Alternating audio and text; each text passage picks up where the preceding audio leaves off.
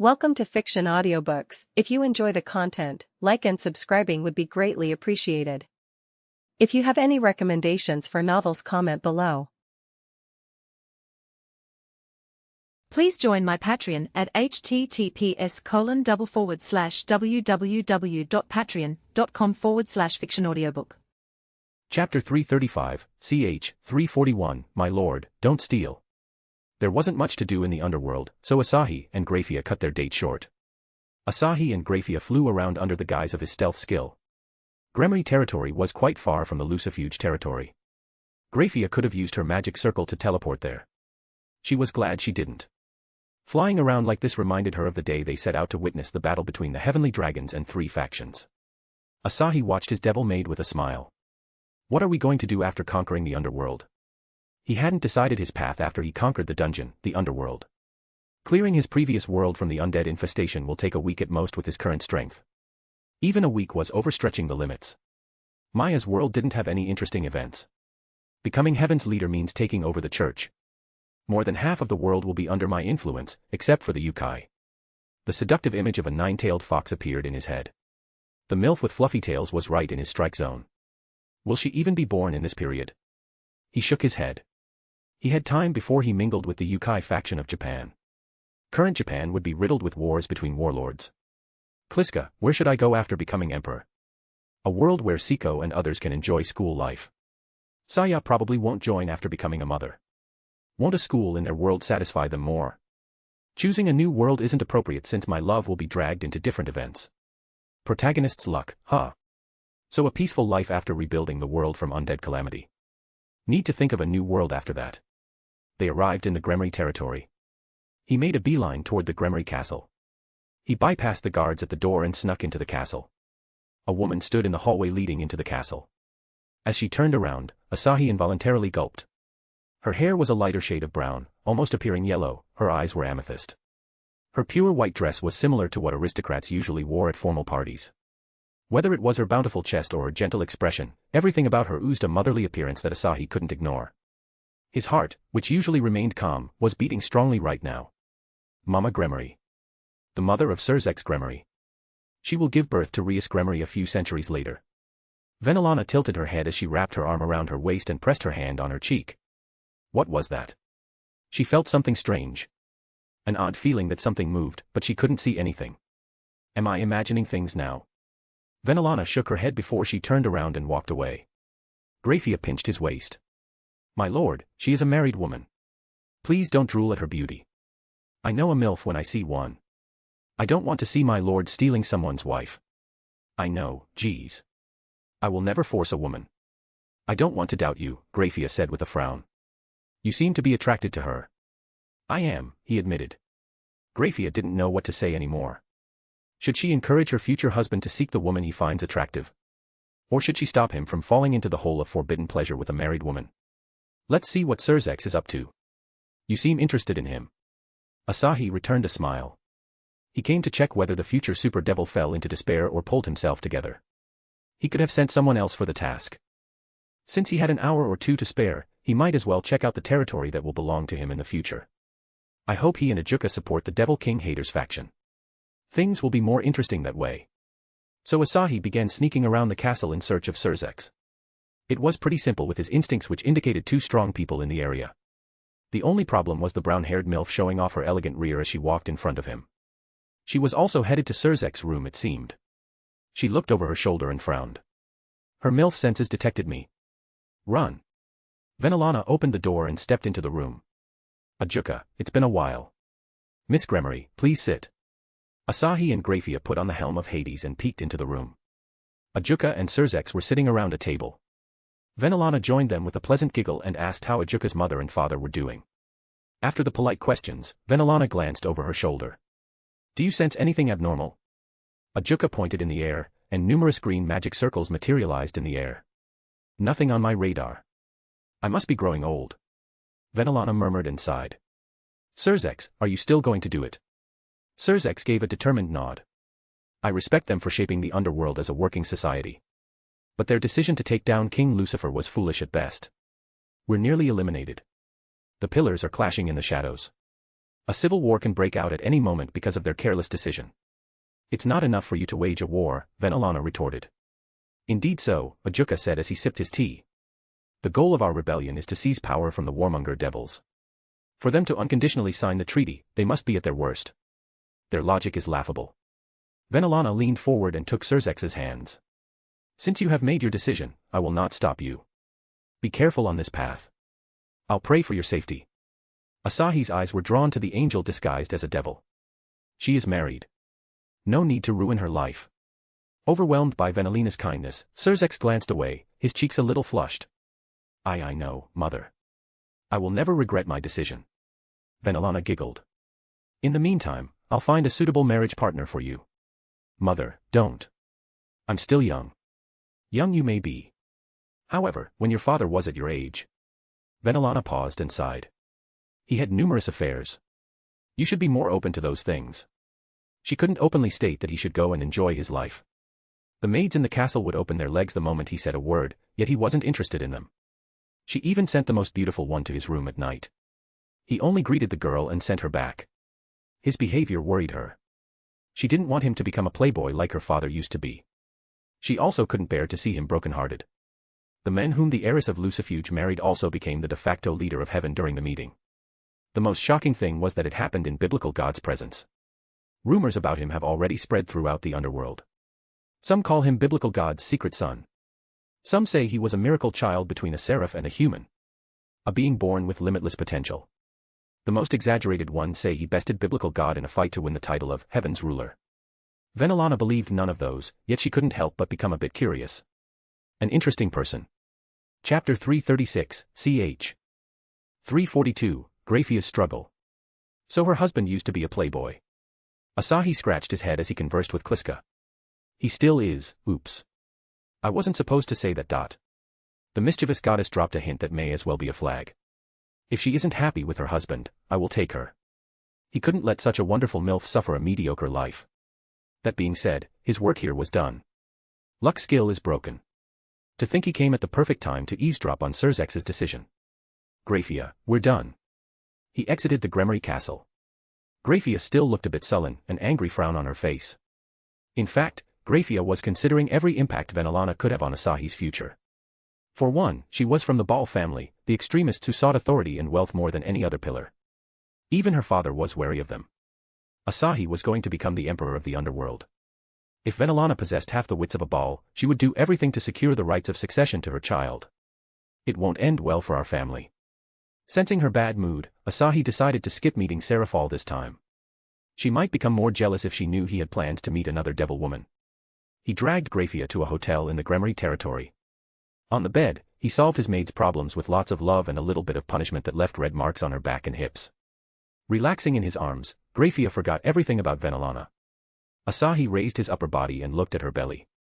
As he focused, a tiny ball of pure white appeared in his vision. Is that? He paused and gulped his dry saliva. A new baby. This was the result of the cream pies he gave without using killing the vitality in his sperm. Sometimes he couldn't control himself in the heat of the moment. Sometimes he forgot.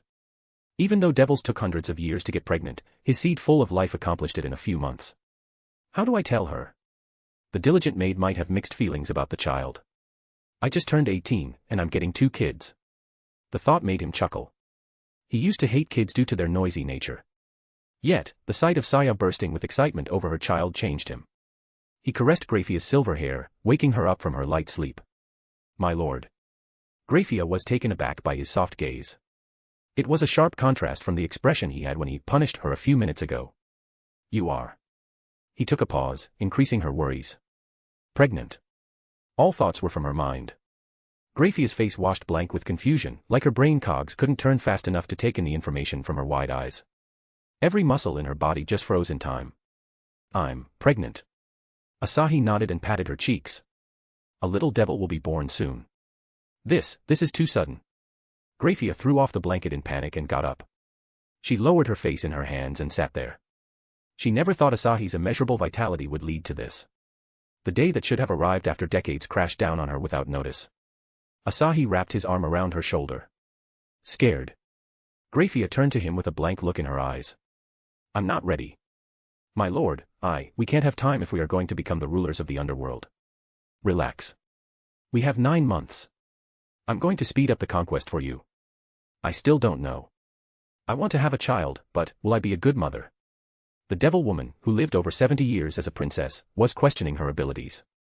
Asahi pulled her in a tight hug and stroked her hair. Trust me. You'll do just fine. Can we hide it from others? She didn't want others to stop treating her like a princess because of this.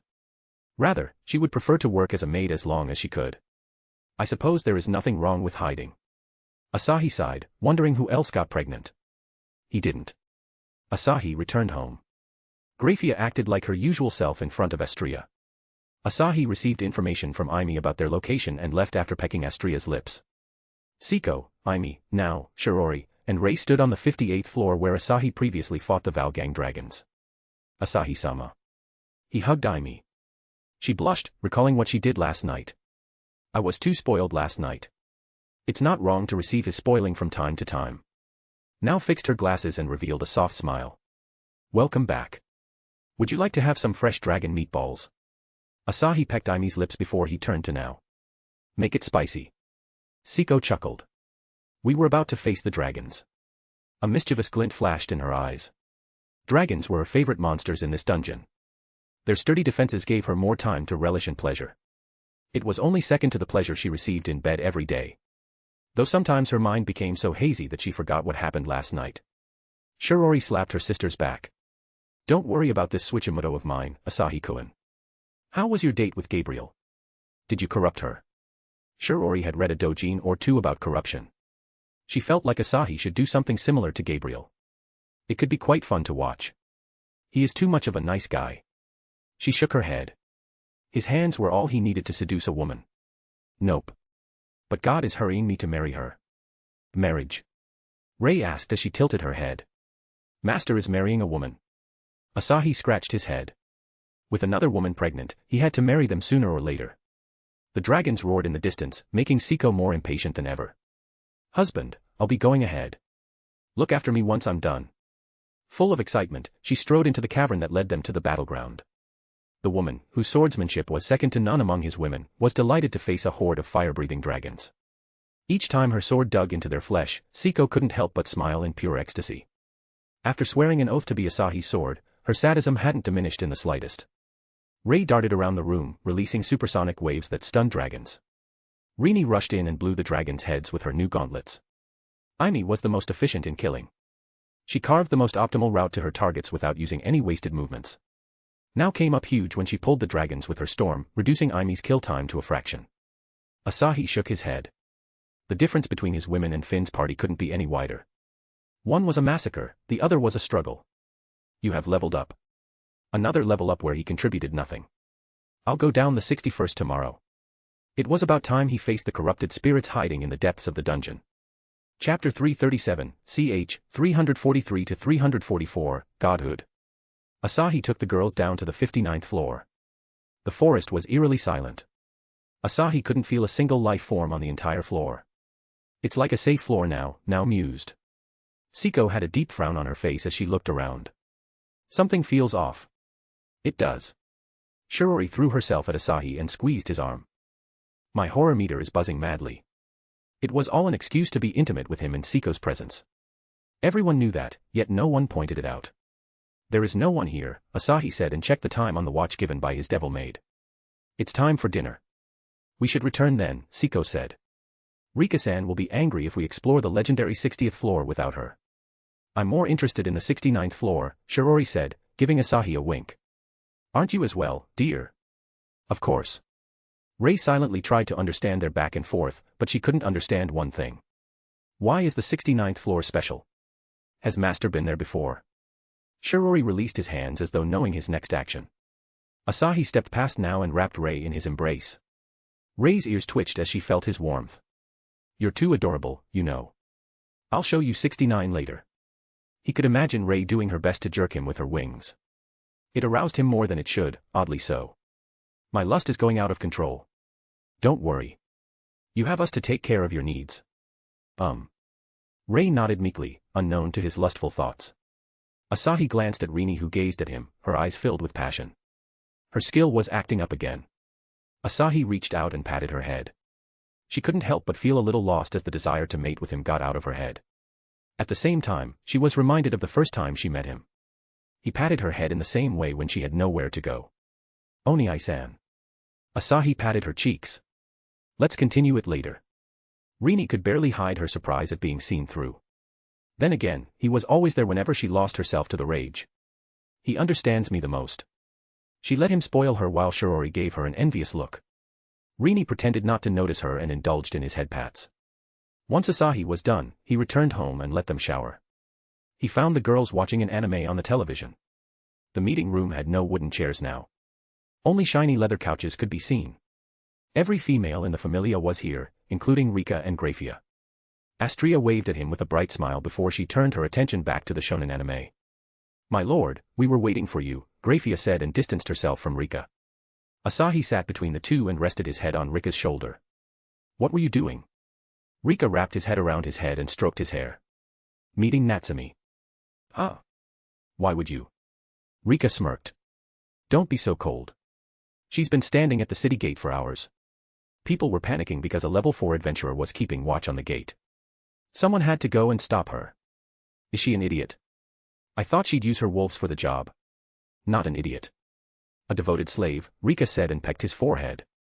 I'm more obedient than her, Master Dot. You sure are, Asahi said and cuddled with her. The scene of Rika spoiling him caused a little commotion among the adventurers. Soon everyone returned to watching television except for Ryu, who kept staring at Asahi with an odd look in her eyes. Feeling Ryu's intense gaze, Asahi couldn't help but look in her direction.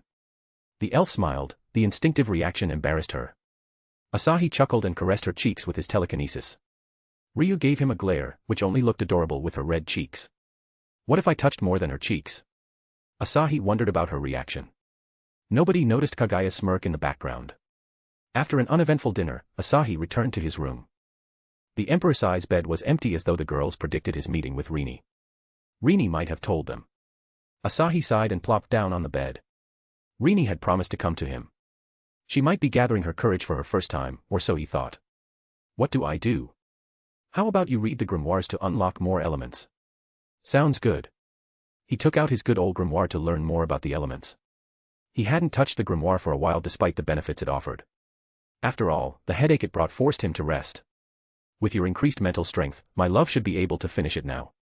Let's try. He opened the grimoire and immersed himself in the divine language. He had left the book at the wind element section, which wasn't that hard to comprehend. Baal and Amon's spells made him more than familiar with the wind element. Usually, 10 minutes of reading made his temples painful. But he felt none of the side effects. Thus, he kept going until he reached the end of the wind element part. Elemental Roulette, ranked up to C. You have unlocked the wind element. Rewards, +1 point in all attributes, +5 points in dexterity attribute. I'm gonna keep going. The next part is Earth element. Yuriko was rather proud of being the sole member possessing the defense-focused element. Though nowadays she was more proud of the store she had built in less than a month. Without any side effects, the section was finished before long. You have unlocked the Earth element. Rewards, +1 point in all attributes, +10 points in defense attribute. He flipped another page to find a detailed illustration of a bolt of lightning striking the ground. Shirori will love this. Come to think of it, nobody has the lightning element in my harem. He didn't see anyone with the lightning element in his previous world either. Even in the Damachi world, nobody wielded the power of thunder. Zeus and Uranus weren't counted due to their divine powers. Bel did. Well, his firebolt was a mix of lightning and fire. Siko might awaken it. She is a quick thinker. Water and lightning. A lethal combo to electrocute her foes. Another way to torture. He got back to reading. As he finished the last page, a jolt of hot electricity rushed up to his spine. He sat upright, his eyes wide in surprise. Elemental Roulette, ranked up to B. You have unlocked the lightning element. Rewards, +1 point in all attributes, +30 points in perception attribute. Congratulations on learning all 6 natural elements. Reward, elemental form skill. That's an upgrade. That's new. Show me the descriptions. Hi. Elemental form, special, allows you to become one with one of the natural elements in the world. In this form, you are immune to physical attacks, mana consumption is reduced to nothing, and all elemental attacks deal extra damage based on your affinity with the element. This is magician class on crack. And this multi-threaded processing and instincts can be evolved into a special rank skill. Requirements: 350 dexterity, A rank multi-threaded processing, A rank instincts. A rank skills and 350 dex, you upgrading them to omniscience or what? Not entirely omniscience. A little inferior. Time for godhood, huh? He wasn't much different than the gods of the DxD world at this point. Kliska was still a goddess on a different scale, so Asahi never compared her to any gods in existence. We are one step closer, my love. Indeed. I shall grab your real S one day. She is here. Asahi also sensed two presences outside his room. Did Rini bring a friend? Knock, knock. One of them ran away after knocking on the door. The muffled footsteps belonged to Rei. What is going on? Asahi opened the door and gaped.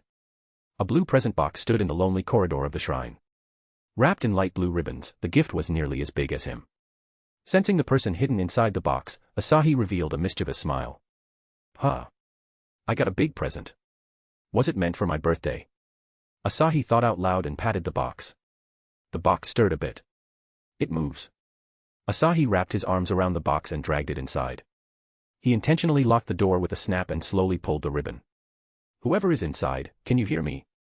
He muttered as he pulled up the box with telekinesis. He almost got a nosebleed from Rini's new outfit. A black and white frilly bikini covering her chest and groin qualified as a maid dress.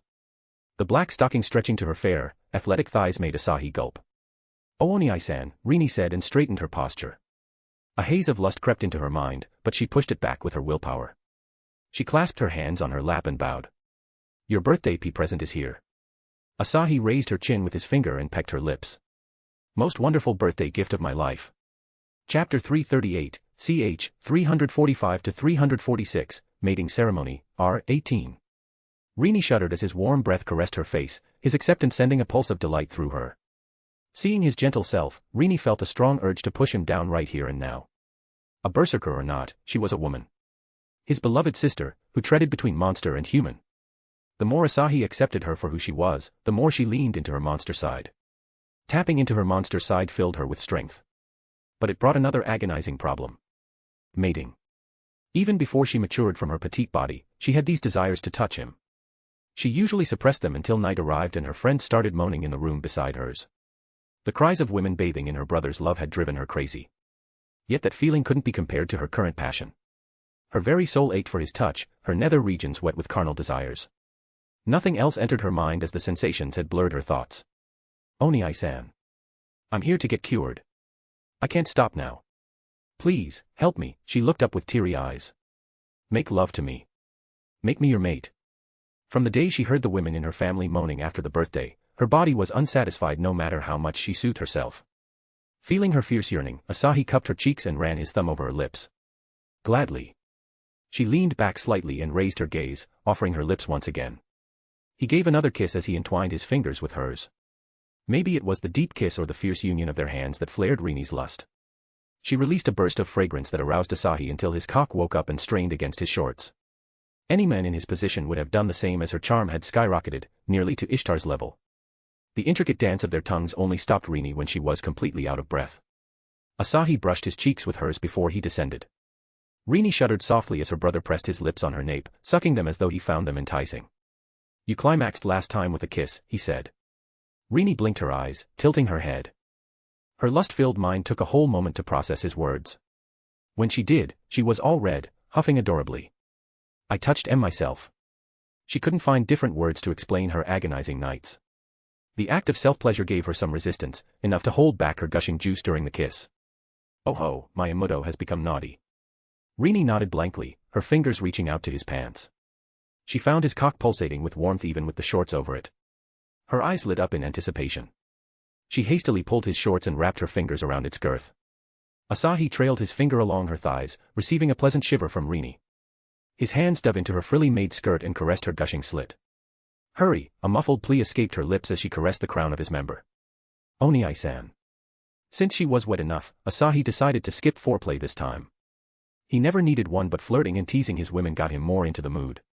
He pulled up his shirt and tossed it aside. Rini tried to get a decent look at his muscles, only to be lifted without a prior warning. As they approached the bed, every second seemed like an eternity in Rini's eyes. Asahi put her down and patted her cheeks. Rini snapped out of her daze and took a long look at his erect cock. She gulped forcefully, enough for Asahi to hear it. It was bigger and thicker than what she felt in her hand. "See, can I make a request?" "Of course." Rini raised her upper body with the support from her elbows and turned her body. Standing on all fours like an animal, she felt shivers of pleasure. The pleasure that came from being gazed at by her beloved in such an embarrassing position. "Do me like this." Her monster instincts compelled her to do this. She imagined her first time with him in the same position. Nothing else seemed more right to her. Asahi cracked a smirk. The adorable frills clenched her wide hips, and her legs were parted just enough for a breeze to pass through. The stains of her desires could be seen on her wet panties. Asahi wanted to do more than just fuck her, but he held back for the sake of his sister.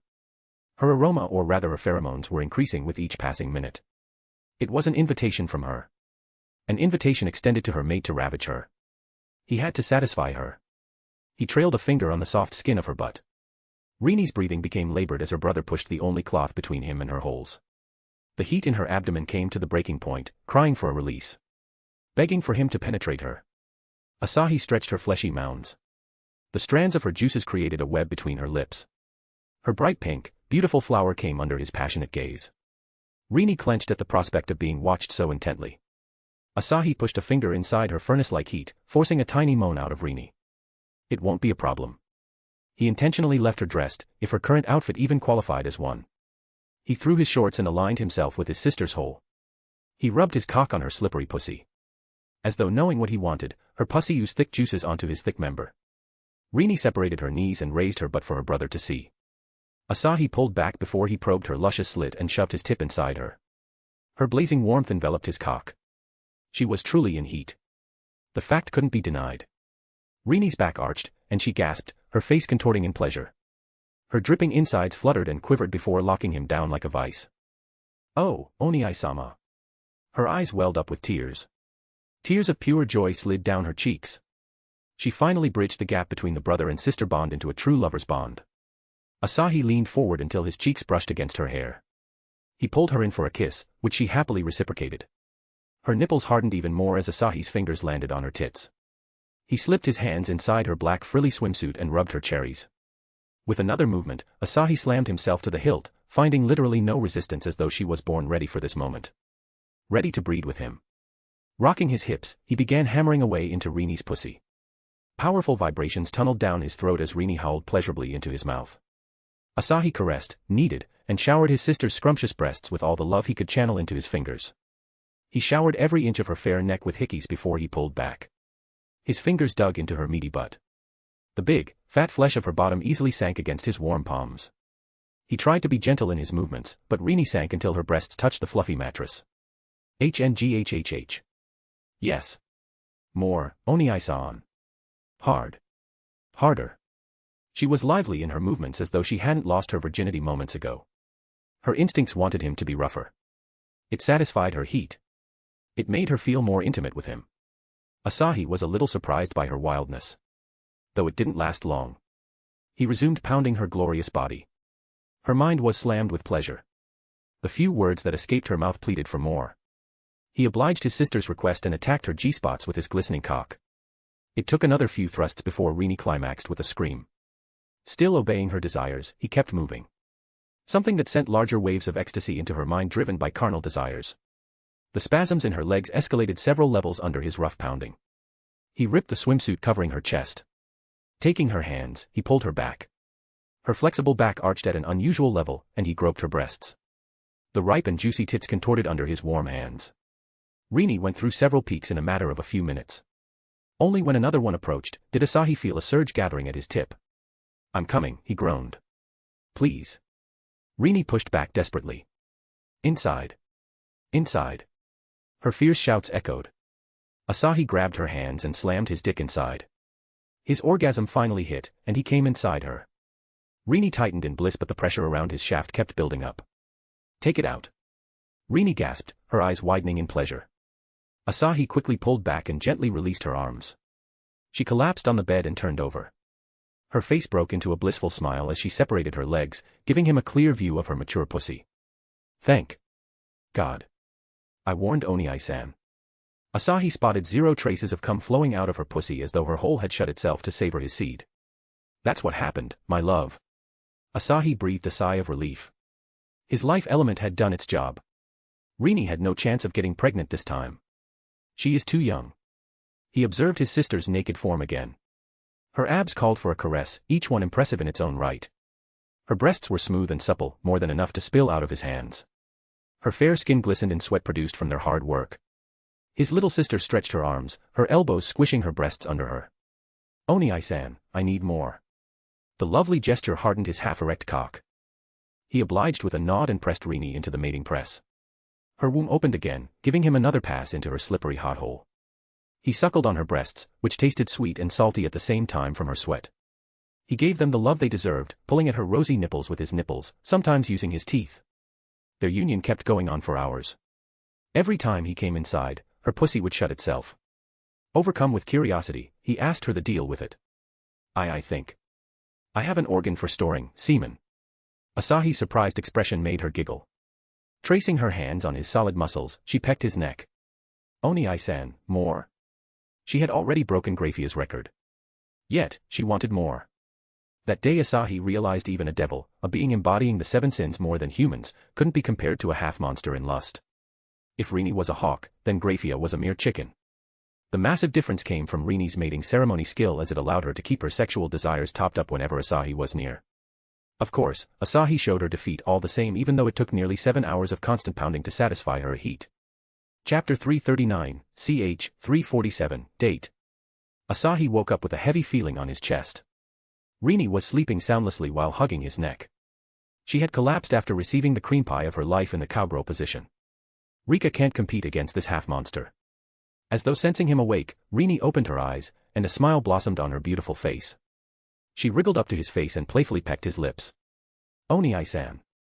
Asahi tucked her dark blue hair behind her ear and returned a kiss on her forehead. What made you so excited? We're finally one.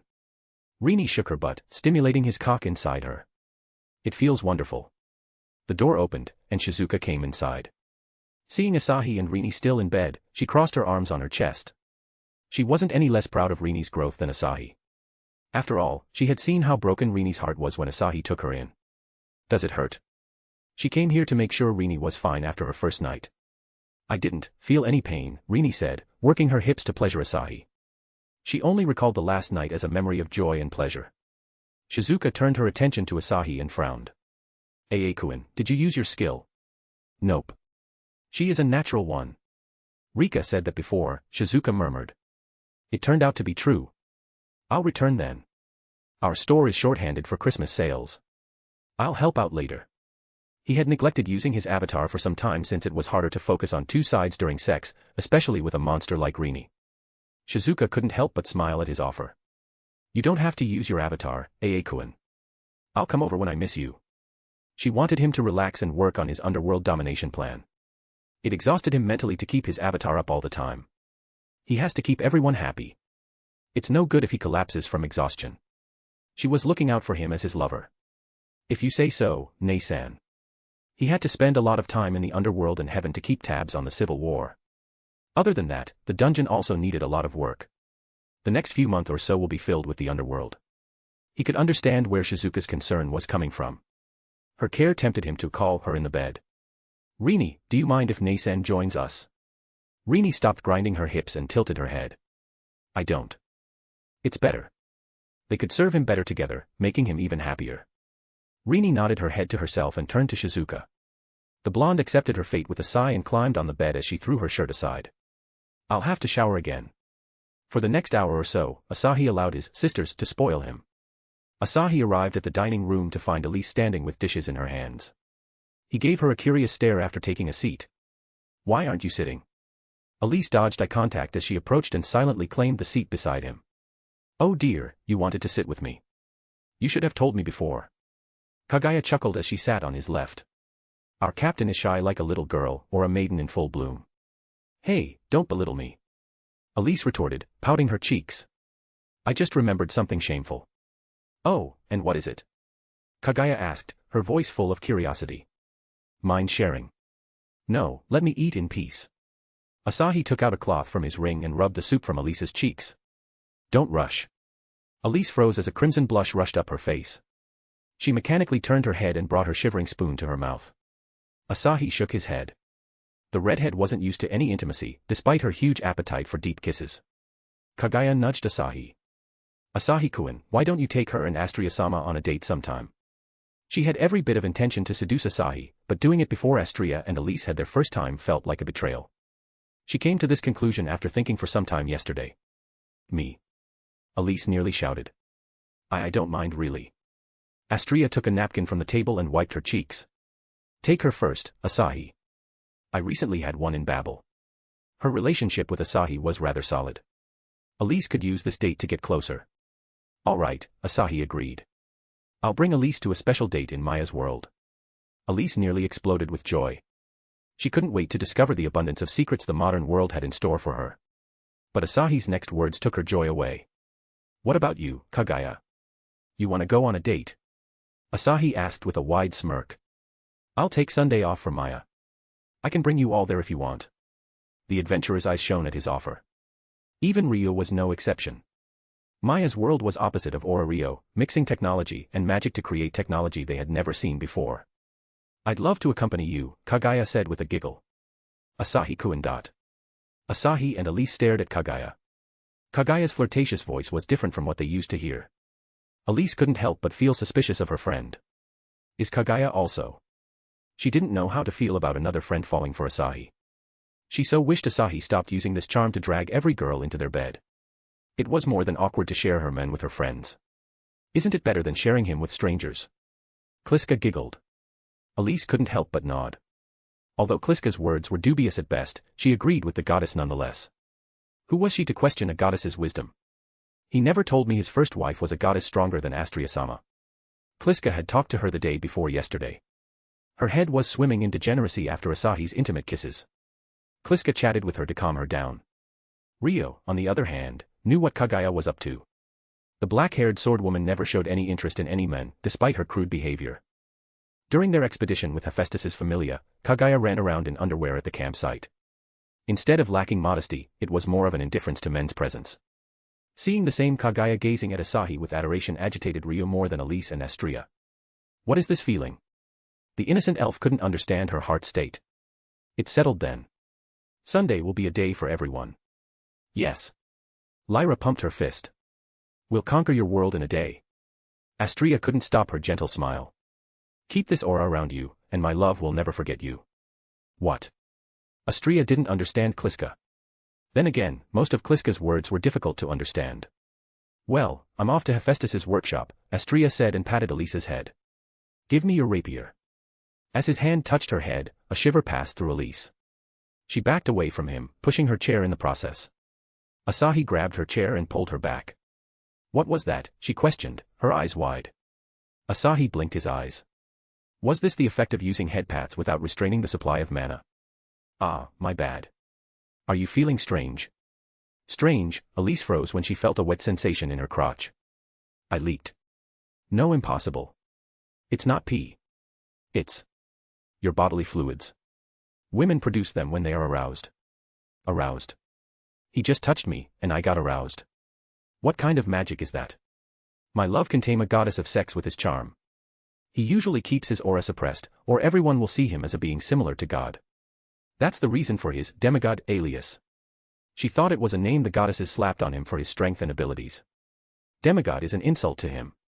Elise. Asahi tapped Elise's shoulder. You there? Elise nodded. It's nothing. I was wondering what you want with my sword. Upgrade it with enchantments. Don't you want to explore the deeper floors with me? I do. It's in my room. Let me grab it real quick. Elise forgot everything about her wet panties and rushed to her room. The dungeon took more priority than asking more about Asahi's magic. He had upgraded Shiori's katana, leaving Siko's katana without enchantments won't be fair. The Virga monsters mutated with Arcanum possessed deadly acid. The magisteel he took from God's workshop wasn't some godly metal that could endure the acid upgraded from a god's Arcanum. A good excuse to visit the lonely blacksmith waifu. Besides, Chika hadn't returned from Hephaestus's place. She was clearly smitten with Hephaestus. How to Seduce a Goddess 101. Couldn't have said it better. Chapter 340, ch. 348, Fire. Hephaestus threw her leg across the other and sharpened her gaze on the redhead goddess. I said your order will be done in a week. Don't pester me every day. Loki chuckled at the duo. I came here to see this fluffy lil thing. She pushed a sweet candy to lure Chiaki, who was sitting on Hephaestus's shoulder. The fairy crossed her arms and humphed as though trying to appear intimate. Hephaestus's smile softened a bit. Liar, you want me to take over the order. She knew many sides of Loki. As cunning as a woman Loki was, she cared too much for her familia. This made everything more annoying for Hephaestus since she couldn't hate her for this. Loki clicked her tongue. First Asahi, now Hephaestus. When did she become so easy to read? Trust Tsubaki, would you? Her techniques are second to none among my children. Cyclops wasn't better than Hephaestus in techniques, but she was an adventurer. Where Hephaestus's strength was ordinary, Tsubaki could crush the strongest of metal under her hammer. Hephaestus was restricted by her strength. I do trust her, Loki sighed. But she's too busy with her last orders. She ought to take a couple of weeks to do them. Freya will catch up with her by then. She wanted her familia to explore the 60th floor before Freya. Getting the goddess of beauty tangled with the corrupted spirits problem was the last thing she wanted. She took Ace out of the dungeon, so it was her problem to deal with. Asahi must be finished with 60th already. How she envied his strength and the freedom it brought. It could be the reason she made the offer to become his. Matters such as love and affection weren't for her. I can't help with that. Hephaestus shrugged and took a tiny chunk from a sweet to feed Chiaki. As the fairy bit into the sweet, a strand of crimson hair stood upright on her head. She covered her head in panic before she dove in the sea of crimson hair, Hephaestus' hair in other words. What happened?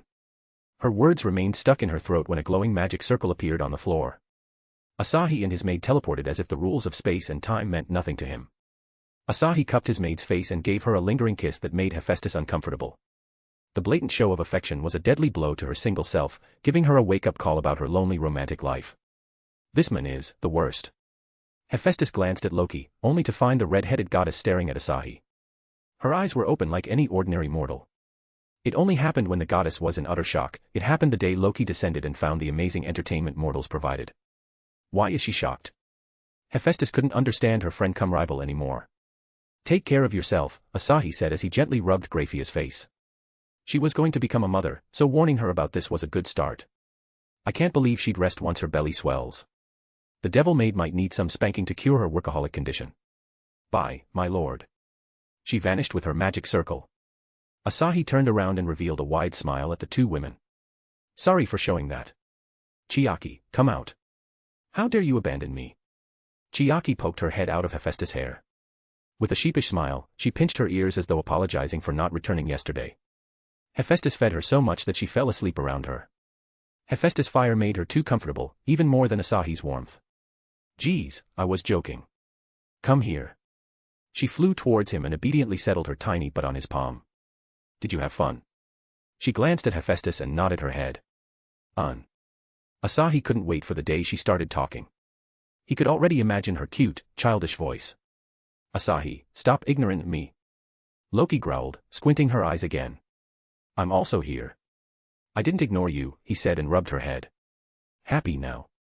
He, of course, remembered to restrain his power, or Loki would become the second woman to fall prey to his hands today.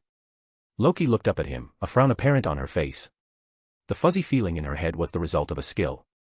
Whatever it was, she knew one thing. It felt damn good. Hephaestus blinked her eyes in surprise. Loki. Don't disturb me. Loki was going to see how good it could make her feel. Is this the best? Asahi raised his brow at her challenge. Are you sure about that? A provocative grin danced on Loki's lips. Do your worst.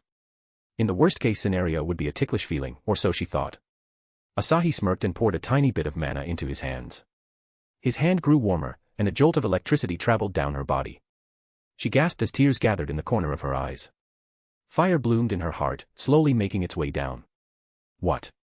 Despite asking that, she found it unable to resist the urge to rub her thighs as though trying to scratch the itch deep within.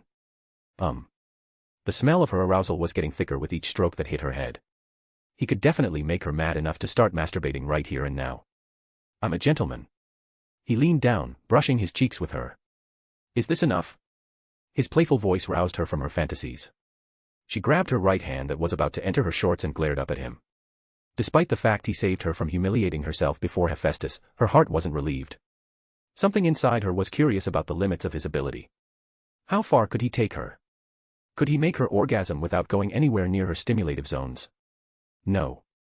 She grinned. I want to see more. Asahi forgot he wasn't dealing with a normal woman here. She was Loki, a goddess who knew no shame and embarrassment. Hephaestus watched the whole drama with her arms folded on her chest. With her right eye, she saw the strange white energy in Asahi's hand when he patted Loki's head. It had a similar aura to a goddess she knew all too well. Freya. Asahi has divinity related to sex. A doubt arose in her chest. Is this why Astrea fell for him? Is this why I feel comfortable around him? Her eyes sharpened in an instant. Even if Asahi saved Astrea's familia from the jaws of death, Hephaestus didn't approve of the use of divinity for making her friend fall.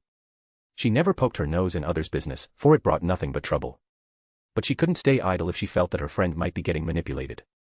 I'm sorry, Asahi and Astrea. A sincere apology echoed in her heart. If her suspicions turned out to be wrong, she'd lower her head and apologize to him for this mistake, but she won't let it turn into a regret. She had seen many goddesses ruined in love, for love, by love. She will never let Astrea fall into a similar state. For the first time in years, the fire in her heart burned for something other than forging weapons. Chapter 341, ch. 349, glasses on her face. Asahi sensed the change in Hephaestus's eyes. Her usually aloof aura turned into an air of determination. What happened to her? Kliska giggled, giving no answer to his curiosity. Not that he wanted one in the first place. He sat down with a smile. Loki, how's your familia doing? Loki couldn't help but chuckle. He made a goddess what then calmly sat down as though this wasn't a deed worth mentioning. This was the men she recognized. Pretty dandy. Ace's followin', Finn's trainin'. Riveria's sittin' in the library to hone her magic skills. They don't want to be subjected to your babysitting ever. Mama is reading books now, huh? Asahi grinned and turned to Hephaestus. By the way, can I borrow your forge?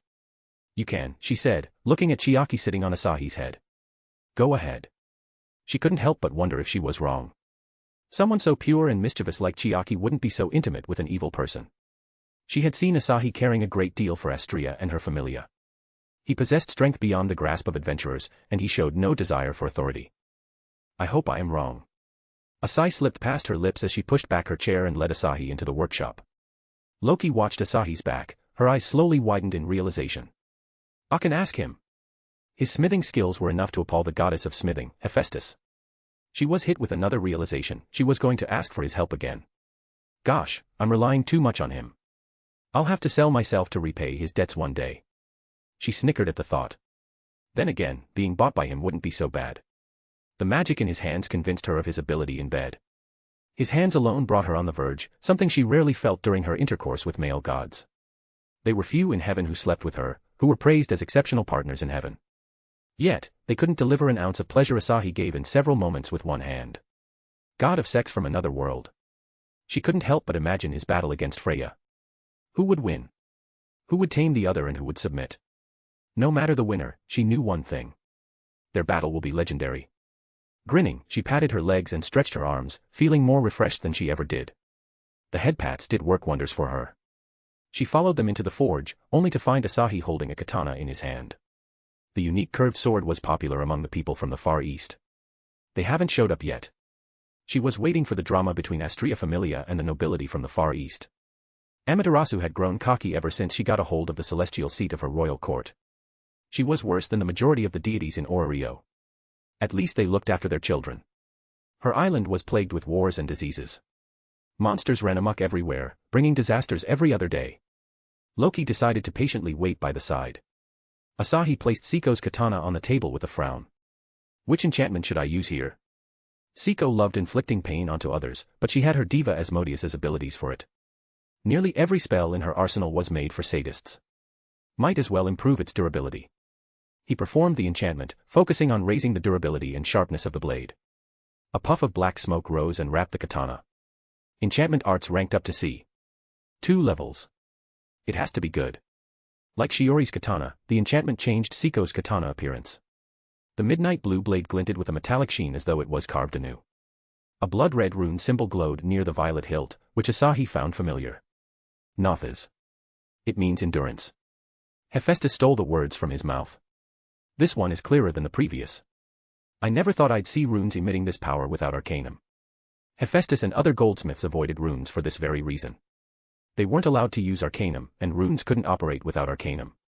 Asahi put on his glasses and analyzed the upgraded katana. Bushikataji, rank SSS, a katana imbued with the power to harness the spirit of a samurai. Effects, Strength plus 25, Dexterity plus. Eternal Oath, passive skill. As long as the user fights with loyalty, the blade will never chip away. Last Adversary, active skill. The blade hones willpower into a blade that can cut through anything. A single strike will drain every ounce of the user's mana and mental strength. What a game-breaking weapon. The second skill could technically kill gods and conceptual beings, but the drawback would leave Siko exhausted for days. Fortunately, Herman could afford the greatest elixir in existence. Samurai's Honor. Even the name suits Siko. He sheathed the katana and put it away. Hephaestus approached and leaned her backside against the table. Her scent mesmerized him for a second, prompting a glance at her cleavage. The odd emotions reflecting in Hephaestus's crimson eye raised his curiosity. He could have checked her emotional state with one glance of his amorous eye's skill. Her other eye is sus. The eye concealed by the black eye patch had a unique ability. His instincts warned him so. Hephaestus ignored him, checking out her assets, and smiled. What are those glasses? You used them last time after putting enchantments on the weapons. Oh, these. They let me analyze weapons. Wanna try? He took off his glasses and gently slid them on Hephaestus. She didn't resist a bit and let him adjust the glasses over her eye patch.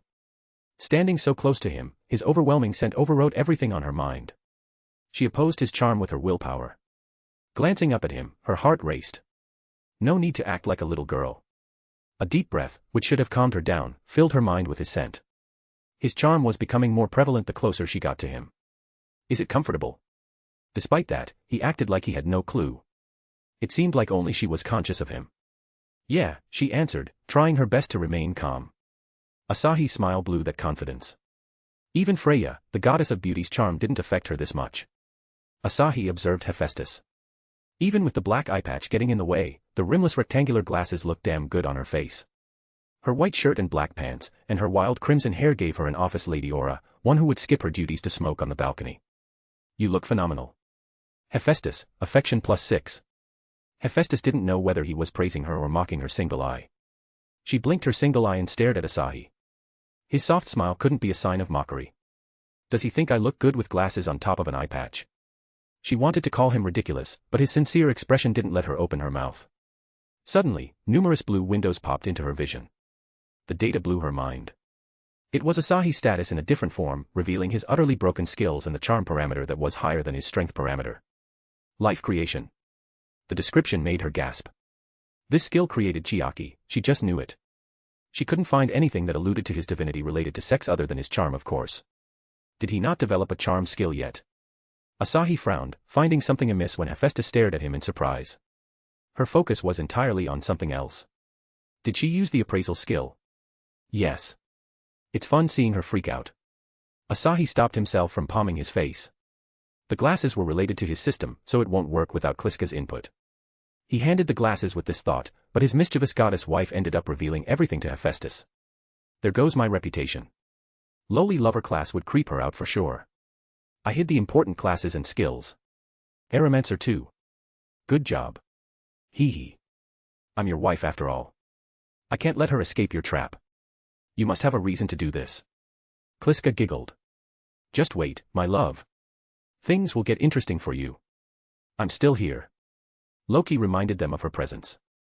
How long are you two gonna stare at each other? Even Chiaki is getting sick. Hephaestus turned her attention to Loki, whose shoulder was occupied by a pouting Chiaki. She couldn't stop herself from appraising the little fairy. The result surprised her. A quarter of Asahi's magic power resided in such a small body. From what she had heard from Loki, Asahi never took a single potion during his prolonged fight with the goat demons. Chiaki is possibly stronger than a level 4 or 5 adventurer.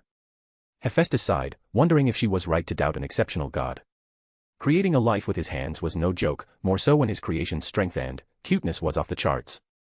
No backing out. I just need to confirm. I'll apologize. As Hephaestus sorted her thoughts, Asahi's instincts flared up. The familiar scent of a goddess reached him, trying to tame him to its pleasantness. Freya. Why did the goddess of beauty come to Hephaestus' main shop? Chapter 342, ch. 350, A Date Invitation. Asahi's thoughtful expression caught Loki's attention. Feeling something amiss, she patted his shoulder. In a dilemma. Freya is here, Asahi answered. I don't know her motive. What does that bitch want now? Loki cursed as she placed her hands on her waist. Fei, you called her. Hephaestus shook her head. I don't think I did. We haven't met since Donatus. We hardly talked there. She came to order some weapons. Loki asked. Maybe. Hephaestus shrugged. Why would she come in person for that? Asahi's instincts went off. Freya was alone this time, climbing the stairs. He could feel her strong intent and aura. I haven't interacted with her in a long time. He wasn't intimidated, just genuinely confused. Don't worry, my love. You can always smash her if she goes too far. Kliska's double-meaning joke gave him a bright idea. He wrapped his arm around Loki's waist. Let's do something different to greet her. Loki didn't resist and went along with his tease. Hephaestus followed the two, having doubts of her own about Freya. She didn't have the best relationship with Freya or any other deities. Loki was a client, an extremely generous one at that. Any person who appreciated her work could become her friend. Even then, her only goddess friend in Oraria was Astrea. Hestia was still stuck in heaven, waiting for her opportunity to descend. Asahi returned to Hephaestus' office room and waited for Freya. Freya twisted the doorknob and pushed open the door. 3 pairs of eyes scrutinized her. Did Loki's narrowed eyes count as one? Asahi stopped himself from cracking a racist joke and smiled at Freya. Welcome to Ninth Hell. What would you like to order, ma'am? Freya tried to decipher his words. Was there a hidden meaning or was he just spitting random bullshit at her? His amiable smile hid a sharp dagger ready to pierce her heart. A threat. She didn't let the surprise show on her face. I'd like to see the menu, she replied with a smile that could charm the strongest of warriors in Orario. Asahi's response was utter nonchalance, confirming her doubts about his charm-immune constitution. Sorry. Our menu isn't printed yet. We only have 2 things on our menu so far. Gate to Heaven and Eternal Doom. Freya smirked. She was used to serving the customers as a barmaid. Asahi was creating an atmosphere similar to Hostess of Fertility with his words alone. He knew I'd come to him, so he found my second identity to blackmail me.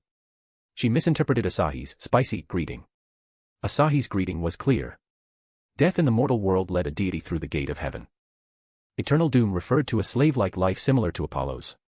The moment she stepped into the room, her intentions were like an open book in his eyes. She came to cause trouble. Asahi stopped caring about his peaceful life in Orario after he revealed his secrets to the women of Astrea Familia. The other people he cared about were a few members of Loki Familia. He couldn't care less if others came to fight him or hate him. Come on. Give me your best, Freya. Freya got the chills of her life from his smirk. She hadn't even started her game, but he disrobed her plans. She wasn't disappointed. She wasn't angry. The abruptness of the situation was a pleasant surprise, one she never saw coming. This is a true god. The slackers loitering in the mortal world lost their right to be worshipped as deities in her eyes. Loki looked between the two of them, feeling a bit lost. Freya, the hell are you making that twisted face for?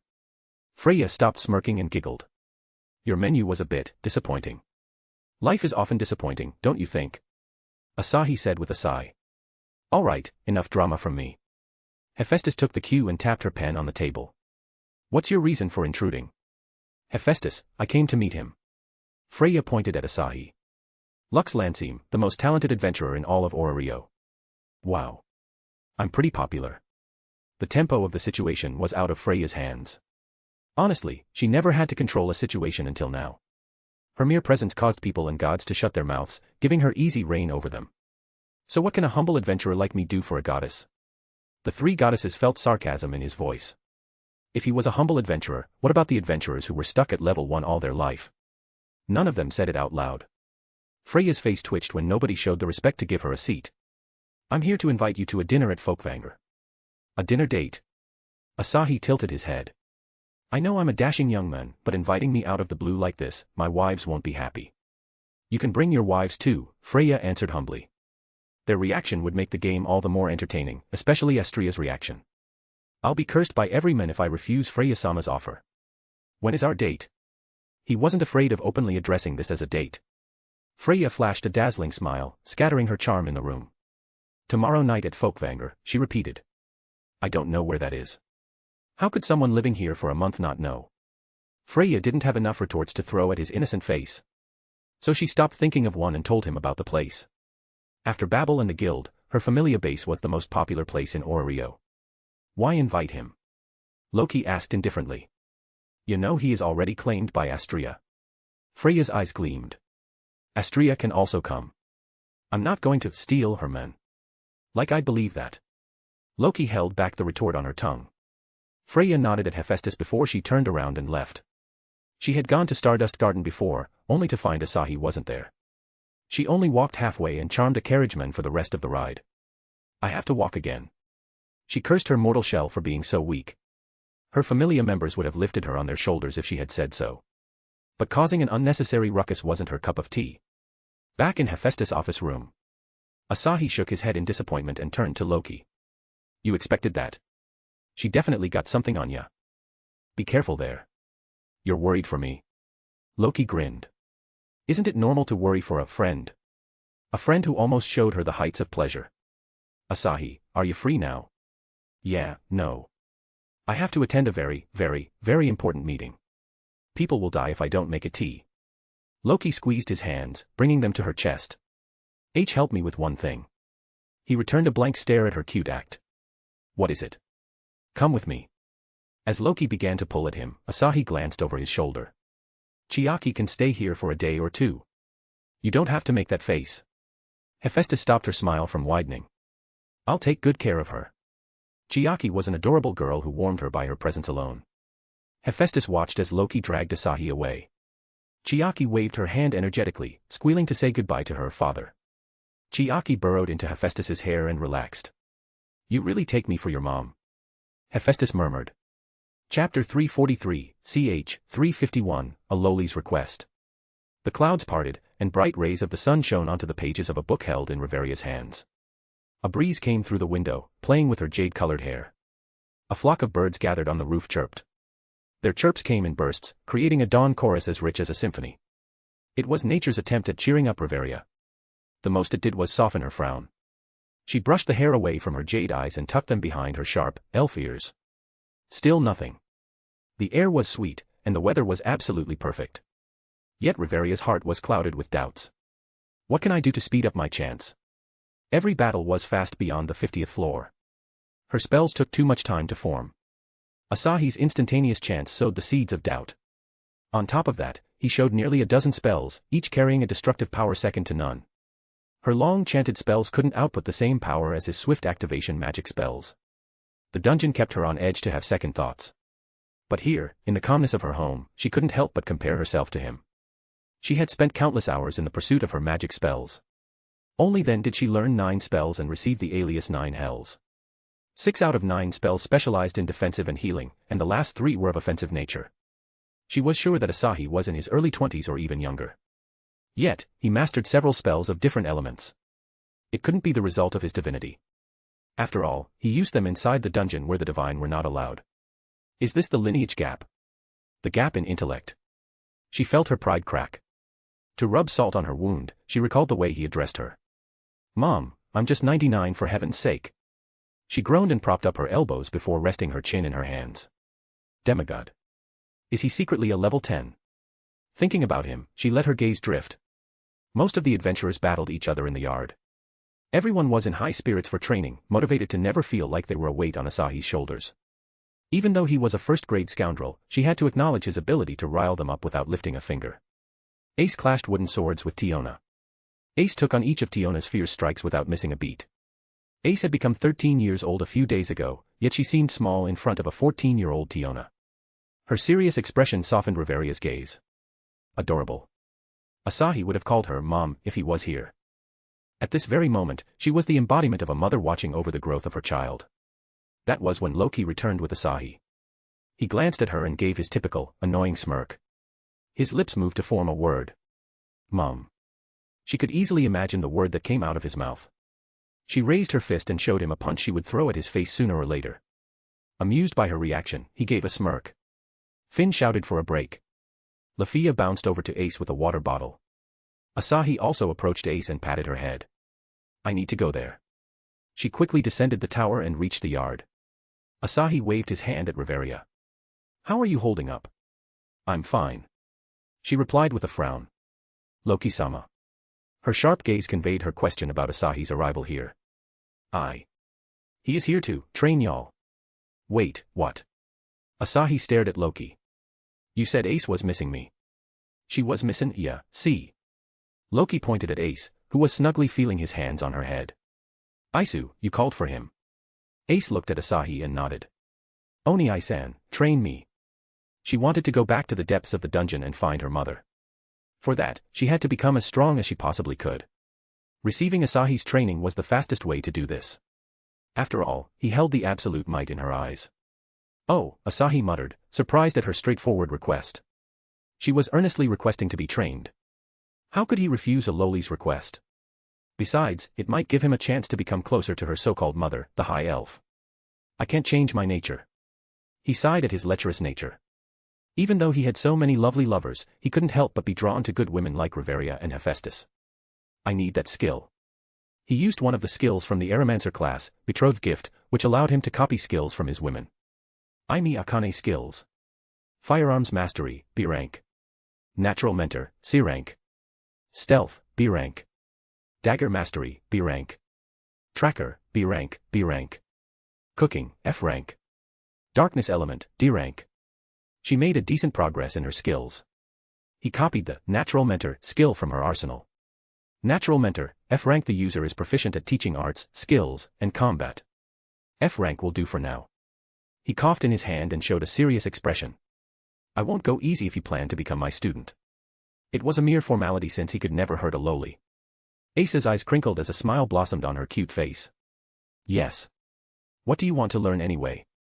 Ace's smile vanished in an instant, and a frown replaced it. She deeply pondered on what to learn. Asahi rubbed her head and looked at Riveria with a smirk. You also want to receive my profound lessons. Riveria's face went crimson from sheer rage. You, she cried out, only to feel a hand on her head. A warm feeling flooded her senses, putting an end to all the fatigue that piled up from staying up late at night. Asahi had closed the gap and soothed her rage with a non-lewd version of headpats. It was a joke, Mom. No need to take everything seriously. Riveria nodded with a sigh. I'm tired. Asahi could feel her suppressed embarrassment through his instincts. Everyone, including Loki, gawked at the scene. Loki in particular knew how stern and serious Riveria could get in front of her familia members. The sight of Riveria quietly receiving headpats from a young man was as strange as things could get. Receiving the stares, Riveria couldn't stop herself from blushing. She brushed off his hand and assumed a calm expression. Am I dreamin'? Loki muttered. Rive-chan is blushin'. I did not, Riveria denied. Please, Asahi. Don't touch me without my permission. Mom is angry. Asahi shook his head and returned to Ace's side. Let's train somewhere quiet. Ace agreed to his proposal with a nod. Riveria always used to train Ace near a river where her mind was at peace. Riveria once tossed Ace in one of those rivers when she called Riveria old woman. Wait, Riveria stopped him before he teleported away. Take me. Anytime, Mom. I can take you anytime, he said with a chuckle. Wait, Loki interrupted him this time. I wanted you to train everyone. Tiona and Tioni shared a long glance, excitement flickering in their eyes. Tiona would have bounced over to Asahi if it weren't for Riveria's presence. The High Elf had acted as their guardian, helping them settle into the familia. Loki's request brought a smile onto their youthful faces. It will cost a favor I owe you, Asahi said, shooting down Loki's hope. You want it? Ace was an exception. He couldn't use his time training others just because Loki asked. Loki shook her head. The tickets to the dungeon were more precious than training. Besides, Ace and Riveria getting stronger should be more than enough for now. Can we negotiate? Of course, the woman before him was Loki. She wasn't going to give up like that. No. For my sake. The Amazonian sisters looked at him with a sparkle of hope in their eyes. The cat girl Anakitty held her clasped hands close to her chest, praying to some god unknown to him. He sighed. I might do it when I feel like it. Probably never, he didn't add those words. He had a date with Dungeon-chan, then he had to spend some time with Sandalphon. He also had to give some alone time with his women. Tsundere. Loki shouted, exposing her eyes for a moment. You are at Tsundere, aren't ya? How do you even know that word? Asahi asked with a blank stare. We're off then. Riveria gave a last glance at Loki before she walked toward Asahi. He sneakily took her hand and teleported to the forest outside Orario with Kliska's help. Chapter 344, ch. 352, Shiori's Concern. Asahi had no idea what to teach Ace. Her sword skills were beyond his, while her base stats were insanely good, thanks to her being a protagonist. He could help her with equipment and her unique spirit magic. Her rapier was not bad by any means, but it didn't help her in any way other than letting her unleash her full strength. Her armor was in a similar situation. Giving her an overpowered weapon will slow down her growth. Sure, it will improve her monster-killing potential. But the best way to receive Exilia was struggling inside the dungeon. Let's start with her sword skills then. Riveria and Ace watched him ponder over her training. His serious expression amazed Riveria. Even he has his moments. Asahi asked Ace to demonstrate her sword techniques. Ace did what was asked of her. Asahi focused, slowing down time to perceive her movements. Her body flowed well except for a few tense muscles. It was not expected since she pushed herself too hard. Ace was wearing a blue half-sleeve tunic with a skirt. A leather garment wrapped her skirt, which had pockets for potions and other necessary things. Loosen up. Ace took a deep breath and relaxed her core, slouching her shoulders a bit. Asahi caressed her tense muscles while imbuing his fingers with the life element. Riveria would have taken him for a molester if it weren't for his determined expression and Ace's trust in him. Even so, she felt unnerved. "What are you doing?" she asked. Asahi explained without stopping his hands. "I told her to rest, but she doesn't listen to me," Riveria said with a sigh. She had tried it many times. The result was always the same. Ace either ran off to the guild to accept some quests or she trained in the yard. "She is desperate," Asahi said, caressing Ace's cheeks. "To reunite with your family?" Ace nodded without elaborating on her goal. She just knew that her mother was taken into the dungeon by the one-eyed black dragon, and she had to find her. The rest of the story was a blur to her. Good grief. You should take it easy sometimes. Show me your magic now. He was a monster in magic with every natural element at his disposal. While he wasn't an expert in wind magic, he could help her to some extent. Riveria watched them from the side, listening to him with peak attention. She came here to keep an eye on him. Leaving him alone with Ace was just asking for disaster. Ryu knocked on Siko's door. Instead of Siko, her twin sister opened the door. "Here for Asahi-kun?" Shirori asked with a smirk. He would be pleased to see an elf beauty. Though Ryu got along with Shirori, she much preferred the calm Siko's company. Shiori's habit of making lewd jokes got a bit out of hand sometimes. Ryu shook her head. "Siko. Is she here?" "She is over in that world, helping with the store. I can call her if it's important." "Don't. I was going to the hostess of fertility. She always accompanies me. I can go in my sister's stead. Would you prefer to take Asahi-kun?" Ryu couldn't help but blush at her teasing remark. "You can come." She wouldn't deny if Asahi wanted to come along. Shirori returned to the room and took her katana. "Doesn't hurt to be careful." Ryu nodded. The day she arrived in Orario, she was attacked by the slave traders. Even though she was strong, she always carried her weapon just in case. Ryu headed out with Shirori on her side. "Oh, where is Elise?" Shirori asked. "I haven't seen her since breakfast. She went to help Natsumi-san at the west door." Asahi's friend was keeping an eye out for the people coming from the far east. Since Elise had nothing to do, she went there with Kagaya to temporarily relieve Natsumi from her duties. "Quite the kind heart she has," Shirori commented, glancing at Ryo. She easily won Asahi-kun's heart with her kindness. Even the dense Ryu understood Shiori's hidden attack, but she chose to stay silent. "Do I like Asahi?" She wasn't sure what she felt. "Well, there is no need to rush. Asahi-kun would surely say that if he was here," Shirori said and patted her shoulder. "Why are you asking me this? Shouldn't you be stopping Asahi from expanding his harem?" It was the question nearly every woman in the familia had. Shirori grinned. "I don't want to bind my men. He has the freedom of doing anything he wants. I'm just here to support him with my Imudo. He stepped into her life when she needed him the moment and gave happiness to her and her sister. He had every right to be selfish just from his position, the husband of the strongest goddess." Shiori's words didn't help Ryu's confusion at all. But Ryu learned something new. Shirori was madly in love with Asahi. Is it really new? She smiled wryly. Elise and Astria were head over heels for him. Kagaya showed signs of interest in him. Ryu knew the others wouldn't deny him if he asked them. It had only been a month since he came to Orario. In 1 month, he had achieved what nobody could in their entire lifetime. Taking one of the virgin goddesses was just the tip of the iceberg. "It's crazy, is this the perk of being a god?" Shirori pushed up her glass as her lips curved into a wide grin. The elf was slowly finding her way to the right path. "You are evil, but I like it." "Oh, Kliska-sama. My husband has been hungry for this elf's booty for a while. I'm just learning to be a good wife from you." Shirori targeted the last words to please Kliska. Being on the good side of the first wife will always be helpful. My love adores this one. She is more immature than Elise, which is to be expected from an elf of her age. How long do you think my love will play with her heart? I don't know, Kliska-sama. He has been holding back since Saya became pregnant. I'm happy that he has stopped seeking harem like before, but I feel concerned. It's not unusual from my perspective. He is prepping for his daddy role. As if. I bet she will also join his harem one day. Shirori could vividly imagine a little version of Saya chasing after her daddy. No spoilers. Crap. Kliska-sama.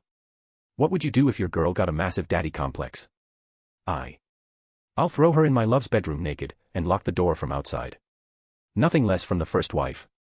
Shirori nodded in sheer admiration. Chapter 345, ch. 353, Mentoring. Alright. That's enough. Asahi stopped Ace from casting any more aerial spells. Through Reveria and Ace, he had observed the limitations of the magic system in this world. All magic spells required chance. The spells that required longer chance were usually more potent. It was to be expected since none of them could directly manipulate an element. It was fine for Ace, but Reveria was severely limited by this magic system. Can they awaken an element? He asked the goddess who created this world. No. If I added that, this world's history would be changed, but there is one exception, you. My love can teach them the elements with the natural mentor skill. Aimi can't compete with your affinity to elements since she only has the darkness element. You're the most qualified person. Asahi sighed. I'll think about it later. Raising the natural mentor skill will take a lot of teaching to upgrade. He just brought it to E rank during his lessons with Ace. If he can't do it in time, he'll just summon a diva for Ace and Reveria if she becomes his. Reveria saw Asahi concentrating hard on something. She couldn't find anything that required this much focus around here. He looks better like this. His unruly charm was the opposite of the refined beauty of an elf. She didn't hate elves per se, she just hated how immature and arrogant they could become, especially the cream of the crop of the elven race, high elves. Reveria, affection +4. Asahi blinked his eyes and turned to Reveria. Mom, it's time for your training. He was in the mood to bully some high elf. Huh. Reveria uttered a confused sound, only to be teleported into the worst floor of the dungeon. 58th floor. The floor where Fomwar, the goat demons, spawned. Reveria, I want to see your limits.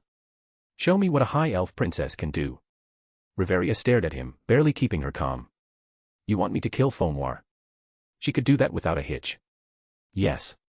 But there is a catch, Asahi grinned, giving her a bad premonition. If you can't kill 1,000 Fomwar, you'll be punished. Punish. Reveria frowned. You are not my father. She wouldn't let anyone else dictate her future. Loki was an exception as her goddess and her benefactor who helped her escape the boundaries of her homeland. Don't you want to improve at magic? Asahi asked, giving a frown of his own. No matter what others say, your magic spells suck. His words dealt a massive blow to her pride. Her complicated expression made Asahi smile. He stepped closer and rubbed her head. It was just an honest opinion from my standpoint. I admit you're an incredibly strong adventurer and leader. If you wish to conquer the dungeon, you'll need more than that. Reveria didn't know whether to laugh or cry at his consolation. He was belittling her without being a jerk about it. The warm feeling flooding her senses seized her ability to hate or even dislike him. Reveria, affection +3. I'll give you the power to rival gods. His offer akin to a devil's temptation reached her ears. She brushed his hand aside.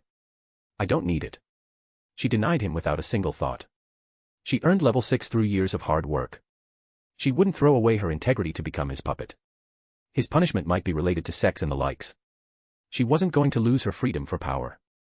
Ace couldn't understand why Reveria was denying Asahi's help. She had been with Reveria since she came to Orario, so she knew Reveria and her desire to grow stronger.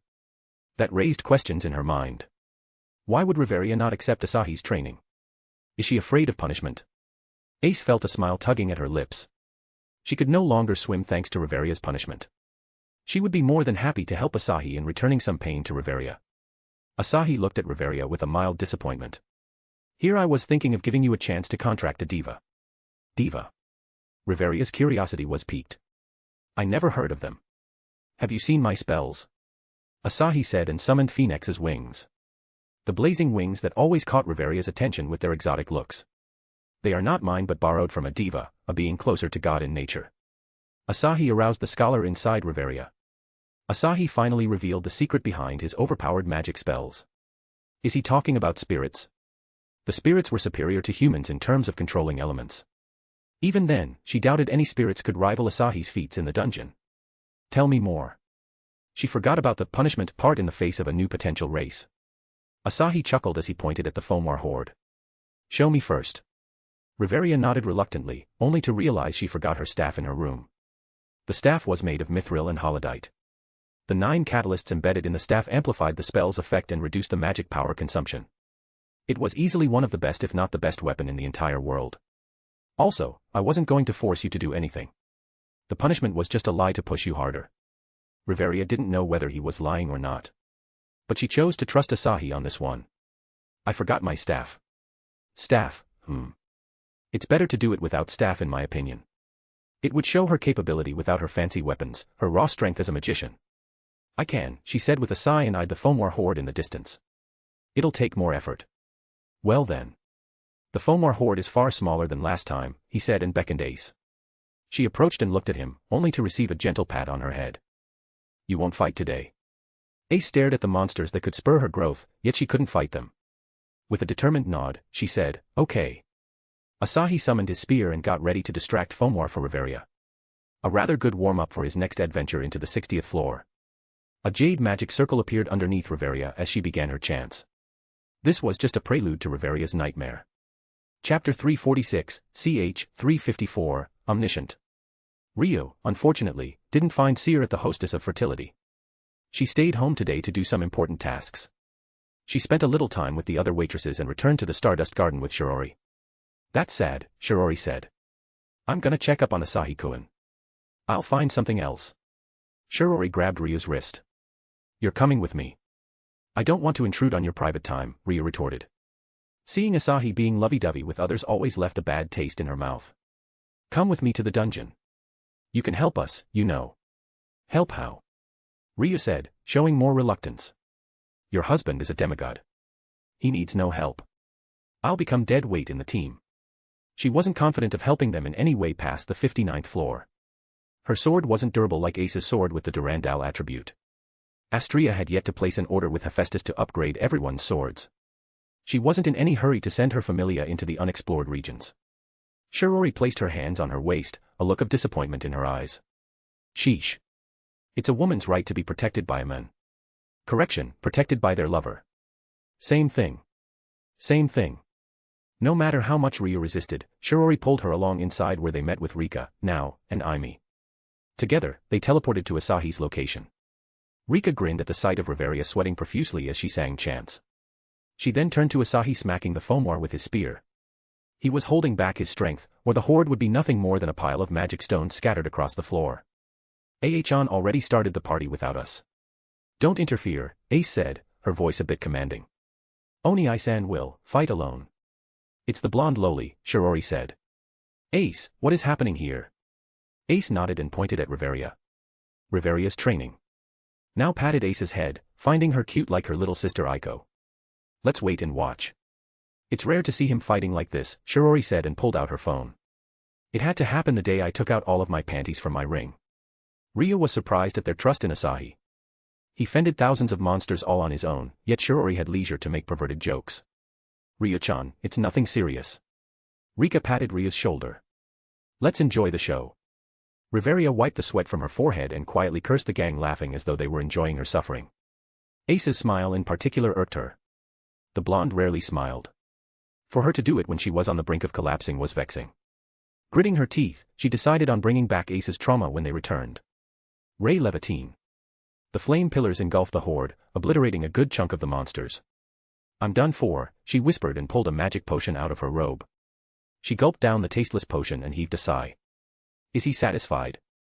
Asahi looked over his shoulder and grinned. Good job, Mom. Now tilted her head. Did Riveria adopt Asahi-kun? Rika lightly rubbed Nao's head. It's a kink play. That's beyond kinky. Nao muttered, baffled at the degeneracy of her fiancé. I'll ask him to do it with me next time. Nao covered her mouth and grinned. Shirori had infected everyone with the perverted acts that made their bedroom experience refreshing. Asahi blew away the monsters with his telekinesis and cracked his knuckles. Let's test the new form. The skill had already given him understanding and the instructions to him, becoming more of a second nature rather than a simple skill. Which form should I take? Fire will melt the entire floor if he wasn't careful. The water form, as it will most likely turn him into a water slime, not something he'd enjoy. Earth might turn him into Ben Grimm, aka the Thing from Marvel. Lightning and wind. Let's try wind first. He willed, and the elements obeyed. Now when Ryu picked up the change in wind currents, every current was changing its path to Asahi. The wind elemental condensed into a thick green armor around Asahi. The armor sank into his body, giving his skin a jade glow.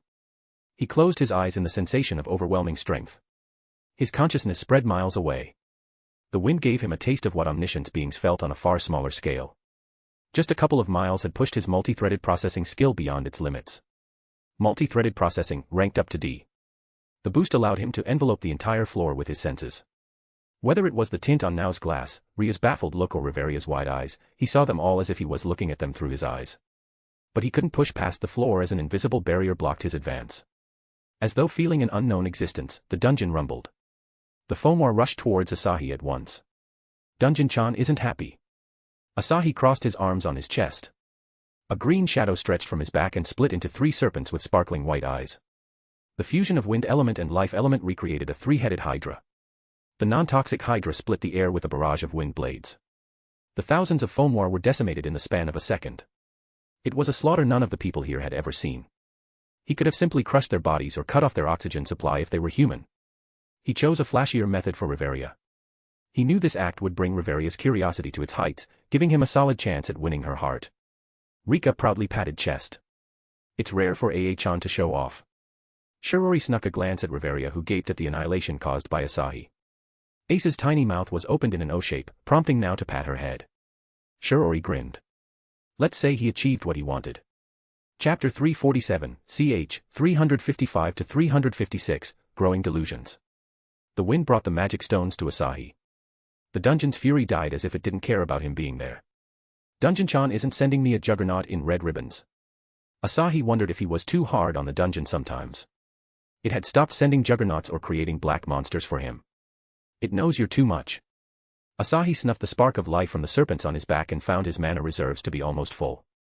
My love's wind elemental affinity is great. My worst affinity should be water.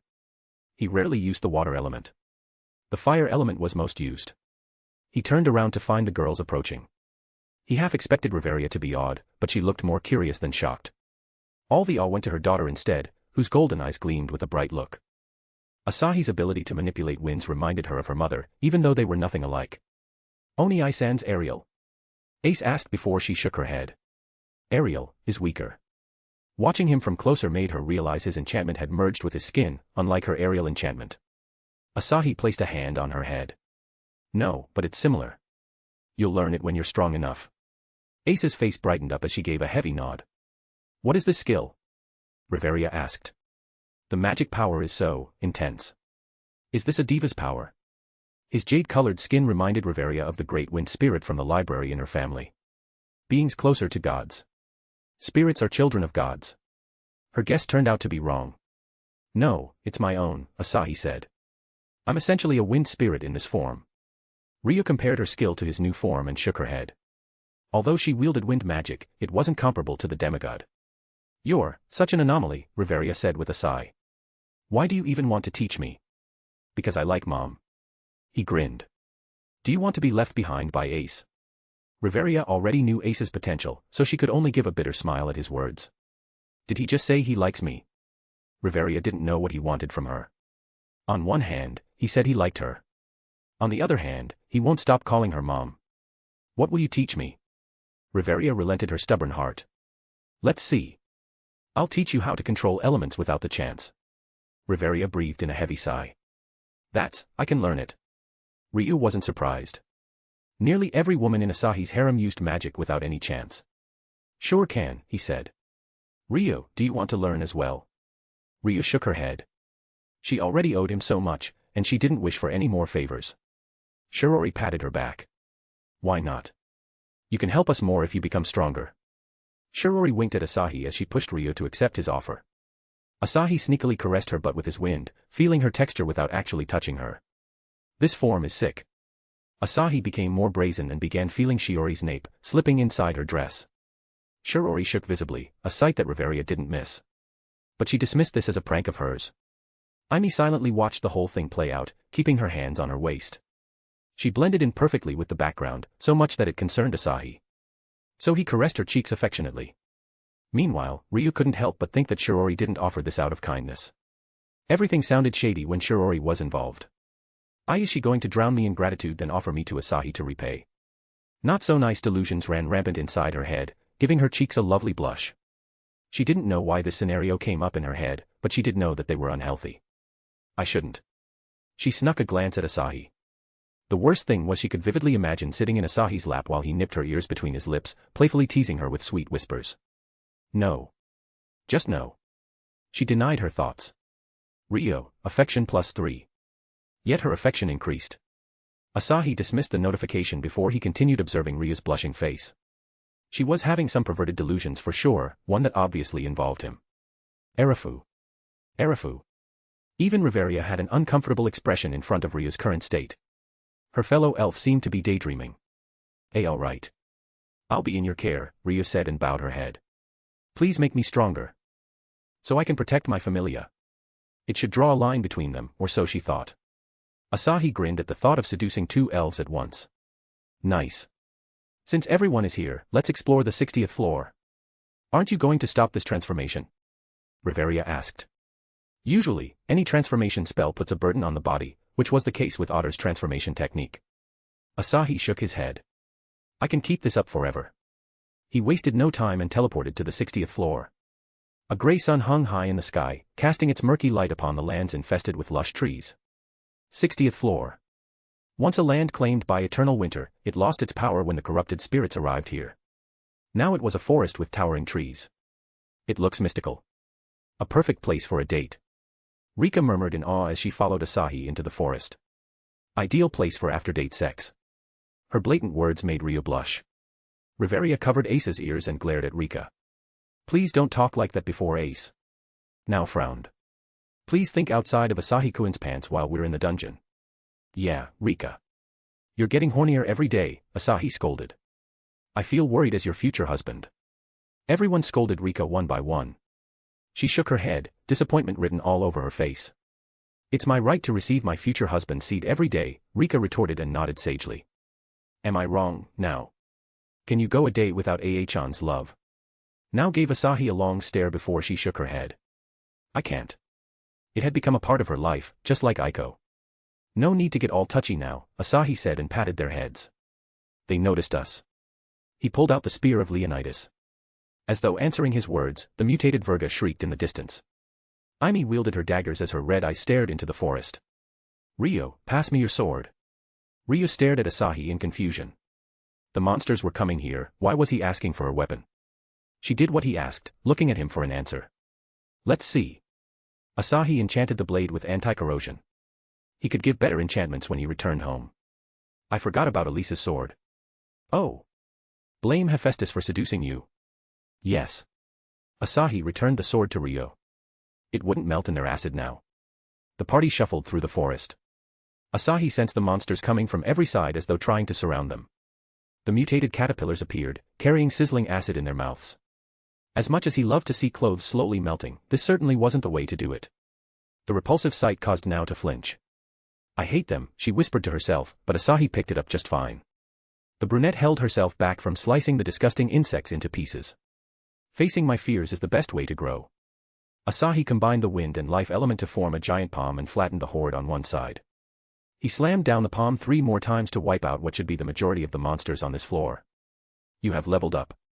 On top of making him level 38, the 60+ monsters filled his progress bar by 14%. As the monsters disappeared, Asahi exhaled a sigh of satisfaction. That was refreshing. He was confident of defeating Drake in this form. He had yet to unleash the full potential of every element then create new techniques. With element fusion, nothing stopped him from making something absurd. The boosted gear. I'll meet Drake after this. He decided to reach the 69th floor today, which might raise his level by 2 at the very least. The caterpillars may be disgusting, but they gave an exceptional amount of XP due to the arcanum in their bodies. Riveria sighed at the spectacle of Asahi's raw power. She thought she had seen his limits, but he crushed those thoughts once again and showed her something more ridiculous. Rika scratched her head. Chan, don't use that to kill bugs in our home. I'm serious, you know. Don't stare at me like that. Asahi shook his head. These insects are boring. Ryo stared at him. You didn't give me a chance to fight. If he had to massacre them like this, he shouldn't have upgraded her sword. No need to get your elf ears up, girl, Rika chided Ryo. Fighting with these bugs might melt your clothes. The scenario played itself in her mind. Her hands flew around to cover her naked body, a gust of embarrassment turning her skin voluptuously red. Asahi eyeing her, his golden eyes burning with unconcealed lust for her. Never had she seen anything more unusual, yet something about his face tugged at her heart. Heh, what if she wants to be seen naked by Asahi? Shirori poked Ryo's fantasy bubble. Snapping back to reality, Ryo felt everyone stare at her. Riveria was curious, Shirori even more. Ryo shrank from Rika and Asahi's all-knowing grin. They knew her delusions. The lustful thoughts that invaded her mind from time to time were laid bare in front of everyone. They know about it. Ryo felt a strong urge to unsheath her sword and plunge it into her own heart. Ryo, Asahi said and placed a hand on her shoulder. Asahi's hand brushed past her ears and fell on her head. He caressed her blonde hair with a soft look in his eyes. It's okay. Ryo is beautiful. I'll definitely burn your figure in my brain. He could already tell how delusional she had grown. It was perhaps a trait of elves in this world that made them this way. One thing was for sure, Ryo became aware of her feelings. I'll strike during our lessons. Ryo saw the melting kindness in his eyes. His comforting words didn't help her at all. Stop. I will never do that. Asahi said nothing and simply showered her with non-lewd head pats. However, her innate lewdness acted up, giving her weirder fantasies she never knew she had. The source was Asahi as everything happened when he was near her. Ace shuffled up to Asahi and tugged at his shirt. Oni-san. Ryo saw Ace's pure and innocent eyes, and shame washed over her. We're in the dungeon. Why am I having these thoughts? She blamed Shirori for giving her a shimmer of hope. Ace didn't reject his pats and relaxed in the warm feelings. Once Ace was content, Asahi led them toward the exit. Nobody here had any idea about how far the corrupted spirits stretched their tentacles at this moment. All they could do was travel further down and kill the monsters blocking their way. Every monster was some kind of mutated plant guarded by the caterpillars. Asahi gave others time to shine, especially Ryo since she seemed more motivated to fight than ever. He kept his senses at full throttle for tentacles that tried to ambush them last time, which raised his multi-threaded processing to C rank. The party ran over monsters until they arrived at the end of the 68th floor. Contrary to his expectations, he had reached level 41 with 47% into the next level. All in all, today's boon was more than he expected. Chapter 348, CH 357, Reward. A pair of horses galloped across a rugged road in the forest. A man steered the horses. Long indigo bangs covered his forehead. He looked like a typical Far Eastern if not for his sharp black eyes and small scars on his face. His face formed a wry smile at the group of monsters blocking the path ahead. Lord Susanoo. Again, asked the man inside the carriage, his voice deep. Yes, he replied and stopped the carriage. The Bloodsaurus eyed them, knowing the threat the seemingly average man posed. Why are there so many in this forest? Susanoo grumbled. Yamada, how are your wounds now? I can manage them, Lord. Yamada volunteered despite the white bandages covering the long, red slashes on his chest. For Yamada, serving his lord came before his own life. More roars sounded from deep within the forest. His sharp face twisted into a grim expression. They might not make it past this forest at this rate. Even so, he took his wakizashi, a short sword bathed in the blood of his lord's enemies, and got out of the carriage. He calmly eyed the Bloodsaurus more than twice his size as he made his way toward them. Meanwhile, a man in a ragged black kimono watched over a sleeping girl with long fox-like ears. Her hands were folded on the seat, and her face resting on her white, untainted hands as though she was a lazy fox. As the battle raged outside, her ears twitched, and she opened her green eyes. Fight! She muttered as she swept her golden bangs from her face. Susanoo-sama, Yamada-Nisan is fighting. He won't kick the bucket easily. Susanoo ruffled her hair with a hearty laugh. Stay here, Haruheim. I'll go help that fool. The renard named Haruheim could only nod her head. Susanoo grabbed his katana and stormed out of the carriage. Haruheim wrapped her arms around herself, shrinking into a ball of anxiety. The things she saw these past few days pushed her sanity to the brink. Her family disowned her for a mere offering to the god, which she didn't even eat. Her father gave her away to a Palum guest. The coward used her as bait when monsters attacked them on the road. Using her natural agility, she barely escaped the hungry fangs of the wolves. Alas, fate wasn't so kind to her. The bandits captured her during her search for a safe place and headed to Ororio. They planned to sell her to a brothel, where she would become a prostitute. She might have become one if it weren't for the timely intervention of Susanoo and her retainer. I don't trust him. Lord Susanoo was the brother of the current head of the royal court. Her father's offering was for none other than Amaterasu's shrine. Why would her brother be kind to her? The experience outside her cozy home forced her to grow and adapt to the circumstances. The Paolum who took her also showed a similar kind expression, yet he abandoned her at the first sign of danger. They could be aiming to bring her back to Takamagara and punish her. She covered her ears from the blood-curdling screeches. Her eyes teared up at her destiny of being a toy in others' hands. Her life was going so well. She had made friends with the kids from Takamikazuchi Familia, especially Mikoto who treated her so kindly. Someone, save me. Asahi teleported to the meeting room in Loki's manor with Ace and Riveria. Kliska sent the others back to Stardust Garden. Oni-san, thank you. Ace wrapped her arms around his waist and hugged him. I need to update my status. Her last fight with the Golden Dragon wasn't a worthy achievement for her level up, but the servants of a corrupted spirit might do the trick. Asahi ruffled her hair. Let's train again tomorrow. Ace gave a nod without forgetting to add a tiny, cutesy smile for the man, who became her teacher. I'll do my best. He patted her head for a couple of seconds and sent her off. He put on a cheeky grin and looked over his shoulder. Mom, did you learn anything new? Could you please stop calling me that? Riveria's eyebrow twitched. You're the married man here, not me. But you're Ace's mom, and Ace is like my little sister. Asahi shrugged. That makes you my foster mom. What logic is that? Riveria tried to keep calm, but her loud voice betrayed her. It makes no sense. It does. A moment of silence followed, awkward for Riveria, nothing unusual for Asahi. Why me? Riveria whispered, her shoulders dropping in exhaustion. I haven't dated a person yet. Why are you so persistent in making me your mom? She couldn't understand Asahi. On one hand, he was an all-powerful being who could crush everything inside the dungeon. On the other hand, he was a goofy, stuck-up prick obsessed with making her his mother. I never saw my mom. Asahi sighed. I don't know it myself, you just have this aura that makes me think, was my mother like this beauty? Riveria was stunned by his vulnerable side, which was obviously a fake act. He doesn't know his mother. Was his mother a goddess? Motherhood she never knew she had swelled in her chest. She almost gave in to the urge to say some comforting words. However, Asahi's grin smashed her feelings, giving her a new urge to beat someone up. Asahi stood up and stepped closer to her, breaking into her private space. His arms went around her waist and pulled her into the warmest hug she ever had. Riveria's mind shut itself down in the face of his scent. You look so cute, he admitted and traced his finger on her elven ears. It's my reward for taking you out on a dungeon date. Riveria shivered down to her core and hastily pushed him away. She couldn't believe he forced a hug on her. Somehow her heart wasn't opposed to the idea of sharing a hug. Her only concern at the moment was, I'm sweaty till my undies. She was more conscious of her appearance than people gave her credit for. Being hugged in this state made her blush. I want to touch those ears, he said, his eyes dead set on her ears. Riveria recovered her composure after much difficulty and gave him the angriest glare she possibly could. You suck at acting, you know that. All right. I'll leave now. He didn't need to push her too much.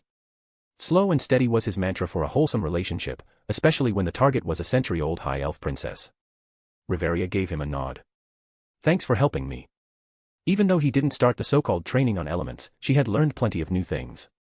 The minions of corrupted spirits and Asahi's spirit form gave her the spark she needed in her research. Mom learned to say thanks. Asahi nodded in awe. A surprising development. Riveria was too exhausted to retort. She simply moved out of the meeting room and returned to her room. Chapter 349, ch. 358, Helping Ray. Now left alone in the room, Asahi rubbed the back of his neck. My love, you should get a haircut. I'd have done it if I could. I can't affect the physical world. His bangs covered his entire forehead. He might become a hentai protagonist at this rate. Tan-skinned protagonists only appear in NTR. NTR reminded him of a certain devil mother he saw in the underworld. He decided to meet her later for a talk about stuff. She was a fair game if her husband didn't treat her right. I can do that for you though. I'll give you new hairstyles later. Even though Kliska was the cutest woman alive, watching her in different hairstyles might be fun. Wow. I need to prepare myself. I'll ask Aimi to do my hair. She was supposed to be his slave until Sunday. Making her work was a part of the fun. Asahi didn't interrupt Ace's meeting with Loki and returned to his room. Now and Rei, an unusual combo he never expected, were chatting. Rather, now seemed to be lecturing the siren on how to keep her feathers nice and clean. "Ah, Asahi-kun. Rika is waiting for you in the bath," now said. "Please go and have fun." Rei turned to look at Asahi with a bright smile. "Master. What's up, my little bird?" "Shampoo." Rei rubbed her chin with the tip of her wings. "Shampoo." Now smiled at her adorable gesture. "I used to have a parrot before. I was just teaching her about the importance of shampoo." Asahi swiftly pecked Nao's lips. "Let me help Rei then." Asahi slipped his arm around Rei's back and under her knees covered in feathers. In one swift action, he carried her like a princess. Her soft breast made contact with his chest and her ears flapped in happiness. "Master," she exclaimed, feeling a tug at her chest. What do you want to do?" "Let's take a bath." Asahi carried Rei throughout the corridors and entered the bath. Rika, Shirori, Shizuka, and Aimi were relaxing in the bath, their glamorous bodies on full display. "Oh dear." Shirori chuckled. "Is the chick going to be devoured here?" Asahi lowered Rei into the mini pool. The cold water drenched her feathers, making them clump together. Her stiff hair became glued to her hair. Asahi chuckled at her goofy appearance. "Lewd bitch," Rika cursed as she leaned back, her tan skin almost melting in the cold water. "Feels good." "No horny in the bathroom," Asahi said and knocked on Shiori's head. Shirori gave him a blank stare. He had tossed Siko all over the bathroom that day. Now he acted like a saint. Of course, she didn't utter a word about it. Shizuka blushed, recalling their first intimate act which happened in Rika's bathroom. She was forced to climax under his fingers even though they were just siblings at that time. Asahi glanced at her, curious about her sudden embarrassment. "Nei-san." Shirori nudged him. "She gotta be remembering the day you saw Siko's scars." "Oh, I see. That was a wonderful day, wasn't it?" "It was." Shizuka gave a warm smile. "The day I realized Ae-kun wants me." Rei felt a bit disappointed she wasn't there to witness this memorable day. "Rei, wait a minute," Asahi said and lifted Shizuka, putting her on his lap. Shizuka giggled and leaned back, her mischievous but playing with his manhood. "Ae-kun, we just did it." She wasn't in the mood to do it right now, especially with Rei being present here. She wasn't well acquainted with the siren, so showing them her lewd expressions didn't feel right. The feeling of her soft body always aroused him, but he didn't focus on it. He tied her wet hair into a bun and simply wrapped his arms around her fluffy waist. "I just wanted to hug Nei-san." Shizuka sighed and relaxed in his embrace. Rika peered at the couple and smiled. "You're the closest brother and sister I have known to this date." "True that," Asahi said. "I sometimes forget we're siblings." "Ae-kun." Shizuka pouted. "I'm your sister before everything else." It was the deepest bond she had with him. She wouldn't forget what brought them closer in the first place. Asahi stroked her hair. Yes. Check up on Rini after that." "Sure." He was thrilled to meet the little monster again. She was simply a beast in bed. Asahi spent a few more minutes with his sister before he moved on to helping Rei in making her feather shine. She was used to Shirori helping her clean, but she never thought a day would come where Asahi would stroke her feathers like this. "Turn around," he said. Rei slowly turned around. The strings of her crisscross-style swimwear connected at the back with a heart-shaped pin. Asahi unhooked the garment from her chest and tossed it to the side. Her fair breasts juggled under the eyes of everyone except Asahi. She was used to being naked in the Xenos village, so it was nothing new for her. "Now stick out your butt." Her face shimmered with a blush at his straightforward instruction. Shirori chuckled and poked Rei's nipple as though she was pushing a button. Her natural elasticity tried to repel her finger. "Don't question the alpha," Shirori said, using monster terminology to remind Rei. Rei responded with a serious nod and bent over, pushing out her butt as much as she could. Doing so shook her tits in Shiori's face. Asahi applied shampoo on her tail as well and combed the long feathers between his fingers, putting his utmost attention in cleaning each feather. "It's embarrassing." Asahi's care brought up her timid nature, which overpowered her natural urges. Asahi took his time in brushing each part of her body, even the patches of feathers extending from her waist as a natural cover to hide her vagina. Well, Graphia had made a cloth that could stick to her crotch as normal panties won't work with her feathers. Of course, the mastermind of it all was Shirori, who had taken the role to guide Rei. Asahi admired Rei's beautiful golden wings with blue tips. "You look even more gorgeous." Rei's ears twitched. "Thank you, master." "Asahi-sama," Aimi said, giving a soft smile. Let me wash your back. She had been too silent throughout the adventure. Now was the time to hoard his affection. Come over, my sluggish kitten. Aimee giggled at the nickname and slinked through the water. Ray watched Aimee diligently wash Asahi's back. For all the things he did just now, Ray wanted to be in Aimee's position to wash him. She looked at the tips of her right wings and released a dejected sigh. It's not possible. Her depression was seen by everyone in the room. Before Asahi said anything, Rika crawled over to Ray and rested her elbows on Ray's shoulders, letting Ray's soft feathers massage her breasts. Rika's hands descended and cupped up Ray's underboobs. Apply soap on them and wash his back. It'll be better than Aimee's hands, trust me. Totally worth the effort if I say, Shirori chimed in. I tried it before too. Shizuka couldn't help but sigh. You too. Rika frowned at Shizuka. Oi, you also did it that day, remember? Shizuka's silence neither agreed nor denied Rika's question. She did it when no one was around, then why did Rika know of it? Asahi shook his head. Aimee, can you cut my hair? Aimee's smile became a wide grin. I can give you any hairstyle. Just don't make me a dummy. Yo, let me. Rika raised her hand. I'll give you the hairstyle you deserve. Fine. Help Aimee. Haircut expert at your service. Chapter 350, Ch. 359, Fire vs. Wind. Asahi checked himself in the mirror and smiled. Geez, you did the same hairstyle I used to have when I met you. Aimee giggled as she slipped her arms around his neck and pressed herself on his back. It's the hairstyle I saw on Asahi-sama back then. You look younger, Rika said and licked her lips. So edible. Shirori slapped Rika's wet back. No horny in the bath. Asahi chuckled and brought Ray closer. Her feathers were still drenched. Do you want to learn telekinesis? He demonstrated the skill by lifting her wings with her mental strength. There were things Ray couldn't do with her wings. He wished for her to live without limitations, without feeling inferior. Ray surrendered her wings to the invisible force, letting it toy with her wings. Can I really? It was the only thing holding her back from putting on the maid outfit. Her wings held her back from finishing any maid duties. This telekinesis skill would help a lot in her battles, it had no real drawbacks. Master, do you have time to teach me? I can always take out a few hours for you. Don't worry about that. He was going to teach Rio, Riveria, and Ace. How could he not give a few hours to his lover? Then, please teach me. Let's start now.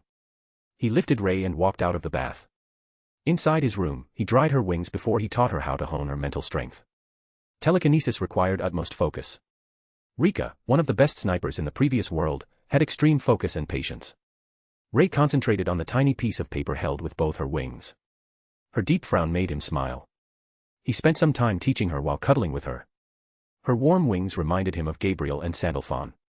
Let's settle Drake first, then I can spend time with Sandalphon, Gabriel. Then Astria and Elise. He gave a goodbye hug to Ray and headed to the room with Astral Pod. He entered the pod and activated it with his telekinesis. You're back, Drake said as she emerged from the pool of lava. Quicker than the last time. She was feeling bored in his absence even though she was used to laying around in her lair for years. Asahi grinned and pointed at her face. I'm not here to talk. I'm here to beat you up. Drake stared at him, blinking her emerald eyes in surprise at his fighting spirit. Where did you get that confidence from? From my mom. Let's fight. Drake spread her wings. Come at me. Asahi stopped himself from pointing out the obvious double meaning in her declaration and activated his new ability. His skin turned slowly, his senses becoming sharper. Drake's reptilian eyes shrunk to dots. His aura burgeoned, surpassing her own, and still increasing. She felt like she was facing the infinity of the Ouroboros dragon instead of a human. What magic is that? There was a spell to increase strength to the level of heavenly dragons. If there was a spell like that, humans would be at the top of the supernatural world, not the bottom. To think he barely reacted to her attacks in their first battle and fought to a draw in their second. I'll lose. Drake's mouth split open, revealing her glistening fangs.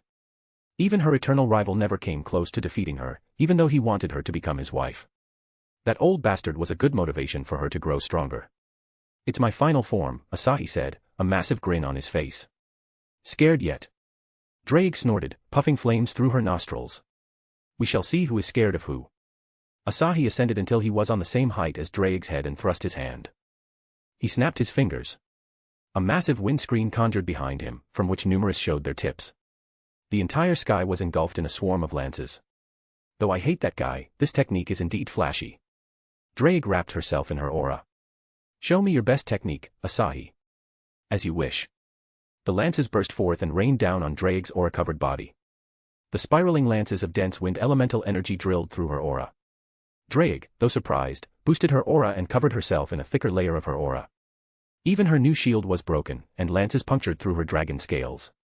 Putting an end to her defensive stance, she reached out for him with her claws. Surprisingly, her claw passed through him as if he wasn't there. Even her aura couldn't affect him. Physical attacks won't hit me in this form. Drake tried again, only to meet the same result. Physical attacks won't work.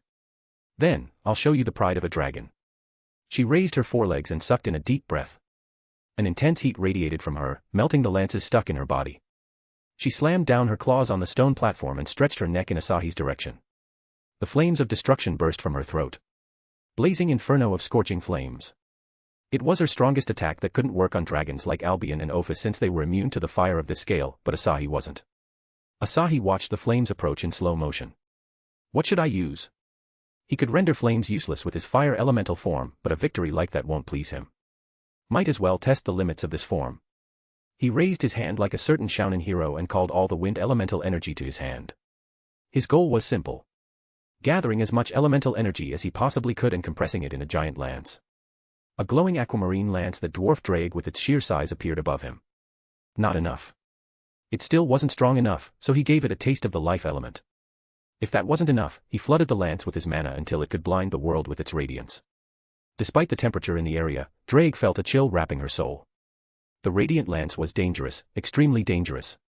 Asahi brought down his hand. The spear launched itself into Drake's ultimate flames. The scarlet wave of flames wrapped around the radiant spear and tried to melt it. Not happening, Asahi chuckled. The spear seemed to have a mind of its own now as it blasted the flames away with its wind. The flames flickered before they were snuffed out. Drake's flames raged until souls burned away. Yet, they were like a candle in the wind when faced with his spear. Fascinating. Drake muttered as the spear reached her face and exploded in her face. Asahi's eyes widened. Stop. Chapter 351, ch. 360, Loyalty. Asahi pulled back the spear before it blew up Drake's head. It shivered, revealing the shred of sentience it possessed. Looking at the giant spear trembling in his presence, Asahi folded his arms on his chest. Surprises never end with you. Drake threw her head back and guffawed. Your growth is nothing short of a miracle, Asahi. Let me ask you again, what drove you so far? What keeps pushing you to these limits? What makes you break past them? Asahi smiled at her question. My family. You won't understand it. Family. It was a foreign word to her.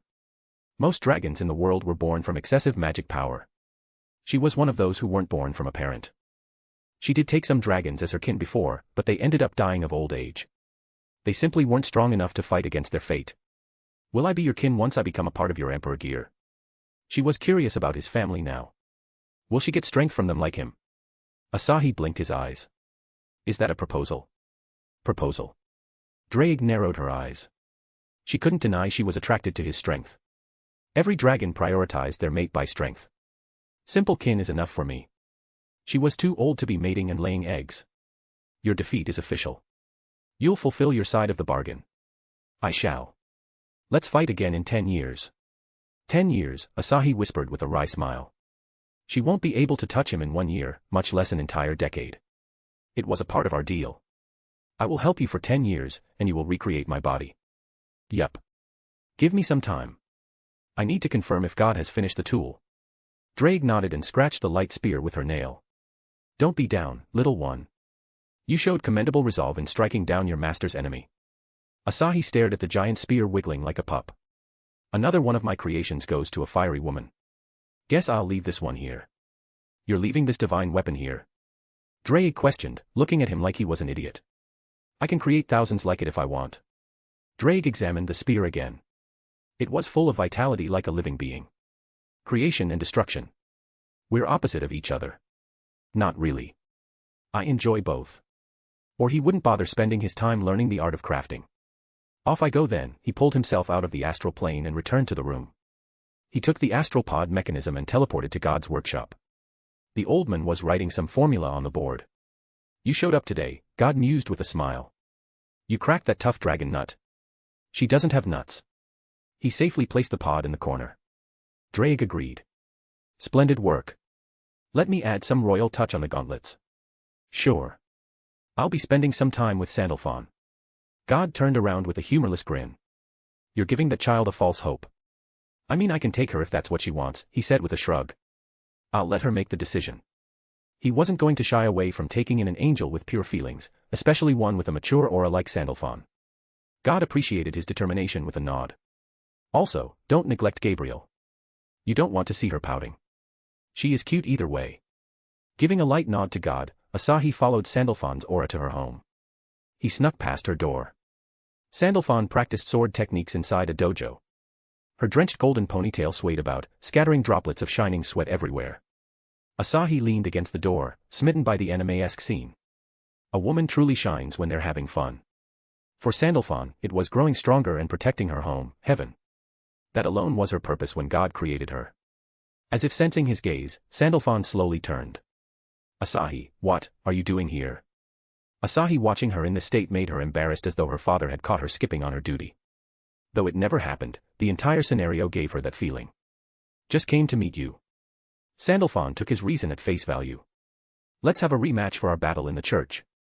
Asahi's lips formed an amused smile. You know you won't win. I never won against my father. Sandalphon returned a bright grin. It only motivated me to become strong like him. He conjured a longsword with his water element and solidified it with his life element. Get ready for some teaching then. Sandalphon almost shouted out of pure joy. She had been waiting for this fight since the day she lost to him. She tossed her dull practice sword and created a sword out of her light element. I'll give my all. Asahi blinked past her field of perception. As Asahi's afterimage vanished, she felt a cold blade on her nape. You took too much time. After training Ace, Asahi came to enjoy teaching others. He could bully girls, toy with them, then bully them more under the disguise of teaching. Wasn't it wonderful? Asahi-sensei. I failed my exam. Please punish me. I'll be your sensei in bed tonight. Asahi drew back his sword and patted her head with his left hand. We're not on the same level anymore. Would you like me to hold back more? Instead of being dejected, Sandalphon just flashed a dazzling smile. Can you teach me, Asahi? It may be too much to ask from her future lord, but she had to do it. No one else could teach her how to grow past this roadblock except for her father. Her 12 wings restrained her in a cage that was Satan class. The growth she experienced over the hundreds of years couldn't compare to a week's worth of growth in Asahi's life. Her desires might insult her creator, they might remind him that she wasn't just a tool. What will I get for this? He asked with a smirk, obviously not aware of her thoughts. Sandalphon blinked her eyes in a stupor. She hadn't expected him to ask something in return. My eternal loyalty. You won't be loyal to the future ruler of heaven. She gave a sheepish laugh. Then my undying friendship. My love, you're getting friend-zoned. Shit. Give me your heart. Heart. She looked down at her chest and patted her bust. I can't live without my heart. Ha ha ha ha. Kliska was having fun. Too pure and untainted. Another Gabriel. Chapter 352, ch. 361, I will slaughter. Graphia entered the living room. Astria sat there on a chair, staring somewhere far away with an empty gaze. Any reason for this look, Astria? Astria turned to Graphia and touched her own chest. I feel anxious, something bad is going to happen. The feeling wasn't a strange thing to her. She had felt this countless times when her children went on expeditions, but this feeling was like a premonition. An indication of some terrible event. Is it related to Freya? Astria nodded. It started after she appeared. Graphia sat beside her and rubbed her head. Don't worry about that woman. She can't do anything to my lord. Worrying needlessly has become my habit. You should listen to some music with me. It helps me calm down. Graphia pulled out her phone and put the headphones over Astria. Ryu entered the room, looking fresh out of the bath. As she looked at Astria, the goddess also looked at her, the bloodstains on her pale sleeveless to be exact. You went to the dungeon. I was with Asahi. Graphia's amused smile and Astria's mischievous grin forced a wry smile on Ryu's face. Why is everyone bent on sending me to Asahi? Do they see me as a worthless elf who won't ever get a partner? Astria pulled a chair for Ryo. No need to be mad, Ryo. As weird as it may sound, I have no intention of monopolizing Asahi. She had a familia to look after, a city to protect, and justice to uphold. She couldn't become a normal lover under these circumstances. If she had to pick a person to be with Asahi, she'd choose her children over strangers any time of the day. Yahoo, we're back. Ryu turned to the door and smiled at her savior. Elise, Kagaya. Natsumi chased us away, Kagaya said. Our captain here is worse than a wolf in keeping watch. Natsumi was utterly furious when Elise left the gate to buy something to eat. She was unaware of Elise being Asahi's lover, or she wouldn't have done it. That's not a bad thing. Elise punched Kagaya's shoulder. I'm no watchdog. I tried my best. Best from our perfect captain wasn't enough. Perfection and watchdog duty are different, I tell you. She sat down and casually leaned on Ryu's shoulder. Hey elf cutie, wanna go on a date together? Elise, Astria chided. You already have a lover. I was just joking. Why is everyone so tense today? Astria shook her head. Kagaya, can you find some information on Freya? Goddess Freya. Kagaya muttered, curious. Nobody deals with information on her now. Her dogs bare their fangs to anyone trying to taint their goddess. Astria looked at Elise, her eyes serious. I hope I'm overthinking, but Freya might know that Asahi isn't a normal adventurer. She knows. Kliska conveyed this to everyone in the room since they had high affection points with Asahi. Though the elf had suppressed her feelings quite a bit. Is it wartime? Kagaya tried to joke, but it made others even more serious. It was a joke, seriously. We will be slaughtered without Asahi and his lover's help. Freya might approach Asahi with a deal to leave this familia and join hers. It's what I would do. Asahi was an invaluable asset even in Goddess Freya's eyes. Elise punched the table. Stealing Asahi from our familia is unforgivable. We're going to war. Ryu nodded and unsheathed her sword. Yes. They didn't care if the opponent was the most renowned goddess of beauty. Anyone stealing their familia member, or lover in Elise's case, deserved punishment. Kagaya sighed at their foolish response. Captain, think with your brain. Can you fight the Gulliver brothers, the 4 level 5 dwarfs who can beat a level together? Me and Siko will slaughter them.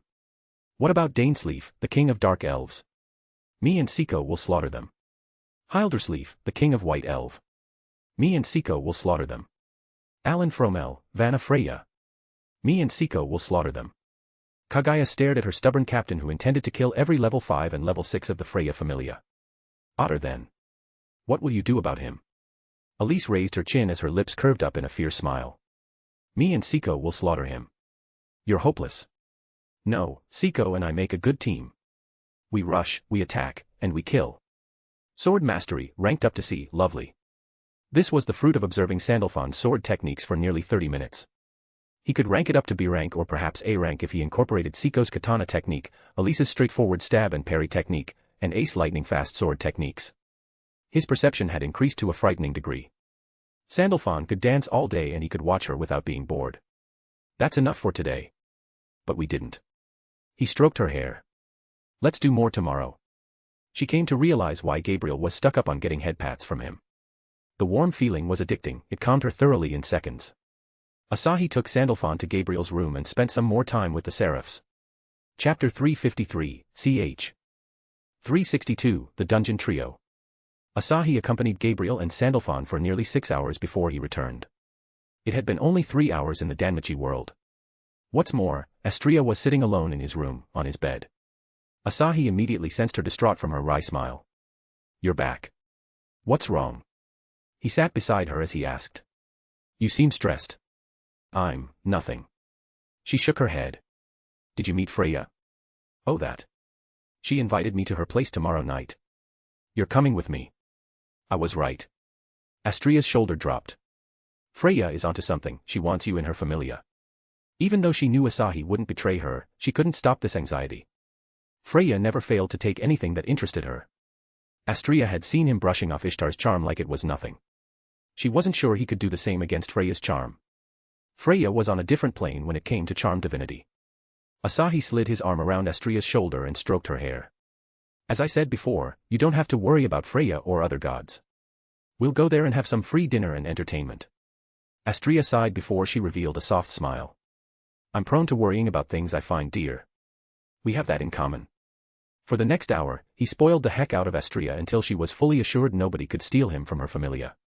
Asahi headed to the dungeon first thing in the morning. Accompanying him was Siko with her beloved SSS-ranked Bushikataji and Rini with her edgy gauntlets. Which floor is it? Siko asked, eyeing the doorway leading into the next floor. 69th, Asahi replied with a grin. Rini grinned, receiving a wry look from Siko. 69th floor. Siko stared at Asahi. Are we still fighting the corrupted spirit pawns? Most likely. We have fought them so far. They entered the floor and did what they did best, causing havoc on Dungeon-chan. A woman sat in the darkness of the dungeon, her eyes closed as though she was meditating.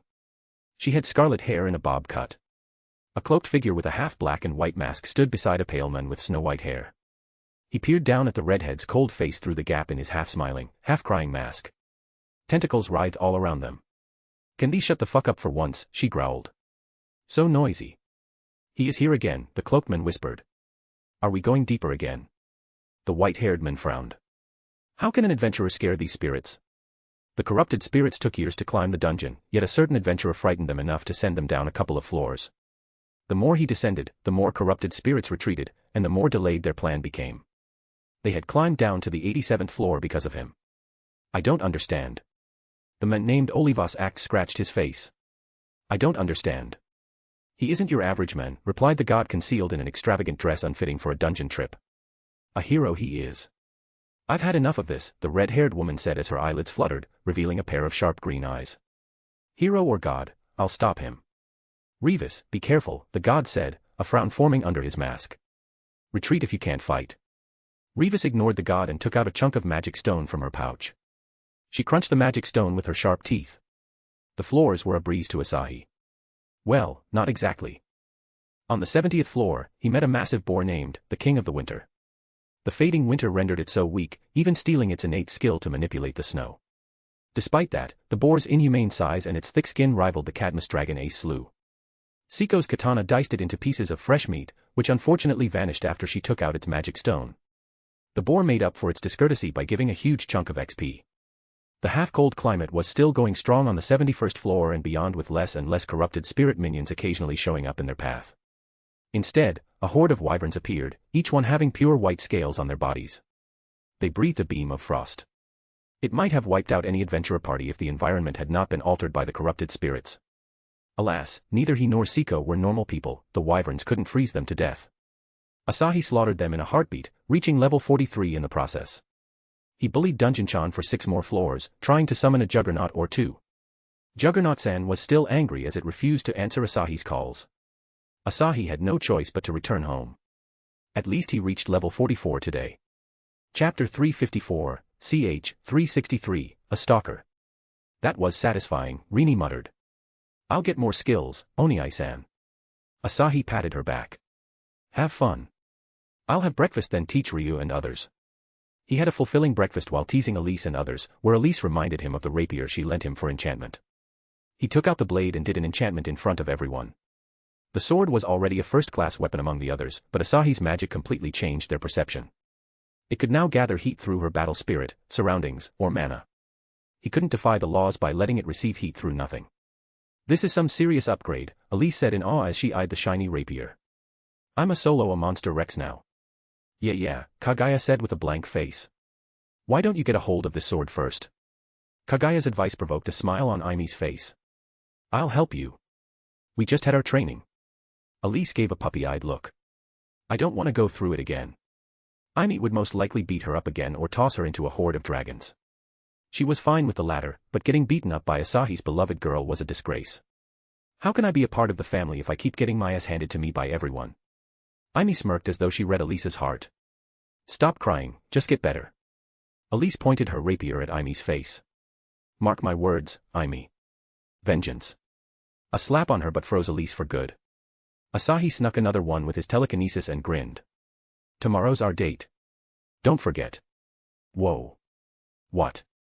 Asahi dragged Astria into his room and let her update his status. Falna updated.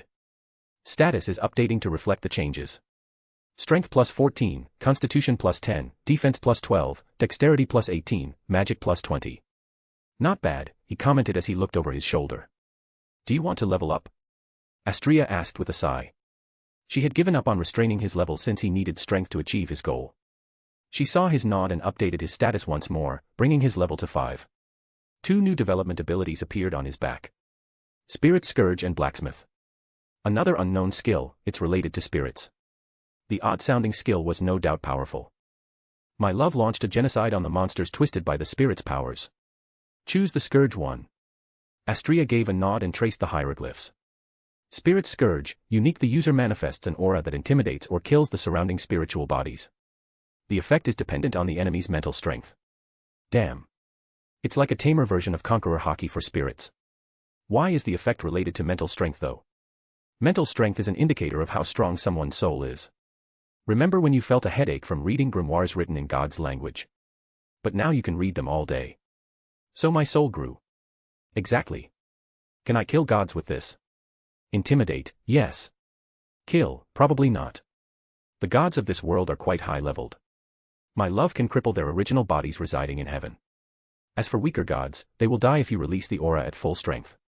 A sexy addition to my ever-growing skills. Asahi got up and pulled down his folded shirt. Astria, don't freak out. Astria nodded her head, even though she was clueless. Asahi triggered his new skill. A brilliant azure aura, almost like embers of a senseless fire, enveloped him. Astria shivered as the aura asserted its presence. Despite knowing Asahi wouldn't harm her one bit, she couldn't suppress her instincts, screaming only one sentence. Death. Asahi quickly stopped the skill and pulled Astria in his arms. Did it scare you?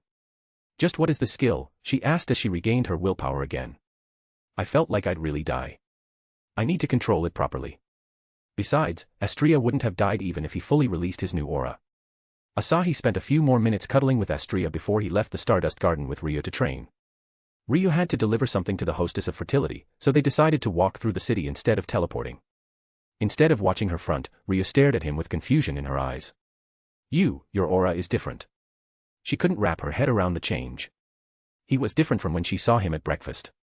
She reached out and touched his shoulder. It's slightly warmer. It's just in your head. Asahi grinned. Is this your way of touching me in public? You should have just asked me. That's not what I wanted. I really felt something strange. Feeling tiny changes that no one else did. You observe me that much, Ryo? Ryo turned her head and blushed. Elves are sensitive to changes. Or they always want to be in a stalemate. Ryo didn't answer him this time, silently reflecting on his words. They arrived at the hostess of fertility in a matter of minutes. The first thing Asahi noticed was the brunette cat girl waitress waving at Ryo from the door. When Ryo ignored her, the girl pouted and tried to grab Ryo's ears. Having a boyfriend doesn't give the right to ignore me, Naya. Ryo passed a murderous glance at the cat girl. Anya, he is a friend. Friend, oh, the cat girl giggled. Welcome to hostess of fertility, Naya. I'm Asahi. Asahi, where have I heard of this? The cat girl muttered to herself before she raised her hand with a bright smile. You're the rising star. Goddess Astria's lover. She enthusiastically stretched her hand, so Asahi shook hands with her. An unconcealed killing intent targeted his back, coming from the second floor of the building behind him. It wasn't just killing intent from a random person. The culprit was more or less on the same level as Finn, a level 6 adventurer. Asahi smiled as he recalled the cat girl's identity who had a level 6 stalker. I'm Anya, Naya. Ryo's bestie in the hostess of fertility. She introduced herself with a childlike spirit. Chapter 355, ch. 364, Stalker on Vacation. Alan Fromel clenched his jaw at the sight of his sister Anya entering the hostess of fertility with Asahi and Ryo. This little. Alan hated the newbie adventurer to his core. Asahi took Freya's attention away from her children. Now Anya. If it weren't for Freya's order, he would have attacked Asahi. You look pissed, an amused voice came from behind him as a hand touched his shoulder. Stalking your sister isn't a good habit. Alan's cat ears twitched. He immediately identified the voice, which made it all the more impossible for this person to be not here. Alan slowly turned around to Asahi's smile. How are you here? He saw Asahi entering the bar just now. There was no way someone could move so fast without giving any sound. Then again, he forgot how much interest she had in Asahi. He might have something special if his goddess wanted him so badly. It's easy to follow your killing intent here. Giving a slip to Ryu and Anya was harder than sneaking up to Alan. So did Freya order you to keep an eye on me? It's Freya-sama, Alan growled. She didn't order me anything. I'm on a vacation today. She kicked you out before having that date with me, Asahi nodded. Sounds reasonable. Alan's face twisted in rage. Don't slander Freya-sama. She would never fall for a pathetic adventurer like you. My love, you're breaking him. That was my purpose, I guess. I don't want Freya to fall for me anyway. He shrugged. What are you doing here exactly? Why would I? Asahi grabbed Alan's throat and lifted him. I'm not a man of patience. He wasn't sure who Alan was really stalking. It could be Anya, him, or Rio. Freya's loyal cat could be out on a mission to apprehend someone from his familia. He was fine with people going after him, but those who targeted his family will only have one place left to live, Underworld. Alan poured every bit of his level 6 strength to free himself, which wasn't enough. First, he gave a shocked look at Asahi's strength before he glared at Asahi in defiance as though he'd accept death over speaking a word. Asahi sneered. Fool. He tossed Alan into the wall. Killing Alan would make Anya sad, and a sad Anya will ruin Rio's day. Be grateful to your sister. I'll use a gentle method now. Asahi grinned as he walked toward Alan. He bought a mind-reading spell from Kliska and tested it on his new prisoner. He truly was here to stalk his sister, which he did frequently. Freya had called everyone to Folkvanger this morning and told them to take a day off. All except Otter. What is that goddess scheming? Asahi's curiosity was getting the better of him. He might get the answer sooner rather than later. What do we do with him? He'll stay as a prisoner until Freya's dinner. He called Grafia to take Alan to the Stardust Garden. Rio kept glancing at the door, even though Anya was talking to her. The hostess of fertility opened after evening, the best time for adventurers to hang out and have drinks. Naya, you miss him already? Rio shook her head. No, it's not like that. I'm just curious where he went. Nufufu. Look who is back. As though using Anya's words as a signal, the door opened. Asahi winked at Rio as he walked toward Rio's table. I saw an acquaintance. Rio smiled. It's all right. I wasn't curious. She totally was, Anya chimed as she rubbed a plate with a cloth. Clean, clean, clean, Naya. Anya, why are you cleaning? A deep voice arrived, and Anya's tail became alarmed. Mia Grand appeared from the kitchen door. The dwarf lady proceeded to bonk Anya on her head and snatched the plate. You broke 9 plates this month. 9. You won't clean any time soon. Anya furiously waved her hands. Naya, that hurt. Asahi and Rio chuckled at the teary-eyed Anya. Asahi unconsciously rubbed Rio's head, something he did to every woman at his side. No wonder Siko and others visit this place without me. It's a pretty lively place. Rio became drowsy from the surge of warmth, which ended as soon as it came, leaving her yearning for more. Mia finally noticed Asahi and waved at him with a wide smile. Haven't seen you in a while. Though your wives come here often to see Seer and Chloe. I've been busy. Busy fighting monsters. Mia nodded. Your achievements are at the tip of every adventurer's tongue these days. It certainly takes effort to be this good at fighting. It's not worth mentioning. Rio stared at his face. If his strength wasn't worth mentioning, then what were they? Level 1s who just picked up a weapon. Ha ha ha, kid. Being too humble can be bad in Aura Rio. You don't want to let other adventurers push you for your kindness. Asahi simply nodded at her advice. She meant well, and her advice could have been better for a kind adventurer. The door opened again, and 2 waitresses walked into the bar. A young woman with short brown hair. Other than her pretty features, her relaxed aura stood out. The other waitress was a cat girl with bob-cut black hair. Her green eyes flickered with mischievousness as she looked at Asahi. Lord Asahi is here to grace us. Chloe raised her skirt and curtsied. Welcome. Lunwar greeted Asahi with a nod before she walked back into the room that led to the resident quarters for waitresses. Mia crossed her arms on her chest as she stared down at the cat girl. Chloe, any news on Seer? She isn't at the orphanage. Chloe let out a sigh. She shouldn't have taken a day off without informing us. She didn't tell me either, Ryu added, worry apparent in her voice. It might be something urgent. Mia shrugged off Seer's sudden disappearance as nothing.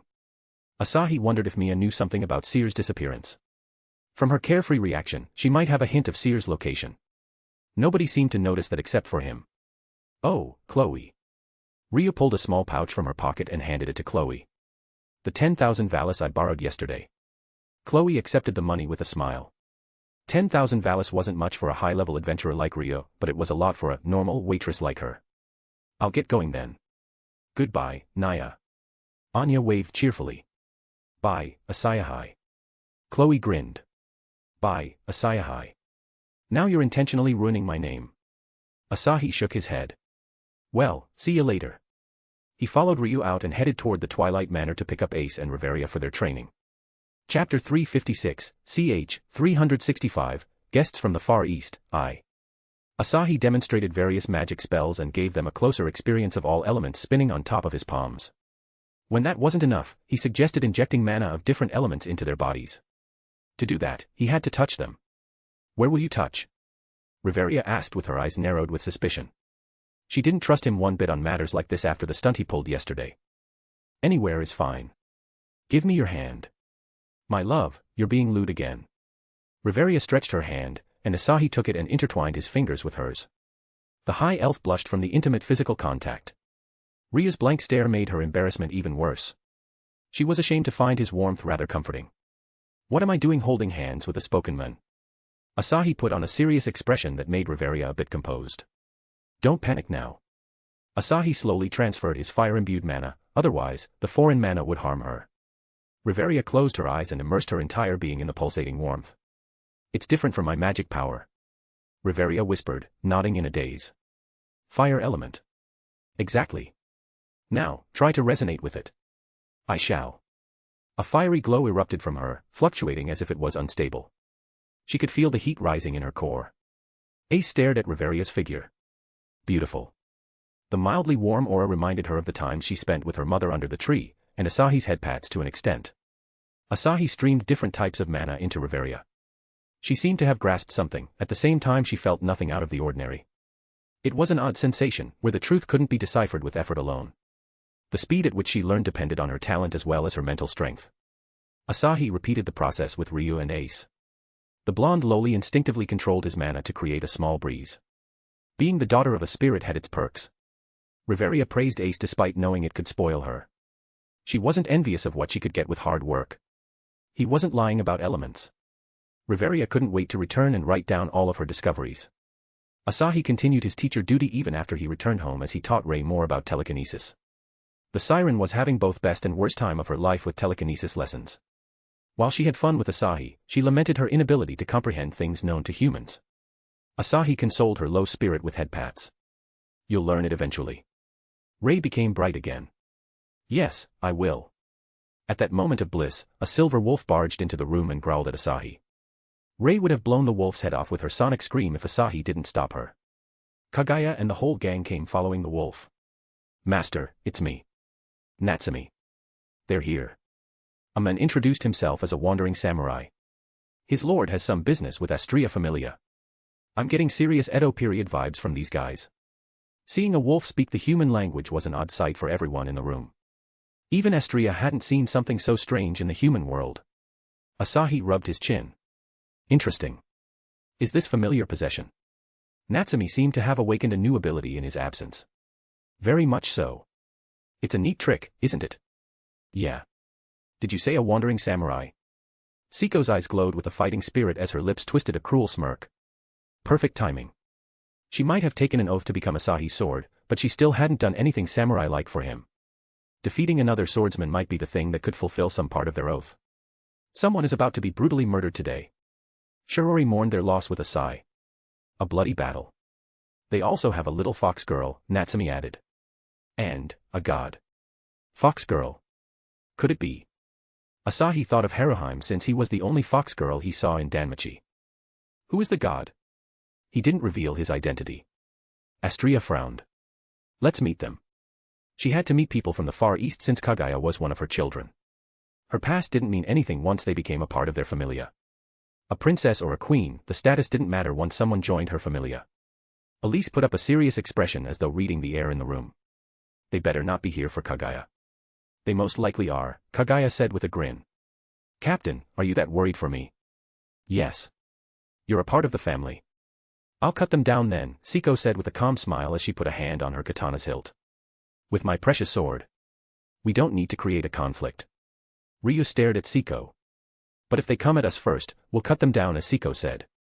Others also voiced their support for their vice-captain. I have nothing to worry about with friends like this.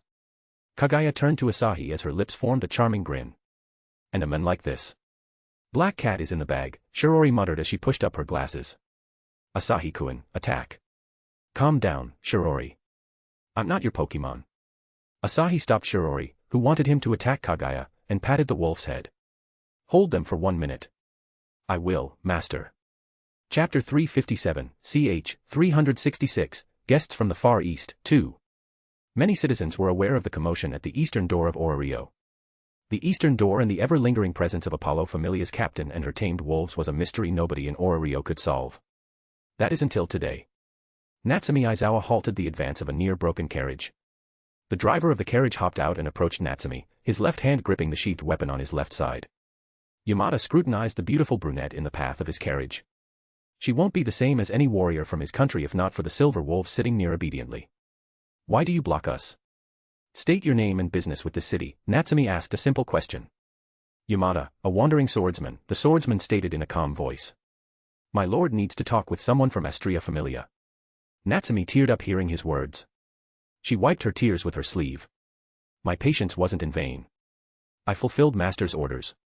The guards stared at Natsumi in surprise before their eyes followed the wolf storming deep into the city. Its speed left everyone wide-eyed. What does this mean? Yamada asked as he sharpened his gaze. Who is your master? None of your concern, Natsumi spat with a vicious expression. My master is coming here for you. After a long staring contest, Yamada pulled out his wakizashi. Before he took any action, Lord Susanoo came out of the carriage with Haruheim following him. His frivolous appearance aside, he was a well-built man with years of training in martial arts. A god. Natsumi grinned. This shit is bigger than master thought. Why have we stopped? Lord Susanoo asked. What is happening here? Haruheim saw the wolves and hid behind Susanoo. She peeked her head out, her emerald eyes staring daggers at the wolves as if she had a personal grievance against them. Natsumi's wolves reached Asahi, so she relayed the information to Asahi as well as the appearance of this new fox girl. Natsumi didn't step back from the god and his retainer. Susanoo also didn't do anything rash in the foreign city. Fortunately, Asahi arrived shortly after. The group of Elise, Ryo, Kagaya, Siko, and Shirori led by Asahi caused a small ruckus. Please, be quiet, Astria silenced the crowd. Guards, what are you doing? The guards took a moment before they dispersed the crowd. They didn't even ask a question, and went about their duty. Now that the coast was clear, Asahi observed the guests from afar. They certainly fit the bill of a wandering swordsman and his lord. Shirori chuckled. They look like actors from samurai action movies. That's disrespectful, Shirori, Siko scolded her sister, even though she agreed with her. Asahi slapped Shiori's butt with telekinesis. Haruheim peeked her head to see the new people. Her fox ears stood straight. Although a bit smaller, Asahi already knew the blonde fox girl's identity. Haruheim Senjuno, the fox girl who awakens the ability to boost other adventurers' levels. Ishtar made her a prostitute in the canon story, but she fainted every time she saw a naked man. Did they save her? Probably. Haruheim hid behind Susanoo like a frightened creature. Asahi chuckled at her cute antics. Well, I'll meet her later. Master. Natsumi whispered to get Asahi's attention. Asahi turned to her. The black circles under her eyes showed how devoted she had been to this task. Her eyes, though, were full of vigor. The slave spell was simply too effective on her. He plopped his hand on her head and ruffled her silky brown hair. The life element flowed into her, and rejuvenated her spirits back to somewhat normal. I'll handle the situation from here. You can rest now. Natsumi Aizawa, affection plus 80. That's concerning. It was nothing, master. You can give me more. Wait, no. She shook her head. I request more work. Anything is fine, as long as I get to see master. We'll talk later. He patted her head again before he returned his attention to the guests. Susanoo was looking at him with an appraising gaze while Astria was smiling. Elise and Ryu whispered stuff about his relationship with Natsumi. Kagaya approached with light steps and took his hand. Dear, you revived her from near death. Can I have some of that magic? She asked as she put his hand on her head. Asahi idly patted her head.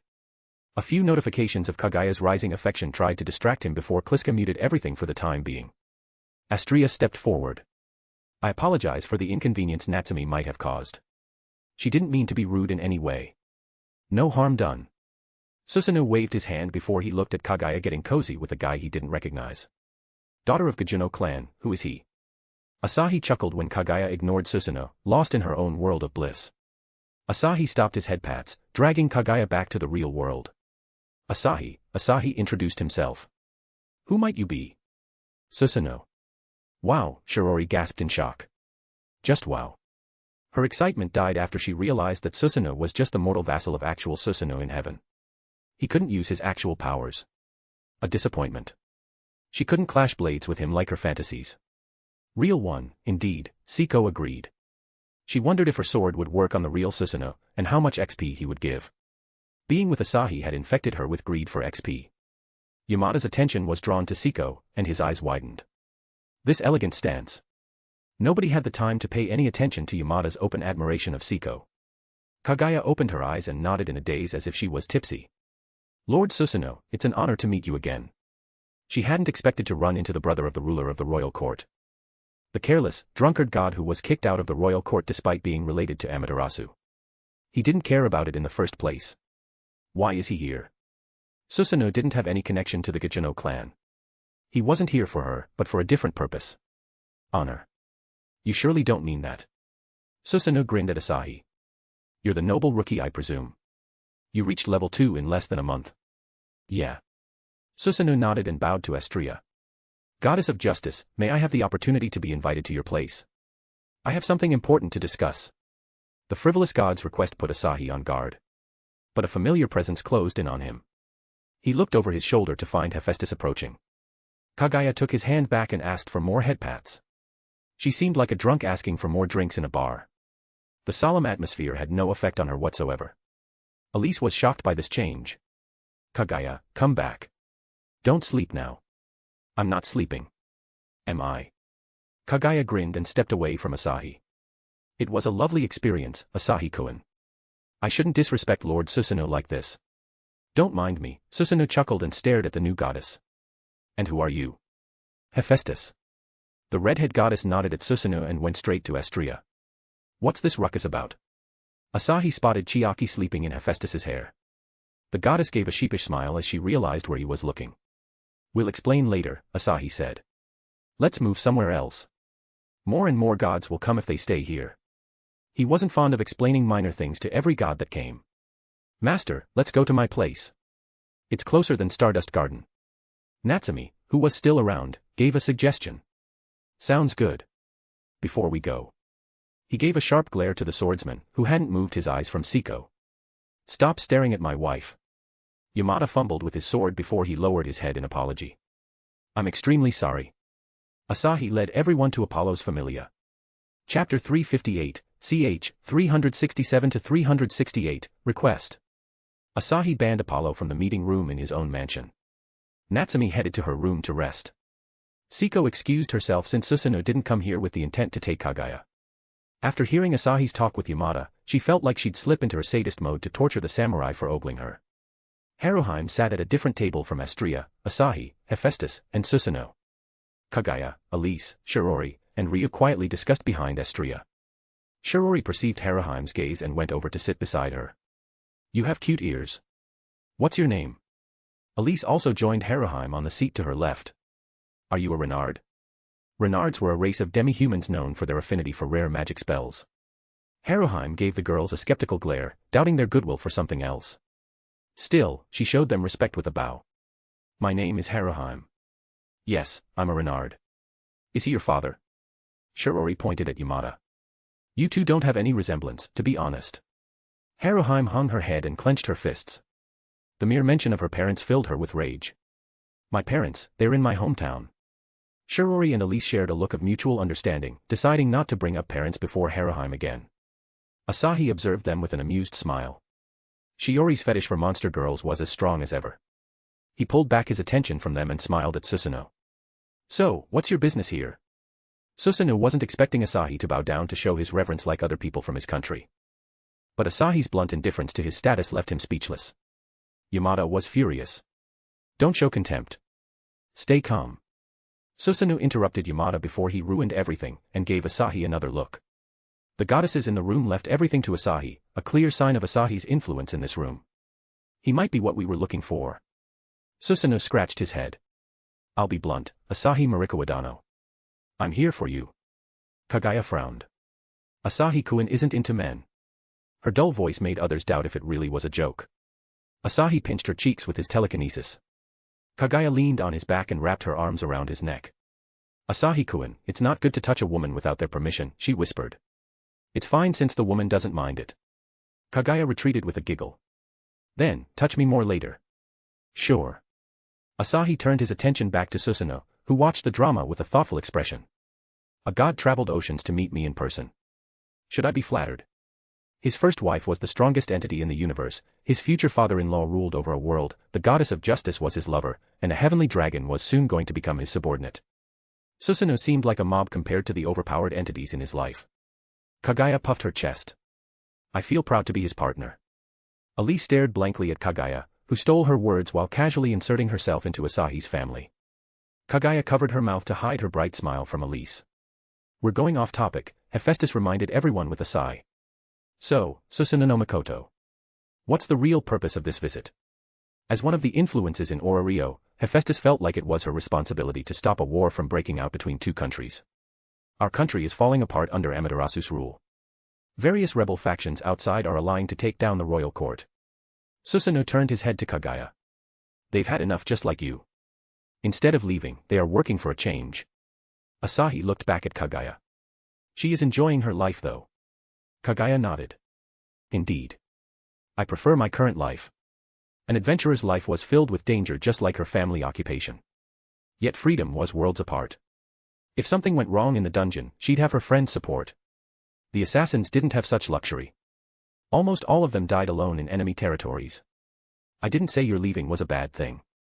Susanoo smiled. On the contrary, I requested Lord Gajuno to release you. Kaguya tilted her head. Why would you do that? It was her first time hearing about this. Susanoo leaned back on his chair and gazed at the ceiling.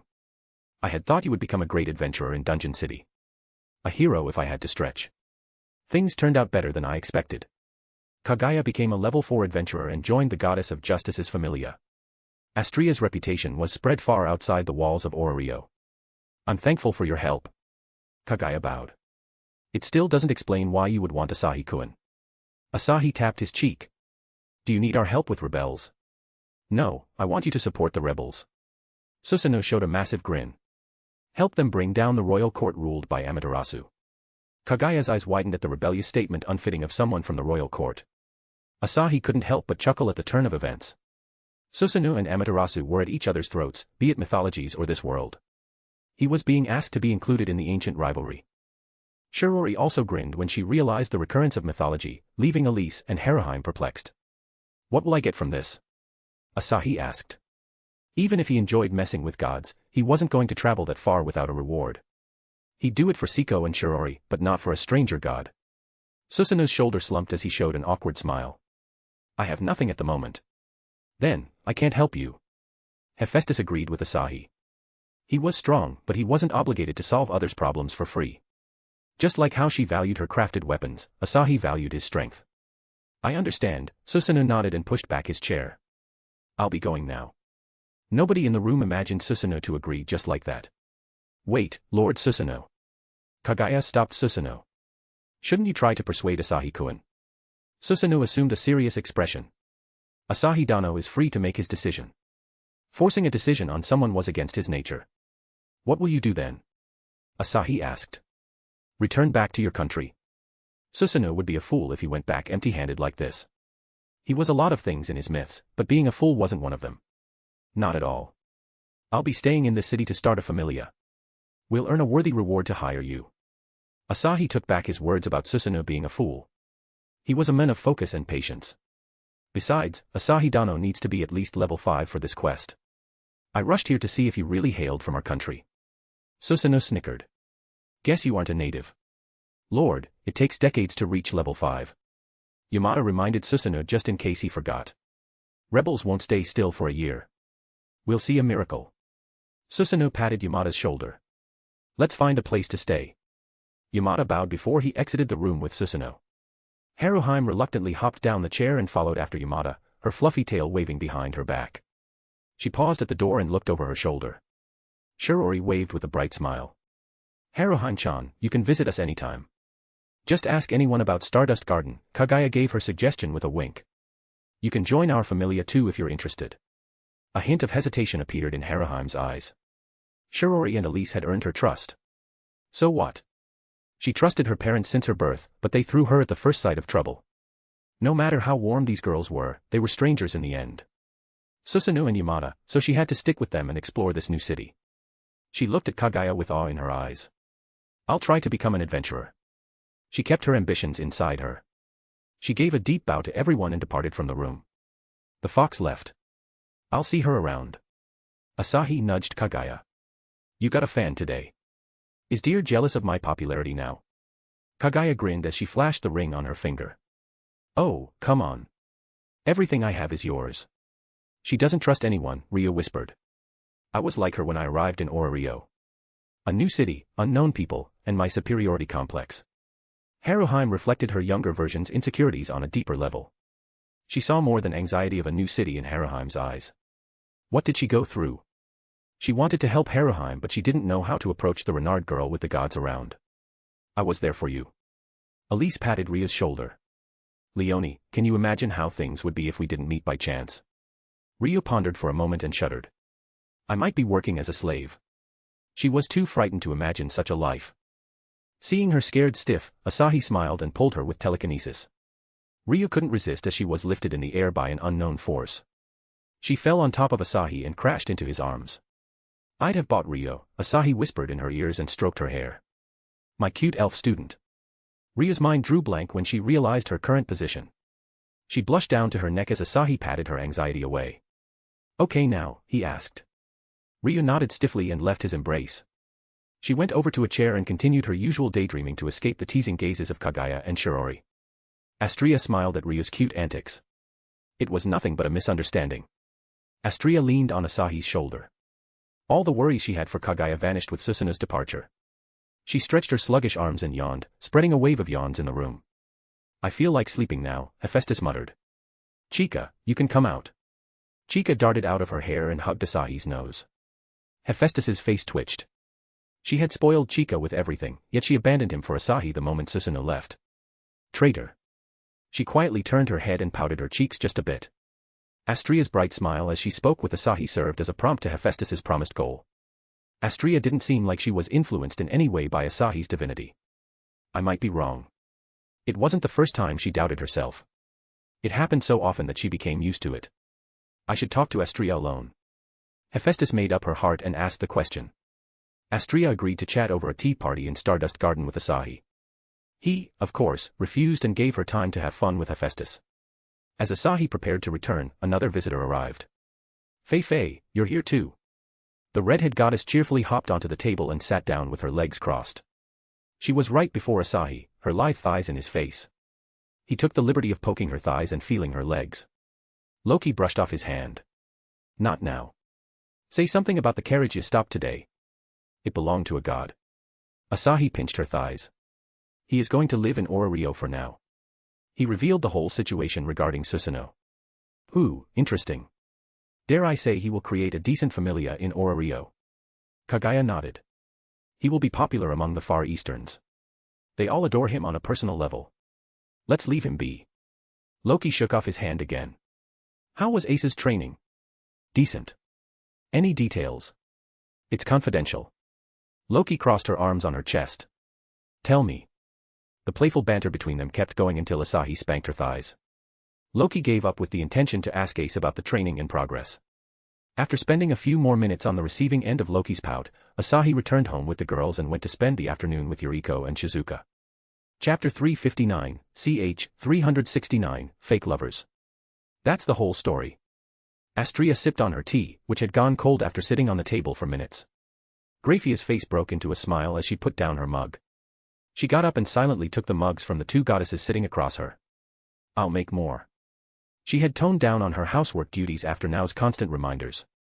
Now and Rini took over the duties, giving her more free time than she was accustomed to. So when the opportunity came for a tea party, she joined Astria in a heartbeat. Hephaestus snatched back the cups from a creepy smiling Graphia. We don't. Loki pinched Hephaestus's hand and slipped the cups to Graphia. Please, maid-sama. I never drank something like, what even in this beverage? Coffee. It's very common in my lord's hometown. I see. It makes me more energetic than tea. Graphia hurried to the kitchen. Meanwhile, Hephaestus assumed a serious expression, only for Chiaki to scratch her head and ruin everything. Not now, Chiaki. Astria, I don't understand Freya's goal in inviting you and Asahi. She wants to charm Asahi, Loki said with a shrug. I can see it from miles away. How can you not? Will it work on Asahi? Hephaestus asked. Ishtar couldn't do anything to him, so we shouldn't worry on that part. We gotta worry about the aftermath, Loki said as she poked Chiaki, who peeked her head out of Hephaestus's air. Freya is a loony. She won't stop at anything to get what she wants. Loki couldn't count how many times Freya got away with her offenses, just because of her ability to charm anyone. If she couldn't charm Asahi, she might either become crazy to get Asahi or ruin him. Graphia's return made Loki grin and forget everything. The serious air in the room dispersed just like that. Hephaestus glanced at Astrea, who happily chatted with Graphia. Aren't you worried about what could happen tonight? Freya might attack you. She felt afraid to think about going back to heaven, where her life was as monotonous as it could get. I'm not, Astrea said as a smile of pure joy lit up her eager face. Asahi will be with me there. Astrea's smile dissipated Hephaestus's concerns. Say, Astrea. Hephaestus narrowed her single eye, her face taking on a solemn expression. Do you think Asahi has a sex divinity like Freya? Astrea tilted her head. She had no idea why Hephaestus asked this question at a time like this. She couldn't connect the dots, nevertheless, she answered, he has EX rank charm development ability. I don't think he has sex divinity. He still hasn't touched me that way. Astrea giggled, seemingly flustered to bring up the topic before others. Look at Astrea. So cute, so precious, Loki grinned and turned to Hephaestus. Fei, you think a man with sex divinity can hold back for so long? Loki wasn't clueless like Astrea. She could see Hephaestus doubting Asahi. My lord doesn't have any divinity, Graphia revealed after cross-checking her facts with Kliska. He might get one soon. But, he has charm, Hephaestus replied, sounding unsure of her words. Seeing Astrea confused, she shut her eyes and sighed. I thought Asahi seduced you for fun, and that he would discard you later. Loki couldn't help but snicker. She hadn't seen Hephaestus going out of her way to criticize someone for a long time. Fei, you are a dumbass. Hephaestus blankly stared at Loki. Yes, a big dumbass. I can't blame you 'cause you never found someone who loved the true you. Loki grinned ear to ear. I don't need some divinity to see their feelings for each other. Hephaestus, you were worried about that? Astrea asked as she giggled. Sorry, it wasn't my intention to laugh. Hephaestus, it's nothing like you imagine. Asahi and I have a very caring relationship. The other day he took me to meet his sister in his world. Hephaestus looked over to Graphia, who covered her smile with her hand. I was wrong, Hephaestus thought with a wry smile. Others' laughter didn't matter to her as long as Astrea didn't suffer in the future. I'm sorry for doubting your lover. Hephaestus scratched her cheeks. Even if I was looking out for you, it doesn't excuse my attitude towards him. I should probably apologize to him. You don't need to, Astrea denied her as she rubbed her mug with her thumbs. If you really feel sorry, then let Asahi heal your eye. She had to bring this sensitive topic up at some point. Otherwise, all of Asahi's hard work would be for nothing. Hephaestus unconsciously touched her eye patch. Heal my eye. Is it possible? Asahi can do it. He's been learning some new skill ever since I asked him. Hephaestus stared at Astrea, stunned by the truth. I don't know what to say. She had been thinking of Asahi as a bad guy, while he was working on a skill to heal her scars. Her heart was overwhelmed with guilt. Graphia leaned forward and cupped her face in her hands. Then don't say anything. My lord will take care of it. You should give it a chance, Loki said. If it's Asahi, he might accomplish it. Oh okay. Hephaestus caved under the hopeful eyes of three women. That didn't stop the tiny hope from rising in her chest. I'll pay him. No, I'll make a defensive armor for him. He doesn't need one though, Graphia muttered to herself. Elise and Ryu joined them. Kagaya dragged the television into the room. The light from the sky faded as they were engrossed in the wonders of anime. Asahi returned to find the comical scene of three goddesses and a fairy lazing about on the couch. He expected Astrea and others to be watching anime, not Loki and Hephaestus. Astrea, it's time for our free dinner. Asahi-kun now walked over to him with droopy eyes and hugged him. Have fun out there. I'm gonna rest early. With a kiss on his cheeks, she left the room. Loki got up and tidied her clothes. It's night, huh? I was having fun. Fei, let's go with him. I want to see Freya's strategy. She did say Asahi could bring his lovers. Hephaestus folded her arms on her chest and sighed. She won't let us in. Why don't you two become my lovers for the night? Asahi suggested with an innocent smile. It's not hard. Temporary. Hephaestus gave him a skeptical stare. Why does it sound wrong? 'Cause it is. Loki subjected him to her piercing gaze. Fake lovers, you mean? Asahi blinked his eyes innocently. Yes. Fake. You're welcome if you want to be the real deal. Hephaestus gave a polite smile. I'm fine with being fake. Freya won't try anything extreme with their presence. Even Freya won't be able to handle the wrath of her rival Familius. Ready then. Chapter 360, ch. 370, Folkvanger. The magic stone lamps lit up the streets. Most adventurers celebrated their dungeon spoils while some indulged in their sorrows. Asahi and Loki, of course, didn't give a single dime worth of attention to anyone as they discussed things about the dungeon. Loki wanted information on the dungeon, so he revealed everything he knew until the 77th floor. How much do I owe you now? You owe me your body, Asahi said and gently nudged her. When do I claim my debts? That's a tough question, Loki recalled the pleasure he gave her in Hephaestus's workshop. I can give you Valis if you need. He could earn millions of Valis with the magic stones in his rings. The guild will go bankrupt if he dumps his inventory. Astrea nodded without hesitation. Your expeditions have earned a lot of Valis. My love, you got another goddess as your sugar mommy.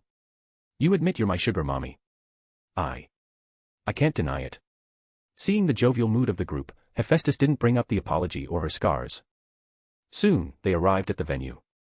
The ancient palace had luxury befitting for the goddess of beauty. So this is Folkvanger. Not bad actually. Asahi gave a nod in appreciation. Since Freya doesn't spend much time here. The doors slowly opened as Otter and a girl dressed in tight robes came out. Her long gray hair flowed down till her lower back, also covering the right side of her face. Asahi might have taken her as a shy girl if not for her intense glare. You're Asahi, Helen said, her tone brimming with sheathed fury. Lady Freya isn't here. Otter deadpanned at the girl. Helen, you're going against Lady Freya's orders. The girl, Helen, clicked her tongue in annoyance before she stomped her way inside. She barely took a few steps before an invisible force pulled her back. I haven't met you before. Asahi spun Helen with telekinesis. Care to talk about this unreasonable hate? Helen glared at him with wide eyes. You changed Lady Freya. She doesn't pay attention to us anymore. Huh? Why are you blaming me for your eccentric goddess's change? Asahi was baffled by her illogical excuses. Throw your goddess in some basement if you don't want her to change though. Our goddess used to be as free as the wind. It's because of you she began searching for her order. Her destiny. I'll kill you. She pulled out a dagger from her pocket and lunged at Asahi. Die. Helen's hand froze before she stabbed his chest. Her entire body froze in time except for her eyes filled with killing intent. Damn lass, Loki cursed Helen. You're barking up the wrong tree. Asahi unwound her fingers around the dagger. You just tried to assassinate your goddess's guest. He pressed the flat side of the dagger against her cheeks. Otter, what's your excuse? Otter clenched his fists as he tried to come up with an excuse.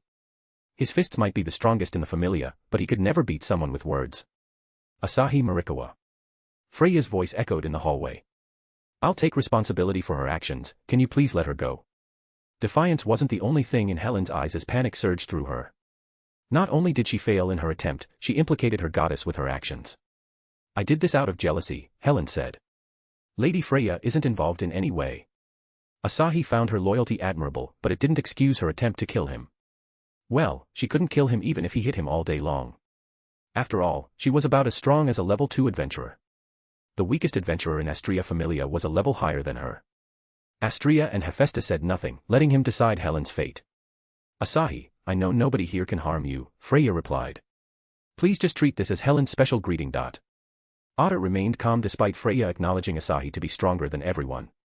Loki instantly glanced at Asahi. Does she know? Looks like it. Asahi slipped the dagger in Helen's pocket and patted her cheeks. I'm letting it slide because of your goddess. If you try it again, well, we all know what will happen. Helen gritted her teeth as she nodded and darted through the hallways. This way. Otter gestured as he turned around and walked back in. Asahi shrugged and followed Otter. Loki tugged at Asahi's sleeve as she whispered, I never saw that girl in Freya Familia. Loki could name every beautiful female adventurer in the town. Yet, she never came across this girl in her lifetime. She ain't registered in the guild. I haven't heard of her either. Hephaestus frowned as she thought of the girl's hatred for Asahi. She won't settle down so easily. She won't try anything soon, Astrea said. Will she? We will see. He still didn't understand a Yandere mindset despite having a couple of Yandere lovers. Helen seemed like a Yandere, except it stemmed out of loyalty instead of affection, or a mix of both. Chapter 361, ch. 371, Truth is Out. Inside a dimly lit room, Freya was sitting at the end of a dining table. The silver-haired goddess was garbed in a revealing white dress. A necklace with violet gemstones hung around her neck, one she had obtained from tricking the dwarfs a long time ago. 2 purple flower-like ornaments adorned her hair. Earrings of matching color finished her elegant look for the occasion. So then, her eyes peered at the gate which opened slowly. A smile enriching her beauty, she greeted the guests, "Welcome." Asahi observed the lavish dining room and the goddess whose beauty brought everything up another notch. Damn. I thought it was an informal party. I might be looking out of place. No need to be humble, Asahi. Freya eyed Asahi's face. The quote, "clothes make the men," isn't for you. She found the gods and goddesses lacking compared to his charm. Unlike his invisible soul, his charm was apparent to every mortal and deity in Ororio. His charm is stronger than Aphrodite. Freya stared at his face with unconcealed amusement. Your kind words are wasted on a level 2 adventurer like me. Asahi grabbed the closest chair, which was directly opposite to Freya. Your servant sure was troublesome. Freya couldn't help but grin at his acting. Everybody here knew Asahi's secret, yet they tried to hide it. She is a bit impulsive. She played along for the time being. Loki stared at Freya's bright smile, finding her cheery mood hard to stomach for some reason. What are you cooking, Freya? Apologies. I have servants to cook for me. Loki rolled her eyes before she took a seat. Astrea and Hephaestus followed suit, leaving the chair opposite to Hephaestus empty. Freya gestured to Otter, who left the room and closed the door. The dinner is coming. Let's talk after we eat. You won't drug us, right? Asahi asked. It won't work on my love. I'm just trying to get a reaction out of this goddess. Omo. Freya pouted her cheeks as though showing displeasure at Asahi's suspicion. I'm not the best host, but you don't have to accuse me of such cheap tricks. She hadn't invited them to use drugs. Besides, even the strongest drugs she could find wouldn't work on him. Asahi found her childish outburst strange and bewitching at the same time. Though Loki felt uncomfortable to see Freya showing a gap appeal. Helen and Otter came with the dishes. Every type of exquisite cuisine was lined up on the table, spreading an aroma that made Loki drool. Even Hephaestus found it excessive, on par with the banquets Ganesha and Demeter held at festivals. Goodness, Astrea muttered. Freya, what's wrong with you? I had to do it for my old friends. Astrea gave a wry smile. Bold of you to say that after sending an invitation to my lover. Freya just giggled mischievously as if someone had caught her in a prank. Let's not waste time. Asahi shamelessly dug into the food as Helen glared at him. She couldn't let go of her dark feelings with Asahi in her sight. Not that Asahi cared what Helen thought of him as long as she stayed out of his way. Astrea and Hephaestus merely watched Asahi and Loki gobble up the dishes on the table. Loki ate little to nothing but the appetizing booze lured her to dreamland. She collapsed on the table, nearly smashing her face on the plate if it weren't for Asahi's timely intervention. Loki is unsalvageable.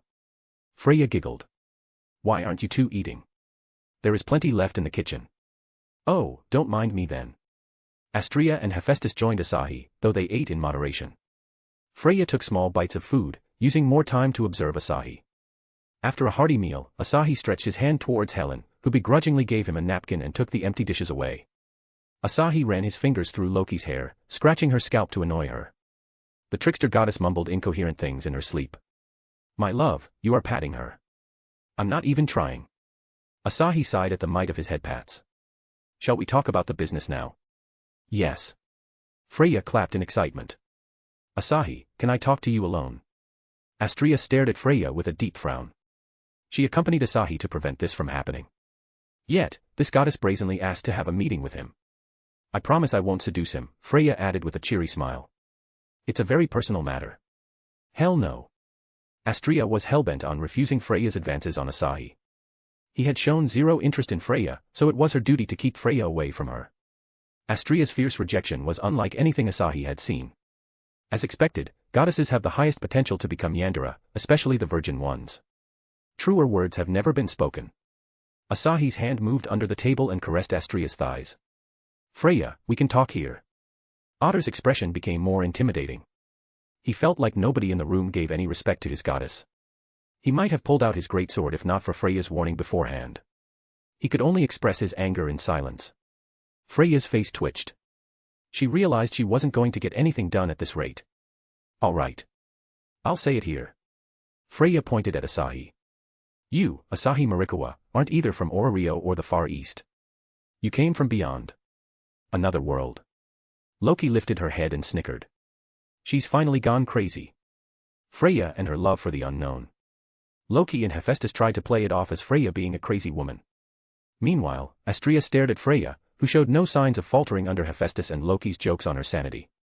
Her bright grin said it all, she knew everything. Chapter 362, Something Important. First of all, Merry Christmas y'all, you cute bastards. And no, there is no chapter today. I'm a bit busy over here. Now to the grit of things, I am here with a question.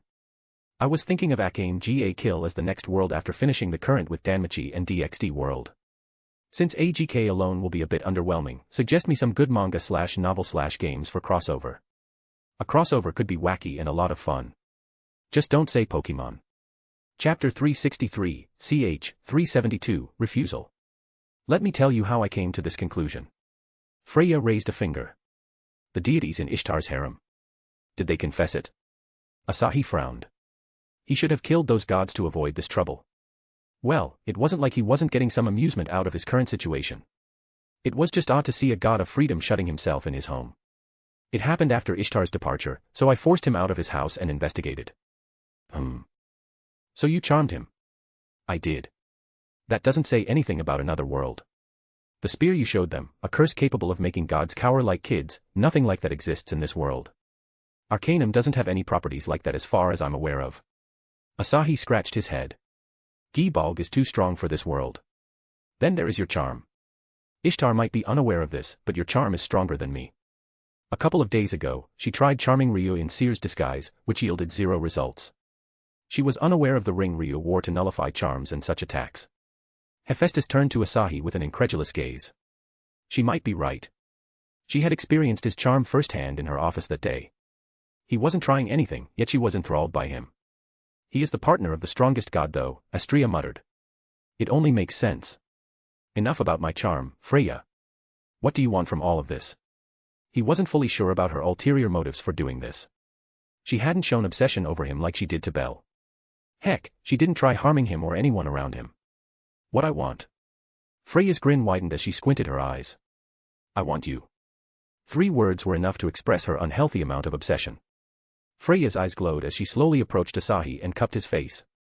Reveal your soul, my Adar. She was dying to get a glimpse of his concealed soul. No soul ever escaped her discerning eye except for him.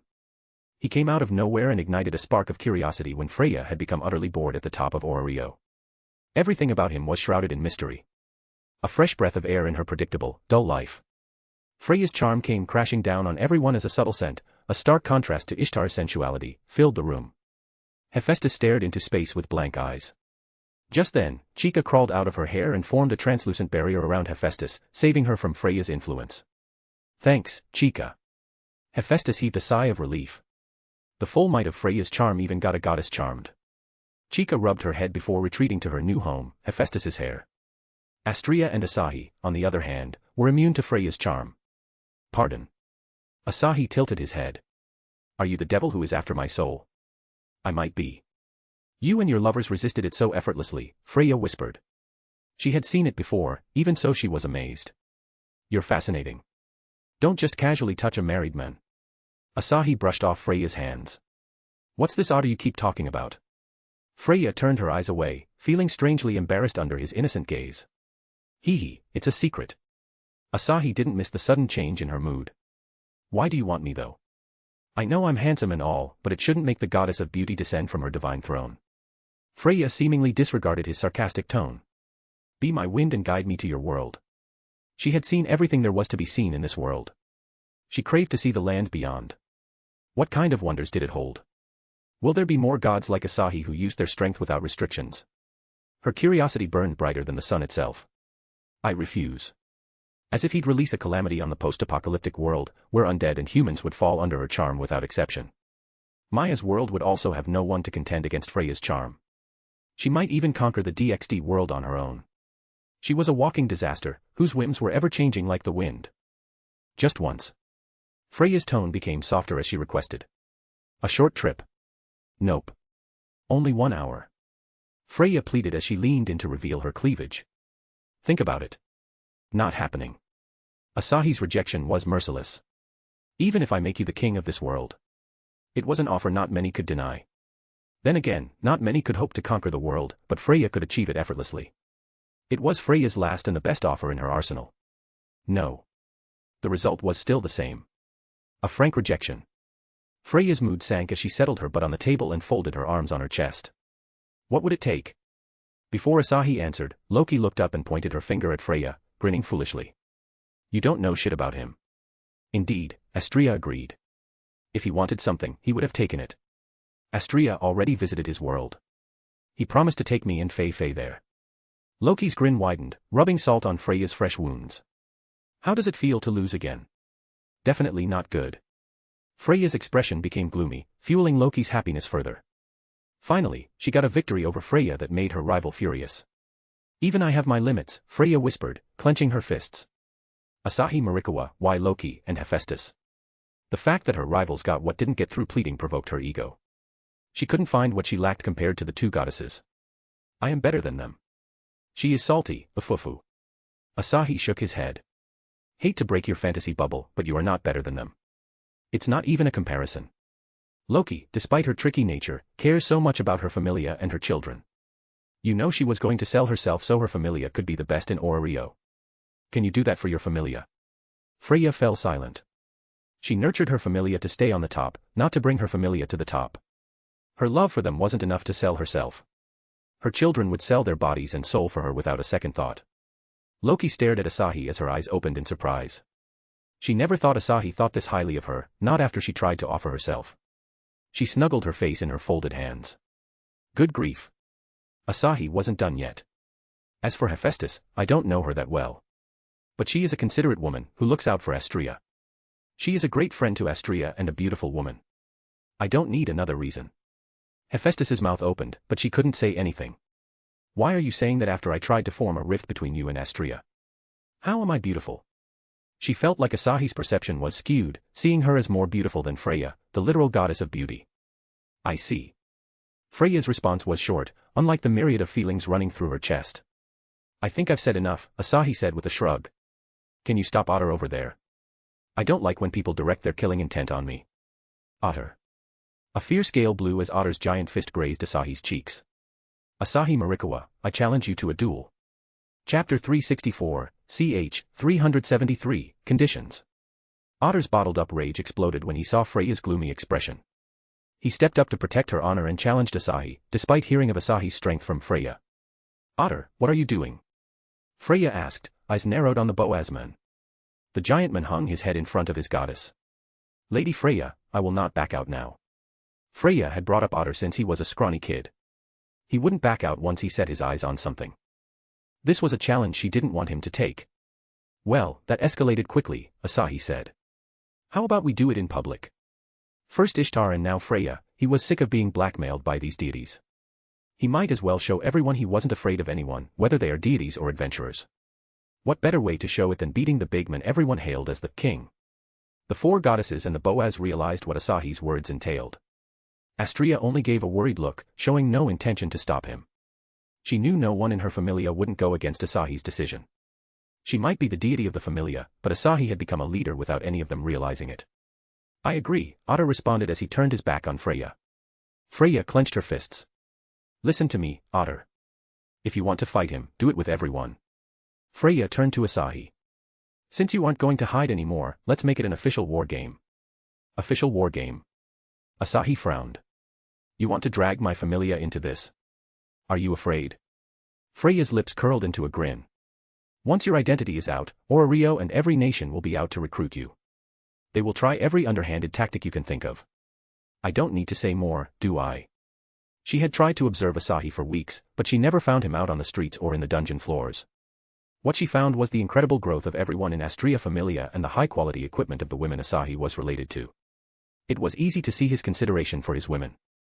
Not if they are dead before laying a hand on my people, Asahi declared, confidence brimming in his voice. I'll participate in place of everyone in my familia. You might be a god from another world, but my children are no slouch. Demigod, Loki corrected Freya. You will eat your words, mwahaha. Loki was fully convinced of Asahi's strength. She had seen him take down monsters with ease and hurt his feats in the dungeon through Riveria and Finn. It was hard to see him losing against Otter. We shall see. Freya gave a charming smile, seemingly unbothered by Loki. It'll take me 2 days to convince the gods and prepare the arena. Oh, that's cool. What about the prize? Asahi grinned. Don't expect me to fight for free. My condition is still the same. You lose, you take me to your world with you. No time limits whatsoever. You're as selfish as ever. He didn't hate her per se, considering she had been searching for her happiness in her own way. The fact she hadn't tried to harm him or anyone around him was rather unusual. So he had to put more thought into deciding the conditions. After all, his victory was guaranteed. Let's see. You'll give up on your Babel residence and become my maid. That should be enough. Otter shut his eyes, digging his nail into his palms. How dare? That's completely fine with me, Freya interrupted Otter with a stern voice and gave him a wink. You just have to win. Otter nodded. I will. If he couldn't win alone, he would overwhelm Asahi with numbers. Freya giggled cheerfully as she sat back on her chair. There you have it.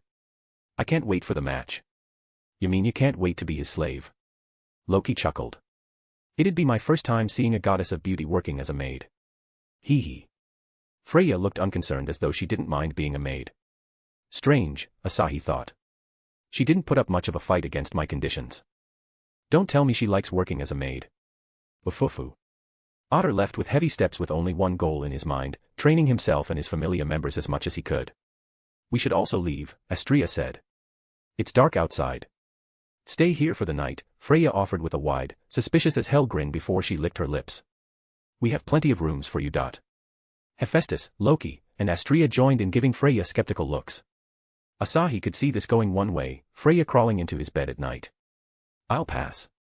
Come on. Don't be shy like that. Freya propped her chin on an elbow, toying with her hair with a finger. Is the demigod scared of a mortal goddess? Asahi, let's stay. Astria glared at Freya, irritated by her attempt to undermine Asahi's courage. I will share a room with Asahi. Pervert, Loki retorted, pointing at Astria's chin. You just want to sleep with him. I don't. Astria glanced left and right, convincing no one of her words. Someone needs to be there to protect Asahi. How convincing. Freya giggled. Actually, I can protect Asahi if you want. Asahi patted Astria's head, silencing her attempt to fight back. Don't mind if I accidentally do something. Astria became too cozy to think straight, so she just nodded her head. Hephaestus ignored the cheerful atmosphere, gently prodding sleeping Chica with her finger. Chapter 365, ch. 374, Late Night Rant. May the new year bring you happiness, peace, and prosperity. I wish you a joyous 2022. The bedroom provided by Freya was nothing short of phenomenal, especially the bed that had been fitted with soft sheets. All the three goddesses sat comfortably on his bed while he rewarded himself by laying on Astria's lap. It ended unexpectedly well, Loki said, taking a sip of the booze she stole from the dining room. Don't you think? That was a good ending. Hephaestus forced a bitter smile. Asahi will fight against Freya's greatest warriors. They will go to all lengths to protect their goddess. You should know what that means. Astria nodded, gently rubbing Asahi's head as though returning the favor for all this time. They will try to bring down Asahi even if it costs them their lives. Well, you know the deal with me. My death will end everything. Kliska's blessing will be a catastrophe for this world. You will be fine, Loki assured, showing unwavering confidence in him. Just kick their ass. Hephaestus also looked at him worriedly. Be wary of the Gulliver brothers. The nasty Palum quartet, Loki said with a sour expression. Those little shits think they are better than Finn. Hephaestus chuckled. You're always bitter about them. We should sleep. Loki shrugged. I ain't sleepy. Chica flew around Asahi, waving her hands until he noticed her and said goodbye. Loki and Hephaestus left the room soon after. Asahi locked the door with his telekinesis and closed his eyes. You'll sleep like this? Astria asked, worrying her legs would become stone overnight. I don't mind sleeping like this every night. You're an addict for lap pillows. She had often seen him receiving lap pillows. How can a man not love these thighs? No one could say no to the thighs of a goddess. Hey, what will happen after you beat Freya and others?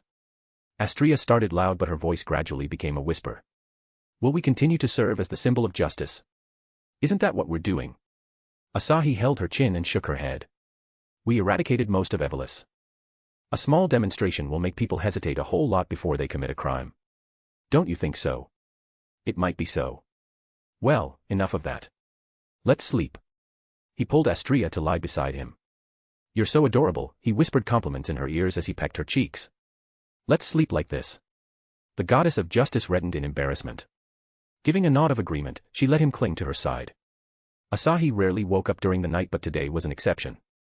Someone tinkered with the door's latch from outside. A woman who reeked of liquor, and her name wasn't Freya. Loki. Out of all the people in the Folkvanger, he never expected Loki to be the one to sneak into his room. With a needle in her hand, she easily unlocked the door and tiptoed to the bed. She stood there panting as if she was excited. So wholesome. Asahi doubted his ears for a second. Does this count as a voyeur fetish? Ahem, she is an admirable woman. Loki took things to another level as she snuggled into his side and poked his cheeks. Sleeping cozily here when I couldn't get a second of sleep. Asahi's brows twitched. How is that my fault? Loki was too drunk to see his expression changing from her blabbering. Your voice keeps playing in my head. That I'm a caring woman and whatnot shit. Now I can't stop thinking about that day in Hephaestus' workshop. Loki spilled her heart out in the quiet bedroom before she hugged him tightly and rested her head on his chest.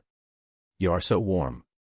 Asahi opened his eyes to say something teasing, only to find Loki lost in the land of dreams. Did she just come here to rant about your pent-up feelings? Looks like headpats got the better of her. She'll attack you soon, be careful. She is too much of a coward to do that.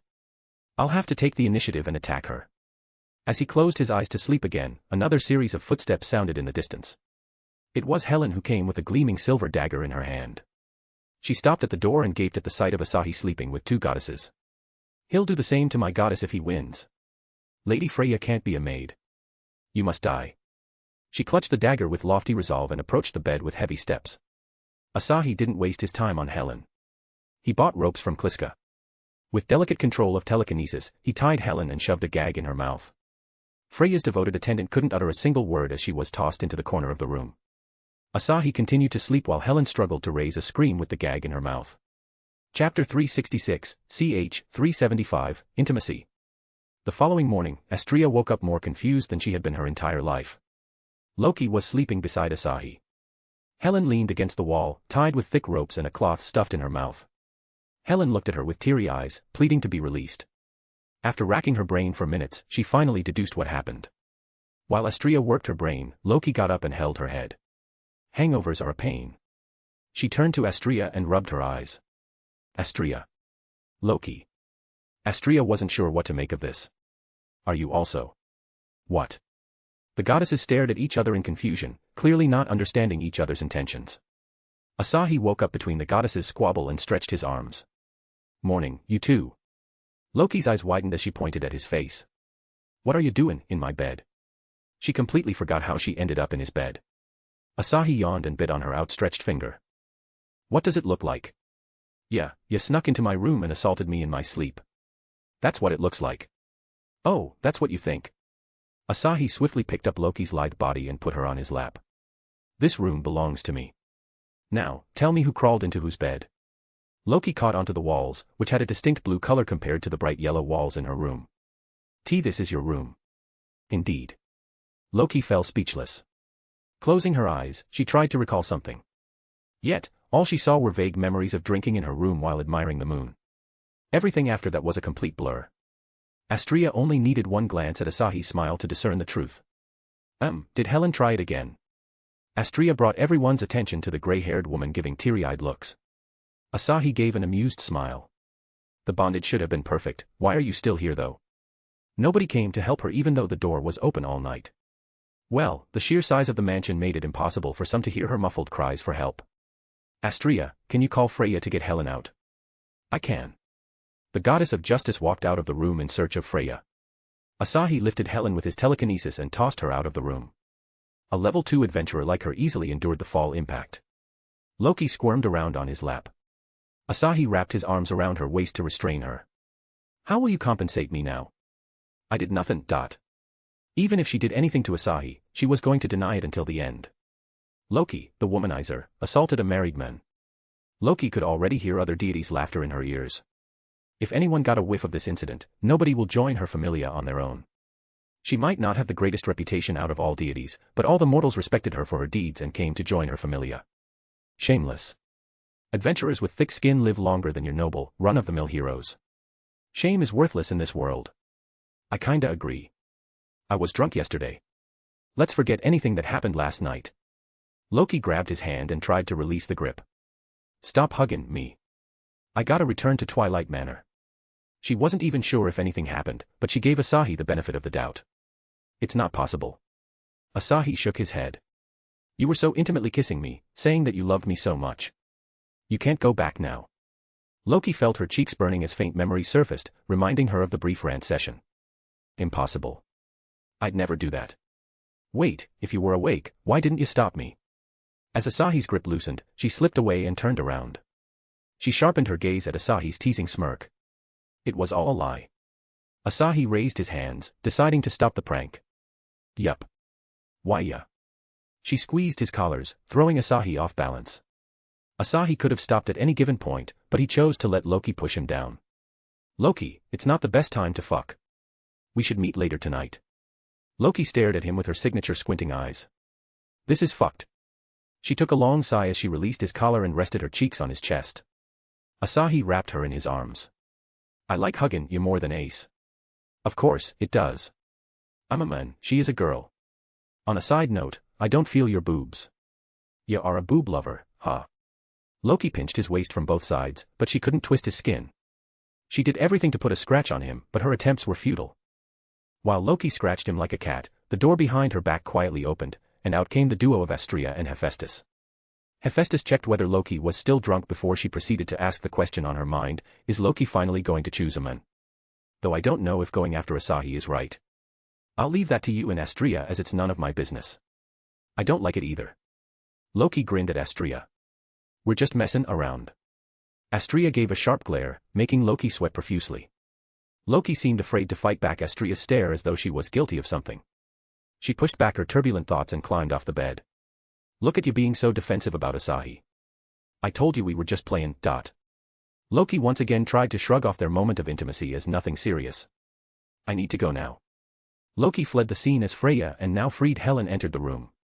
What was that? Freya asked as she looked at Asahi. Why was she in a hurry? Must be something important. Asahi shrugged. Helen, will you stop trying to assassinate me, or do I have to do something more extreme? I'll stop. She had learned her lesson after a defenseless night full of shame. She was conflicted about whether Asahi was kind or evil. He had tossed her around like a rag doll at his leisure. Then again, he didn't attack her in her most vulnerable state. That's a good girl. Go and play somewhere. Let adults talk. Helen gritted her teeth, still, she nodded in an obedient manner and left the room. Freya giggled at the state of her attendant. You humiliated her. Just be grateful I didn't kill her. I am grateful. Astrea, we're leaving now. Before the couple took another step, Freya blocked the door with her body. Us deities hold a meeting in Babel to vow on the terms of a war game. I'd love to have you there with Astrea. Asahi scratched his head. I'll be there. He couldn't let Astrea handle all the pressure alone. This was a valuable chance to find what the gods thought of a demigod like him and a chance to mark the ones bearing hostility against him or his familia. Wonderful. Chapter 367, New FIC. Just published a brand spanking new Genshin Impact FF. Check it out or Mr. Patrick will bend you over in your nightmares. https://dynamic.webnovel.com/book/22125574906616205?writer share &UTM_campaign=. Chapter 368, CH 376, The Creature. Asahi spent the day doing his usual activities, teaching Riveria, Ryu, and Ace. They learned diligently, unaware of the upcoming chaos. Ryu asked about last night, but Asahi decided to tell her later alongside everyone. It's so odd. Riveria scratched her chin with her pen. I feel like I'm so close when you transfer your magic power. But when you stop the process, I become distant. It's a mystery I must solve. I think I learned it. Ace clenched her fist, coating it in a green radiance. She tossed the ball at Asahi's face. A gentle wind followed along and tickled his face. Asahi rubbed her head. That's pretty neat. You've got the gist of it. Ace lowered her head and enjoyed his care. It's easy, Oni-san. Ryu frowned, taking Ace's remark as offensive. She had tried so hard to learn the wind element but to no avail. Will Asahi praise me if I'm successful in learning? The elf hyped herself up to work even harder. After sending back his 3 students, Asahi returned home to find Saya waiting for him in his room. The pink-haired girl pouted when she saw him. I heard what you did, was making a big scene necessary. You won't be able to live peacefully after the fight. Well, it's better than being threatened by every other god here. Asahi sat down and pulled Saya to his lap. He slid up her jersey and caressed her belly. You don't need to worry about that stuff. I can't help but worry as your wife, it's my duty, you know. She tried her best not to be embarrassed, but her best attempt failed miserably. You're just like your mom sometimes. I'm her daughter just in case you forgot. Speaking of Yuriko, how is she doing? He hadn't met Yuriko for 2 days, and he already missed her comforting presence. She is busy with her business. I guessed as much. I'll take her out today for a date in Orario. Need to stop her from becoming a total workaholic. Everyone had a tour of Orario except for Yuriko. She was too engrossed in expanding her business. That would make her better. Asahi spent some time with Saya, then headed to the 78th floor of the dungeon. Siko and Aimi accompanied him on the expedition this time. A red-haired woman was sitting near the teleportation mark, munching on a chunk of magic stone. Her presence was also similar to Rini, who had become more monster than a human at this point. You're back, she greeted him with a sharp frown. I didn't hear any footsteps. How did you appear suddenly? Aimi and Siko wielded their respective weapons, ready to spring into action any given second. Asahi expanded his senses in search of someone but found no presence around. She is around level 5 or possibly level 6 and eats magic stones. Fits the bill for the creature Ishtar mentioned. Are you a monster? Siko asked, squinting her eyes. You don't seem like a human. I'm Revis. Revis raised her hand towards the ceiling as if trying to grasp something beyond her reach. Does it really matter? Not in the slightest. Siko shook her head. Humans can be as monstrous as the creatures in the dungeon if not more. Revis looked at Siko and grinned. You don't come from Orario, do you? That's not the way people around here think. We are not, Asahi answered Revis' question. Well, are you gonna speak about your motives now? Revis approached Asahi and observed him from head to toe with her emotionless eyes as if she was evaluating him. I don't understand. Why are those demi-spirits afraid of you? You don't look like some scary monster. She couldn't find what the spirits saw in him. What terrified them so much that they had to abandon their original purpose and retreat back into the depths? The spirits are afraid of me. He recalled the tentacles that came to snatch Ace. He never ran into the owner of tentacles after that day. I see. So you stalked me here to find out the reason for demi-spirits' fears. Revis shook her head. I'm here to stop you. She unsheathed her sword from her back and stabbed Asahi's chest. The glowing red blade cut through the shirt, stopping short of slicing any further. Asahi slapped away the sword and dusted his shirt. He wanted to see the limits of the apex of the monster-human hybrid of this world, but the results disappointed him. Well, she was still stronger than the strongest fighter of Xenos. I cut a demi-spirit with this, Revis muttered in astonishment as she narrowed her eyes. Are you immune to physical attacks? Not really. You need to find a stronger blade. Revis tossed the blade aside and threw her fist at Asahi's chest. Aimi appeared before Revis and kicked her in the gut. Revis staggered a couple of steps and held her stomach. Keep your dirty hands off of Asahi-sama, Aimi remarked with a cold face. Revis' first attack caught her off guard as it came without an ounce of killing intent. But she wasn't going to let it happen again. Revis smiled and gave a rough swipe at her blood-covered lips. Your companions are strong. Even stronger than me. Revis could have taken on a Valgang dragon without much of an injury. However, a single kick from Aimi fractured several bones. Demi-spirits fear his strength. Revis clicked her tongue as her pain and discomfort grew. Her second life will undoubtedly end if she decides to take on Asahi. Even if she didn't retain any memories from her first life, her survival instincts carried over all the same. So she did what any individual would do when they face a life-and-death situation. She turned around and fled. What the hell? Asahi cursed with wide eyes. The sudden retreat was southwest out of place for Revis' fearless approach until now.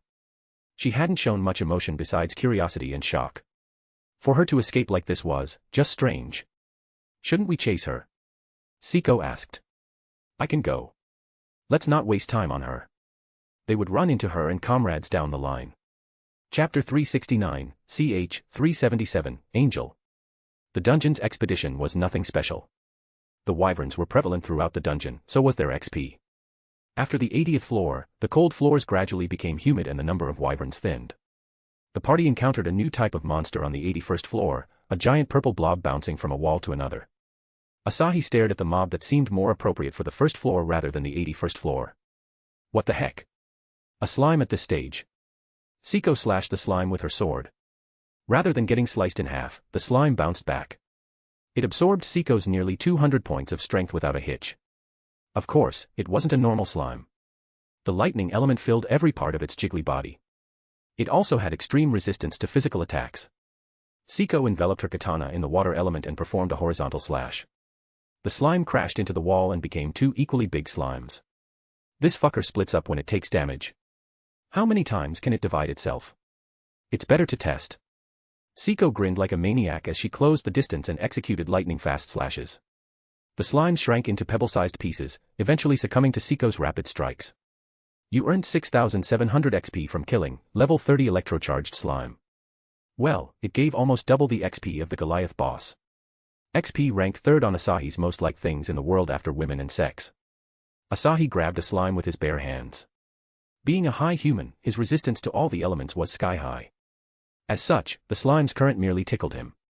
Stretching the slime was a relaxing exercise. He channeled the fire element through his finger and ripped it apart. No regeneration like this. Interesting. He made quick work of the slimes on the floor and advanced through the dungeon. He and Siko tried some of the most unique ways to end a slime's life. Some of them included suffocating the slime in a makeshift river, blowing it up with a water sledgehammer, or letting Asmodeus Black Shark chomp it down. Some of his skilled advanced ranks throughout the run. Telekinesis reached A rank, making the skill significantly less taxing as well as increasing its weight limit. Multi-threaded processing reached B rank, another step closer to the A rank required to fuse it with the instincts skill.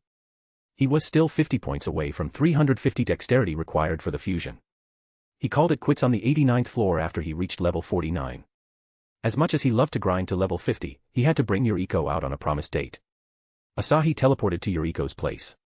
She was there, tending to customers with Shizuka and Rika. She glanced in his direction with a smile before continuing her duties as the manager of the shop. Shizuka, on the other hand, left her customer to Rika. Shizuka was all smiles as she approached Asahi while fixing her skirt. Kun, here to meet me. Well, yes and no. I was here to pick up Yuriko for some fun. Shizuka glanced at Yuriko. She won't go until the shop opens. I mean, you should know she is a sucker for bringing her business above and beyond. She will be one happy woman after closing the shop and checking today's revenue. Yuriko's passion hadn't jaded after managing the Takagi family business for years. Rather, she became more obsessed with the thing that kept her going, Saya and her business. Asahi took Shizuka's hand and pulled her into the manager's room. Shall we go somewhere, Nei-san? I'm all for that, Kun. But where exactly are you taking me? To heaven. Asahi teleported to his second father-in-law, the god of Christianity. The old man was just sitting in his room without his usual gadgets. Shizuka had heard of the biblical god through Kliska. But nobody told her that God looked like a friendly grandpa. Hello, I'm Shizuka. Kun's lover. You brought another wife? God asked as he observed Shizuka intently. She has the holy element and the same light as you, strange. Is she your relative by any chance? She is my blood sibling. His nonchalant answer left the old man with wide eyes. Shizuka blushed, squirming uncomfortably at Asahi's introduction. What are you surprised about? Asahi asked with a grin. Weren't Adam and Eve, your creations, in an incestual relationship? That is true. God sighed. I was just surprised. Didn't think you'd go for your sister of all women. Asahi pointed at Shizuka. She is my Hikaru Genji. Shizuka's blush became more prominent. You forgot Rika. She couldn't deny him as what he said was the truth. She and Rika had raised Asahi with not so familial intentions in their minds. Who is Hikaru Genji? God asked. Can you explain? God, who rarely dabbled in the mortal world, couldn't possibly know about the tale of Hikaru Genji. Asahi was about to explain, but a familiar face interrupted them. Asahi. Gabriel flew at him full speed and tackled him. Even Asahi flinched in the face of ridiculous force brought by Gabriel. Gabriel acted like she did nothing wrong and wrapped her wings around him. Welcome back. Asahi rubbed her head, a soft light in his eyes. Did you miss me? A lot. Gabriel thought of him more than her father and her creator at this point. She had no job, unlike her brothers and sisters who were busy all the time in different duties towards heaven. So her mind was filled with all kinds of imaginations in her free time. Who are you? Gabriel looked at Shizuka with childlike curiosity in her eyes. Recalling the maid Asahi brought earlier, Gabriel frowned. Are you Asahi's wife? So this is Aekuin's mistress. Shizuka smiled at the angel clinging to Asahi as though she wasn't going to let him go. I'm Shizuka. And yes, I'm Aekuin's wife. You smell like an angel. Do you have wings? Gabriel flapped her wings. These. Shizuka's class, Kliska's acolyte, progressed the more time she spent with Kliska. As such, her holy element had matured to A rank. It was enough to deceive other angels. Shizuka touched Gabriel's wings, finding them soft and comforting. I'd love to have them. Asahi realized his first goal after becoming the leader of heaven, turning Shizuka into an angel.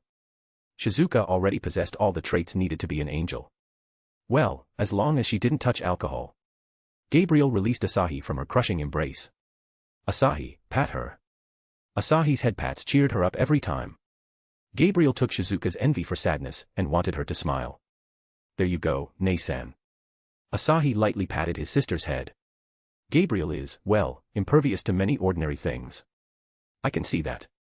Seeing Asahi's interactions with Gabriel and Shizuka, God felt like he shouldn't be in this place.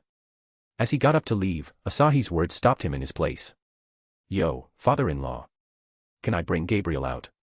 Chapter 370, ch. 378, A Promise. Gabriel became overjoyed at the thought of seeing the outside world. The number of times she left heaven could be counted on one hand. The games made her more curious than ever about the world. God gave a concerned look. He could control Gabriel's fall inside heaven. The same couldn't be said for other dimensions. Why did I create that idiotic concept in the first place? His laments for the past couldn't mend the current situation. If he had been at his peak, he might have given and taken Gabriel's angelhood without much concern. Doing so now would cripple him more since Gabriel was almost as strong as him. The more God hesitated, the more Gabriel clung to Asahi, essentially squeezing him in her embrace. She didn't want to force her father, but she also couldn't let go of this chance to roam outside. Asahi stroked Gabriel's hair while giving God a stern look. Don't be an ass. My love, he is thinking about Gabriel falling outside heaven. That doesn't mean he can cage her in this place. No matter how big heaven was, it couldn't make up for the real world. God scratched his head. Gabriel's conflicted expression welled up guilt in his chest. Gabriel, you should know what happened to your brethren who indulged in the 7 sins. I do, Father. They were removed from their seats in heaven. God nodded. I'll just say one thing. Don't betray my trust. Gabriel might be an airhead, but she could read God's intentions just fine. She turned her gaze to Asahi and balled up her fists. I can't promise that. I love Asahi. I might fall. Before she despised Azazel who fell for his love for women, now not so much. Her feelings for Asahi were more than the other angels who engaged in baby-making activities with other children. The said angels never cuddled with each other or patted each other's heads. God was speechless at Gabriel's defiance. Gabriel looked down, tears filling her eyes. Gabriel's confession and her courage to stand up and reject God directly caught Asahi off guard. Asahi swallowed his shock and stopped Gabriel's tears with his special calming head pats. God concealed his shock and sighed. Gabriel, do you want to marry Asahi? He had already decided to marry her with Asahi, but he wanted to confirm it with Gabriel once. The concept of marriage wasn't unknown to Gabriel. Rather, the thought never left her after she met Grafia. She sheepishly glanced at Asahi's other wife. Shizuka playfully giggled and pinched her cheeks. Don't get weak knees now. Do you want to marry Aekuin? Can I? She looked at Asahi and Shizuka for confirmation. Shizuka gave a cute pout to Asahi. It's not like Aekuin will stop if I told him to. She was just bitter that Asahi will have to keep another woman happy. Her family was growing at a faster rate than everyone predicted. At this point, Asahi's life will just become a cycle to keep everyone happy. You know me, Nei-san. Asahi grinned shamelessly. Gabriel is just so lovable. I can't help it. Shizuka sighed. He is helpless. Isn't that why we love him? But I worry sometimes that he will eventually get tired of this. Tired of us. Believe me, he won't. I wouldn't have allowed my love to have a harem if he was going to be like that. It's human nature to question things when their life is full of positive things. Kliska-sama could have monopolized Aekuin by stopping his journey. Aekuin wouldn't be happy without a harem. Exactly, it took me decades to make the decision. Aren't you 17, Kliska-sama? I'm 18. Forever 18. Shizuka put a hand on her mouth and giggled. God took his attention off of Shizuka and revealed a massive grin. It's official then. I was already thinking of marrying you too. God came clean to Gabriel about his plans. Gabriel didn't think much of it and threw herself at Asahi. You can't leave me for days now. I'm your wife, remember? Her intentions to marry Asahi were innocent. The seraph just wanted to spend more time with him and get more head pats. Asahi patted her back and whispered, "Head pat, slut." God's smile widened, becoming borderline creepy. I'll work on something to prevent angels from falling. Asahi recalled the interdimensional room created by Michael for Issei and Irina to have sex without the latter falling. Instead of a room, Asahi wanted a house with a similar function in Heaven Realm so he could lewd his angel wives in the future. We'll work on it together. God nodded his head. Gabriel, please don't do anything that will result in your fall. Have fun out there. I promise I won't. Neither God nor Asahi took her promise seriously. How could they when the golden halo above her head flickered ominously? Chapter 371, ch. 379, Reincarnated Devils. Asahi took the seraph around the world. He took a brief trip to Kyoto, only to find a war ongoing. It was apparently the Genko War that saw the newly crowned Emperor Go-Daigo trying to remove the Kamakura shogunate from power. One of the oddest things about this war was the identity of Kamakura shogunate's founder. He was the descendant of Minamoto no Yorimitsu, better known as Mama Reiko of Naceverse. I'm sure there is no Mama Reiko in this world. The trio flew throughout the world, watching the ancient cities and their rising civilization from the sky. Gabriel stayed away from human contact, fearing that she would fall. As much as she loved humans, she couldn't disappoint her father. The trio ended up staying on the beach for the day. Gabriel sprawled on the sand, grinning in the warmth of the sun. She rolled around and traced Asahi's face in the sand. That's my husband. Gabriel giggled at her masterpiece. We should play something. Shizuka took off her clothes, leaving herself in undergarments. She laid comfortably on a blanket. I'll tend myself here. She stretched a lotion bottle towards Asahi. Aekuen. Even though he saw her naked almost every day, her charm still raised his heartbeat. Gabriel concealed her wings before she tossed her clothes and laid beside Shizuka. Gone was the thought of playing. Gabriel became fixated on acting like Asahi's wife. The innocent seraph raised Asahi's blood flow with her not-so-innocent body. What was God thinking when creating her? He tried not to touch Gabriel in any lewd way possible. He wasn't worried about her fall, just the aftermath of it. God might annul their marriage if Gabriel fell. The old men from the myths had become his family, and if possible he wanted to avoid any conflict. His gentle touch was still exciting to a maiden like Gabriel. She squirmed around, giggling as if his hands tickled her. A few head pats tamed Gabriel into submission. As he patted her, numerous hearts appeared and disappeared around her. Her affection numbers rose faster than everyone except for Aimi. She might murder someone for head pats. After having her share of head pats, Gabriel pleaded to apply lotion on his body. Asahi denied her at first, knowing the effects his body would have on her. Am I unfit for a small task like that? Gabriel rubbed her eyes. Then I'm unfit to be your wife. Asahi gave up under teary eyes. Taking off his shirt, he helped himself beside Shizuka. His sister chuckled and threw her arm over him. She is more demanding than Astria. Asahi shook his head. Her irresponsible behavior makes her endearing. She'll learn things at her pace. Fortunately, the seraph was diligent in her work. Asahi's small talk also kept her mind from thinking about his body. After hours of sunbathing, Gabriel got bored and requested something fun. Asahi created a volleyball court and a ball that could endure the punishment from a seraph-level angel. Some physical activity kept her curiosity in check, though Asahi suffered as a result. The bouncing balls. The trio enjoyed the sight of the sunset. The starry sky that followed was equally beautiful, if not more. Gabriel reached out to the sky, her wings spreading behind her back. Asahi, can I touch those? No, but... Asahi took the ball and enchanted it. Consuming some mental strength, the ball became a miniature version of the star glittering in the sky.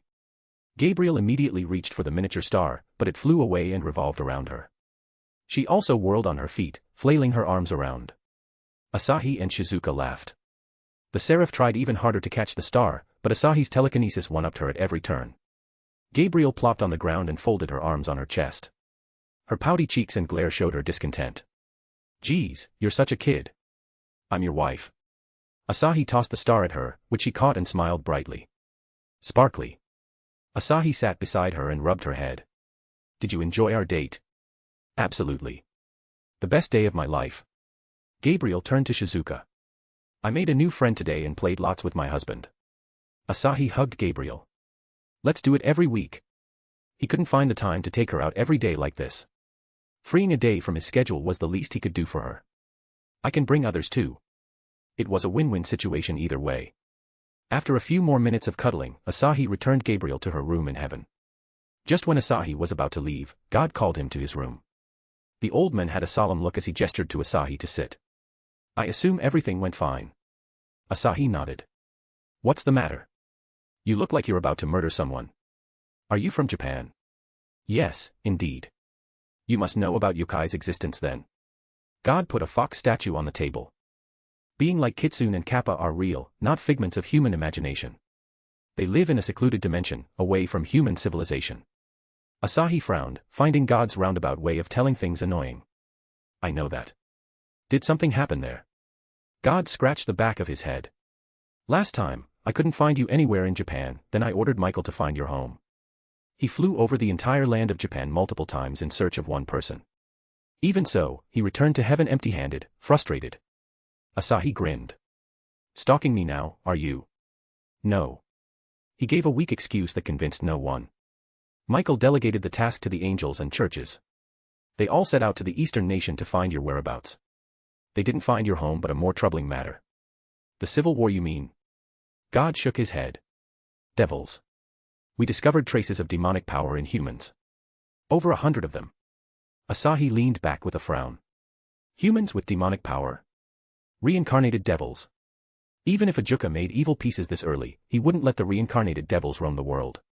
He wasn't the type who would plan to create an army of devils. His power alone put him at the top of the underworld. What use would an army of weaklings be to him? What are devils doing when there is a fire under their asses? Who is it? Asahi wasn't interested in saving Japan from wars or becoming its ruler. His loyalty lay in himself and his close ones. The unusual actions of devils, on the other hand, caught his interest. The fact that it was related to the yokai faction made the mystery more tempting. You grasped something, God said. Heaven doesn't have a good relationship with Japanese deities or yokai. I was thinking of setting up a meeting with yokai. Either you or Michael can act as my proxy. Would you mind if I investigated first? I knew you would do it. God smiled. A man can't betray the soil he was born in. I don't give a fuck about the people in my country, Asahi responded with a toothy grin. Give me just 1 week. God forgot that his successor wasn't the good guy type who wanted to save people. Neither did God want Asahi to be one. He had already burned most of his life force to seal the beast of calamity. Now, the most he could do was light the candle for those who genuinely wanted to be saved. Chapter 372, ch. 380, Second Donatus. Asahi Andromeda took off her glasses and smiled at herself in the mirror. Who said I can't smile? Her serious temperament didn't mean she was incapable of giving a smile or two. It shouldn't make her a boring woman. After all, her father always had this intense look in his eyes. He was the king of a nation surrounded by the great seas from all sides. Yet, he never smiled even when nobles complimented him for being a great king. Like all kings, his reign too came to an end. It wasn't from old age, nor was it because someone poisoned his food. A deity, calling himself the great ruler of the sea, seized their nation by force. A single man and his sword cut through the royal guards. He crippled everyone who could fight and spared the rest. Her father was forced to leave the throne, so a self-conceited deity could sit on it. That day, the king and queen became commoners. The name Andromeda became a symbol of hate among the citizens. That's why she was eternally grateful to Hermes. Without him, she wouldn't have fled Atlas Island and become an adventurer. Asahi-chan, are you there? Lord Hermes. She never thought the day would come where Hermes woke up before 7. Asahi threw her cape over her shoulders and opened the door. Hermes greeted her with a wide, creepy smile, the same smile he had when he came to borrow Hades' head. He was up to no good. Come with me, Hermes said. Take your cap. Where are we going? To the Donatus. Didn't Donatus just happen? Hermes grinned. Freya is going to war. I'll need a hero to protect me if things go south. Asahi frowned. Freya didn't have any recent dispute against any deity.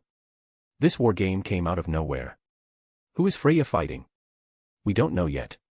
Just come with me. Will my cap be enough? Her confidence had taken a dive after a certain man from Astrea Familia had discovered her in the invisible state. He did so without using any extra equipment, frustrating her even more. Yes, it will be. The gods are idiots. Most of them at least. Asahi opened the drawer and picked up her prized invention. No mortal had stepped foot in the Donatus. It has always been like this, but she'll be the first to break that tradition. The Donatus was unannounced so as to not cause any chaos. Without proper information on Freya's opponents, the guild couldn't make any announcement. The deities were gathered in Babel. Groups were formed with everyone discussing the sudden war game. Who is it? Apollo asked Loki. You must know. Astrea knows. Demeter chimed in, her eyes drooping like she didn't have a wink of sleep. Tell us please. Who could be Freya's opponent? Which familia had the guts to question Otter, the king's authority? Every deity in the room was dying to know the answers to two questions. A small gesture from Loki brought silence to the room. Look over there. Everyone followed her finger and saw someone who should not be here. In the corner of the room, Hermes and Asahi also stopped and stared at Astrea, Hephaestus, and the men beside the two. Why is he here? Asahi whispered. Is Lady Astrea responsible? Astrea won't do something like that, Hermes responded. He had seen Asahi in the last Donatus, but he was concealed from everyone's eyes. Let's wait and see. Hermes pushed his way through the crowd and arrived at the front row. Astrea's lover. What was his alias again? Demeter tilted her head back and forth, somehow the childish gesture didn't look odd on her mature appearance. Lux Lanseem. As the deities flocked over to question Astrea, Asahi stepped forward with a calm expression. Stay back. It wasn't a warning. A simple order for gods to stay away from their lover. Suffice to say, most of the gods weren't pleased to be ordered around by a mortal. You have guts, boy, shouted Dien Sect, the old man known as the god of healing. Astrea, I had nothing but admiration for your passion. What has love made you? A weak and disappointing. A spear flew past him, narrowly dodging his face. Dien Sect froze, his unblinking staring into Asahi's cold eyes. I won't miss next time.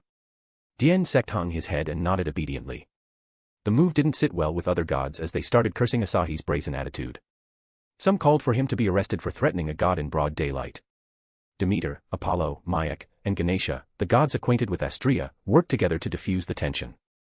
Asahi saw Asahi's act as a way of protecting Astrea from the noisy gods.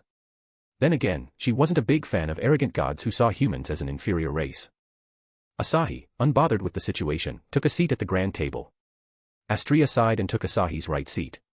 Hephaestus pondered a bit before plopping down on the chair beside Asahi. She wasn't here for Astrea. She was here to support Asahi. The situation will spiral out of control once Asahi reveals his race. We can pull through. She kept a straight face under all the pressure from her fellow gods. Meanwhile Loki approached Asahi with a foolish grin. She shoved a chair between him and Hephaestus and settled down on it. Asahi, gimme pats. She leaned on his shoulder, swaying her ponytail in Asahi's peripheral vision. Her intimate act was a slap in the face of fuming deities. Even if everyone in the room hated Asahi, she was going to support him. Everyone heard Loki's statement loud and clear. Asahi smiled wryly and patted her head. Stop acting coy. The prankster goddess rested her head on his lap and stretched like a cat. Hee hee. Hephaestus slid her chair aside as though pretending that she wasn't acquainted with Asahi and Loki. Astrea couldn't help but smile. She mentally added Loki to her list of women sharing an ambiguous relationship with Asahi. Their relieving moment was nothing but arrogance in deity's eyes. He's gone crazy, Hermes muttered. Drunk on power and fame. Hermes' already bad impression of Asahi turned even worse. Asahi seemed unafraid of the consequences of sitting at the grand table as if he was assured the three goddesses would let no one harm him. Why did you challenge Freya? He clearly remembered Loki's hint at Freya's opponent. It was Astrea Familia. The commotion grew to a boiling point. The gods called to halt the Donatus until Asahi got his punishment. You guys are so annoying. Asahi snapped under the noise and released the seal on his aura. The same, or perhaps even more impressive than a deity's, divine aura surrounded Asahi. Silence filled the massive room to the point Loki's snickers were heard loudly. A never-seen-before chaos was coming, and Loki will be in the center of it all with the culprit Asahi. She was going to get her fill of thrills this time around. What a day to be alive. Chapter 373, ch. 381, Contract Signed. Hermes snapped out of his shock and approached Asahi. The distinct clack of his boots halted the god's surprise. Hermes sat down before Asahi, an amused smile playing on his lips. Who are you? Only the great gods like Uranus, Zeus, and Odin could conceal their divine aura. None of the great gods looked anywhere close to Asahi. For starters, my name is Asahi Marikawa, and I'm from another world if that makes sense. His answer easily raised the curiosity of the starving deities. Even though they had fun and all in Aura Rio, the mere mention of a different world filled their eyes with lust. Asahi, despite being a mortal, showed similar if not more curiosity. She had seen Asahi's capability firsthand and knew how deadly he could be. Can he see me? As though confirming her guess, Asahi looked in her direction and winked. Hide and seek is fun. Asahi grimaced. Curses. Another world.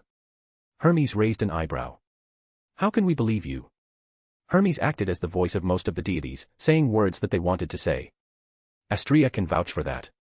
Asahi shrugged. It's up to you to believe me. I don't really need to prove anything. Asahi silently marked the gods who were planning to bother him and Astrea familia. Hermes might or might not be one of them. It was hard to get a read on the whimsical god. It's true. Astrea nodded. I have been there. Astrea's confirmation brought the matter to another level. As the goddess of justice, she had a solid reputation for presenting facts and truth. A new world, muttered Demeter. Did Arenas ever mention it? Apollo shook his head. This world is far from ours. In a different universe. Natsumi had told him a few things about Earth. After all, both of them were Asahi's slaves. Hermes raised his hand to silence the crowd. Apollo, my friend. Are you also allied with Asahi? That is so, Apollo confirmed with a wry smile. It's not like he had a choice in the matter. His loyalty had to be unshaken, or the soul-shaking agony would consume him. He is a demigod, Loki answered with a solemn expression. Her serious face only lasted for a moment before she snickered. I ain't lying here. I have confirmed that with my own eyes, Hephaestus added. Hermes didn't need Loki to tell him that. He was at a loss for words when the three goddesses showed relentless support for Asahi. This lad got heaven-defying luck, Hermes muttered. Back to our talk.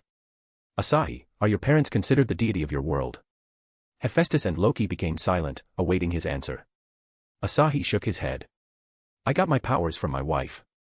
Kliska had given him everything. Only Astrea was aware of that in this room. Demeter sat beside Hermes and raised her hand. If you don't mind satisfying our curiosity, can you tell me more about your powers? She finally realized why Asahi had so much vitality, even more than the strongest gods in heaven. That was considering the gods at their peak in heaven. The goddess of fertility naturally gained an interest in the foreign life form. Asahi looked at Demeter. Oh, it's you. Thanks for the curry that day. He hadn't talked to her since the day he arrived at Orario. Demeter giggled, recalling their first meeting. She had unconsciously blabbered something about Asahi being the most fertile man. Just as Asahi was about to chat with the beautiful goddess, the familiar scent of another goddess drifted into the room. Freya descended the stairs, seizing everyone's eyes with her refreshing look. Well, Asahi had seen it during the dinner, but that wasn't the case for the gods. They were smitten, gazing at Freya in a never-ending daze. Apologies for the delay. Freya diffused everyone's charmed state with her voice. She arrived at the table and put her hands on Hermes' shoulder. Hermes, can you please? Hermes immediately stepped aside. No problem. Offending a woman brought misfortune, but offending Freya brought calamity. He and his small familia wanted no part of it. Thank you. Freya settled down on the seat, her eyes gazing at Asahi sitting across her. Did you enjoy last night? Her cryptic words spread a wave of jealousy through the deities. Some glared at Asahi, declaring war through there. Asahi grinned at Loki. It was fun. Loki coughed dryly. You should focus on the war game. With a smile, Freya leaned forward. I'll keep the rules simple. You'll fight against my finest warriors in an arena. A one-versus-all battle. Do you agree? Hermes and literally every deity had their mouths opened in shock. Hermes cleared his throat. Does your finest warriors include Otter? It was Otter who requested a fight with Asahi. I cannot exclude him from his battle, can I? Hermes felt like his world had been flipped around. Otter, the current strongest, requested a fight with a level 2 adventurer. As cunning as Hermes was, he never thought of the possibility of Asahi having any special ability outside of skills earned through fauna. Are they fighting for Freya's love? He couldn't help but shake his head.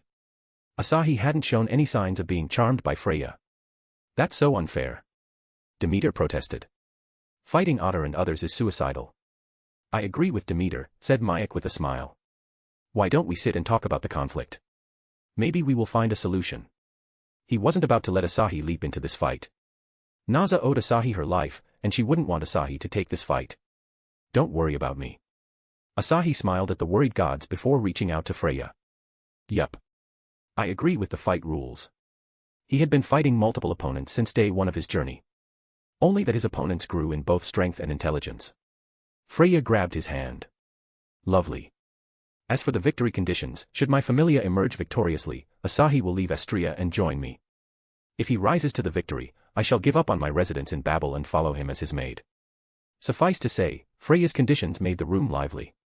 Asahi frowned. You changed it. The original condition was for Asahi to bring Freya to his world. Freya stuck out her tongue. I thought about it.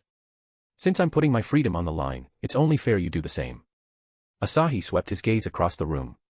The deities looked unconvinced of his strength, even Asahi stared at him as if he was a madman. Breaking their confidence in levels was going to be fun. All right. I accept your conditions. Freya clapped her hands. My fellow gods, do you approve of this war game? I do. Freya raised her hand. I approve. The gods under Freya's charm voiced their agreement. The rest of the gods also agreed, fearing Freya's wrath. Thus, a contract was formed with both Asahi and Freya's signatures. Astria couldn't hide her worries throughout, prompting Asahi to pat her head. You can't lose, Astria whispered. Should he lose, he will become Freya's slave in all but name. Asahi didn't say anything and just kissed Astria. The goddess of justice fell into a stupor, blushing furiously. Astria, you can't be this easy. Loki's eyes widened as she saw Asahi's face closing in on her. She tried to move away, but an invisible force gripped her. Loki could do nothing but stare as Asahi stole her lips under the eyes of every god. Freya pushed back her chair and walked out of the room. Her cold aura pushed back any pursuits from her admirers. Chapter 374, ch. 382, Seer. Flu sucks, sad face. The news of the war game spread like wildfire all over Orario. The gods, who hadn't attended or weren't qualified to attend the Donatus, were in the dark about Asahi's secret. Susanoo was among them as he only got to know that a war game would be held in 2 days. Ganesha needed that time to clear the Colosseum, and the deities needed that time to advertise the war game for maximum. The deities ran around Labyrinth City, jubilant and high-spirited. As Orario severely lacked sources of entertainment, the war game became the topic of discussion around every street as well as the guild. Of course, there were those who scorned and ridiculed Asahi for picking a fight like this. Astria's popularity with Orario made them dislike Asahi. Many thought that she deserved better than a man with numerous lovers. That night, Loki was staring at the bottle of alcohol on her table. Riveria frowned at the odd sight. Finn blinked his eyes, refusing to believe the image his eyes registered. Loki, why are you spacing out? Riveria asked. Nothin'. Loki left the dining room and took a sip of her drink in her room. The sweetmeat only gave a bland taste after Asahi had thoroughly violated her mouth with his tongue, that too in front of the gods. She finally realized how the girls in her familia must have felt when she harassed them.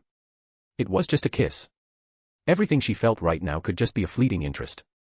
Loki never got interested in the love and marriage stuff. Stirring up trouble was more fun than worrying about someone else. Still, a crush on Asahi is so unexpected. Loki couldn't help but grin at her unusual preference. Asahi already had plenty of lovers devoted to him, especially her friend Astria. She found him attractive to the point she stopped having any thoughts for other people. What am I gonna do about it? Loki pulled out another bottle of booze and went to the roof.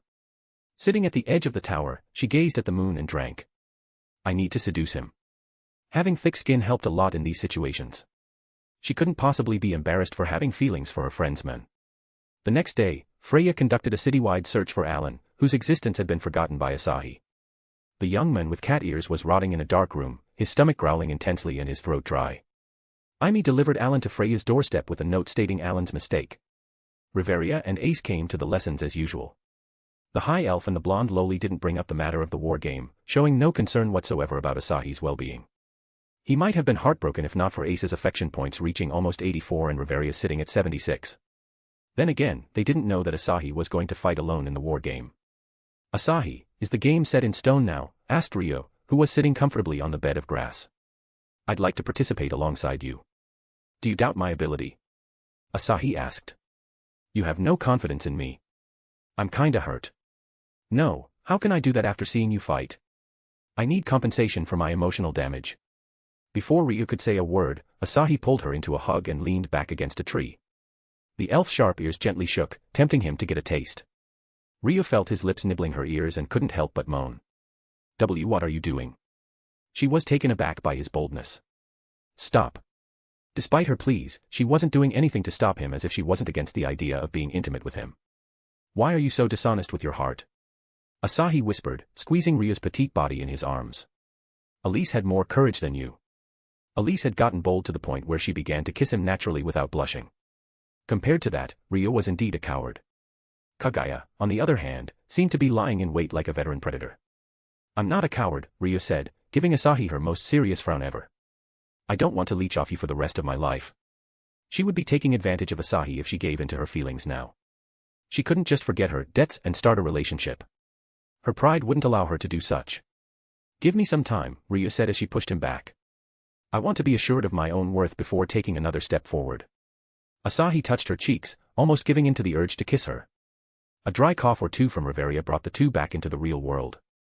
"You should do it at home," Riveria said, an edge in her voice. "Ace is here." Even though Riveria had covered Ace's eyes as soon as the obscenity began taking place, she found it hard to watch a couple getting intimate. She recalled the time Asahi hugged her and shook her head. "Playboy." Ryo gave a glance at Riveria's annoyed expression. "Harem protagonist." Asahi blinked his eyes. "Who taught you that word?" "Shirori," Ryo replied. "It's an apt word for you." "Yes, I am a harem protagonist," he proudly admitted. Asahi returned home to find a guest waiting for him at the door. A young woman wearing the waitress dress of the hostess of fertility. She kept her bluish-gray hair tied with a small knot in a ponytail style. She stood there with an innocent, lovely smile. "Seer!" Ryo shouted and dashed into Seer's arms. "Where have you been? We were searching for you everywhere." Seer raised her arm and patted Ryo's back. Ryo's worries failed to evoke anything in Seer's eyes. Despite meeting her a few times in the past, he had met her a couple of times but he never noticed the signs. Her scent was all too familiar. She carried Freya's scent all over her without having a scent of her own. He couldn't mistake Freya's scent after spending a night in her home. "She is Freya." Seer's lips curled into a grin as if she realized her cover had been blown. "I left Rio for a job," Seer said, returning to her normal self. "I'm back now. Stop being a baby please." Ryo lightly hit Seer's stomach. "You're the kid who ran away from home. I look after children, and looking after children is an adult's job. So I'm not a baby." Seer's snappy retort left Ryo speechless. Asahi was intently observing her interaction with Ryo. Her friendship with Ryo seemed too genuine as though it wasn't an act. Seer giggled as she pushed Ryo and nodded at Asahi. "We haven't seen each other for a while, and you have grown more charming. A maiden can only have so much control." "Seer." "Hee hee, I apologize for teasing your lover. Seriously, you should lock him in a room, or one day a goddess will come and snatch him from you." Ryo touched Seer's nose with her fist. "I'll break that goddess nose." Elise would say something like that. Ryo giggled. "Did you hear the news?" "I sure did," Seer smirked. "Mr. Asahi is going to fight the king. I wish you luck from the bottom of my heart." Her acting skills were on another level. She could bless him with a straight face even though both of them knew Seer's real identity. Seer Flova was Freya in disguise. Why is she doing this? Seer and Ryo had been friends before he came into the equation. The insane Freya will try to use this friendship against him. That could very well be the reason she showed up at his doorstep. What a twisted woman. Indeed. She excels in playing with emotions. Chapter 375, ch. 383, War Game, I. The next 2 days flew by in a breeze. No monster hunting in the dungeon was allowed. Asahi took Astria and Elise on dates in Maya's world. Kagaya also nagged him, calling him dear and showing off her engagement ring. In the end, Asahi relented and promised to take her out later. Maya got a deserved break from her academy. She explored Rio on a date. Saya also introduced herself to the Rio gang. Her fiery demeanor and her bloated belly became a hot topic among the adventurers of Astria Familia. Shizuka had the easiest time mixing in with the adventurers with her casual, easygoing aura. Lemijiten got the most attention with her diva origin and her beauty. Yuriko only said a few polite words to the adventurers before she returned to her store. The woman had her priorities set for the moment, none of which related to the fantasy world of Rio. Not now, at least. The daybreak signaled the arrival of the fated day. The war game everyone waited for finally arrived. The city was brimming with excitement. The arena had yet to open, but the crowd jam-packed the space near the door. The stalls set by merchants hardly kept the adventurers and commoners from breaking into the arena. The seats were limited, and everyone wanted to be the person inside the arena. Hermes and other deities had taken the task to broadcast the match throughout the city with the Divine Mirror spell. So, everyone could watch the war game. VIPs were allowed to enter the arena through the back door. That's where Asahi and his group ran into Freya. She was alone this time, her face glowing with energy. "Ready to be my tour guide?" Asahi grinned. Ready to serve me. He had put the matter of Seer behind him. He couldn't care less if she wanted to live a normal life as a waitress. He wasn't going to reveal her secret as long as she didn't try anything on Ryo. Freya suspiciously averted her eyes. My children will win. We shall see, Asahi said with a shrug. Let's get this started. His lovers cheered him up before taking their seats in the VIP section of the arena. The adventurers from Astria Familia were absent from the bunch as Elise had taken all her savings to the bar. They were going to watch the match from the bar and bet the Valis on him. Asahi made his way towards the corridors, his instincts guiding him on the right path. He arrived before a closed giant door. The waiting room for the combatants. He could feel Otter and other strong presences behind a similar door. My love, let's chat until you are called. Of course. A temporary stage had been set up in front of guild headquarters. Amazona's sisters Tiona and Tioni beamed at the crowd, clutching a voice amplifier in their hands. Yahoo, everyone. Good morning, it's Tiona Hiriut from your favorite goddess Loki's Familia. I'm gonna be giving insights into the fight today. Tioni rolled her eyes. This girl ain't qualified for this job. The crowd burst into laughter. Hee hee, I am more than qualified to talk about fights. Today, we are here to witness an event that will go down in the legends of Labyrinth City. It's a battle none of us saw coming. One man standing against the greatest Freya Familia could offer. Isn't it Otter against Astria Familia? An adventurer asked with a puzzled face. We were duped. Everyone in the crowd had the same concern. Most left their jobs just so they could watch the king crush the entire gang of Astria Familia, including Asahi. You guys are in for a treat. Tiona winked playfully. A big treat. Let's not waste any time. Hermes-sama, if you please. Hermes, who was standing near the stage with Asahi, nodded his head. Well then, Aurenas, do we have the permission? You may. Aurena's response spread throughout the city, each word stirring people's hearts. With the permission to use Arcanum, Hermes and other deities got to work. The crowd gaped in amazement as hundreds of screens emerged in every part of the city. The excitement level doubled, perhaps quadrupled at the display of the divinity. Asahi entered the arena and grinned at the crowd. His smug face immediately got loud jeers from the male side of the crowd. His reputation was already at the bottom among the male spectators. It became even worse when people realized Asahi will be fighting against the entire Freya Familia. That, our friend, is Asahi Marikawa. Tiona introduced Asahi to the crowd. The noble rookie, the charming prince of Far East, and Lux Lanseem. He goes by many aliases. The fastest adventurer to level up in Arario's history. Tiona took over in a neutral, almost cold voice. Never underestimate him or his lovers. It's my advice to everyone. And entering from the other side is Otter. The king. The level 7 everyone is excited to see today. Otter threw his supreme black sword over his shoulder. He only gave a glance at the crowd before focusing his gaze on Asahi. 4 small figures came out of the giant door. Bronze armor and helmet were worn by 4 identical Palams. The first brother wielded an axe, the second a hammer, the third a spear, and the fourth a great sword. The bringer. Tiona shouted excitedly. The Gulliver brothers of Freya Familia. I once watched them fight an earth dragon. Their teamwork is so flawless and impeccable, I thought the 4 brothers were one unit. They were wanted by the guild years ago, Tiona sneakily added as she watched more combatants joining Otter's side. The dark elf Dainsleif and the elf Hildresleif. The white and black knights. The most brutal magic swordsmen of this era. Nah, Tioni, I heard a rumor that Lady Freya wanted them so badly that she caused a war between the white elves and the dark elves. Is it true? Tioni nodded her head. Lady Freya is a scary woman. These are all the adventurers Asahi will be fighting today. 1 against 7. The odds heavily favor Otter's side.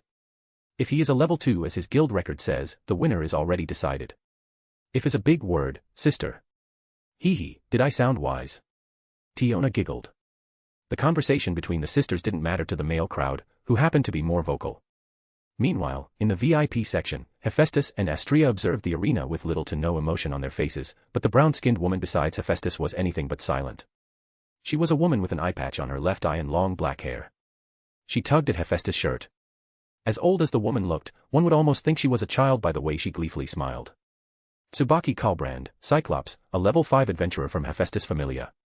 Strips of white cotton tightly wrapped around her well-endowed chest. A simple red hakama covered her lower body. Hey, my goddess. Is that cute boy really strong? Tsubaki's clients had mentioned Asahi's name more than a few times in the last month, praising his talent again and again.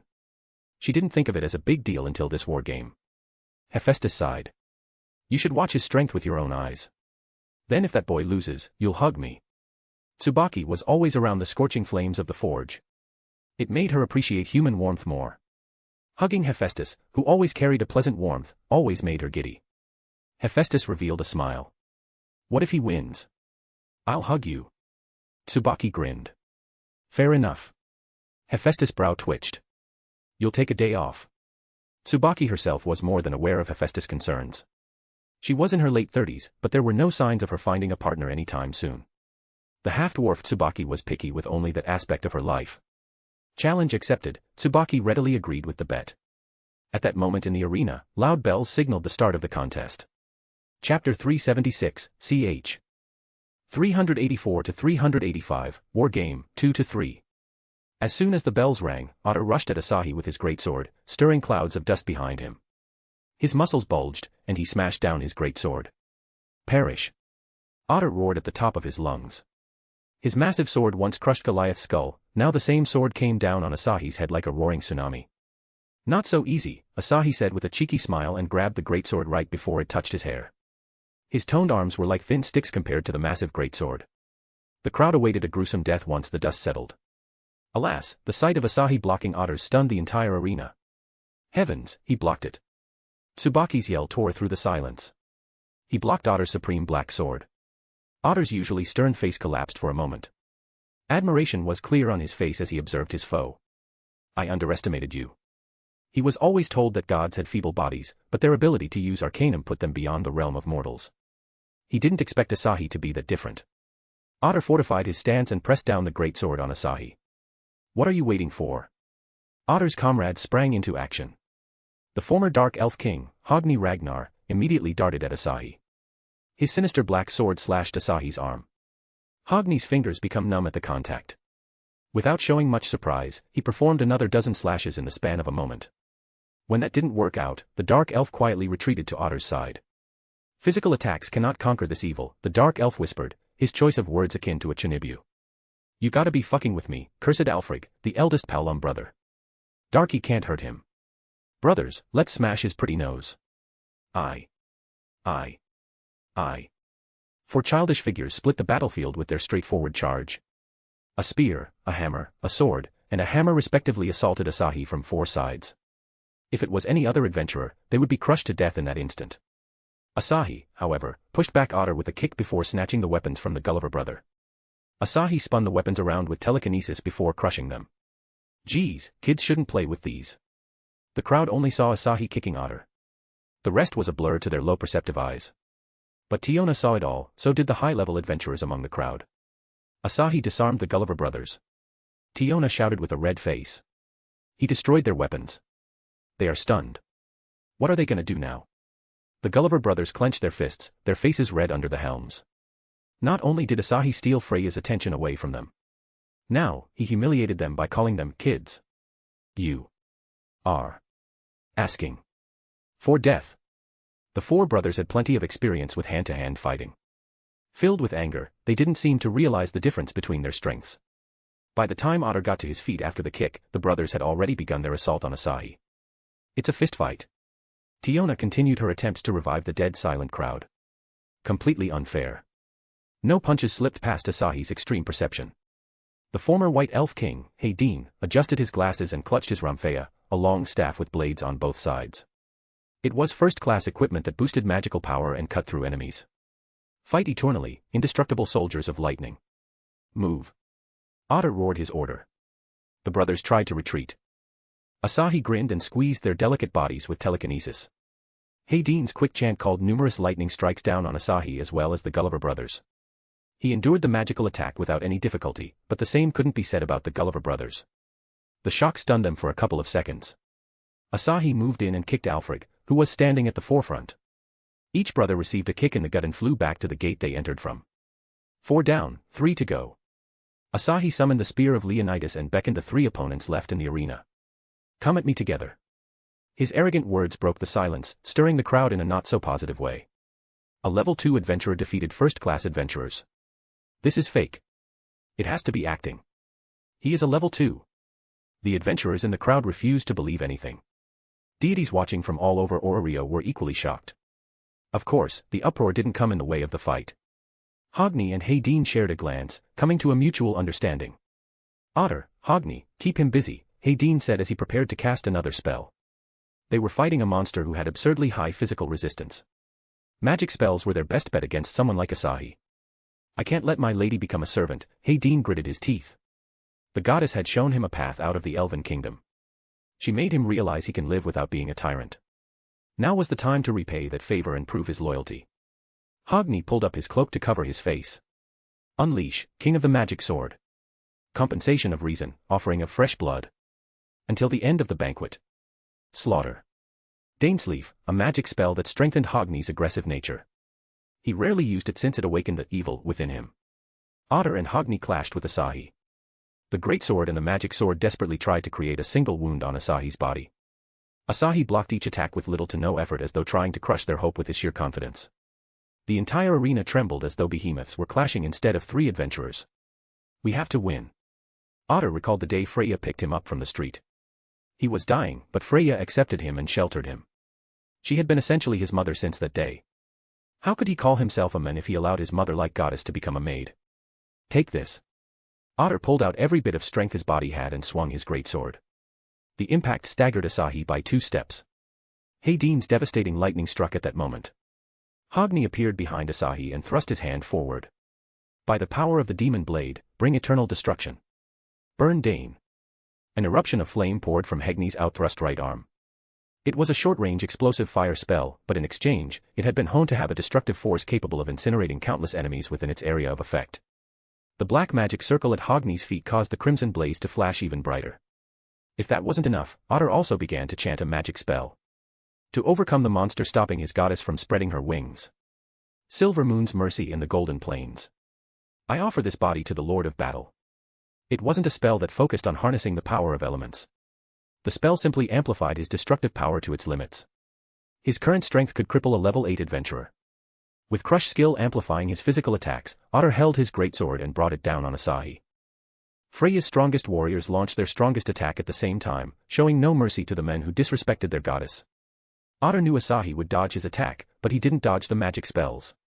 Roaring flames scorched his back and the frightening lightning strikes fell on top of him. Spectators and deities also believed the contest to be over. My clothes, damn. As though living to betray people's expectations, Asahi emerged from the smokescreen in nothing but ragged pants. Luckily I made my pants more durable in the morning. The combined attack of 2 of the strongest mages in Orario had surpassed his expectations. Nobody laughed at his current state. They didn't dare utter a single word. Even though the ladies felt like some saliva was leaking from the corner of their mouths, they said nothing.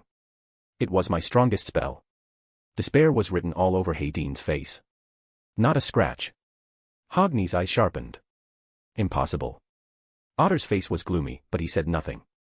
How weak. How feeble. I can't accomplish my goddess will with this pathetic body. He recalled the days the Empress used to beat him up for training. Back then he wasn't the strongest man in Orario. Even so, facing Asahi at his current status seemed harder than fighting Empress all those years back. Asahi was stronger than the level 9 Empress of Hera Familia. I have no choice. Otter tossed his blade aside and bent forward. His boar ears twitched, growing bigger. A feral glint arose in his eyes as his fangs grew to the point they protruded out of his mouth. His colossal figure expanded even more. His status evolved further, putting an extreme burden on him. But he didn't care about himself right now. I'll take you down. Even if it costs me my life. Asahi acknowledged his opponent's resolve with a nod. That didn't put a brake on his determination to win. Well then, come at me. Otter rushed at Asahi, his speed even faster than Ace. His wild instincts got the better of him in this state. A barrage of unpredictable, violent attacks came at Asahi. If Asahi had fought Otter when he came to Orario a month ago, he would have lost. The force behind Otter's punch made him tickle, but that wouldn't be the case for him a month ago. He would have a hard time predicting Otter's brutal wave of punches. Though, he had no problems getting into a prolonged fight with Otter. Beastification, Tsubaki muttered in the crowd. Otter is serious. Astrea looked at Hephaestus. We're the good guys here, right? Hephaestus replied with a wry smile, your man comes off as evil, even though he is defending his freedom. Freya walked over to Astrea's side, receiving a smile from Graphia by Astrea's side. We all know how this is going to end, Astrea said. Freya. Freya stared at Asahi. If he is this strong, what's his purpose in Orario? People rarely remembered that Freya was a goddess of war on top of being a goddess of beauty. With her keen eyes, she easily saw the disparity between Asahi and Otter's group. It wasn't even a contest. Asahi had only attacked a few times in the contest as though he was toying with hopes. Everything would end as soon as he went on offense. Hephaestus put a hand on Freya's shoulder. He came for monsters in the dungeon to improve. How he ended up adding Astrea and her familia to his harem is beyond me. I don't know how this happened. Astrea shook her head. I'm just glad it happened. Otter's violent mind grew as the battle progressed. He was fighting for the sake of satisfying his feral urges. Freya knew that this battle would break Otter's body, but she didn't end the contest. Otter was determined to fight for her, so she respected the desire of her child. Before Otter went full berserk, Asahi shoved his knee in Otter's stomach before throwing punches that bloomed shockwaves in their wake. Even though his body hurt, Otter held onto his consciousness, growling like a wounded beast. The people of Orario were heartbroken to see their hero in this state. They cheered for him, hoping their words would give him strength to overcome the Demon King. The Demon King in question trampled on their dreams by knocking the daylight out of Otter. Otter fell down and returned to his normal form. The immovable fortress had fallen. The Gulliver brothers dragged their bodies out of the gate and stared at Asahi with eyes filled with rage. As long as I have breath, I shall fight, the dark elf declared and tried to accomplish what his leader couldn't. A punch from Asahi knocked him out. Asahi looked at the white elf, whose face was more handsome than most gods out there. You want some? His leader laid wounded on one side, his twin knight knocked out on another. The Gulliver brothers were in no shape to fight anymore. He himself used most of the magical power in his last spell. Could his blade even do anything after what he had seen? It's hopeless. Hayden dropped his staff and fell to his knees. I failed my lady. Alfred took off his helm and let it drop. The loud clang announced the end of the war game. It's over. Tioni said. Asahi Morikawa has defeated the pride of Folkvanger. Chapter 377, ch. 386, Aftermath. Nobody cheered or even uttered a word after the battle ended. Asahi flew into the VIP section, where his lovers cheered for him. At least some people find my victory exciting. Asahi looked at Freya. You lost. I did. Freya grinned, not caring about her loss at all. What do you plan to do with this maid now? I don't know. He threw that condition to humiliate Freya, but she turned out to be a shameless woman. It wasn't like he needed any maid. Rini, Grafia, Ray, and part-time maid Rika were more than enough to satisfy his maid fetish. Aren't you excited to have a goddess of beauty as your maid? Kinda. I'll have her swear an oath like Apollo. Freya bowed her head. Can I go talk to my children? Sure. Two presences approached him from behind. A tanned woman who boasted features of the Far East. A jet-black eye patch covered her left eye whereas Hephaestus' eye patch covered her right eye. I am Tsubaki Kalbrand. She introduced herself with a beaming smile and approached him with her arms outstretched. Come here. Since he wasn't the type to refuse, he also stretched his arms for her. She grinned and walked into his arms with the sweet scent of fire and slightly sour scent of steel. A blacksmith.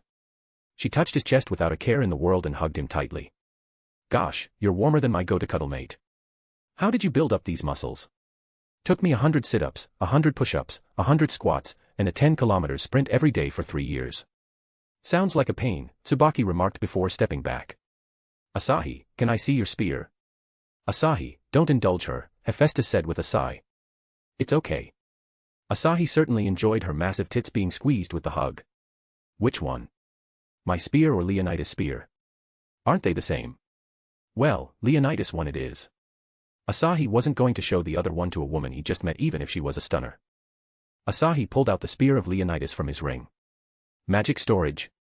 Tsubaki's eyes sparkled with excitement. Can I get it? Please tell me, oh almighty Demon King. It's a trade secret. Every secret has a prize, Tsubaki cackled, her twin mounds bouncing somewhat stiffly within their cloth restraint. Call yours. Tsubaki, Hephaestus grabbed Tsubaki's shoulders from behind. It's rude to ask someone to reveal their industry secret. I'm giving a price though. I'll get one for you, Tsubaki, Asahi intervened before the drama escalated further. I have enough for everyone. Tsubaki grinned. Thanks. My lord. As Grafia slipped into his arms, he watched as Freya followed the Gulliver brothers dragging Otter and the dark elf. A look of fear was apparent on the deity's face as they all gazed in his direction. Should be enough to scare them off. If someone still had the courage to bother his familia with political schemes, he was more than ready to send them to the underworld. Loki and her familia had watched the entire war game from their houses. Asahi's victory was anticlimactic, still, Ace seemed the happiest of the bunch. They picked a wrong fight, Riveria said calmly. Still Otter. I feel bad for him. He was bravely fighting for his goddess. Riveria and everyone in the room were aware of the war game conditions unlike the normal people. The playboy gets another woman. Riveria sighed, finding her teacher's behavior too chaotic. He will come for me too. Why the sad face, princess? Loki poked Riveria's cheeks. Something eating your mind. Just wondering about the aftermath, Riveria replied with a frown. Goddess Astrea now owns the top spot in Orario. What kind of changes will it bring? Loki leaned her weight on the chair and propped her legs on the table. Too many to count. Ace suddenly stood up. I'm going to meet Oni-san. She darted out of the room after informing them of her decision. Loki. Riveria noticed Loki in a daze and touched her forehead. It's not a fever, I assume. Why have you been strange recently? I dunno, girl.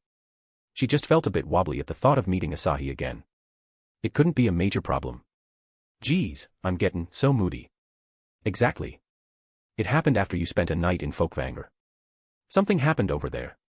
Loki recalled the night with Asahi and nodded her head. I think I became immortal. What does that mean? I dunno. I might be in love. Loki scratched her head. You probably don't know what I feel. Riveria held up her hand. Stop just for a second. Are you talking about Asahi? Yeah. He got me wrapped around his fingers. You do know he has many lovers. I'm still considering this, okay. Loki picked up her booze and walked away, waving her hand. Wake me up if Asahi drops by. Chapter 378, ch. 387, The Fox and the Ronin. Wow, Ray muttered, her wings shaking in excitement. Master, the clouds are so close. It's like we're standing on them. They were gazing at the city from the 50th floor of Babel, formerly owned by Freya. The goddess in question was behind them, looking at someplace in a daze. I don't see your maid dress, Asahi said with a frown. Freya bowed her head. My apologies. The dress will take a day to be tailored. Seer's uniform doesn't fit me. Freya, why did you agree to my condition? I was confident in my children's victory. Freya dodged eye contact for an instant. Is it surprising that I'm a supportive goddess? Liar, Asahi muttered. Freya giggled playfully. She wasn't opposed to the idea of serving someone, especially her Otter.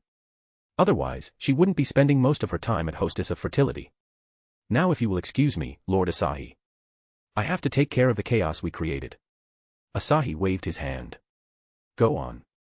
They had already established the soul oath with 3 conditions. She will not harm Asahi or the people around him. She will not betray Asahi. She will be his maid until one of them dies. She was free to do anything as long as she didn't think about breaking those conditions. As Freya left, Asahi returned his attention to Ray and ruffled her hair. She wrapped a wing around his waist and leaned to his side. Master, you, Ray paused and hung her head. It's nothing. Why are you hesitating? A pat on her head encouraged her to speak her mind. With slightly wet eyes, she revealed her desire, can you take me on a date? She was a bit envious of the girl who got to spend so much time with Asahi. She knew her position in the family wasn't similar to them. But if possible, she wanted to experience this date for once. You sweet little bird, it's just a date. Let's go now. He had all the time in the world for his wives. Besides, he had to investigate the devil's schemes in Kyoto. Now was a great time to do so. A wide smile put some shine on Ray's face. Let's go, master. Kyoto of the 14th century had nothing of its brightness like Asahi had in his mind. The first village in Asahi's route was full of crude stone houses. No civilians were on the streets. Everyone was inside their homes, peeking from windows or whatever opening they could find. There was a terror in their eyes as they looked towards the stylish wooden house far away from the village. Asahi shook his head. The Lord and their taxes. A group of swordsmen in kimonos arrived at the village. Messy hair, unshaven face, and an intent to kill in their eyes, they seemed like cold-blooded murders. They are leaking demonic power. His intimate relationship with Graphia gave him a good grasp on demonic power. The demonic power wasn't coming from the swordsmen bodies. The source was something in their possession. Asahi appraised the swordsman, who gave off the strongest demonic power. Ren Motoyasu. Designated title, Ronin leader. Race, half-devil. Class, swordsman. Attributes. Strength. Dexterity. Constitution. Defense. Charm. Skills. Mutated devil, curse. The user's race is forcefully changed by external factors. Demonic magic, E rank. Sword mastery, D rank. God was talking about them. Is my luck skill working in this world too? It should be working, my love.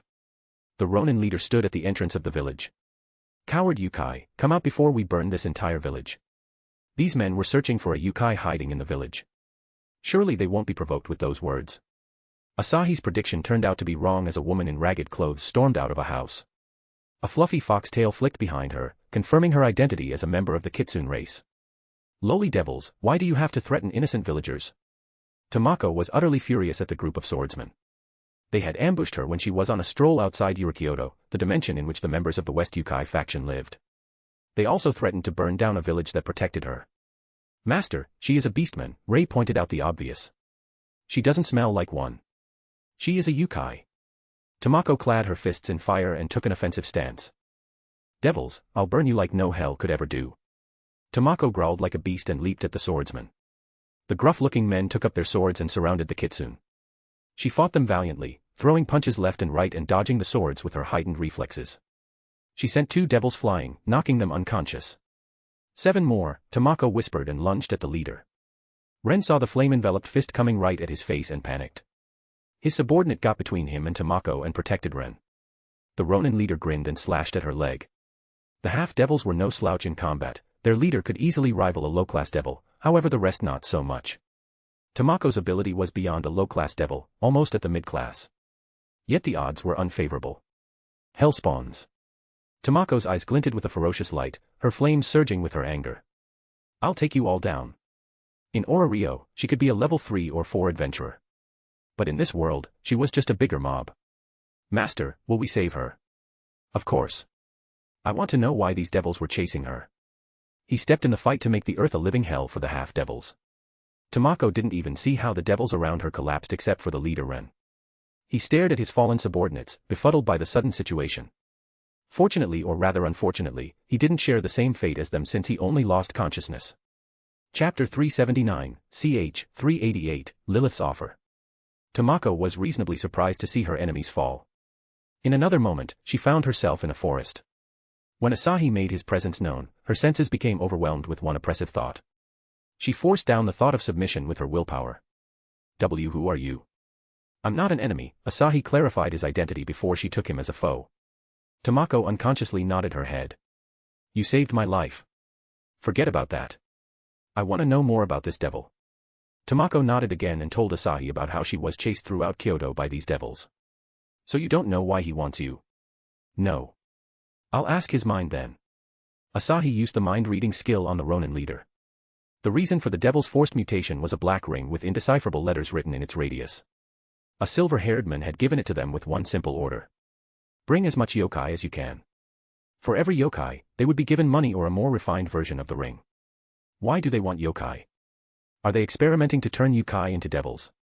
A half-yokai and half-devil will be more powerful than a normal half-human half-devil. Asahi looked at the shaken Kitsune. Should I escort you home? Tamako shook her head. I can go there myself. She wasn't going to bring a stranger to her base. The devils were lurking about for her kind. Asahi patted her head. I'll see you later then.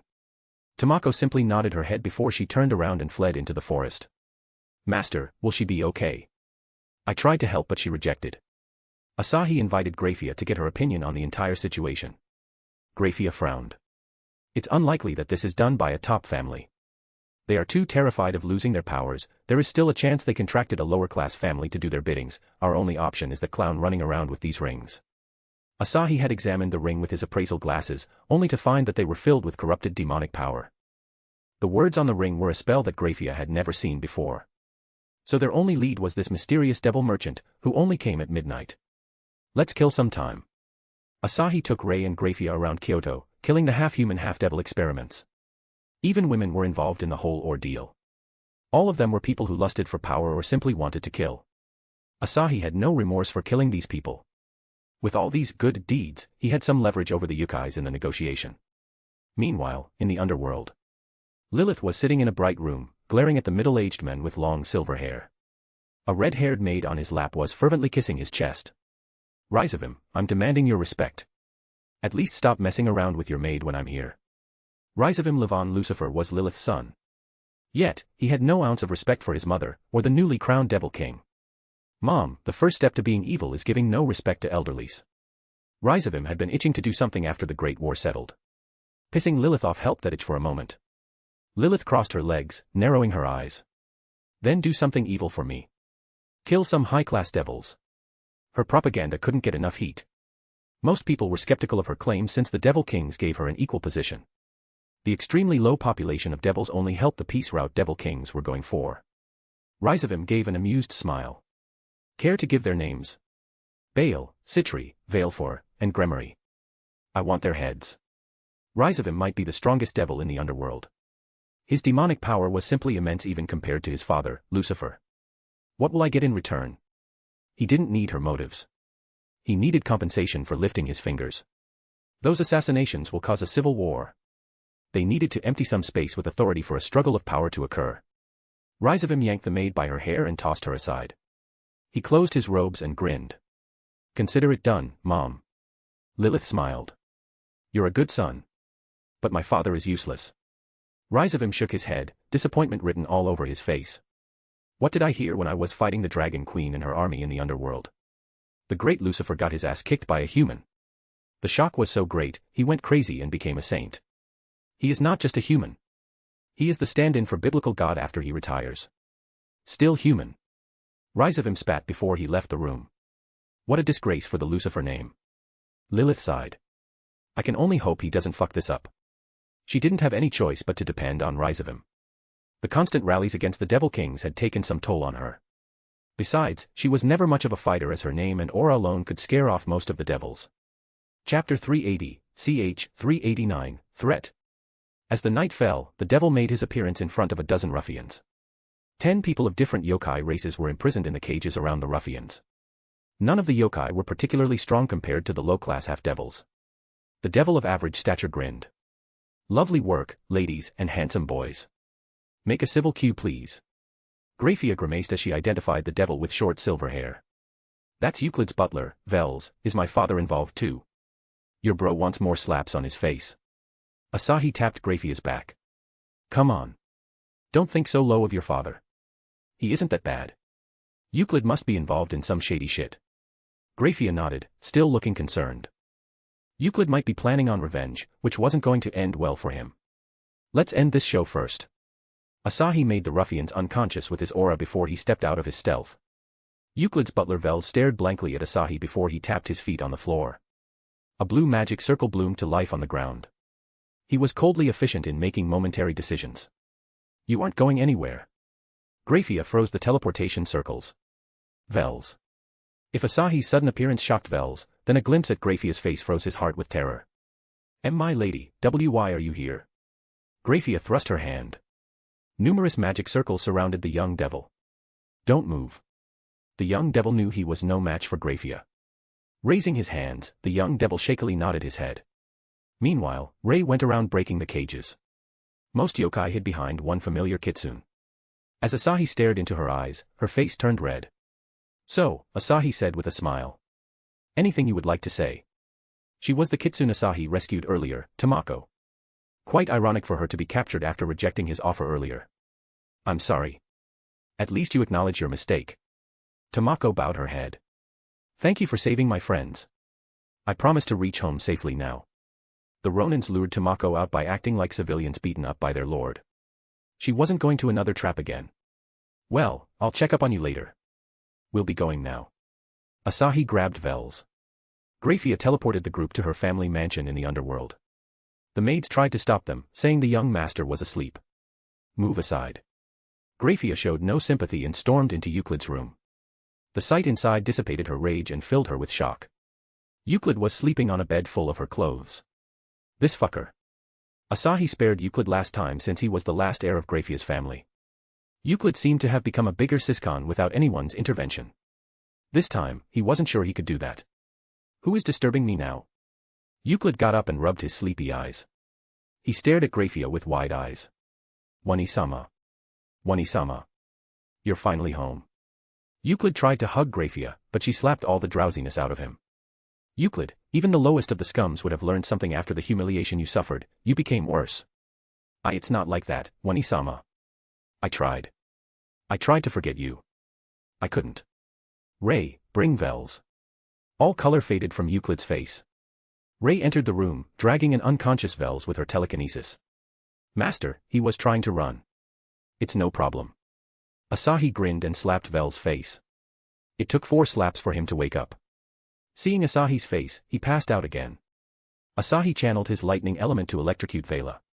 He used too much mana and ended up overloading Vel's nerves. Asahi looked at Euclid. Well, you can speak in his stead. Who gave you those rings and why does he want yokai? I made them. You fear that person more than me. Asahi narrowed his eyes and cracked his knuckles. I'll have to repeat the events of that day. Euclid shuddered, unconsciously touching his face. Someone came to me with these rings. I don't remember who. Are you kidding me? Asahi raised his brow. I'll do it myself. Asahi shifted through Euclid's memories and stumbled upon one strange thing.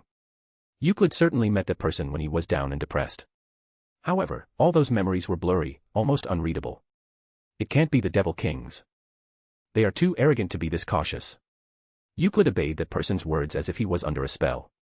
He had delivered almost 50 yokai to a forest in Kyoto, all of them sharing an unknown fate. Asahi spared Euclid from more questions, puzzling Graphia. She had thought Euclid would get some punishment for endangering the relationship between yokai and devils. We will deal with him later.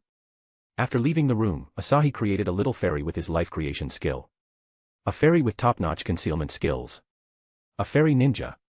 Keep an eye on the men inside the room. The person might visit Euclid if they didn't receive the promised goods. We're going to ambush that person. Graphia pieced things together and frowned. Should I stay here? No need. I'll teleport when my fairy finds anything abnormal. Graphia nodded in understanding. I don't want to face a threat like him myself. She couldn't be reckless since she didn't want to put her child in any danger. Asahi visited Lord Lucifuge. His secretary had bad news for them. Lord Lucifuge was in a meeting with the Great Devil Kings. Graphia's mood sank as she didn't get to meet her father. Asahi couldn't help but chuckle at her visibly sad face. We'll do it tomorrow, I promise. He teleported to Kyoto and flew to the forest where Euclid took the captive yokai. Other than the usual animals and birds, his life sense skill found no life forms. Despite the results from his life sense skill, an ominous feeling remained in his heart. Someone or something was lurking within the eerily quiet forest. Something dangerous. Even the heavenly dragon in flesh couldn't bring this feeling out of him. Kliska, take the girls. Graphia and Ray were forcefully teleported to the Stardust Garden. Be careful. Asahi triggered his wind elemental form for maximum mobility and summoned Gibalg. As if sensing his presence, someone flew out of the forest. A cute little girl wearing a black gothic Lolita one-piece. Asahi recognized the black-haired Loli in one glance. Ophis.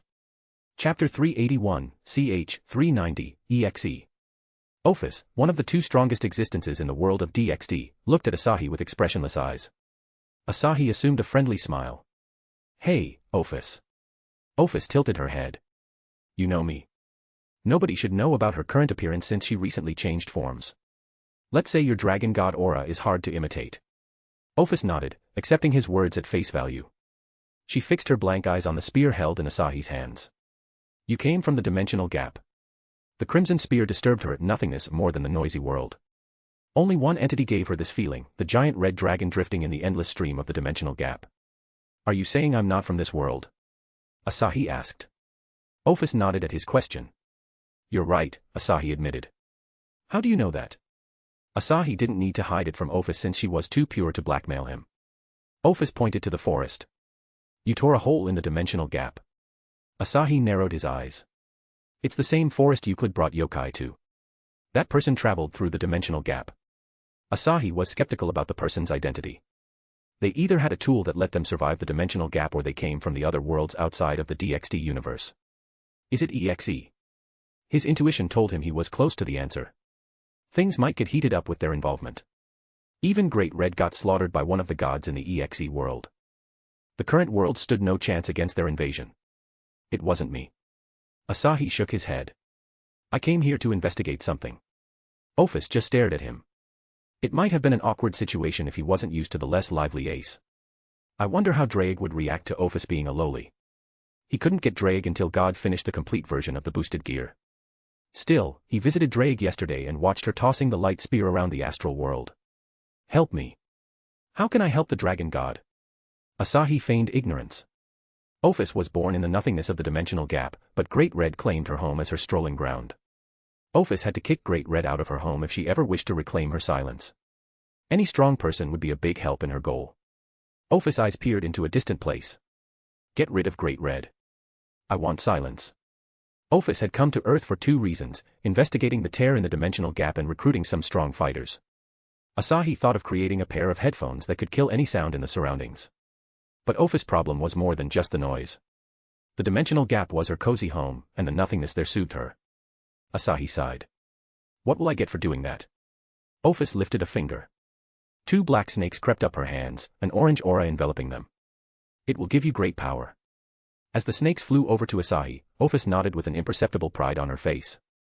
The snakes were the manifestation of her power. Even a seemingly emotionless dragon like Ophis took pride in her power. Asahi shook his head. I don't need them. Ophis' power might have a negative effect on him since he was going to use the boosted gear later on. Ophis tilted her head. What do you want? Asahi closed the distance between them and put a hand on her head. Tell me if you feel any difference. He channeled his head pat skill to the bare minimum and patted her head. Ophis frowned, feeling a strange warmth entering her.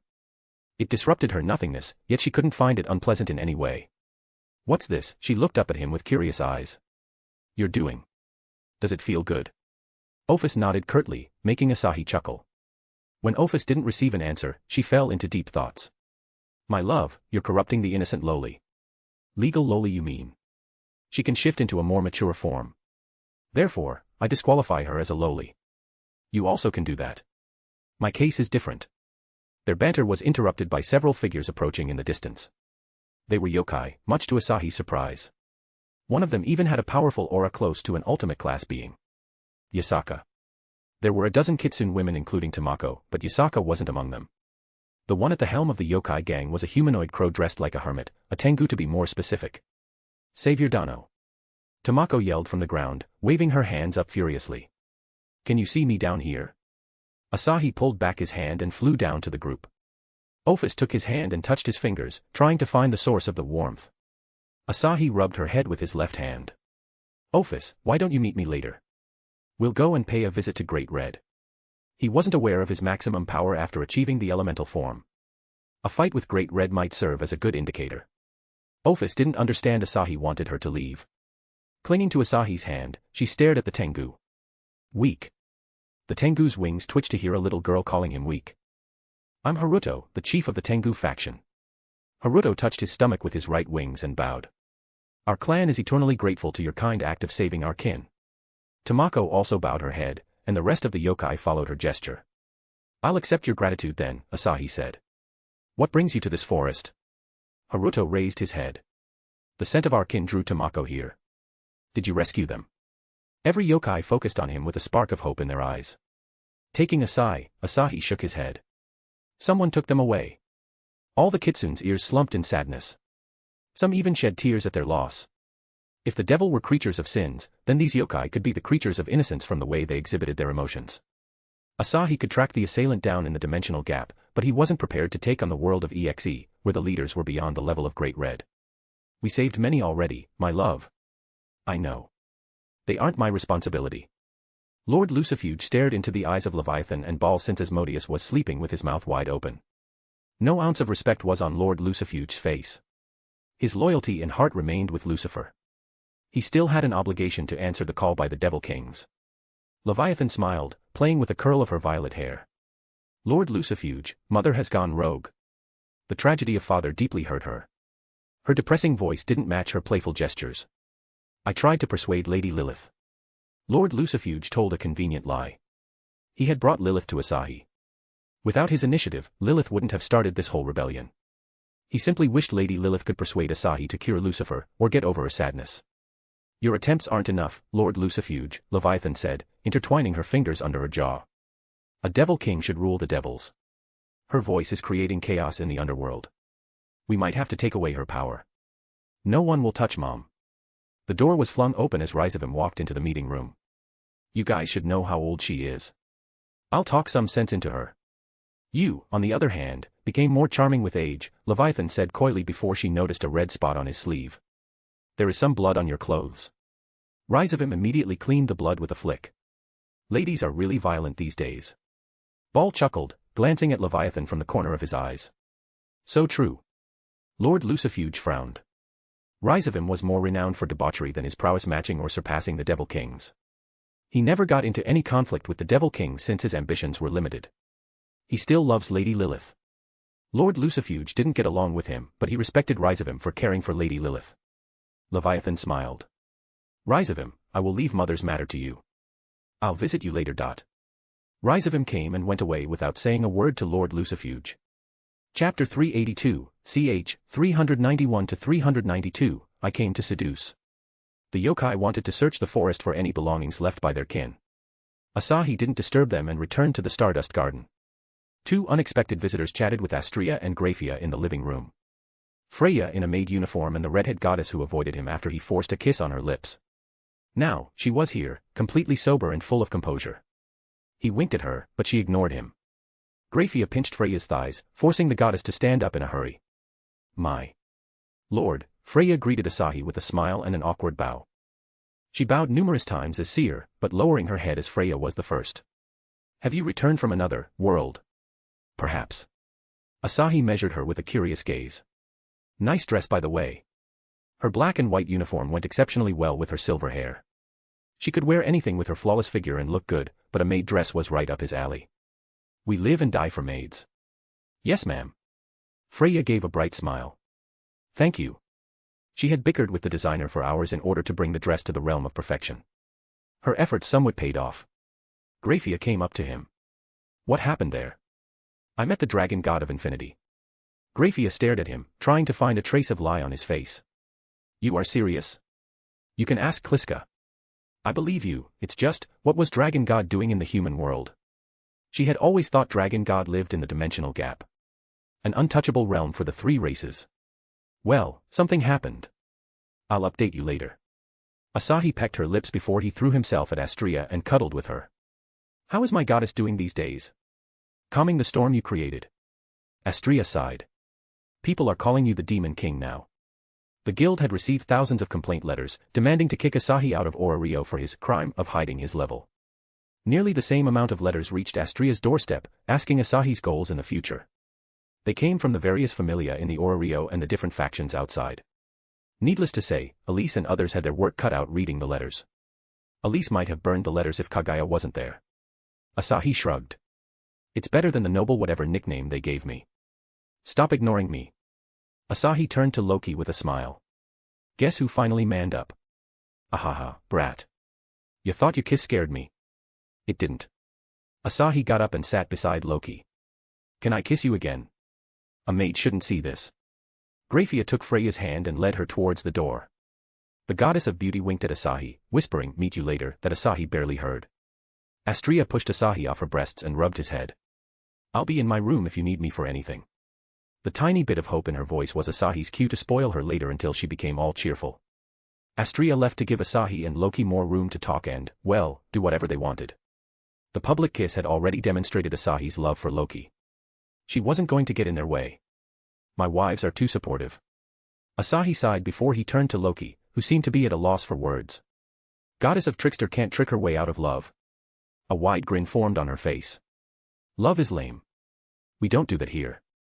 Asahi yanked Loki and wrapped her petite body in a hug. His hand caressed her but hiding behind her black shorts. This but isn't yours to grope. Loki said, trying to wriggle out of his grasp. I'm gonna report this harassment to the guild. She couldn't keep up with the change of pace, and spat whatever came to her mind. I came here to seduce him. Instead, she was being led around by the nose. At this rate, he would go down on her on this very couch. Asahi didn't give Loki a chance to escape. She had been hiding in her room for 2 days. If he lost this opportunity, she might go missing for a week or more. The guild can't stop me from touching a woman I like. A woman you like. Loki pushed him against the couch as her eyes dilated. Her crimson eyes sparkled like pure gems under the light coming from the magic stone. Determined, she grasped his face in her hands. I think. She carefully spoke her words without any accent, trying to emphasize the severity. I think I like you. Her words trailed off, her senses mesmerized by his face. She couldn't look away. You must be a god of beauty, Loki murmured. I can't be wrong. Loki appreciated beauty far more than the goddess of beauty herself. Collecting beauties left and right earned her the nickname of flower collector throughout the mortal world. She had seen the best that heaven and mortal could offer. I couldn't find anyone more charming than him. Loki idly thought as she began to recall her first meeting with Asahi. She was just stalking Astrea, only to find her meeting someone inside an inn. There she found him, almost naked with a godlike aura around him. If he hadn't fumbled with his aura-suppressing potion, they wouldn't be here in this mess of a relationship. Mortal world is full of wonders. A situation like this could never happen in heaven. What if I am god of beauty? Asahi asked. Do you care more about titles than the person? Titles are just titles. Loki grinned, heaving closer and farther as she teased his bulge in his shorts. He slipped his hands inside her shorts and gripped her butt. Despite her petite figure, her butt was fleshy and incredibly firm. Instead of size, she excelled with the shape and the exquisite feel. Breasts are just fat, sagged Jin, with the peril of time. Loki pinched Asahi's cheeks as her grin grew borderline perverted. True men love ass. Mine is arguably perkier than every goddess. You feel that? Asahi couldn't help but nod as he played with her perky butt. Biting her top, he pulled it down until it loosened around her waist. Loki instinctively covered her breasts. Realizing what she did, she sighed. I'm fucking flat. Even though she knew there was no use crying over it, she couldn't suppress her insecure feelings about her chest. Flat is justice. Asahi peeled her hands from her breasts and his pupils dilated in genuine shock. Wow. The delicate half-orbs rising and falling with her unsteady breath appeared so porcelain white they became reminiscent of a pair of small teacups sitting together side by side. Her vivid pink nipples seemed so eager for attention that Asahi couldn't stop himself from leaning in and taking a taste of them. Loki just stared at him unblinkingly with wide-open eyes as if he had done the strangest thing in the world. She felt alarmingly hot when he touched her. Each caress made her giddy with disbelief. You got some lovely little chicks her, Asahi said, tugging at her nipple between his lips. He grabbed a hold of her breasts and delicately massaged them. Shape also matters, goddess. Loki's stare continued until she narrowed her eyes and snickered. I knew you would appreciate my titties. Fuck, I can't hold it now. Acting upon her words, Loki's hands flew to untie his shirt. Her hands fumbled as she failed to take off his shirt. Asahi's chuckles only made it worse. Adorable. Loki's hand froze. Many had called her foxy, enchantress, but nobody used the word adorable with her. Adorable. Her heart felt like it was bouncing around in her chest. Her fervor built up to the point she felt like her mortal body wouldn't be able to contain it. She placed her hand on the bulge that struggled to break free from the imprisonment of his shorts. Why you gotta wear clothes? Her frustration seeped into her voice as she slipped to her knees and pulled down his shorts. My dear God. Loki gasped at the ridiculous size. Is this even natural? She couldn't believe something so big could be obtained naturally. If this was real, the gods in heaven will wither away in embarrassment. She clenched her knees, tension rippling through her entire lower body. Asahi didn't answer. Grabbing Loki's shoulders, he pulled her up and pushed her onto the table. She rolled over and leaned her straining arms on the table. Her thin waist and big, fleshy but earned an appreciative look from Asahi. Gonna breed me in doggy style? Come at me. She wiggled her butt as though demanding a response from him. Show me the power of the spear that conquered Kliska, the strongest god. Before she could finish though, her butt cheeks were spread and her wet hole was filled. Her face morphed, her wide eyes expressing the shock of sudden strike. She hyperventilated as he probed her depths without any mercy. Bending a goddess over the table, what a ruthless man. Loki whined between his thrusts. You like it this way though. Asahi pulled her ponytail as he rammed his entire length inside. Or you don't. Loki took a deep breath. I love it. Asahi grinned and continued conquering the goddess hole. After minutes, where Loki forgot where she even was and only muttered his name in an abandon, Asahi grabbed her dainty arms. With one powerful thrust, he pumped his seed inside her. Shit, Loki shut her eyes, feeling the bulging sensation in her vagina. The incredibly hot liquid expanded her insides. Her legs grew weaker as a result of the incoming climax. A climax, stronger than she felt through his head pats. She threw her head back as her sweaty back arched. A multitude of sensations overloaded her mind. Under intense pleasure, she collapsed on the table and breathed. I saw God. You're a goddess though. Asahi chuckled between his labored breaths. Loki rolled around and saw his erect cock smothered in their body juices. I fucking knew it. She couldn't call him the harem man if he withered after a small encounter. She drew a long breath before she spread her legs and stretched her arms invitingly. Enslave me, Master. Asahi wasn't the one to leave such an opportunity. Taking her body, he pinned her down on the couch and made love to her. The rough exchange shook the couch more than it shook Loki. She could do nothing but writhe under his mercy. She slipped her arms around Asahi and scratched his back. Surprisingly, her nails easily dug in and drew out blood. Your love made me vulnerable, he said with a grin before he kissed her and pounded her harder. Finding his words amusing, Loki chomped on his collarbone, leaving a giant bite mark. Asahi retaliated by attacking her weak spots, which in turn made Loki scratch his back. Ha, ha.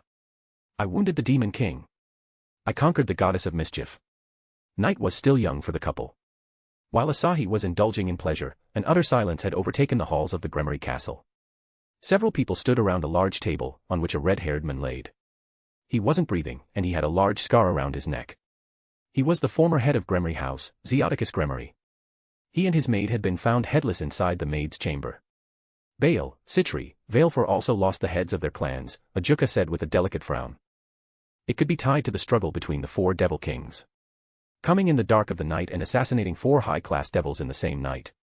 Even a Satan-class devil couldn't slip through the house barriers without triggering them and finish them so cleanly.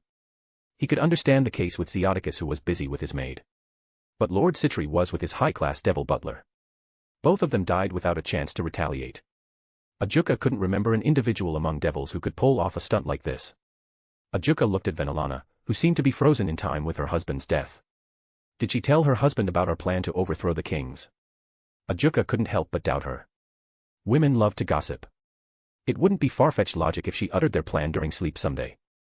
Looking over his father's corpse, Surzek said, I'll find out who machinated your assassination, father. I will erase their clan from existence. His demonic power ran rampant, making everyone breathless. Ajuka Beelzebub dissected the power of destruction with his Kankara formula. No, Venelana spoke without removing her eyes from Zeoticus' face. You will do no such thing. Mother. I said, she suddenly put her hand on her chest, breathless and unable to speak. Agony clutched her heart before a numb sensation spread across her arms and legs. Unable to hold herself, she slumped down. Surzek held her before she fell. Seeing her unresponsive, he lifted her and blasted a hole through the roof. Without a second wasted, he flew towards the nearest Citri hospital with Ajuka right behind him. Chapter 383, Ch. 383, Great Red. I know I'm not publishing as much recently. Adjusting to studies has been tough after such a long break. Elise woke up for the early training. She groggily drank water before she arrived at the living room. The strong musky scent nearly pushed her out of the room. A shirt, which belonged to Asahi, was lying next to the door. Black shorts could also be seen near the shirt. Elise instinctively knew what happened. Walking over to the couch, she saw Loki sleeping on Asahi's chest naked with a bottle in her hand. Both of them reeked of alcohol and sex. Fucked. Elise sat down and sighed. These two are so shameless. She snatched the booze from Loki and gulped down whatever was left. Jealous, are we? Elise almost spat the drink in her mouth. Kliska-sama, don't scare me like that. No, I'm not jealous. You're acting like a jealous mistress who didn't get enough attention. No, I am not. I don't want him to sleep with me or anything. You do. Maybe a bit. Loki-sama came after me and slept with him. I will be forgotten by the time we marry. The telepathy made her say things she wouldn't have said otherwise. My love was going to fuck you after the date, but you chickened out. It was a perfect time too. Elise sighed, wilting into the couch. She at least felt glad she wasn't alone in this predicament. Her goddess was also going through it. I'll be marrying the same man as Astria-sama. She still found it hard to believe. Your friends as well. Kagaya and Ryu too. I think the whole familia will become his family. Elise glanced at Asahi, who was wrapped in a blanket with the head of Loki familia. Who would have imagined the perverted goddess Loki will get in a relationship? Kliska giggled. They call him Demon King for a reason. Oh. Kagaya entered the room and picked up Loki's shorts. It's Loki-sama. She shuffled towards the couch, coming face to face with Elise. Her black eyes captured the nooks and crannies of the room. A sadistic grin, which didn't suit a noble stature, made its way to Kagaya's face. Dear Elise, you are a closet pervert. Elise felt the flush spread across her face. Even if Asahi was her lover, she was admiring an almost naked couple in their sleep. It's not like that. I was just checking this drink. It tastes good. You should try it. She shoved the bottle in Kagaya's hand. Try now. Kaguya chuckled, finding her restlessness cuter. She put the bottle on the table and pinched Asahi's blanket. Elise, Kaguya said and lowered her voice. Want to see how big Asahi is? Kaguya was genuinely curious. Besides, checking her future husband's penis wasn't a crime. Elise grabbed Kaguya's hand. Don't. Kaguya narrowed her eyes. My beautiful captain can go outside so you don't have to see it. I won't allow you to do it either. It's wrong to see someone naked without their permission. You also want to see him but you're too pussy to admit it. I am not. While they were going back and forth, Asahi opened his eyes after a long and loving session with Kliska. Kaguya, Elise, why are you fighting here? He stretched his arms. You want to sleep with me? Yes. Kaguya nodded with a smile. Elise. I sincerely wish to be fucked by you. You ruined the perfect confession. Elise shook her head. Asahi, go before she forces herself on you. As Asahi reached for Kaguya's hand, Astria entered the room. She put a hand on her mouth and yawned. What's going on here? Loki is sleeping here. Ah, you two slept together. Yup. Asahi wrapped Loki in the blanket. The poor goddess had been experiencing orgasms non-stop until 2 hours ago. She'll be sleeping for a while. Putting on shorts under Kaguya's intense gaze and Elise's alarmed face, Asahi strolled toward Astria. Thank you for giving us the space. Asahi hugged her. Let's go to your room. Asahi waved goodbye to the duo of captain and vice captain. Taking Astria to her room, he snuck an hour-long nap. Asahi went to Kyoto in DxD World to fulfill his promise with Ophis. He was hyped to meet Great Red.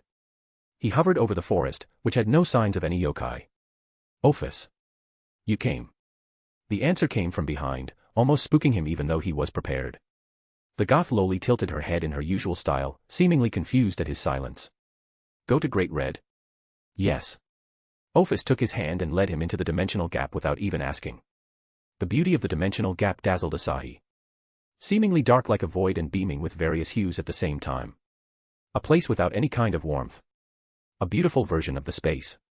A giant ripple ran through the space as if the dimensional gap was an ocean. A giant western dragon flew into existence. Giant was probably an understatement since it was over 100 meters. Ophis intently stared at the dragon, who ignored her even now.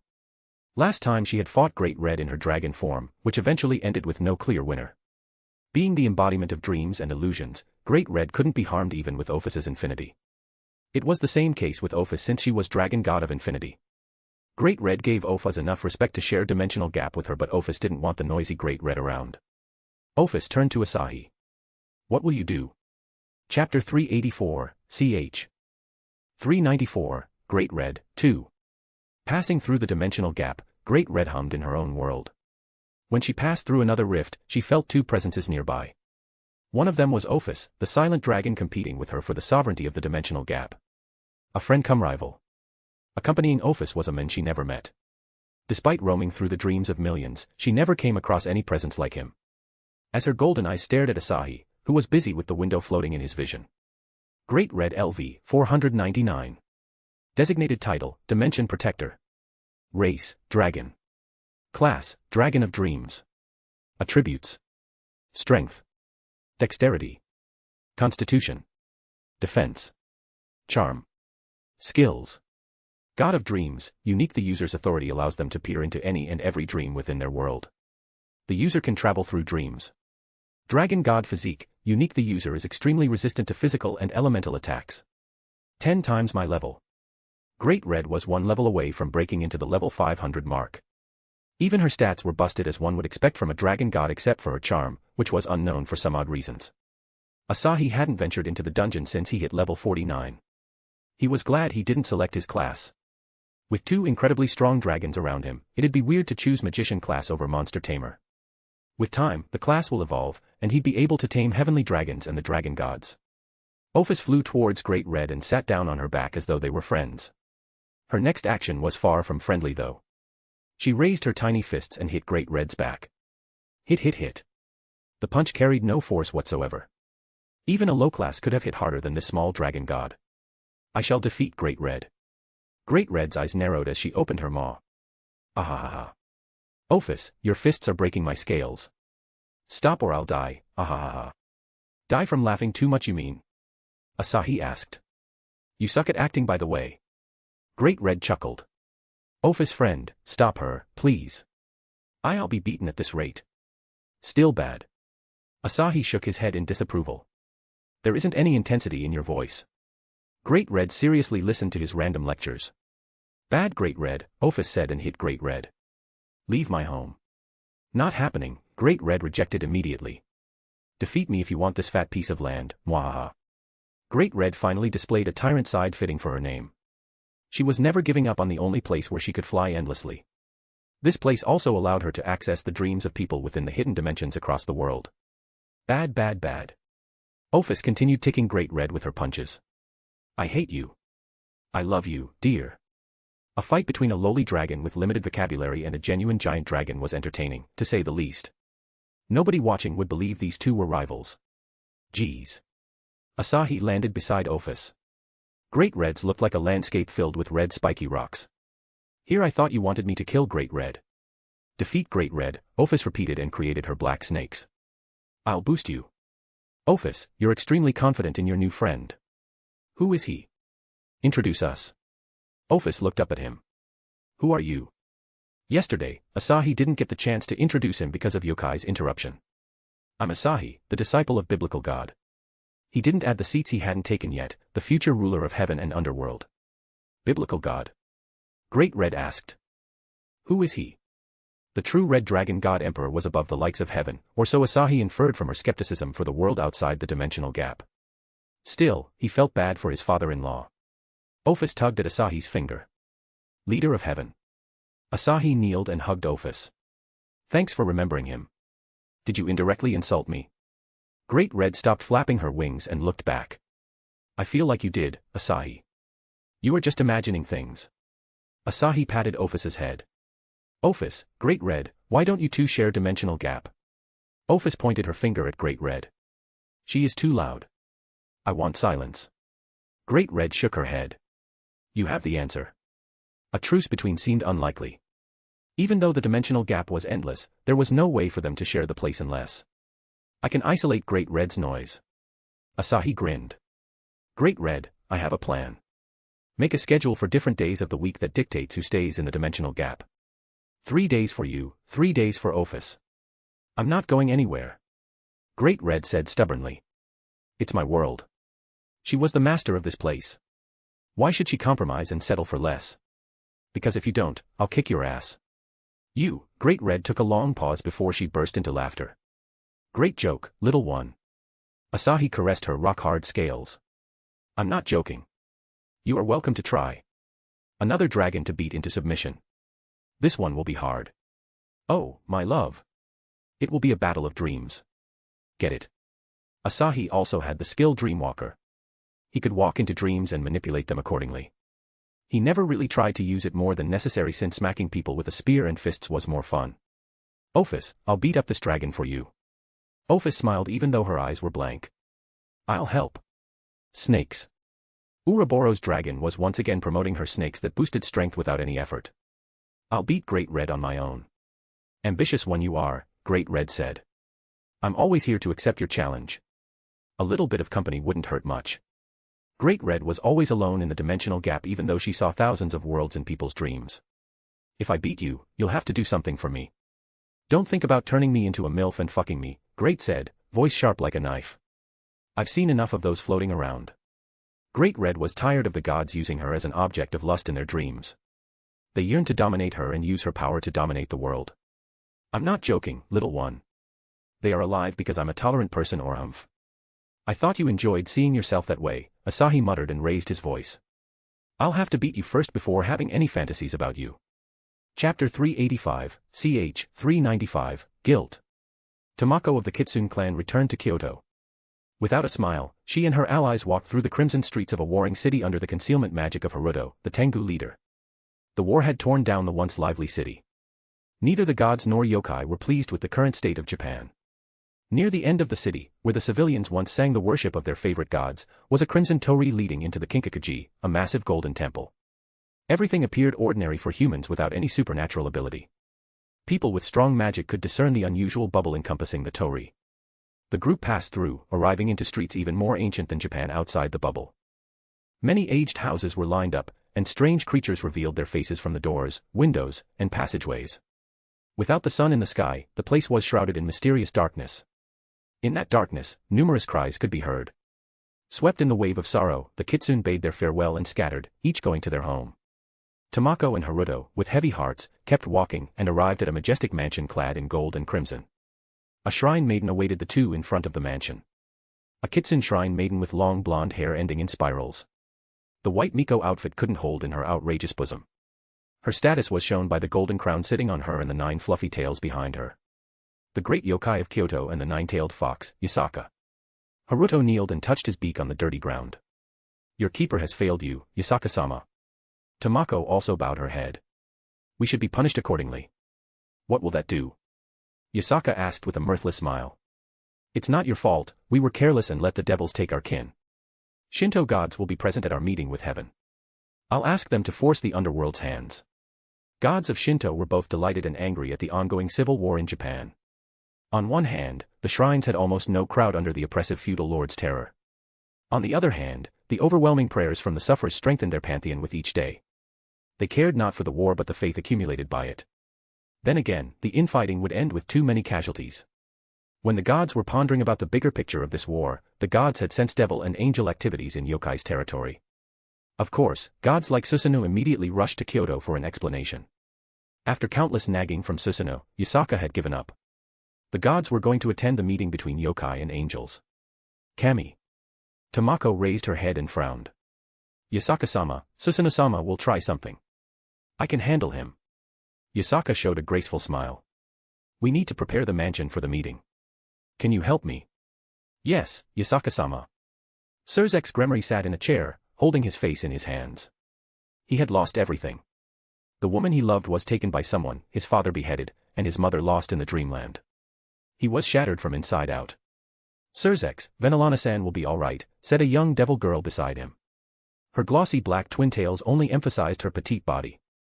She would be mistaken for a young girl if not for the large breast stretching her black suit. She is a strong woman. An illness like this won't stop her.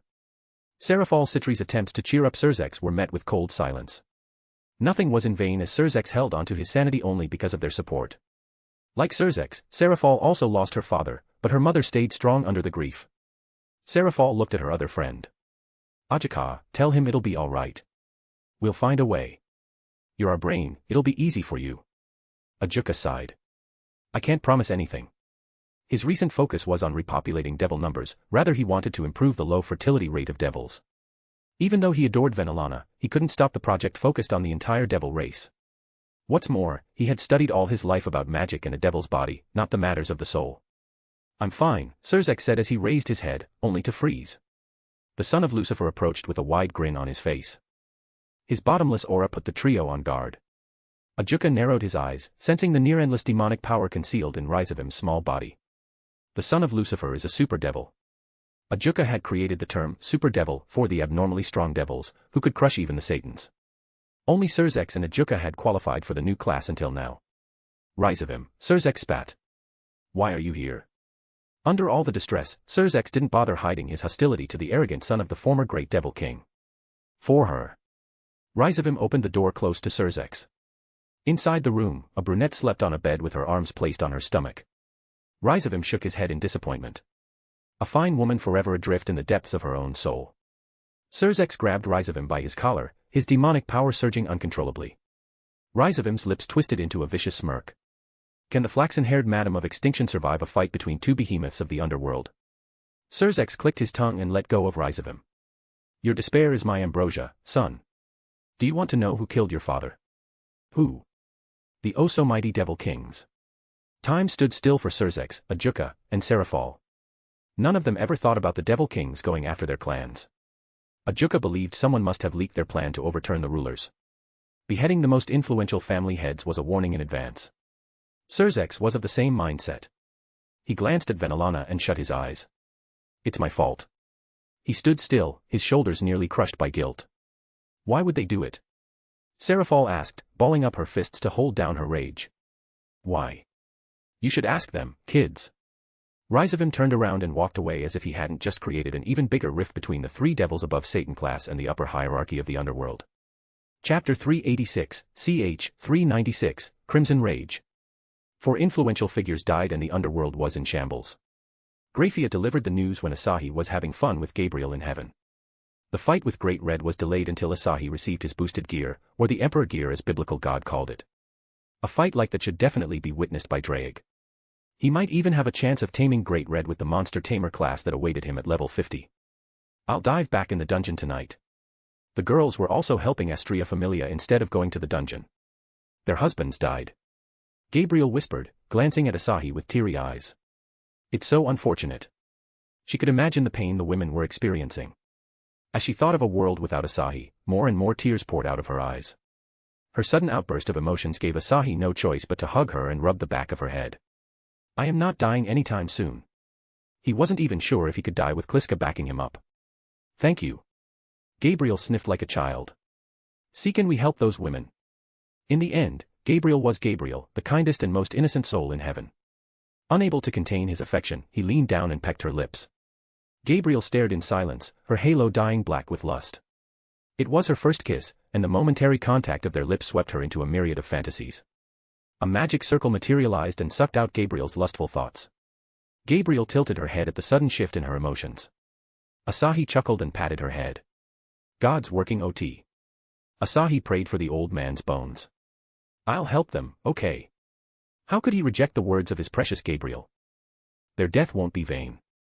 Asahi. Gabriel rubbed her tears away and revealed a smile. Graphia, who had been awfully quiet this whole time, stood up from the couch. My lord. I haven't told you about Venelana Gremory. She fell to the devil curse. The incurable sleep disease. From the assassinations to Venelana falling unconscious, everything happened in less than 20 hours. From a political standpoint, Gremory, Citri, and Valefor were better off with decent successors. Baal, however, had a young and immature successor. The shrewd devil sitting beneath the devil kings would eat him like hyenas. Asahi's brow sank in a deep frown. The devil curse had also affected Miss LaBale until Issei saved her. There was one person who broke the incurable curse, Ingvild Leviathan.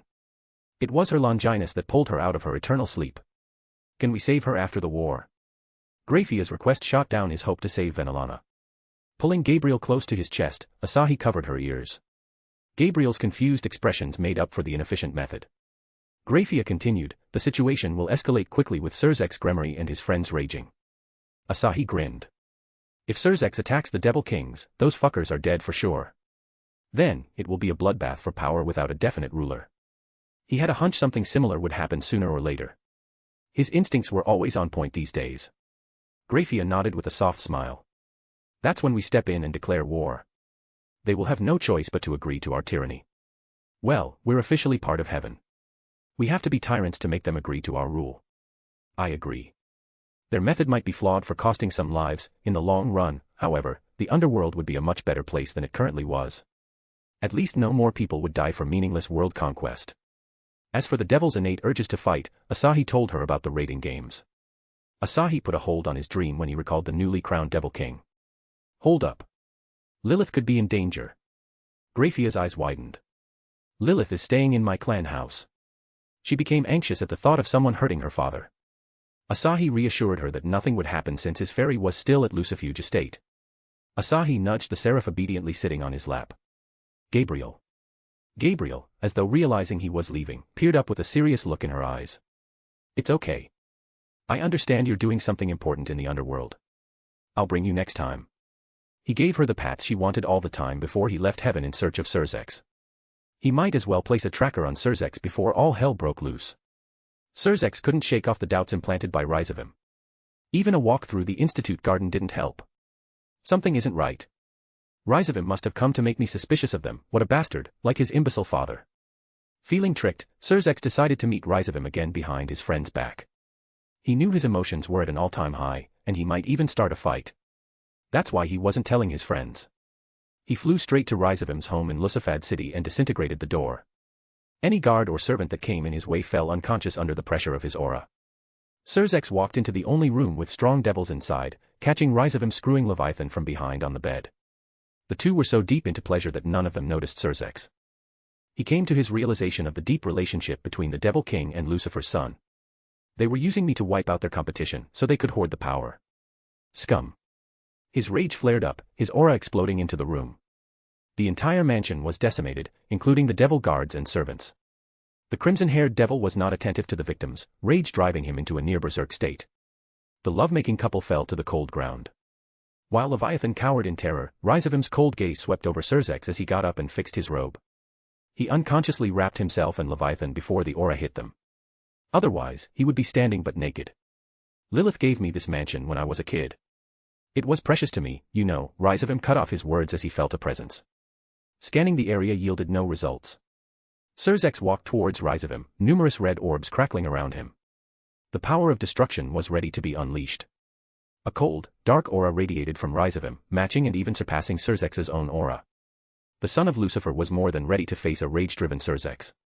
Chapter 387, ch. 397-398, against Surzex. Asahi had a great view from a couple of meters from Rizavim. The inclusion of Lucifer's son was unexpected. Lilith must have invited him. What surprised him more was Rizavim overpowering Surzex with his creepy aura. Surzex Gremory, my admiration for your mother won't change your fate today. You shouldn't have attacked me when I was having fun. Rizavim had taken the insult to his heart. Motherfucker. Surzex kept advancing, his aura surging with every step. In the end, he decided to unseal his true form, releasing aura nearly 10 times as Lucifer Asahi defeated before. The ground beneath him vanished to nothing, and the whole realm started to shake. For the devil bystanders, it might as well be the arrival of an apocalypse. Oh, you concealed so much destruction under that tiny body. Ha ha ha, come, kiddo. Let us show why we are devils. Surzex rushed forward to fight, hitting Rizavim with fists clad in red demonic energy. Even Rizavim couldn't afford to get hit by any, so he expanded his 12 pairs of wings and evaded each of Surzex's mindless strikes. Leviathan was thrown off by shockwaves produced from the clash of behemoths. She retreated even further before the pressure crushed her bones. These monsters. Even under the brawl, Rizavim had the leisure to throw bullets of demonic power at Surzex. Lucifer's demonic power simply amounted to nothing before his son. The aura around Surzex absorbed a majority of the bullets, but the rest knocked him back.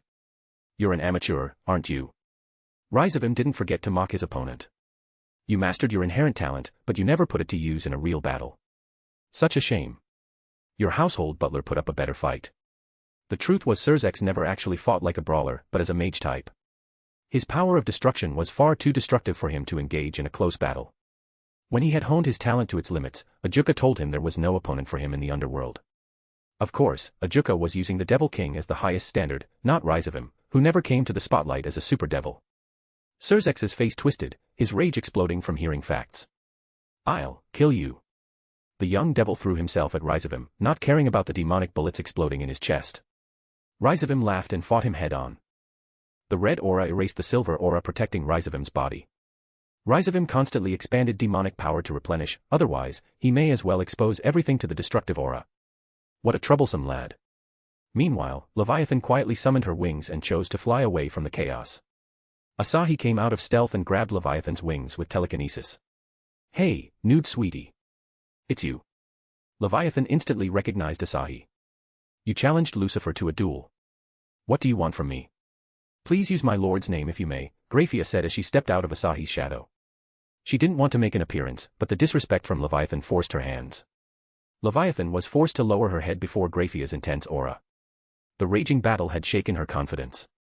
She was a devil king revered for her power, yet she couldn't endure a shockwave from Rizavim and Surzex clash. Geez, Graphia. Give the butt-naked woman some rest. Asahi tossed a blanket at her. Now, hurry up and drag all those devil kings here before the underworld collapses. If you didn't do as I said. Asahi touched her face with a grin evil enough to scare the devil king. I'll seal your powers and throw you into a pit of hungry orcs. He was half serious with the threat. Leviathan, however, believed him for he was the man who made a saint out of the great devil king. Shivering, she nodded like a duckling. I'll do it. Asahi smiled. Go. He needed them to come and die here before Surzex became sane. The earthquakes should be enough, but he couldn't take a chance. They might be fucking in some dark basement for all he knew. As Leviathan flew off, Rizavim glanced to his side, his eyes meeting with Asahi. Surzex seized the brief opening and smacked Rizavim in the face. The son of Lucifer barely raised his hand in time to block the vicious punch imbued with the power of destruction. Even so, the clash of their demonic power generated a massive shockwave, flinging them apart. It's not a whore's house that welcomes every man. Is that the little girl from Lucifuge House? Rise of him grinned at Graphia. Then you should be the guy who defeated my retard of a father. As you can see, I don't have time or place to entertain any guests. How about you help me with that berserk son of a bitch and we can talk afterward? Rise of him wasn't aware of Asahi's motive for showing up at his place. However, he had no choice but to exploit him. Surzex, without any restraints, had a massive advantage in firepower over Rise of him. He was a beast looking for flesh. Rise of him wasn't fighting such an opponent to death. Asahi chuckled, realizing Rise of him's desperation. If denied Rise of him right here, Lucifer's son would undoubtedly flee. Surzex saw Rise of him, Asahi, and Graphia from a distance, and his eyes widened. Graphia, you traitor. The sin of jealousy and anger combined into one and bolstered the already monstrous aura of Surzex. Surzex roared, unleashing every bit of his aura, and rushed at the three. The devastating rush of energy shocked Asahi and Rise of him. Graphia acted quickly and condensed ice into a colossal shield. The reckless Surzex tore through everything, his aura disintegrating the demonic power-infused ice. Still, the ice slowed him down. Graphia clenched her teeth. My lord, I can't freeze him forever. Even with all the upgrades and training, she had evolved to a stage beyond the Devil Kings. But she was still far from becoming a super devil. I shouldn't have slacked off after the news. Graphia regretted taking things easy recently. Young ones are a pain, aren't they? Rise of him grinned, while he was preparing the teleportation magic circle behind his back. Asahi unleashed a wave of spiritual pressure, causing Rise of him's thoughts to halt for a second. It was his first time using Spirit Scourge he obtained from leveling up in Aura Rio. The results were astonishing, to say the least. He could potentially kill Rise of him's spiritual body while his flesh was intact, effectively sending him to a vegetative state. Of course, he would have to expend a lot of mental strength to achieve that. Graphia, stop this fucker from running. Rise of him was dizzy from the pressure. Graphia nodded and enveloped him in ice. Take care, he is different from everything we have fought so far. A man who had nothing to lose was a tougher opponent than the monsters in the dungeon. Asahi rubbed Graphia's head. Don't underestimate your husband. Asahi cracked his knuckles as a scarlet fire enveloped his entire form. His pupils and sclera became completely golden. His skin turned fiery red. Let's see who will burn to nothingness first. In the fire spirit form, he could fly without any external help. Still, he manifested a pair of wings to make the form dominant. Phoenix. Rise of him had the same thought as the bystanders watching from miles away in the safety of barriers created by High Claws and Ultimate Class Devils. Surzex broke the ice casing with a roar. You forced Graphia to betray, you killed my family. Surzex mumbled the same thing, his vision tunneled towards the men responsible for stealing his desired woman. With his wings out, he accelerated. Asahi met his frantic charge with a punch of his own, and the duo engaged in a close combat fight. The power of destruction wasn't just for show, it hollowed Asahi's very form with one touch. Well, Asahi had taken the hit on purpose just for the sake of testing Surzex's offensive power. Surzex's power of destruction was in the same league as Draeg's penetrate ability. Unlike Draeg, Surzex didn't need to attack to use his ability. His entire body was a compressed form of power of destruction. The inexperienced Surzex couldn't land another hit on Asahi, who had cultivated the brawler with Rini's help. Speaking of the monster hybrid, she had come to support Graphia alongside the rest of the group. Rise of him had no chance to flee. The other Devil Kings had also arrived to contain the shockwaves of the battle that shook the very core of the underworld. They desperately created barriers after barriers to minimize the casualties. Now stepped up and helped with wind barriers that considerably reduced the ripples of demonic power. This is insane, Ajuka said, shaken by Surzex's rage. As he approached the battlefield, a group of girls stopped him. Ajuka couldn't understand what humans were doing here, and why was their aura close to Devil Kings. You cannot go further, Siko said, brandishing the scythe that came with Asmodeus Diva. Don't force our hands. Shirori swung the hammer of ball while gripping her katana in her left hand. It won't end well, good sir. Ajuka shook his head. I need to help my friend. He will explode and destroy the underworld if the battle continues. Ajuka constructed the Kankara formula, performing a nullification on the magic weapons. Before he did so, however, a shadow manifested behind him, accompanying a chill of death. He flapped his wings as fast as he could and got away before the dagger of Aimi, the assassin, drew a bloody smile on his neck. Just when Ajuka thought the attack was over, a bullet blazed past his hair. Ajuka frowned, knowing he couldn't instantly defeat them without getting the assassin and the shooter in the shadows. Why are you girls stopping me? Shirori fixed her glasses. We are the shadows of the future emperor. We'll stop anyone from ruining our plans. Shirori, stop. Saya muttered. My mind is breaking down with your Chuyuni stuff. Saya came here to witness Asahi's spiritual form she had heard so much about. Kliska had already made adjustments to teleport her the moment anything dangerous happened. There was also the shield mine women to tank one lethal hit. Shirori just grinned and continued teasing Saya with more Chinibi words. Storm Queen engaging the Super Devil. While the girls were having fun with Ajuka, their husband was also having a blast with Surzex. The Berserk Devil, on the other hand, not so much. Surzex tried every trick he had up his sleeve. His rage went down considerably with his frustration dialing up. Why? Why is he so strong? He should have been the strongest existence in the underworld. Then why couldn't he harm an inch of the man's skin? Even so, Surzex frantically launched orbs compressed to the brim with power of destruction. Asahi entertained him, terrifying the upper echelon of the underworld gathered in mass. Surzex only served one purpose for him, to let the underworld know what he and his companions were capable of. In the commoner's eyes, he was going to be the hero who put an end to the rampage of a super devil. He will have more than just words to back him up when he waged a true war on the true powers of the underworld. Surzex was suddenly distracted by Ajuka's fight in the distance distracted. Asahi's hot hand landed on his face at the same moment, leaving 5 burning hot fingers on his left cheek. Surzex, didn't you want to free the underworld and give the citizens a better life? Look around you. Are you proud of being the villain this time? Asahi's dignified voice echoed nearly to the ends of the underworld. Surzex couldn't help but look around. The manor was no more. The city was nothing but a bunch of rubbles tainted with the blood of those he slaughtered unintentionally. He had done the opposite of what he and Ajuka set out to do. Surzex pulled at his disheveled hair and screamed, "It's because of you, you killed my family. You started everything." Insanity clouding his vision, Surzex chose to eliminate the root of all problems. Another slap flew across the air, hitting Surzex right in the face. Rizavim killed your family, not me. He wasn't taking any blame for the shit Rizavim pulled. You were with him, Surzex roared. You colluded. You are unsalvageable, Asahi said with a sigh. I gave you a chance to redeem yourself. No one will blame me for putting you down now. You are mistaken. Rizavim killed your family, not me. Asahi shook his head. I gave you a chance to redeem yourself. No one will blame me for putting you down now. Asahi balled his fist and concentrated an insane amount of mana around it. The world itself distorted around his fist, dark shockwave blooming and dying each moment. Surzex amplified his own demonic power in response, taking his power of destruction above and beyond his limits. Both of them threw a fist at each other's face. No flashy dodge. No extreme technique. A simple punch amplified to the best of their abilities. Asahi was launched backward, half of his jaw missing. Surzex, however, wasn't so lucky. Ajuka desperately reached out to Surzex, but Siko ruthlessly slashed his back.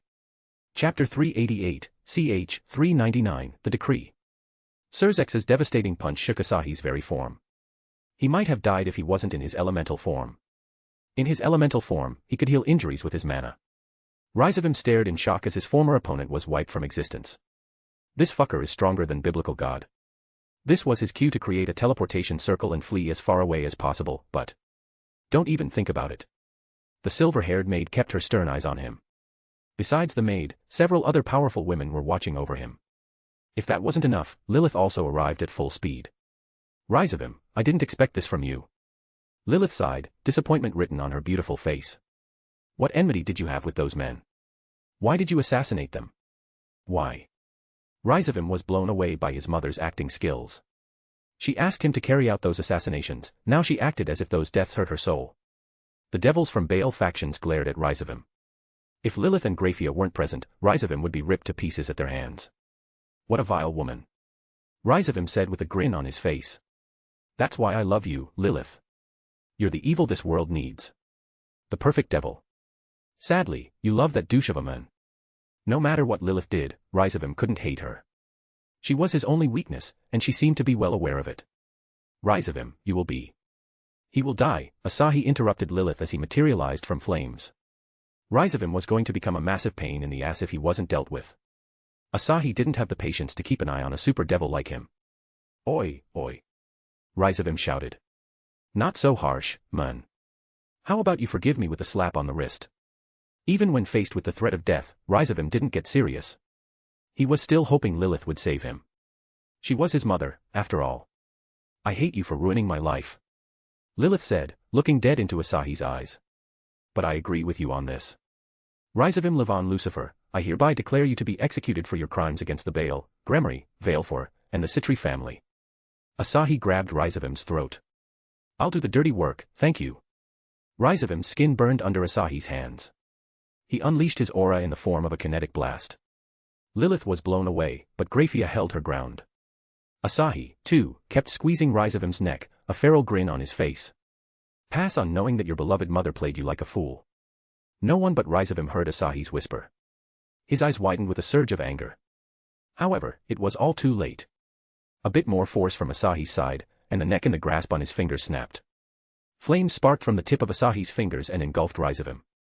Even with a broken neck, Ryzavim pushed out his demonic aura to protect himself. Alas, the flames of an elemental devoured everything, including his flesh. The high class, ultimate class, and even the devil kings could only stare in horror. The son of Lucifer, in possession of greater power than all the devils, was killed so effortlessly. Asahi slowly turned to the gathered masses and narrowed his eyes like a predator. I'm declaring war on the underworld as the ruler of heaven. Step out and stop me from claiming this place if you have the guts. He declared war while the terror of his strength was fresh. Nobody had the power or even the courage to stop him from seizing the underworld. Of course, no one had the guts to even speak except for one man. You killed Surzex. Ajuka Beelzebub's very body shook from anger. Before he spoke any further, Imi appeared behind him and slashed his wings. With the death of his friend clouding his thoughts, he couldn't evade every nifty slash. His wings bled, forcing him to rely on his demonic power to keep himself afloat. Siko sheathed her katana and created a connection with her diva. Asmodeus, grant my wish. Near-death roulette. Ajuka felt a swell of energy from the violet-haired swordswoman. A scythe with blades protruding from both sides appeared in Siko's hands. Siko drew near unnoticed like a death god and cut Ajuka with a spin of the scythe. Ajuka grimaced and materialized near 100 magic circles. The scythe was directly imbued with a diva power. Without knowing the basics of a diva power, the Kankara formula failed in countering the scythe. The first attack robbed Ajuka of his sight. Siko grinned sadistically, showing no signs of stopping. With another swing, she took Ajuka's ability to hear anything. Ajuka kept his composure even in this situation and drew back. Siko chased him down, seemingly more happy to see her pray, struggle, and slashed him yet again. With 2 more attacks, Ajuka's 5 senses vanished. He experienced a state no better than death. The effects were temporary, however. Siko spun the scythe while looking down at the devils. Last one will incapacitate him. Just as Siko was about to deal the final blow, she sensed a stream of demonic power coming her way. Stup. A/N, some readers were asking about Rias' inclusion in the harem. That'd be no. But hey, never say never. Also, I have no plans of continuing DxD until canon. It's still like a 500 years gap lol. The next world will be OPM. Currently rereading the manga for that. Chapter 389, ch. 400, Tyrant. 400th chapter Wua. That's way more than I had ever imagined. Thank to everyone who stick with this cliched story for so long, smiley face. Asahi frowned, finding a familiar black-haired devil approaching while casually breaking the sound barrier. Seraphal won't let you harm Ajuka. Seraphal Citri flew between Siko and Ajuka. She glared at Asahi with her big black eyes. You, fight me if you want the underworld. She had heard Asahi's declaration from her mansion in the Citri estate. She remained strong in the face of his tyrannical aura that threatened to burn everything down. Asahi never expected to meet the future magical girl Seraphal Leviathan in this way. Well, he already burned the bridge with Surzex's death. Shurori grinned. Thou darest doubt mine emperor's authority. My blade shall strike you down in one strike. Saya cringed, burying her face in Asahi's back. Save me, Asahi. Shurori has gone insane. Chuyuni, so Chuyuni. Saya didn't read the heavy mood, or she focused on her family alone. The devils of the underworld were no more valuable than ants in her eyes. Asahi was glad that his flames didn't harm Saya. She had Phoenix as her diva, so his flames were nothing but warmth to her. Way to ruin the mood, Saya, he muttered and concealed Saya in the cover of his giant wings. With a loud cough, he regained his dignified aura. Seraphal Citri, the underworld has only suffered under the Devil King's rule. They put your race on the brink of extinction. Grafia doesn't want to see devils perishing like this. She wants peace most of all. So, I'll crush everything that stops the underworld from returning to its peaceful state. He was more than happy to be the villain if it meant granting Grafia's wish. Seraphal gritted her teeth, finding Asahi's resonating with her own. She wanted to see her race thrive in peace rather than dying in superficial wars. Why did you kill Surzex? Asahi crossed his arms on his chest. He attacked me first with killing intent. It's only fair that I return the favor. You can ask Rise of him here. Wait, he is dead. He killed the only witness. I can attest to my lord, Grafia said, stepping forward. Sirzek's Gremory had feelings for me. He attacked my lord in jealousy. He is your husband. Serafal frowned. You could be lying to prove his innocence. Asahi's hand swelled into a massive claw. He pulled the Devil Kings, including the now-dressed Leviathan, with his telekinesis and crushed them in his fiery claw. Serafal was overwhelmed to see the rulers of the underworld die just like that. She, Sirzek, and Ajuka planned for this result for so long. Yet, the men before her effortlessly achieved it with a wave of his hand. Lilith sweated bullets, feeling lucky to be on Asahi's side instead of the now-dead arrogant devils. With a smile, Asahi eyed the Citri's heir. You think I need to lie, Serafal Citri? The role of tyrant came naturally to him. It was just teasing and bullying people, just on a different level. Serafal shook her head. Even if she was strong, she was in no way capable of fighting 4 Devil Kings, much less wiping them out in one moment. And with powerful women no weaker than a Devil King, Asahi was a force that could beat down heaven and biblical God. Where did he come from? Do you still wish to fight me? Asahi asked. Your friend over there will die if you choose to fight. Asahi didn't hate Ajuka. Rather, Ajuka's unique ideas would help the underworld become better. If Serafal chose to fight, he was going to crush them. If not, he was going to manipulate Ajuka's memories. Serafal lowered her head a bit. I don't. Serafal's submission meant the end of the world for the devils. They were hopeless with no one to fight for their rights. They were at the mercy of the faction their ancestors wished to dominate. Grafia sighed, feeling a tad emotional. My lord, no, my emperor. Asahi couldn't help but sigh. I'll have to get used to another title. What do you have to say, my empress? Grafia blushed a bit. It's so weird. Asahi's cheeks loosened at the sight of her blush. Shirori leaned into Siko's ear. Look at these people shamelessly role-playing in public. Shiori's whisper was meant for Siko, but everybody in Asahi's family had supernatural senses. Grafia, especially, couldn't keep a calm face. Enduring the embarrassment, she glared at Shirori. Stop it, Shirori. Don't we always roleplay though? Shirori pushed the maid even further. Did you forget the sensei one? Asahi coughed. Ahem, let's keep that talk to our bedroom. He looked at Lilith, who was somehow keeping a straight face amidst his family talk. Lilith, send an invitation to all the leaders of 72 pillars and extra demons. Let's have a test of allegiance. Not all the pillars were present here. The Gremory clan, or whatever was left of them, won't stay silent since he killed their heir. Some of the pillars will also find it beneath them to serve someone from the Heaven faction. The war will not be over until the resistances were weeded out. Lilith bowed her head. Yes. My emperor. She was once the queen of the underworld, now she could only listen to someone else's order. Her husband had sparked the war. Without his intervention, she wouldn't be serving to someone's whims. I'm done here. Chapter 390, ch. 401, God of Hell. The realm of the dead was a land filled with the souls of the deceased. The god of hell abhorred devils, fallen angels, and angels even though his realm was located in the lowest depths of the underworld. The ruler of this realm, Hades, was sitting on a throne inside a chamber covered in gold. Neither the gorgeous room nor Hades's vestments of a priest fit such a cold and cruel realm. The eyes in his hollow sockets glowed when the space in front of him distorted, and a figure in decorated robes emerged. A Grim Reaper with a simple white mask on its face and a pitch-black scythe in its hands. The Grim Reaper immediately kneeled in front of Hades. Lord Hades. Pluto, report your findings. What caused the earthquakes in the underworld earlier? Pluto raised his head. It was a battle, Lord Hades. The underworld lost its leading figures, the irregular devils you had your eyes on, the one from the Gremory clan died in a fight. Who had so much guts in the 3 factions? As someone who hated the devils, angels, and fallen angels for polluting this world, Hades was curious about this new devil killer. I received a report from our spy in the Astaroth clan. He had powerful fire divinity, while his companions were women with unusual magic powers.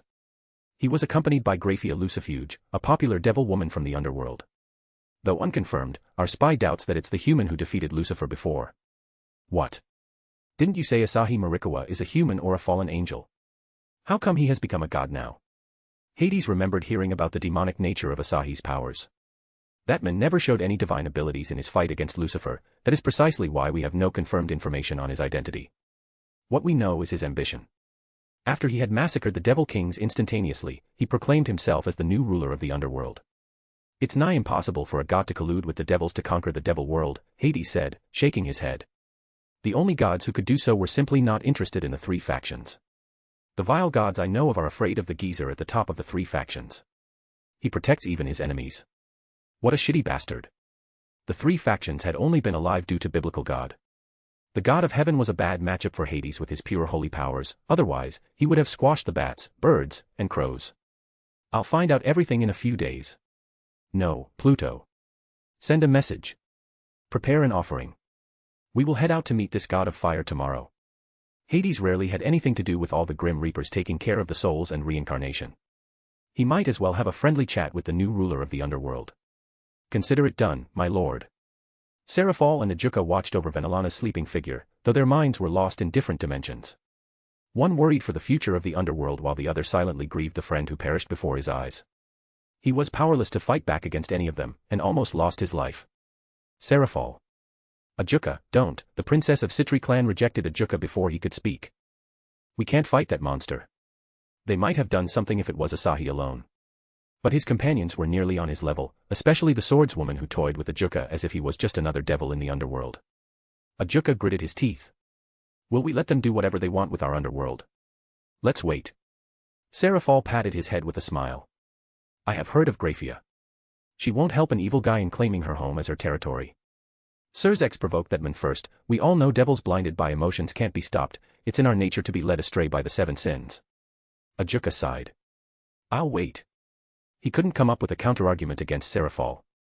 If the angels were followers of heavenly virtues, then the devils were creatures of deadly sins. The great devil kings had fully embraced their pride, resulting in their arrogance that saw no one equal to them. Serzex today had completely fallen to his rage, to his wrath.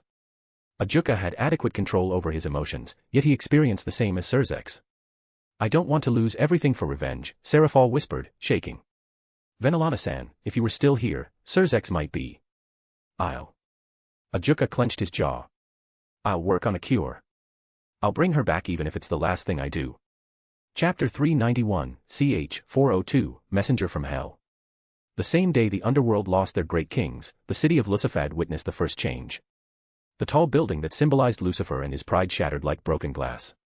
The boulders then flew towards the scarlet sky and pieced themselves together. Welcome to the new monarchy. Please sit tight while we sort out a few key problems. Bad children will be punished. The message stopped the few lawbreakers from running rampant in the city. The culprit behind the message was, of course, Asahi, his earth elemental form, and the mischievous Shirori.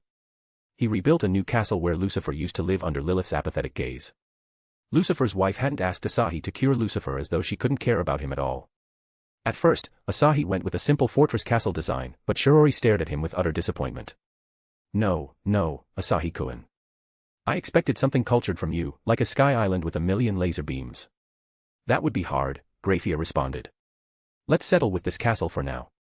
Graphia didn't want to bother him, not after she saw his face erupting in the last battle. Graphia-chan, you are stressing too much. He can fuck us non-stop for years. An injury like that means nothing to the future god of creation. Saya, why are you silent?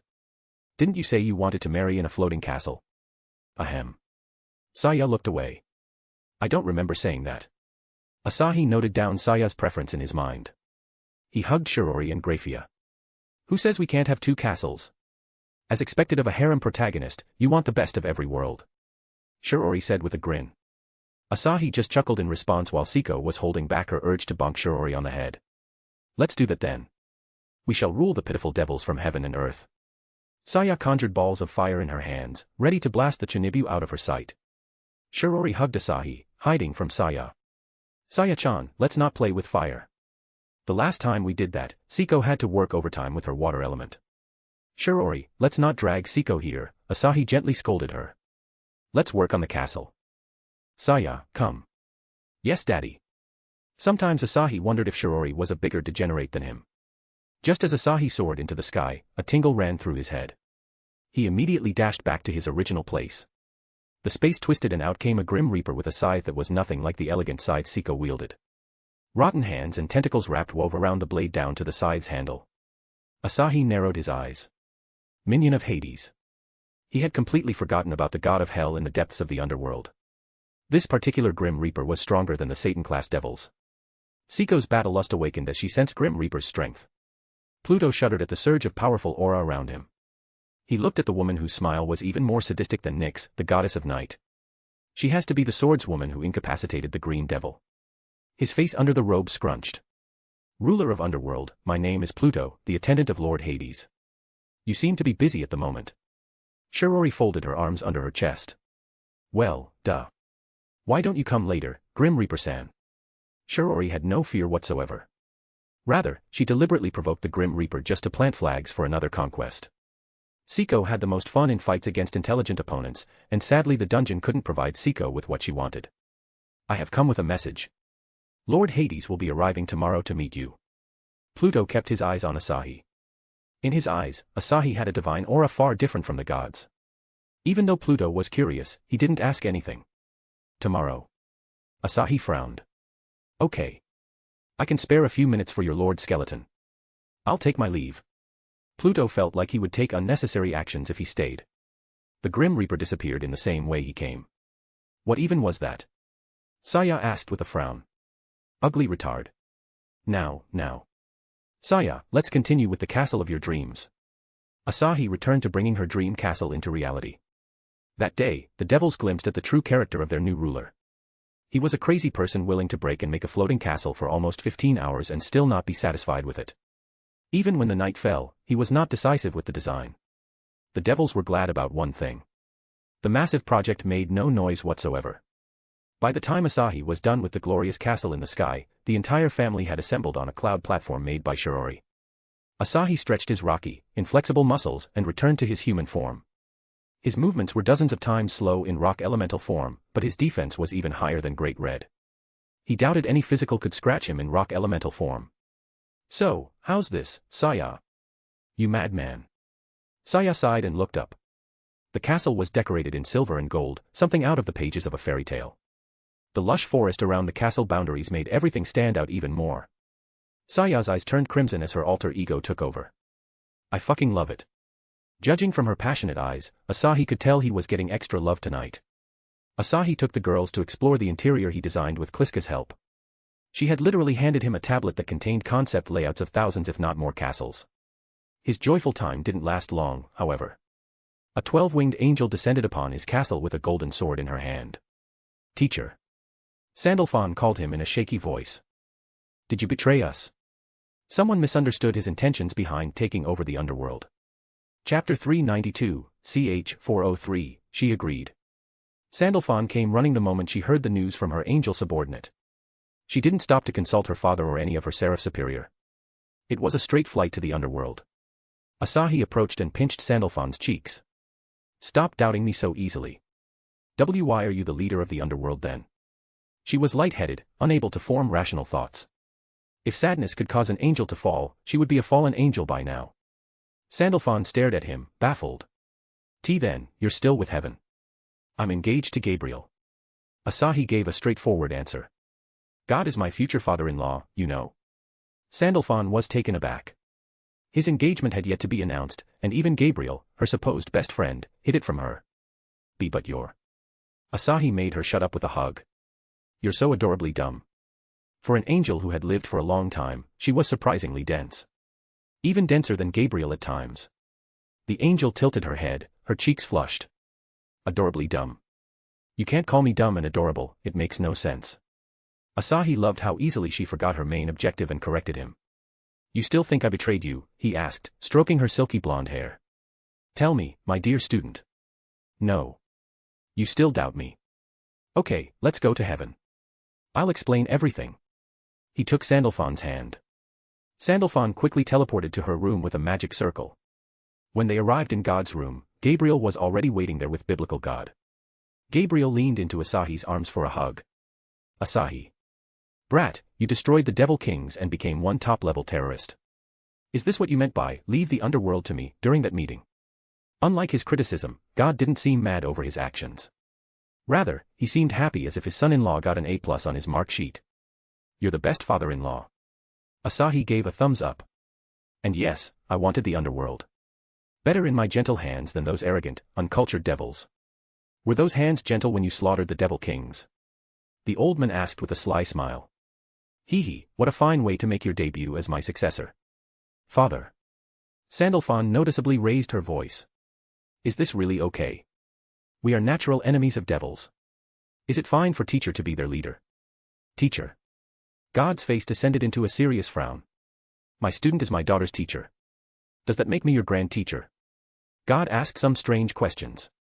As for your previous question, yes. Devils were created because of me. It's normal for me or my successor to kick them around for a while. I see. Sandalphon turned to Asahi with an awkward smile. I'm sorry, teacher.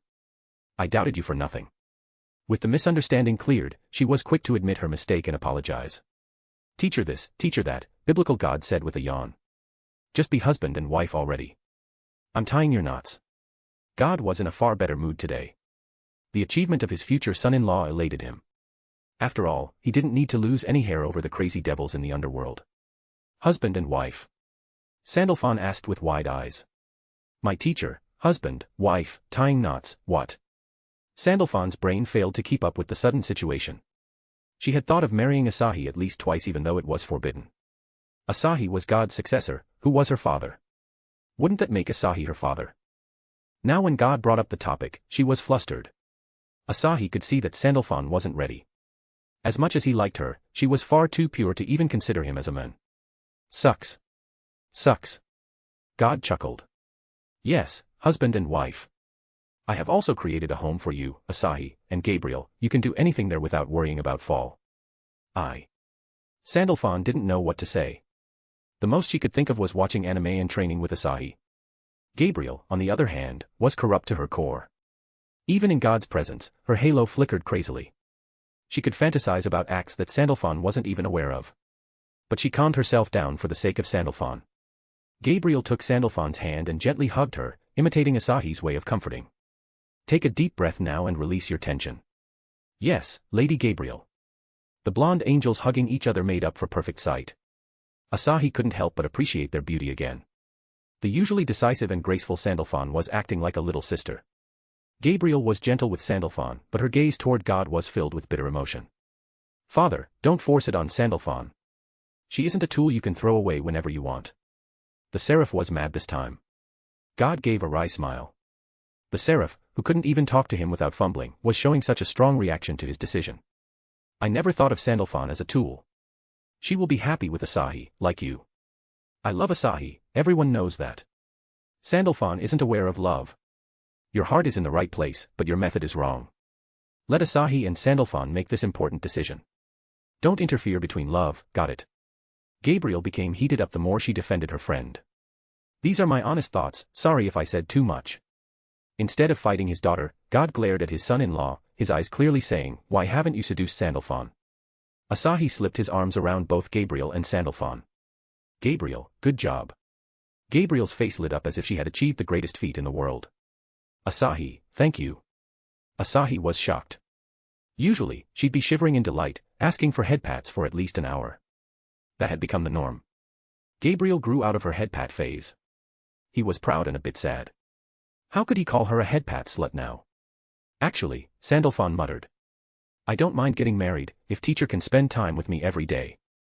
She was aware of a woman's duty in heaven, giving birth to new angels. A necessary ritual to increase their population. It would be a convenience for a short while, but she will get to train with Asahi more, getting more powerful, and eventually becoming worthy of being a friend of heaven's leader.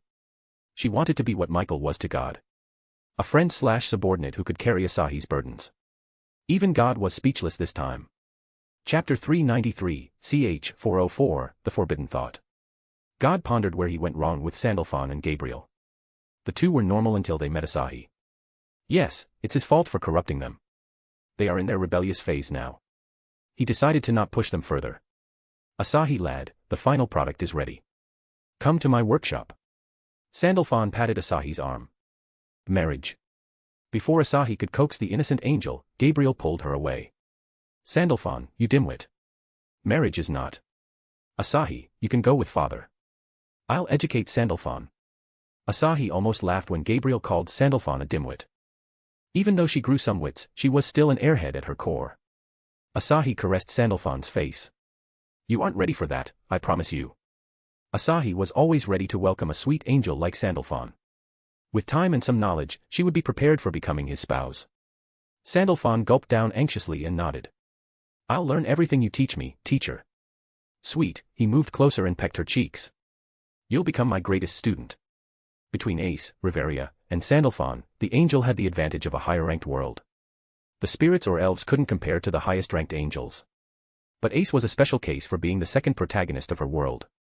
As for Riveria, well, she had the high elf lineage and a decent talent to boot. She would be fine even in the world of high school DxD, Sandalphon smiled, her chest swelling with pride. Yes, teacher. As he was about to leave, Gabriel gave him a puppy-eyed look. Utterly devastated by her cuteness, he kissed her lips on the spot. Oi, don't start here. God's voice rumbled in the chamber. I have built a place. Go there. Asahi chuckled. No need to cry, old man. I'm coming to you. I'm not crying for Fox's sake. You are bad at censoring, father-in-law. Gabriel squirmed, her cheeks red in embarrassment. We should explore the new house father built, would you accompany me? Gabriel looked forward to exploring various things, including some new experiences, such as sex. We're engaged now, it's common for couples to do the ritual of sex. Gabriel blushed even imagining the things her fellow angels had taught her. If that wasn't enough, Shizuka had added spark to her curiosity during her date with Asahi. Yes, of course.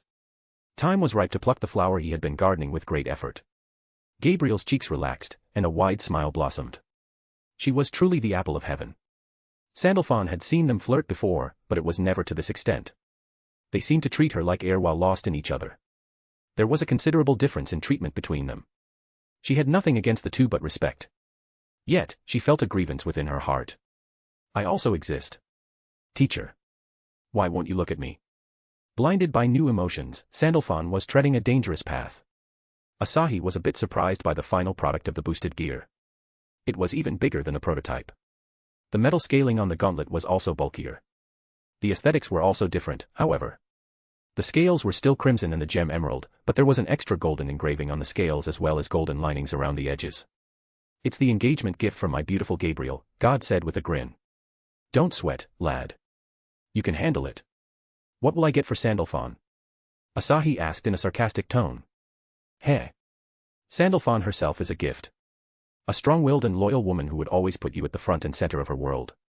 Does that not fancy you, my horny lad? Nobody knew Sandalphon more than her creator. I'm not horny. I just have more love in my heart than 30 men combined, Asahi declared as he took up the boosted gear. So I just wear it. How could it be so simple? God deadpanned. We'll need to anchor it to your soul if you want the ability to summon it anytime. And another thing. You'll have to resync the gear with Drake's soul. The connection got disrupted when you took the astral pod home. My love, let me anchor the boosted gear to your soul part. Just come to the void. I will ask for some KP, and some quality mafu time. Of course. I'll do the soul anchoring myself, Asahi said while wearing the gauntlet. Let's take care of Drake first. He stepped into the astral pod and allowed himself to fall asleep. Having mastered the art of sleeping, it took him less than 10 seconds to fall into slumber. He had prepared his heart for a surprise. For a shock. Yet, he wasn't prepared for a giant dragon sleeping with its cheeks nuzzled against a spear. My love, don't forget it's an anime world. Anything goes around these areas. True. Asahi snuck up on Drake. The unnamed spear of light wriggled out of Drake's hands and wrapped itself around Asahi's neck like a rope. Asahi ran his finger along the glowing rope and sensed minor vibrations. The cute thing is happy to meet her father again. Stop giving genders to a spear I randomly created. Drake's reptilian eye snappily opened with a fierce glint, a murderous intent flowing from her being. It's you, Drake said, her eyes softening at the sight of Asahi. I thought God came to steal her. The dragon seemed to become overprotective of the light spear, thinking of it as a girl like Kliska. Asahi pointed at the rope hanging around his neck. Are you thinking of it as your child? My child. Drake curiously tilted her head. Why would I do that? I just like the cold sensation she gives when I hug her. Oh. I see.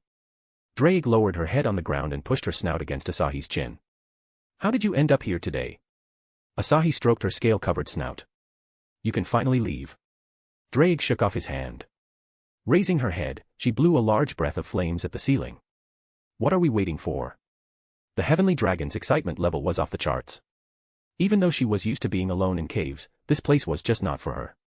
She couldn't personalize it enough and soar the endless skies in search of a worthy opponent. Asahi chuckled at Drake's excited state. Just a few formalities. Chapter 394, Ch. 405, Boost. Elden Ring is addicting. Drake, being the master of souls she was, easily transferred her soul into the gauntlet. Even though God gave a few pieces of advice on how to connect the boosted gear to his soul, Asahi didn't do anything. Kliska was more aware of every ins and out of his soul. Messing with the soul without knowledge was a death sentence. I know every ins and out of your soul. Hee hee. I can still be useful to my love. Geez. I'm pulling you into the void. Asahi waved his hand at his father-in-law before he was sucked into an unknown dimension, where he couldn't see anything except himself. Even with his high-level instinct, he couldn't grasp a thing about the void. There's nothing to be found here, just emptiness until the end of time, Kliska's voice brushed his ears. Or I used to think until I met you, my love. Asahi. I don't like this feeling, Drake's yell echoed in his head. Asahi, can I reach you? Asahi shook his head. Yes, yes. Just hold tight. I'll finish this and return soon. You better. This place is making my head throb. Even a heavenly dragon was put off by the emptiness. Now, close your eyes, and we're done. That was fast. He. I know every nook and cranny of my love's soul. Creepy goddess. I'd prefer the word Yandere, my love. It's done. Should I send you back? Yeah, Drake might cry if I don't go back. Won't my love enjoy her tearing up like this? Let's leave our sadism for later. Asahi returned to God's workshop. This time, there was no gauntlet on his right arm. You did it? God asked curiously. Or you failed. God expected Asahi to nod, and he did just that. With a sigh, he pointed at the chair. Fail my expectations every once in a while, would you? My back will go slack if you do everything perfectly. Asahi sat down with a smirk. I have to retire your old ass soon. We're back. Drake's voice came from his head. I was suffocated. Where were we? A secret place. Why you gotta hide stuff? I'm trying something here. Drake whispered and suddenly, the boosted gear manifested on its own. I can see you over there, old man. I'll have a rematch in 10 years. Keep getting strong or you'll be burned to charcoal. Drake's voice came from the flickering emerald jewel on the boosted gear. God shook his head. Sorry, Red Dragon Emperor. I'm a retired architect now. My son-in-law will do all the fighting for me. Why don't you satisfy your battle urges with him? Him. Drake fell silent for a moment. I can't beat him as I am now. I'll be training for years to come after I receive a body. Give up, Red Dragon Emperor, God said with a sigh. I can't see his limits today. Can you imagine what he will be like in 10 years? Never. I'll catch up one day. This is what we dragons live for. Wrong, Asahi said and tapped the jewel. Not all dragons are like that. I'll show how the strongest dragons in this world act. One was incapable of showing her emotions, and the other was too expressive at times. Ophis and Great Red were unique individuals, to say the least. You aren't wrong. There are some like Tiamat. She wants all the gold in the world. I forgot I borrowed some treasures from her last time. Drake's voice was shaking, not in fear but in laughter. I'm passing on the duty as your servant. Good luck. Tiamat. The blue dragon woman. Yeah. Tiamat has been going around in that form for some time now. I'll deal with her when she comes. Tiamat was one of the 5 dragon kings. In her angered state, she might even be stronger than Drake at her peak. Asahi had no fear since his elemental forms hard-countered beings with elemental powers. Let's test you out now. Asahi raised the gauntlet. Boost. Drake shouted. Why did I say that? Asahi, what did you do to me? God gave a hideous grin as if he was a demon king instead of the almighty God of heaven. I added a call for when your power is used. It would be troublesome to add an external device since the gear would be connected to Asahi's soul. Using your voice was the best voice. You bastard, Drake. Using a dragon as an announce, boost. Asahi couldn't help but chuckle at God's sadistic methods. He closed his eyes and sensed the power rising within his muscles. One more. Another one of Drake's yells echoed after 10 seconds. Asahi's strength had almost reached 1,000 points after 3x boosts. He felt like he could blow mountains with just the shockwaves of his punch. Is this what Xianxia cultivators feel after becoming a high-level cultivator? Very much. Also, your stamina is draining, it's less than 70% now. Your body also needs time to harmonize to the abrupt boosts of this level. I wouldn't recommend going over 6 boosts in this world. You might shatter the boundaries I set. Whoa, I'll become a planet buster after 6 boosts. How much strength points would I have? Over 22,000. This is way too busted. This ability is a cheat code indeed. The boosts will be easier once Drake adapts to the boosted gears ability. It's our first time. We will become used to it. You are talking like you and Drake had sex. I don't know. I need to see her human form before I decide. He might give her a physical body before the decided 10 years. It was up to him to decide her appearance and whether or not she became human. Designing your own dragon waifu. Yes indeed. Slow down, tiger. Not another boost in my workshop. God was feeling terrified of Asahi's fierce aura. Good thing I chose you as my successor, God mumbled. How many times have I said that? I lost count after 9. Chapter 395, ch 406-407, Reward, R, 18. Lilith, check paragraph comment. It was already afternoon by the time Asahi returned to his new castle. Elise and Kagaya were setting up their room in the furthest part of the top floor, dubbed as Inner Sanctum by Shirori. His chamber was on the same floor, just around the corner. Astria had taken the liberty to choose a room of her own on the right of Grafia.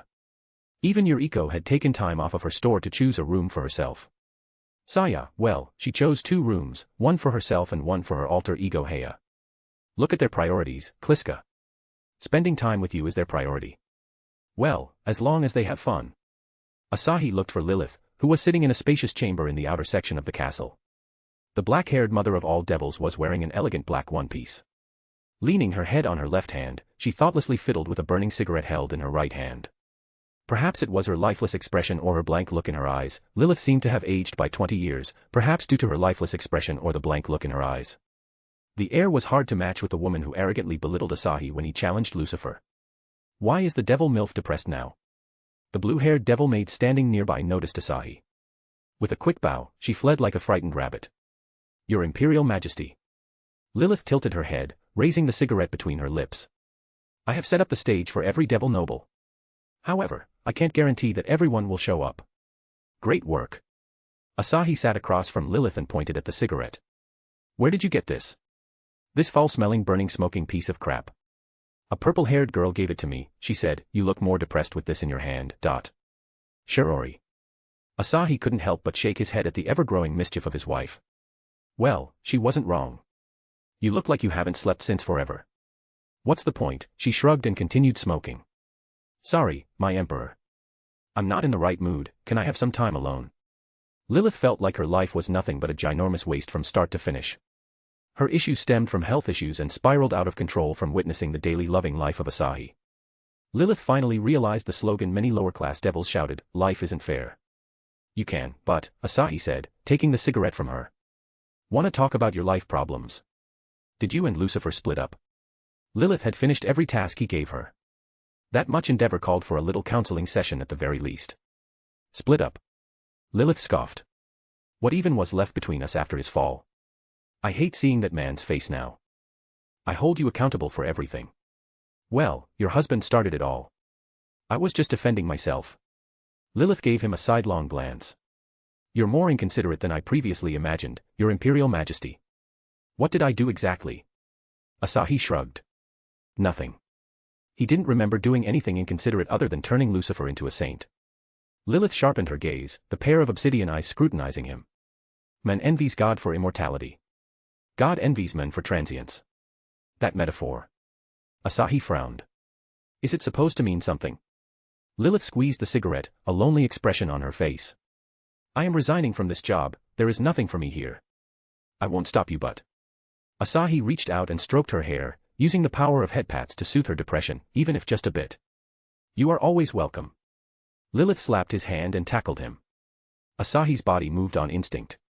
Grabbing Lilith, he pressed his thumb to the underside of the table. The chair creaked but held on. Lilith grinned in his face and leaned forward. The chair fell prey to gravity. On top of Asahi, Lilith cupped his cheeks and connected their lips. Hungry and passionate, Lilith sought him with her elegant lips. What's with her? Asahi was dizzy and clueless. Was Lilith messing with him or just wanted to fuck with him? Still, not the one to back down, he responded by lapping her tongue and letting his hand roam down her dress. He squeezed her buttocks through her dress. The mother of devils had round and seductive buttocks like that of a young woman. Lilith pulled away with a casual grin. Your Imperial Majesty, I envy the relationship you have with your women. It's more than lust. More than the yearning of flesh, there is affection and acknowledgement for the other half. I have yet to see the same kind of love anywhere in the underworld. I hate you for showing me this. I can't go back to my old marriage now, it's in shambles because of you. For that sin, I want you to spoil me for one day. Seeing Asahi and his women interact had reignited a spark. The spark she had lost after leaving heaven with Lucifer. She both hated and feared Asahi for what he did to her in the underworld. One night stand. Asahi chuckled. I haven't had those in a while. I changed you, for better or worse. It's for the better. Lilith shook her head. Your Imperial Majesty, it's not a one-night stand. It's rewarding me for my contribution in bringing down the underworld. If I hadn't caused those assassinations, the underworld would still be in a stalemate. Lilith was off-put by the mention of a one-night stand, so she worded it the correct way. She leaned down and blew a warm whisper in his ears. It's a simple give and take. Deny me if you can't be a man. Lilith was thrown off before she finished her words. Asahi tossed aside every notion of rejecting Lilith. He grabbed Lilith and put her on the table. Grabbing the hem of her dress, he ripped it apart until her belly button showed. He pulled down her sexy panties and immediately shoved his face in her crotch. MMPPHH. Lilith jolted with a moan as she was spread open. She threw her head back with a moan as his tongue lapped her shockingly wet folds. How does a gilf taste? Gilf. Asahi's eyes widened. He had almost forgotten Lilith was centuries, perhaps over 1,000 years old. After all, she had the glamour of a young, beautiful woman. The devil retained youth even after thousands of years. Lilith might be the oldest woman he fucked since Kliska was 18. Fufufu. Asahi felt like he was back in the old days, having fun with widows or wives frustrated with their partners. Though the scale was different. Here was the wife of Satan, the former rule of the underworld. Not only did he take the underworld from Lucifer, but he also made Lucifer's wife moan with his tongue. You are still 18, my love. It's time to fuck around and have fun. Not something I want to hear from my wife, but thanks. Umo. Lilith, on the other hand, struggled to see straight with teary eyes. It was her first time experiencing cunnilingus since Lucifer was too prideful of a man to lower his face in a woman's crotch. This feels amazing. Asahi's playful eyes darted up at the devil begging for more. Lilith slid down the straps of her dress and played with her bare tits. The dark nipples painted a lovely contrast with her pale skin. Medium is premium. Asahi also messed with her breasts using his telekinesis. As though embarrassed to be seen, she weaved her fingers through his hair and pushed his head deeper into her crotch. Your Majesty, there, it feels good. As a payback of sorts, he made Lilith writhe around on the table. He stopped short of letting her climax. Lilith's mind was wandering between pleasure and sanity, on the brink of achieving the breakthrough. She looked at him in frustration.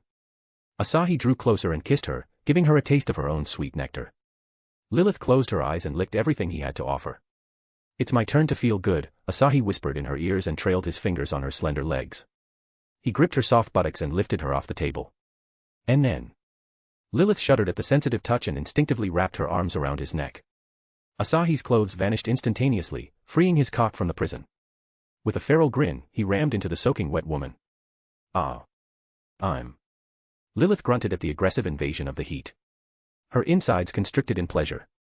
Shuddering fiercely as though she was struck by a lightning spell, she wrapped her softening legs around her and put her chin on his shoulder. And squirted violently. Asahi wasn't merciful to let her as she pleased. He deepened their bond by thrusting deeper into her trembling walls. An excruciating pleasure numbed her mind, concealing her rationality behind a hazy fog. Her immediate response was a sweet moan that echoed in the room and clinging to his vigorous body. The tips of her breasts grazed his chest before the softness of her tits squeezed between their bodies. It's too big, Lilith muttered absent-mindedly. Asahi brazenly savored the clinging sensation of her mature pussy. It's just starting, he whispered. Tightening his grip on her lovely buttocks, he moved back and forth, shaking the table behind Lilith. His grunts and Lilith's sensual moans and the slippery sounds of flesh dominated the silence of the room. Rougher. Your Imperial Majesty, Lilith begged, her body demanded more. Mess me up. Asahi did so as she asked and accelerated the force of his thrusts. From gentle to rough, to gentle again before going wild. He made her guess throughout their union until her dam broke loose again. Asahi also unleashed the heat that had gathered in his balls. Your Majesty. The torrents of his warm fluid filled her insides, forcing a low scream out of her throat. She was filled to the brim. Asahi plopped her butt on the table and leaned forward, exhaling heavily in the aftermath.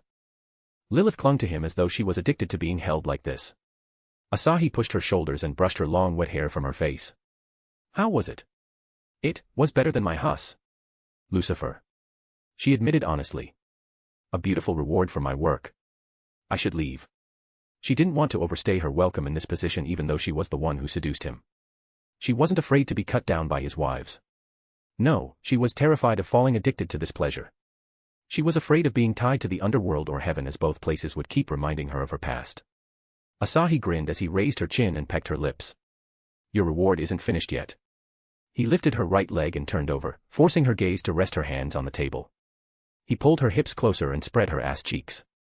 His seed was still dripping down her gaping hole like a trail of drool. Lilith was stumped to even speak, but her heart was thumping in anticipation. A sliver of hope that she would relive the same pleasure. Her fears were suppressed by her primal urge to mate. Asahi didn't disappoint her. Without a word of warning, he aligned his cock with her and thrust forcefully. Asahi. Lilith moaned, forgetting etiquette to not use his name. Asahi cupped her soft tits that gently fitted his large palms and soaked in her sweat.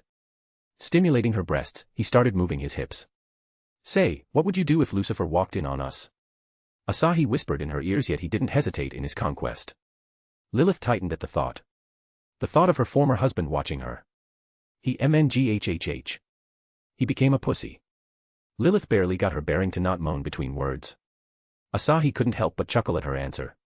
His steady rhythm left Lilith breathless. For the next hour, he flipped her all over the table, pressed her against the walls, or just sat down on a chair and let her ride him. The dining room became a place where he ate, the only surviving Devil King and Lucifer's ex-wife. Chapter 396, Ch. 408, Departure. Lilith gazed at the white ceiling. Her juicy breasts heaved with each heavy inhale. The layer of sweat on her pale body, her elegant dress torn at parts, and her panties ripped into halves was enough of an indication of their hard work. The man, who painted this masterpiece, sat on a chair in front of Lilith. Unlike Lilith, he was fully clothed as if he wasn't naked a few moments ago. Lilith raised her upper body with much effort and glared at him. Your Imperial Majesty, it's a surprise how you find more ways to earn my hatred. Her body still carried his warmth inside her, which alone made her far more uncomfortable than one could imagine. She wasn't looking forward to being a mother again, not in this lifetime. Why? Asahi blinked his eyes. He had flawlessly fulfilled her request. Heck, he even had a better version of her dress sitting on the chair. His instincts prodded him, saying his impressions were wrong. Lilith's rage came from a different reason. Ah, women. Such irrational creatures. Ain't she a strong one for resisting her desires? That's a gill for you. Lilith might have succumbed to pleasure if he went all out with the power of Aromancer. As much as he enjoyed sex with her, he wouldn't brainwash her into falling for him. So what pissed you off? Lilith's gaze went down to her crotch before she shook her head. It's nothing, Your Imperial Majesty. Now if you would be so gracious to. Don't worry about this. My semen can't impregnate someone without my permission. Asahi handed her the dress and ruffled her hair. Your demonic power is in a chaotic state. Is there a reason? An inexplicable warmth swept over Lilith. The tender feeling seeped into her bones and numbed her deeply exhausted body, slowly relieving her weariness. Is this a healing spell? Lilith inquired with a frown. No. I was trying to cheer you up. Lilith chuckled and brushed his hand. I am dying, Lilith calmly stated as she got off the table and reached for the dress. Asahi froze momentarily before a frown took over his surprise. I can heal you. He wasn't heartless enough to let Lilith die for a dumb reason. Lilith shook her head. There is no point if I don't have anything left to live for. Lilith was driven into a state similar to Asahi before meeting with Kliska. A state of near apathy to life. Existing for the sake of existing. Only the goddess of dreams knew what spell she used to heal him. Seeing his troubled expression, Lilith put down the dress and touched his cheeks, a cheeky grin curling up her lips. Don't make that face, Your Imperial Majesty. I have endured enough chaos this world threw at me. I just want to leave this place. The underworld bites me like Cerberus. If only we met sooner. She muttered in a dreamy voice as if imagining a timeline where she met Asahi instead of Lucifer. You're still young and gorgeous, Asahi said and patted her head. Remember, time can heal all wounds. A youngster was giving her advice on life. Lilith felt like laughing out loud, and so she did just that. How sweet of you. Lilith gently pecked his lips and jumped off the table. Lilith leaned forward to pick up her panties and revealed a sight that aroused Asahi.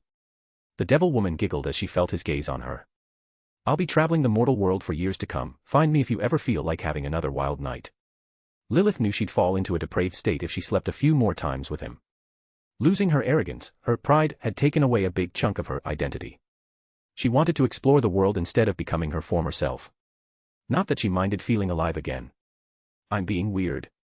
The devil woman thought with a frown. Asahi spanked her naughty butt. And this place welcomes competent women like you. Your Imperial Majesty wants my loyalty. Lilith chuckled as she wore her dress. I'll come when you are thinking of expanding your territories beyond just heaven and underworld. She grabbed the cigarette pack lying on the table and sparked one with her fingertip. Take care, my emperor. And she strutted out of the room. Beyond heaven and underworld. Yokai maybe. I don't know about the rest. He could conquer Kyoto peacefully. He had no reasons to wage war on the other pantheons unless they attacked first. That chick dumped us. True. But we'll meet her again. His instincts informed him of the possibility. He was going to run into the former queen of the underworld at some point. You sure will, the bonds were forged once you became intimate. The boosted gear suddenly manifested. Is it finished? Drake's impatient voice came from the jewel. You bastard, warn me before you mate like rabbits in heat. Asahi scratched his cheek, embarrassed about forgetting the heavenly dragon. How much did you see? Until you brutally ripped Lilith's clothes, how come the arrogant devil is seducing you? Doesn't she have a husband? You killed him for having fun with his wife. Drake sounded genuinely curious about the change of events. I blocked her vision after you undressed Lilith. The heavenly dragon didn't see him eating out Lilith, or hear Lilith howling like a banshee. Let's say Lucifer was dumped for stupidity. Asahi gave a brief answer and glanced at the door. A woman was approaching, a woman with a distinct aura, that of a goddess. Asahi's mind returned to the woman he hadn't met since he filled her with his love. Almost 2 days had passed since then. Oh, Trickster is here. As if affirming Kliska's revelation, the door was kicked open. Yo. Loki said smugly before her smile stiffened. She took a sniff of the room and rolled her eyes. Your Majesty is having fun here. Here. Asahi dematerialized the boosted gear and offered a hand, letting the goddess slide into his arms and cling to him like a koala. Only Loki could hug him so comfortably with her flat chest. Asahi brushed her hair. Sorry for not being there. Loki playfully bit his cheek. I was scared when I saw the mansion empty. I thought you left for another world with the rest of your familia. Don't you give me another fright like that. The underworld was up for grabs. I couldn't resist it. Good job. Though Loki didn't know a single thing about the underworld, she encouraged him all the same. Who was the woman that left earlier? She was smoking hot. Well, she was the wife of the previous king of the underworld. Loki drew back and stared at him with narrowed eyes. Gosh, you truly humiliated that king. Haha, she attacked me out of nowhere. It's your fault for having this handsome mug. Enough of this, when are you betting Astria? Loki asked, feeling like Astria was missing something crucial in her love life. The goddess of justice helped her selflessly, and now it was her turn to nudge Astria's relationship in a better direction. After marriage. Asahi sighed. I'll set up a date soon. He still had to return to the undead-filled world and bring back Siko and Shiori's father. Meeting with Hades took more priority for now. The discussion with yokai was also coming up, where Asahi represented both heaven and the underworld. Being on both sides would get him into headache-inducing arguments. How soon? Loki inquired. Am I invited as a bridesmaid, or a bride? Next month at the very least. Also, I'd prefer the latter. Be my bride, Loki. Hey, you just want to fuck us in wedding gowns. Perv. He hadn't thought of the wedding gowns until now. Loki's perverse mind instilled the imaginative idea in his head. Can you blame me for that? The girls around you are eye candies, so nope. Can't blame you for having unholy thoughts. True. A/N Lilith's arc will be later. Chapter 397, ch. 409, The Stalkers. After receiving a bit of pampering, Loki left to tell Ace and Reveria about Asahi's sudden leave. Ace was more worried than anyone else, almost running away from the Twilight Manor to search for her teacher in the dungeon. If Loki and Reveria weren't there, the half-spirit girl might have conquered the dungeon or died trying. Kliska, you sadist. You were watching Loki suffer. I wasn't able to resist it, she was calling out your name in the empty mansion. I stopped when she cried. Loki and crying. I can't believe it. I sent the pic to your phone. Asahi quickly pulled out his phone and saw Loki curled up on the bed, tears flowing out of her squinty eyes. Instead of feeling bad for Loki in this state, he found her genuinely cute. I didn't think Loki could be this emotional. Love turns the most rational person into an unreasonable being. Is that your personal experience? Yes, my love. You're too honest. As Asahi left the room, he bumped into the curious trio of Kaguya, Elise, and Ryo. Kaguya grinned, Elise beamed a wide smile, and Ryo's facial muscles unconsciously stretched into a soft smile. 3 alluring smiles beckoned him closer, and he embraced them one by one. Once their instinctive happiness faded, Elise gave him a look of disbelief. Dear, Elise said, still unused to the word Asahi preferred from her. Are you ever coming back to our world? Elise certainly loved this palace and the other world they visited, but she wasn't sure about leaving Ororyo yet. Kaguya pinched Elise's cheeks. The redhead shook her head, her red ponytail swaying everywhere. Elise, you doofus bitch, Kaguya cursed with a gentle smile. Let's not make it hard for Asahi-kun. He can hop into our world anytime, or we can come here anytime. I have yet to conquer the dungeon. Asahi pinched Elise's cheeks. It's fun to mess with the deities of your world. Only you can say that. Kaguya giggled and slipped her arm around Elise's shoulder. Yeah, Elise. I need your help with that thing I told you. Come with me. Kaguya dragged the confused Elise away. As Ryo turned to follow them, Asahi threw his arms around her. Asahi. Ryo muttered with a hot sigh. Congratulations on becoming an emperor. The elf felt like she was growing more and more distant from the heights Asahi reached. Asahi, seemingly aware of Ryo's growing inferiority complex, gently turned Ryo's chin and pecked her lips. Ryo, stop being polite, or, he suppressed his voice to a gentle whisper. I'll drag you to my room and make you my wife. Ryo shuddered, blushing furiously in his arms. That would be sexual assault. Is it really when both parties are mutually in love? He ran his tongue over her elven cheeks, reminding her of the days he used to ask about touching her ears. Or am I mistaken? Ryo hates me, now. His downright miserable voice, albeit fake, gained some pity from the elf. She shook her head gently and peeled his hands from her. With a delicate smile, she slid into his arms. I still think I like you. I want to be with you. But you need time to be worthy in your eyes. You told me that last time. Yes. Elise is a cheerful and supportive person. She would go to any lengths to show her resolve. Kaguya is a tender soul in spite of her crude mouth, and can be graceful like a princess when she wants to. Goddess Astrea is also very kind, righteous, and considerate to others' needs than her own. On the other hand, Asahi interrupted Ryo. You're a stupid elf, who can't find something redeeming about yourself. Is that what you want to say? His blunt words sealed Ryo's lips, her eyes wide in shock. Am I wrong? I was going to say I'm just relying on everyone. Ryo huffed, glaring up at him. Do you think of me as stupid? A bit. Asahi chuckled. Only stupids would fantasize in the middle of the day. Ryo looked away, embarrassed. I hate you. You underestimate yourself too much. You're equally beautiful as Kaguya. Asahi rubbed her head, calming her bitter feelings. I know you can be stubborn about things, but you are always doing it to help others. You have always worked to make Ororyo a better place for everyone, so give yourself some credit. Ryo indulged in his relaxing voice, nodding her head in a mystified state.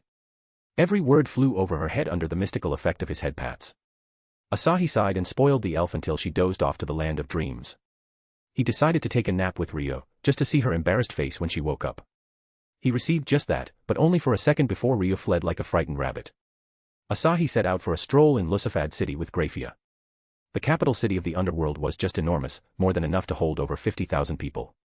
Yet, the streets were empty except for a few people busy in their daily work. His warning didn't work on everyone.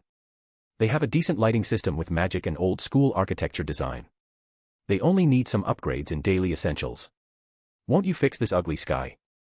It hurts my eyes. The underworld sky was always a shade of scarlet to purple, never showing a glimpse of the daylight. Kliska seemed to hate it even though she was always staying indoors. Soon. Asahi paused at a flower store and plucked a rose from the plant. The devil store girl wanted to yell at him for touching the flower with bare hands, but her father pulled her back and snuck away. My lord, do you sense it? Let's ignore it. Asahi winked and slipped a scarlet rose in her headpiece. There, for my gorgeous devil empress. Grafia couldn't help the blush creeping up her neck, shading her skin slightly red. What if it's an assassin? Asahi shook his head. Just Serafal and Ajuka. They are keeping an eye on us. Grafia asked, anger concealed in her voice. Asahi caressed her hair. Geez, calm down. You're pregnant, remember? Sorry. I was angry at their stalking. If they have any doubt, they should have come to us. Like I said, they aren't worth wasting our time. Just think of them as the commoners who are observing us from their homes. Graphia nodded. Two figures stood on the 13th floor of a nearby building. A black-haired girl and an effeminate man with jade hair. Shit, he found us, Ajuka cursed. Serafal pointed at Asahi flirting with Graphia in the middle of the street. Look how gently he treats Graphia. Is this the same guy who killed 3 devil kings without batting an eye? The underworld would either perish in Asahi's hands or prosper far more than it ever could under the previous devil king's reign. Serafal could only see these two extreme possibilities. Ajuka gave Serafal a skeptical glance. Why are we doing this? He wasn't used to stalking people, much less stalking the men who murdered his friend. To know more about him. Serafal shook her head. We're probably the strongest devils in the underworld outside of Asahi's family. If he does something wrong, let's try to reason with him. Ajuka sighed. We can only reason with him. A fight will end with our deaths. Hee, a monk once said fists aren't the only option to change the world. And what changes did this monk bring to the world? He was beaten to death by his own disciples. Sarah tilted her head innocently. Chapter 398, CH 410, New Class. Asahi arrived in a small room bathed in soft light coming from nowhere. A low table was in the center of the room, by which a silver-haired girl sat on her knees. Her formal kimono emphasized her lovely aura even more. My love. Kliska mumbled with a smile. Welcome home. Hi. Asahi plopped down on the cushiony floor, letting Kliska lean on his shoulder. Let's get through the notifications. He hadn't looked at his notifications from before his fight with Surzek since many things kept distracting him. Kliska smirked. Prepare your heart, for I'm about to rock your world. A flood of notifications completely blocked his vision. He preferred to go through everything even though Kliska could filter nonsense notifications such as his affection increase with the random devil maid he found sexy. He scrolled through the list until he got to the crucial ones. You earned 7,133,360,000 XP for killing, level 380 Surzek's Gremory. You earned 5,706,688,000 XP for killing, level 345 Rizavim Levon Lucifer. You earned 2,104,651,479 XP for killing, level 141 Leviathan. You earned 1,826,140,160 XP for killing, level 138 Beelzebub. You earned 2,008,754,176 XP for killing, level 142 Asmodeus. You have leveled up. Asahi nearly lost his mind in the face of zeros in the XP. 7 billion.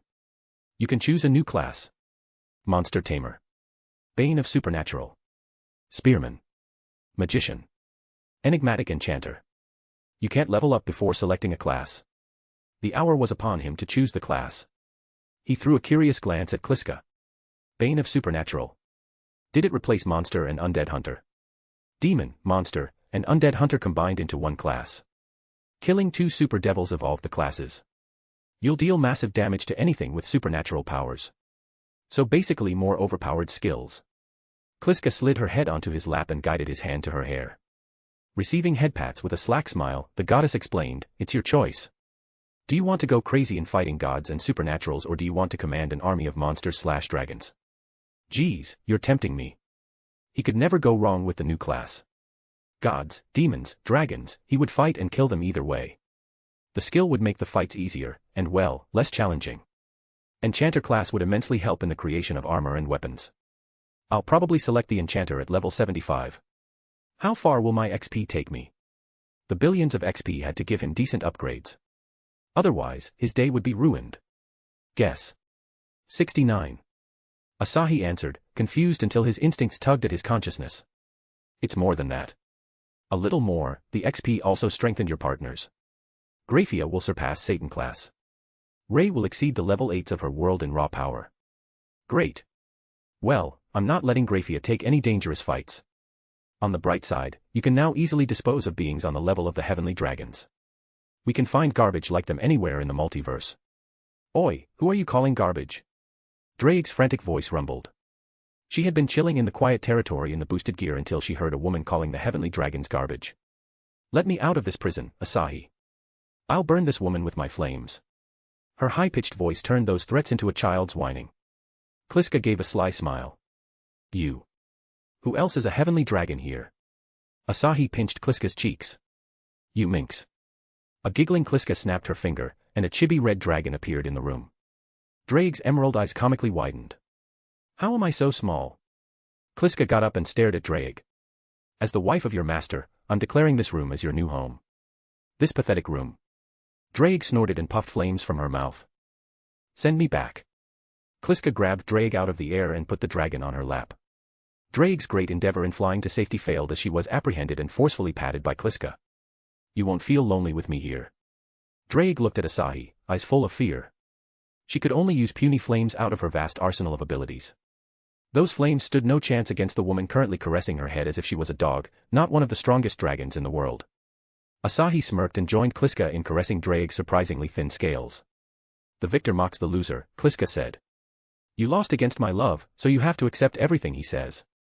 Drake's eyes turned vacant as though she had been betrayed. I thought we were family. The heavenly dragon unknowingly put an emotional burden on Asahi's chest. Kliska, Asahi muttered. Kliska released Drake. The dragon immediately flew towards Asahi and hid behind his shoulder. She is a demon. How can you marry her? Drake whispered. Kliska stretched her arms with a menacing smile. Say that again. Kliska excelled in playing the bad cop. She terrified Drake enough for her to seek protection from Asahi. She became the villain just to make Asahi a hero in Drake's eyes. Drake quietly settled on Asahi's lap. Where is this? Pray tell. My dream. What? Stay quiet for a second. Asahi reached out and chose the Monster Tamer class. Monster Tamer, class added. Asahi felt a new kind of energy running through him. A bright, almost golden wave of energy different from mana. Monster Tamer, a class for those seeking to befriend, or perhaps subdue the monsters in the wilderness. Class exclusive skills. Mythos Noblesse, Unique You, the Monster Tamer, deliver justice to every monster. Passive effect, your aura comforts and heals the allied monsters and weakens the will of the hostile monsters. Mystical Bond, F-rank bonding with a friendly monster is the responsibility of a tamer. You can create a bond with 2 pets at this rank.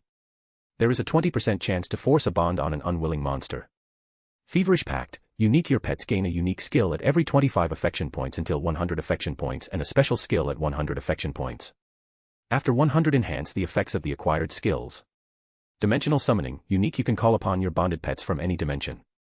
Tamer's Authority, unique you can force orders on your pet. The pet's resistance against the order will dictate their reduction in affection points. Whip of Fury, F-rank conjures a fiery whip that reduces a hostile monster's defense by 25. The class is pretty versatile. The Mythos Noblesse skill could heal his pets as well as make it easier to tame other monsters. Not only that, his pets would become stronger the closer they were to him. He didn't even get a chance to summon the whip as notifications flooded his vision. Chapter 399, CH 411, First Pet. You have leveled up. You have leveled up. The influx of strength and mana reinforced his muscles.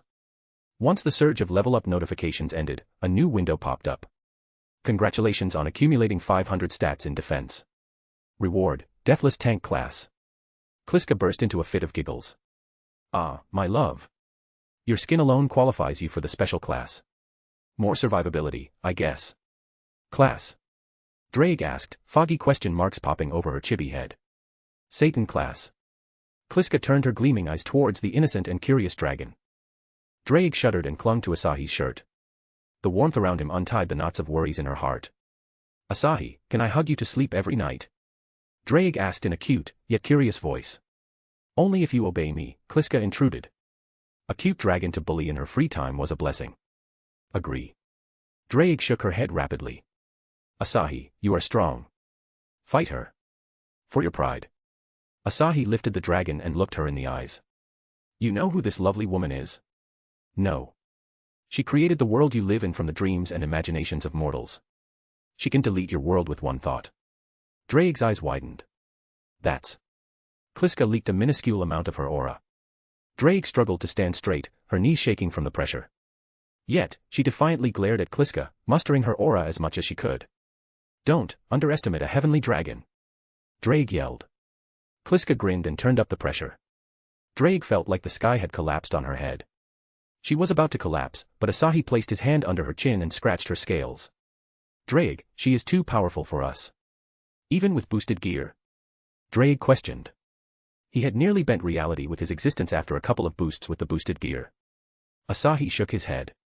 Bringing the dragon close to his face, he whispered, "There is one way for us to become stronger and stand up to this tyrant wife of mine." "You in?" "Really?" Drake's eyes shone at the mere thought of getting stronger. "How?" Asahi discarded the lowly lover class in favor of his new class. Kliska laughed when she saw what he did. "My love doesn't need any more Lolas." "Probably not. I can seduce if I want someone." Asahi closed his eyes and initiated the bonding process without knowing if it'll work on Drake. After all, she was just a soul. A burst of golden light left his hands and wrapped Drake. The dragon felt like something was melting inside her. What's this feeling? She felt intoxicated, drunk even. Her eyes nearly closed in the comfortable sensation as if she was in a pool of lava. Asahi Marikua wants to bond with you as a monster tamer. Accept/reject. Drake saw a blue screen window emerge, unlike anything she had ever seen before. She could read the letters despite not knowing the language of humans. "You want to tame me?" Drake stared at him fiercely. "You do have that right after defeating me, but I won't yield to anyone." Drake mustered every bit of her courage to deny the offer. For 10 years, she wouldn't be able to train and receive any significant boost in her strength. "It's not yielding," Asahi coaxed with a gentle face. "It's adapting. You're no longer a lone dragon. You're my family. My kin." Sweet words dripping with magnetism reached Drake's ears. The tremendous increase in Asahi's charm even affected the incredibly powerful soul of Drake. "Kin." Drake trailed her words with a sharp gaze. "Promise me you will treat me like family." "Geez, it's not like our relationship is going to change." Asahi sighed. "It's just a skill to increase your power." "True." Drake nodded. "I accept." The golden aura around Drake surged and sank in her chibi body. She gazed at Asahi, her gaze softer than ever. A connection was formed between them. She could feel it even with her eyes closed. "Drake has become your pet." Drake received a new unique skill, Soul Manifestation. Drake received a new unique skill, Soul Strengthening Art, Bronze. Unique skills. Drake asked before a stream of information invaded her consciousness. The information of the new skills blended as if it had always been there since her birth, like her flames. A look of disbelief flashed in her reptilian eyes. "Manifestation and strengthening, everything I needed." Drake happily flapped her wings and rubbed her face with Asahi. "Thank you, Asahi." She could materialize in the real world as a soul and become strong through the mysterious art. It was a dream come true moment for the heavenly dragon. +4 affections points with Pet Drake. Her total affection points rose to 65. More than he expected. He patted her head, giving Kliska a smile, who returned a smirk. Leaving Drake to ponder on her new skills, Asahi opened his status. Status. Asahi Marikua LVL, current level progress. 89%. Attributes. Strength. Dexterity. Constitution. Defense. Charm. Magic. Karma. 2,500,100. Skills. He had reached level 73 in one go, just 2 more levels to unseal the enchanter class that will replace the mature lover class. It feels surreal. Kliska pulled his head to her lap and patted his hair. "We still have many worlds to explore. Many classes to unlock." Asahi grinned. "And many gods to kill." Asahi's new day started with a massive uproar. The massive increase in strength startled the entire castle. Then came a calm breakfast. The dining room was lively, mostly thanks to Shirori, Rika, and Lemigiton, who only showed up once in a blue moon. All of Astria Familia had eaten earlier, after receiving brutal lessons from Aimi in the castle's yard. "When is Hades coming?" Saya asked, frowning in displeasure. "I'll blow him up if he talks shit." To reiterate her point, she conjured balls of scarlet fire. "We can't do that, Saya," Grafia chided Saya. "Hades has an army of Grim Reapers. Let's not forget he is connected to the Greek pantheon. Arg, he can have his army of gods. I have Asahi. Deer can break this world's reality with the boosted gear," Shirori chimed in. "Gods are XP for him." "Ha ha ha," Rika laughed merrily. "Can my bullets go through skeletons?" Asahi calmly watched the girls spit dangerous threats toward the god as if he was just another undead they encountered in the dungeon. "Hades is a lot stronger than they think," Drake said in his mind. "I heard about it from Tiamat." Asahi shrugged. "I don't really care." His nonchalant discussion with Drake was disrupted by the approaching presence. A familiar angel walked through the door and awkwardly greeted the girls. "Sorry for disturbing your breakfast." Sandalphon smiled apologetically. "Teacher, father sent me to aid you. But I believe you don't need my help." "Huh? When did I say that?" Asahi scoffed. Leaving his seat, he took Sandalphon's hands and took her to his room. On the way, Sandalphon described the tragic situation of Gabriel. His fiancée was gritting her teeth in her room as God had prohibited her from entering the underworld. What he did say was to meet Asahi in the special room he made. They stopped in a spacious dojo filled with all sorts of wooden swords, firearms as well as bows. Asahi pulled out 2 wooden swords and tossed one to Sandalphon. Let's sweat until Hades comes. A lovely smile blossomed on Sandalphon's face. Yes, teacher. Chapter 400, Ch. 412, Provoked. Asahi stood on the balcony of the floating castle with Sandalphon. The two watched as a throne with golden runes entered the city of Lusifad. The throne was being hauled by a group of skeletons in long robes. The one sitting on the throne was none other than Hades. He emanated a dark, piercing aura, unlike any undead. Fucking Ain's ripoff. The god of hell was quite the devil-hater from what he remembered. He had allied with a few gods and formed an alliance of sorts to defeat Issei's group. Hades believed he could contend with the EXE world's invasion when in reality, his alliance couldn't overcome Issei's group despite a boatload of preparations. This Hades didn't do any justice to the original mythology version. Only Hades was remotely close to a nice god in Greek mythology. A fascinating character, to say the least. Ain's ripoff. Sandalphon asked. Nothing, Sandalphon. Do you have a nickname?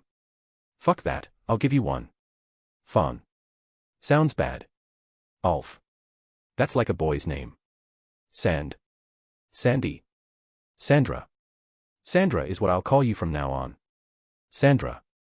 Sandalphon muttered and nodded. What does it mean? Let's see. Sandra is derived from Alexandra, which means a man's protector.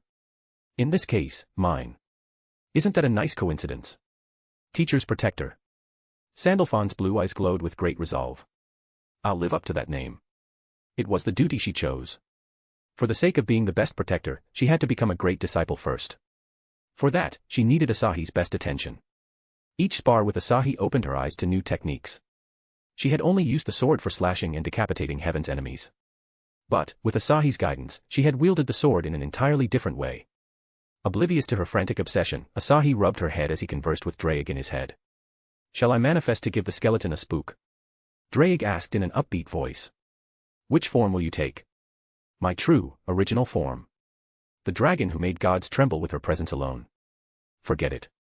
He wasn't letting a gigantic dragon anywhere near his floating castle until he added special barriers on each wall. Why? Drake asked.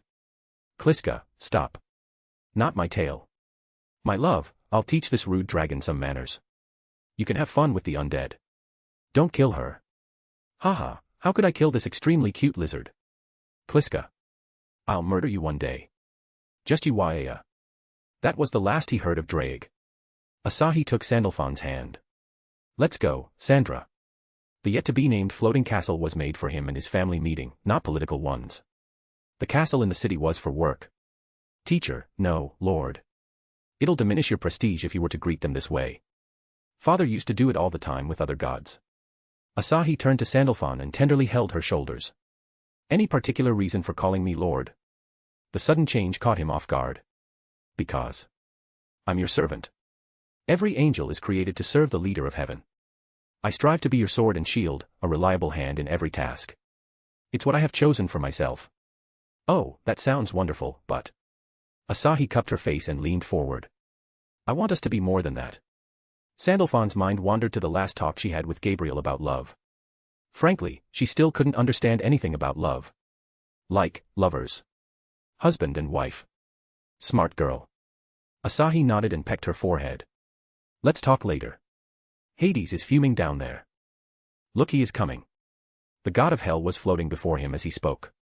The hollowed eye sockets of Hades glowed as he looked at Sandalphon by Asahi's side. You colluded with heaven to eliminate the previous rulers of the underworld, asking the question. God of hell exerted an ominous aura. Sandalphon hallucinated being on the battlefield and falling to the swords of her foes. Spreading her wings, Sandalphon summoned her sword and valiantly stepped forward. Lord Hades, Lord Asahi didn't need our assistance in killing the corrupted leaders of this realm. You. Asahi placed a hand on the angel's shoulder. Sandra, let me handle this. Asahi released his own aura in response, easing the pressure on Sandalphon.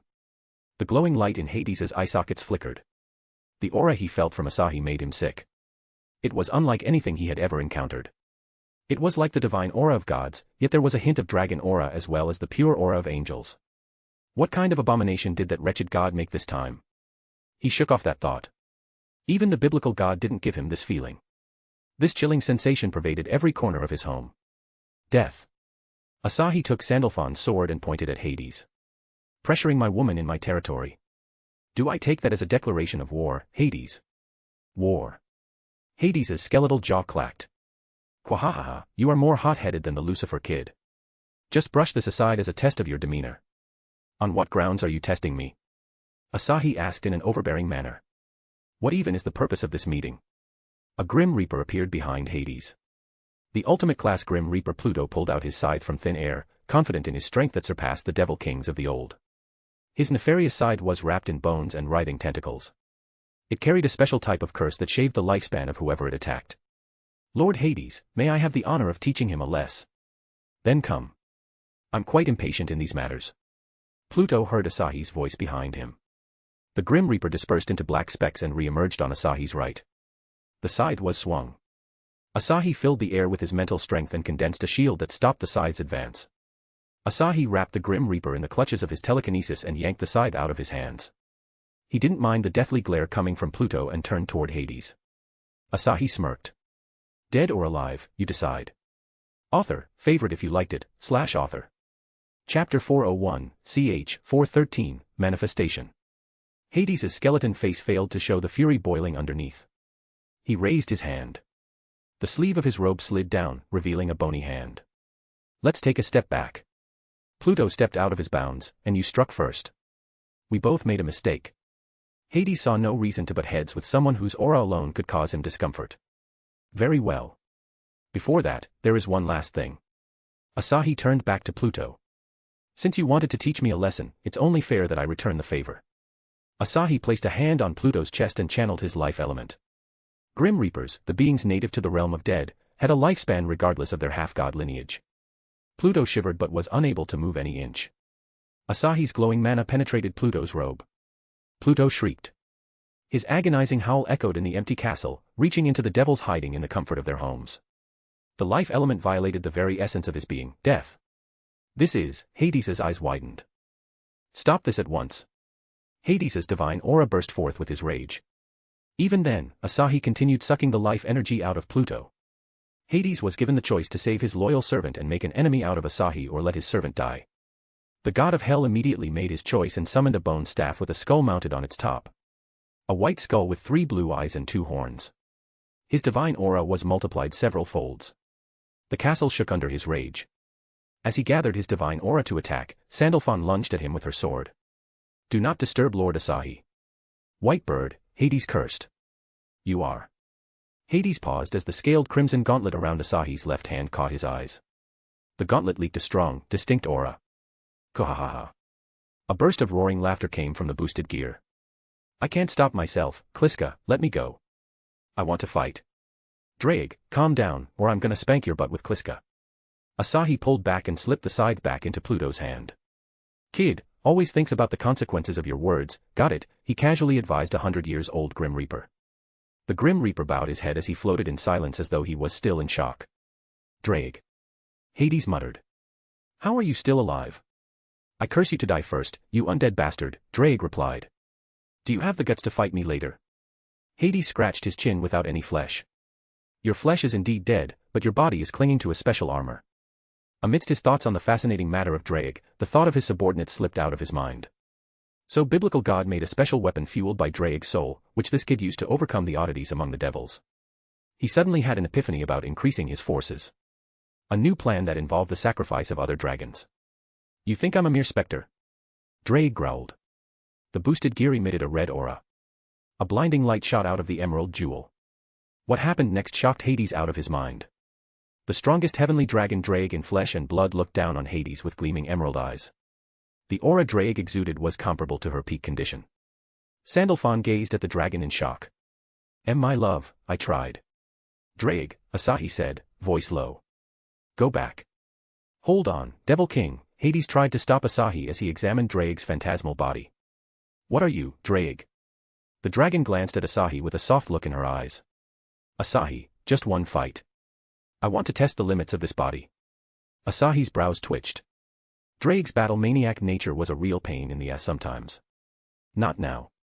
I'll let you fight an even stronger person later. He had made up his mind to throw Drake at Great Red. Drake's eyes glowed. Without any protest, the dragon returned to boosted gear state before disappearing altogether. Hades scratched his chin, again. Not many people could claim to be stronger than him. It gave him all the more reason to be curious and nervous. He isn't someone I can take on alone. Hades chuckled amiably.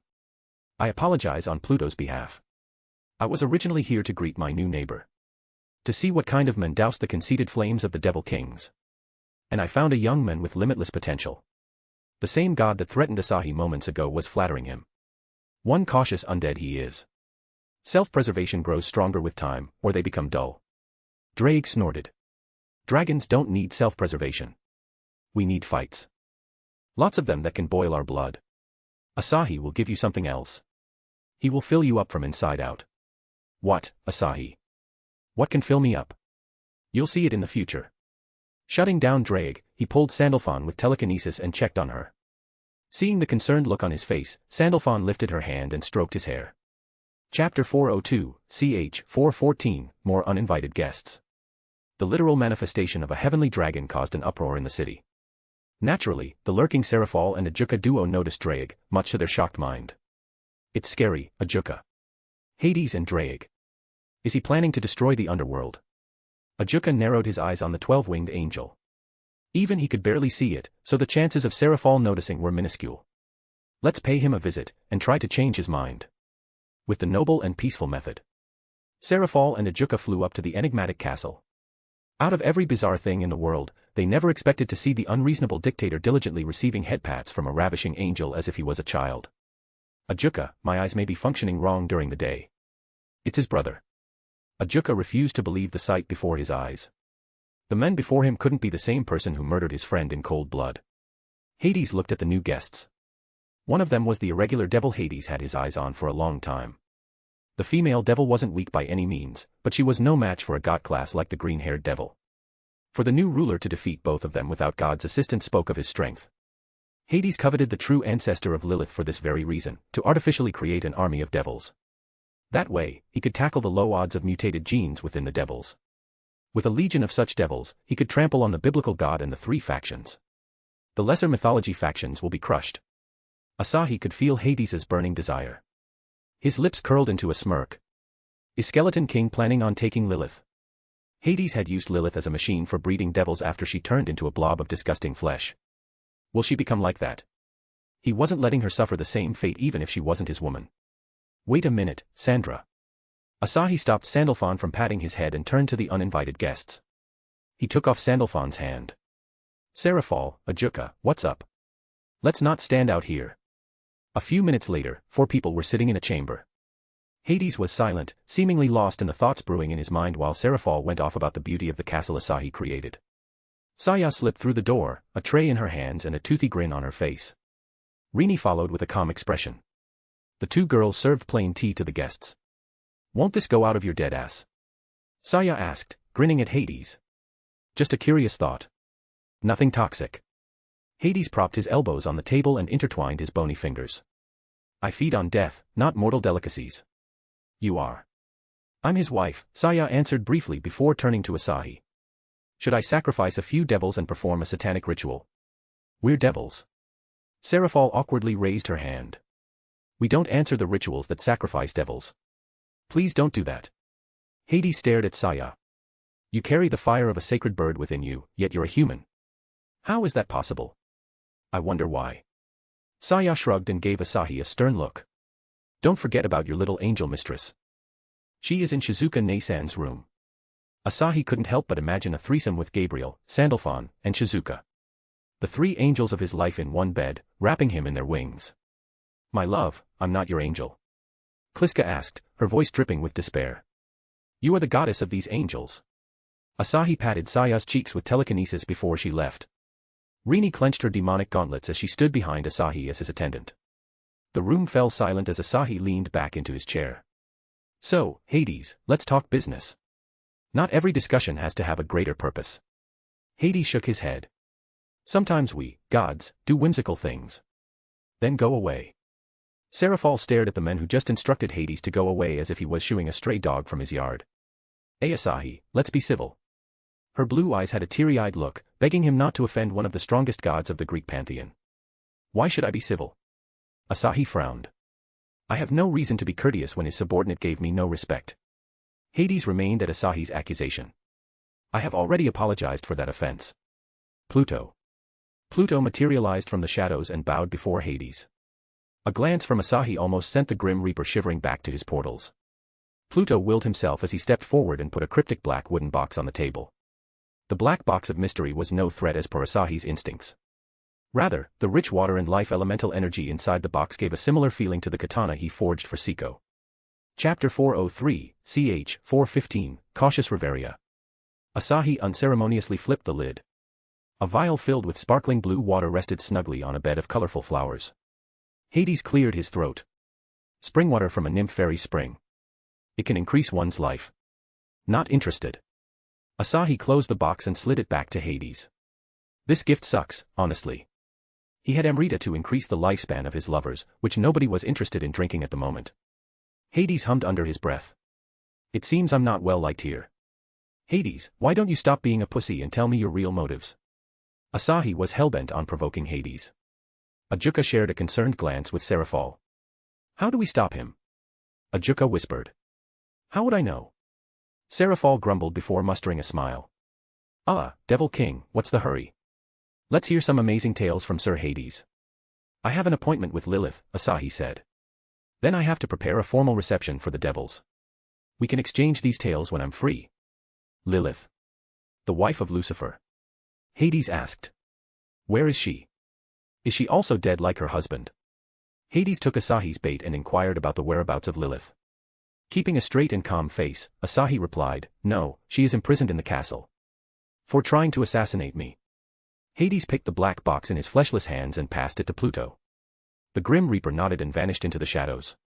I'll not take more of your time. Hades pushed back the chair. Take care, the new overlord. You too, Hades. The god of hell left through the door. Asahi couldn't feel Pluto or any other Grim Reaper in the castle. He isn't going to check for Lilith. Probably looking for a better time. He isn't reckless. I know. As much as he disliked the Greek gods, they weren't the bad guys in the DxD world. Even Zeus was a typical good god, unlike his mythological counterpart. Whipping them won't be as fun if they weren't arrogant and evil. Only one person was barely evil amongst the Greek gods. The sadist and chaos lover Nyx, the primordial goddess of night. Why do I feel like she will pop up sooner or later? It's the unwritten rule of anime. Still, my love is face-slapping gods now. You're like a Shientia protagonist. Always has been. Meanwhile, Seraphol took a big sigh of relief and collapsed on the table. We're not doomed. Ajuka patted her shoulder while Seraphol relished the fact that Hades left peacefully. You wasted the tea I brewed, Rini muttered. Asahi took the cup and drowned the tea in one gulp, regardless of its temperature. Rini, have you met Ace? The blue-haired maid gave a slight shake of her head. I have been busy with Yuriko Nasan. She thinks I'm a great model for her store. That you are. Asahi left his seat and took Rini's cold gauntlet-covered hand. Let's check up on how Ace and others are doing. I miss Ace. Asahi turned to the two devils. I'll entertain you guys some other day. Wait. Seraphol reached out. I need to ask a question. Lilith visited my house 2 days ago. Is she imprisoned now? Seraphol didn't care whatever happened to Lilith. She only wanted to see how Asahi treated a devil who worked for him, to gauge his character. Is she dead?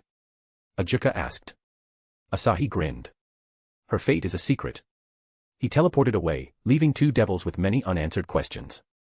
Asahi, I feel a different energy in the air. Where are we? Drake asked as soon as Asahi appeared in Loki's empty bedroom. Is this the human world? It's another world. Another world. Quiet for now. I'll explain later. Okay. Asahi unlocked the living room's door to find Loki napping on the couch. Reveria was also present in the room in her usual green robes, reading a thick book besides Loki. The high elf peeled her eyes away from the book and her jade eyes stared daggers at Asahi. Asahi sat on Loki's side and pulled her head on his lap.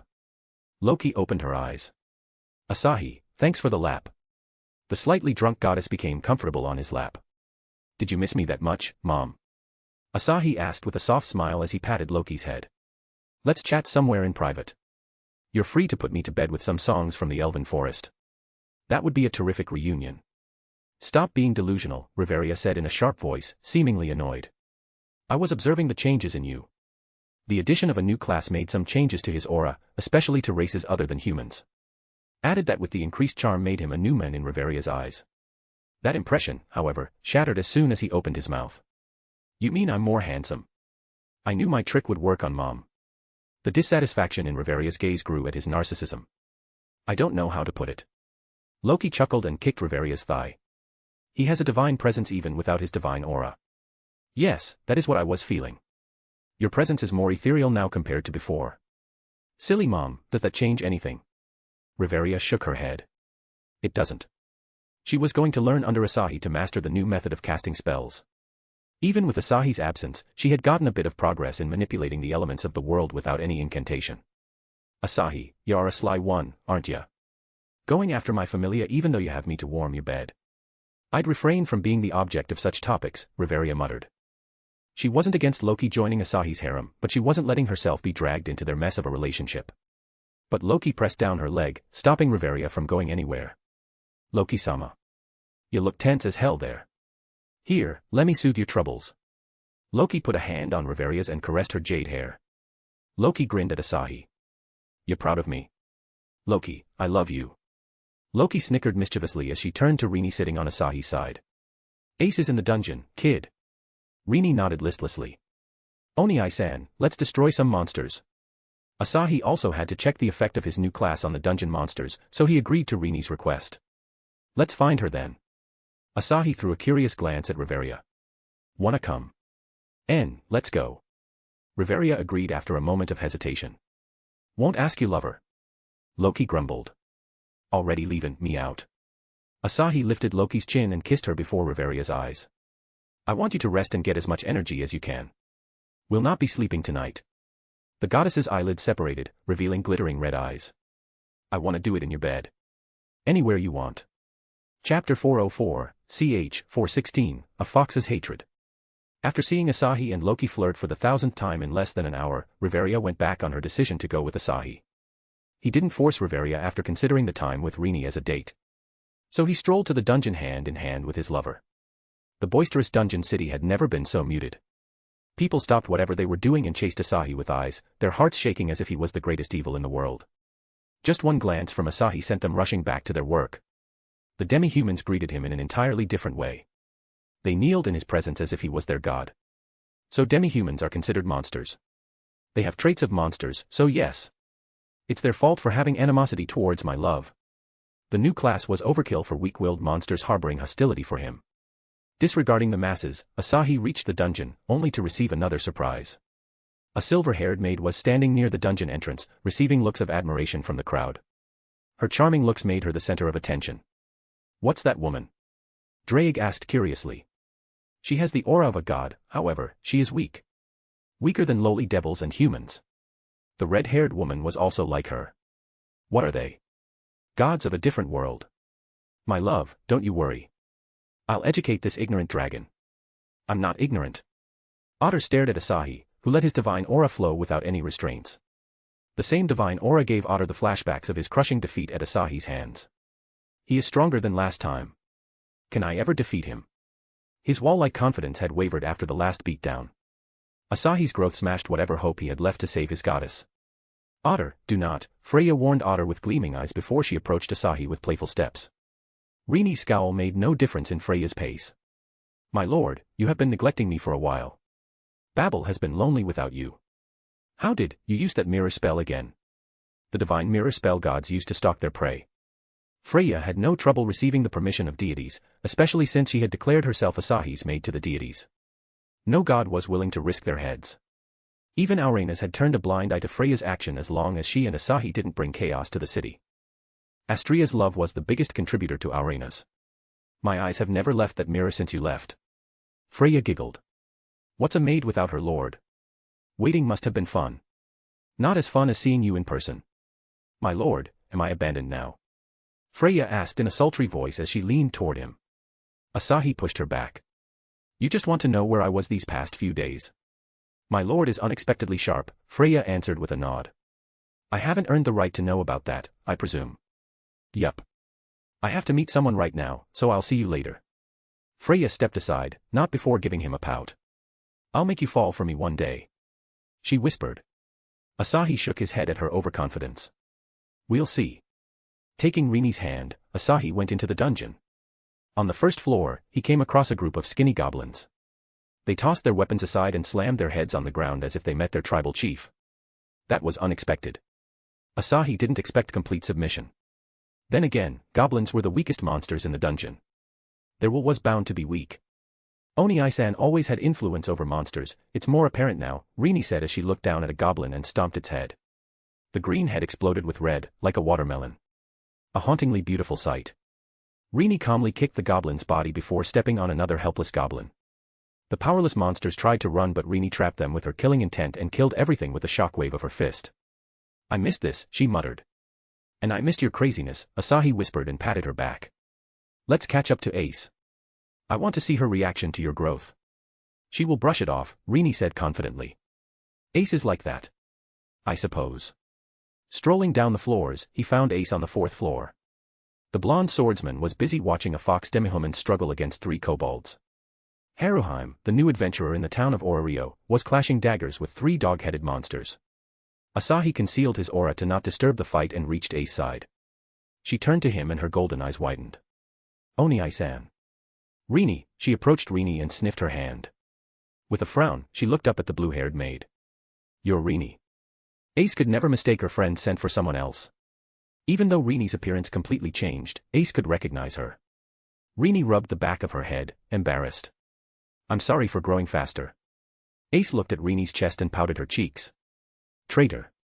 The two giggled, ignoring Haruheim's life-threatening battle. Asahi took a sigh of relief. It seemed he worried for nothing. Ace accepted Rini's change without much of a reaction as Rini had pointed out before. Asahi pressed a finger on Ace's lips and pointed at Haruheim. Let's watch her. Ace nodded, focusing on the ongoing battle. She had been following Haruheim since morning, watching her struggle against goblins, lizards, and now kobolds. No matter what the dungeon threw at the level 1 adventurer, she came out on top despite the odds. The fox girl was no less hungry for strength than Ace. Even now, blood flowed from the slashes made on Haruheim's arms. Yet, she held onto her steel daggers with shaking hands and blocked the joint assault from the kobolds. She kicked a kobold into another and weaved a flurry of dagger attacks at the kobold before her. I won't spare you. Haruheim lunged at the nearest kobold and drove the dagger through its chest. The last kobold growled and jammed its fangs on Haruheim's arm. She cried out, face contorting in pain.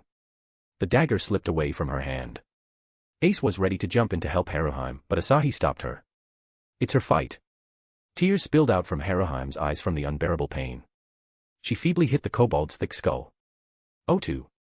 Haruheim's eyes froze, the call for rescue halting in her throat. Her expression warped in pure rage. She was once again forced to recall the reason for her suffering. It was her father. Her mother. Her family. She wasn't calling them for help. Living in Orario had opened her eyes to reality. It was her life, not a fictional fairy tale. She was no damsel in distress. She became an adventurer to never feel helpless like those damsels. I'm not giving up now.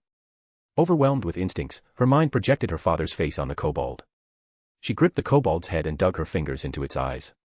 The squishy tissues of kobold's eyeballs ruptured. The monster released its grip on Haruheim's flesh and howled in anguish. Ota-san, it's your fault. With a raging howl, she hooked her fingertips in the kobold's eye sockets and banged its head on the ground. Once, twice, thrice, Haruheim continued slamming the kobold's head on the ground. She became the very incarnation of mindless violence. Chapter 405, ch. 417, Troubles of a Little Adventurer. Haruheim showed no mercy to the kobold dubbed as her Ota-san. Asahi had a bit of déjà vu about the whole little girl going crazy mode scenario. Wait. Rini. The situation was reminiscent of his meeting with Rini even though Rini was less stable and more berserk. Rini sees her shadow in Haruheim.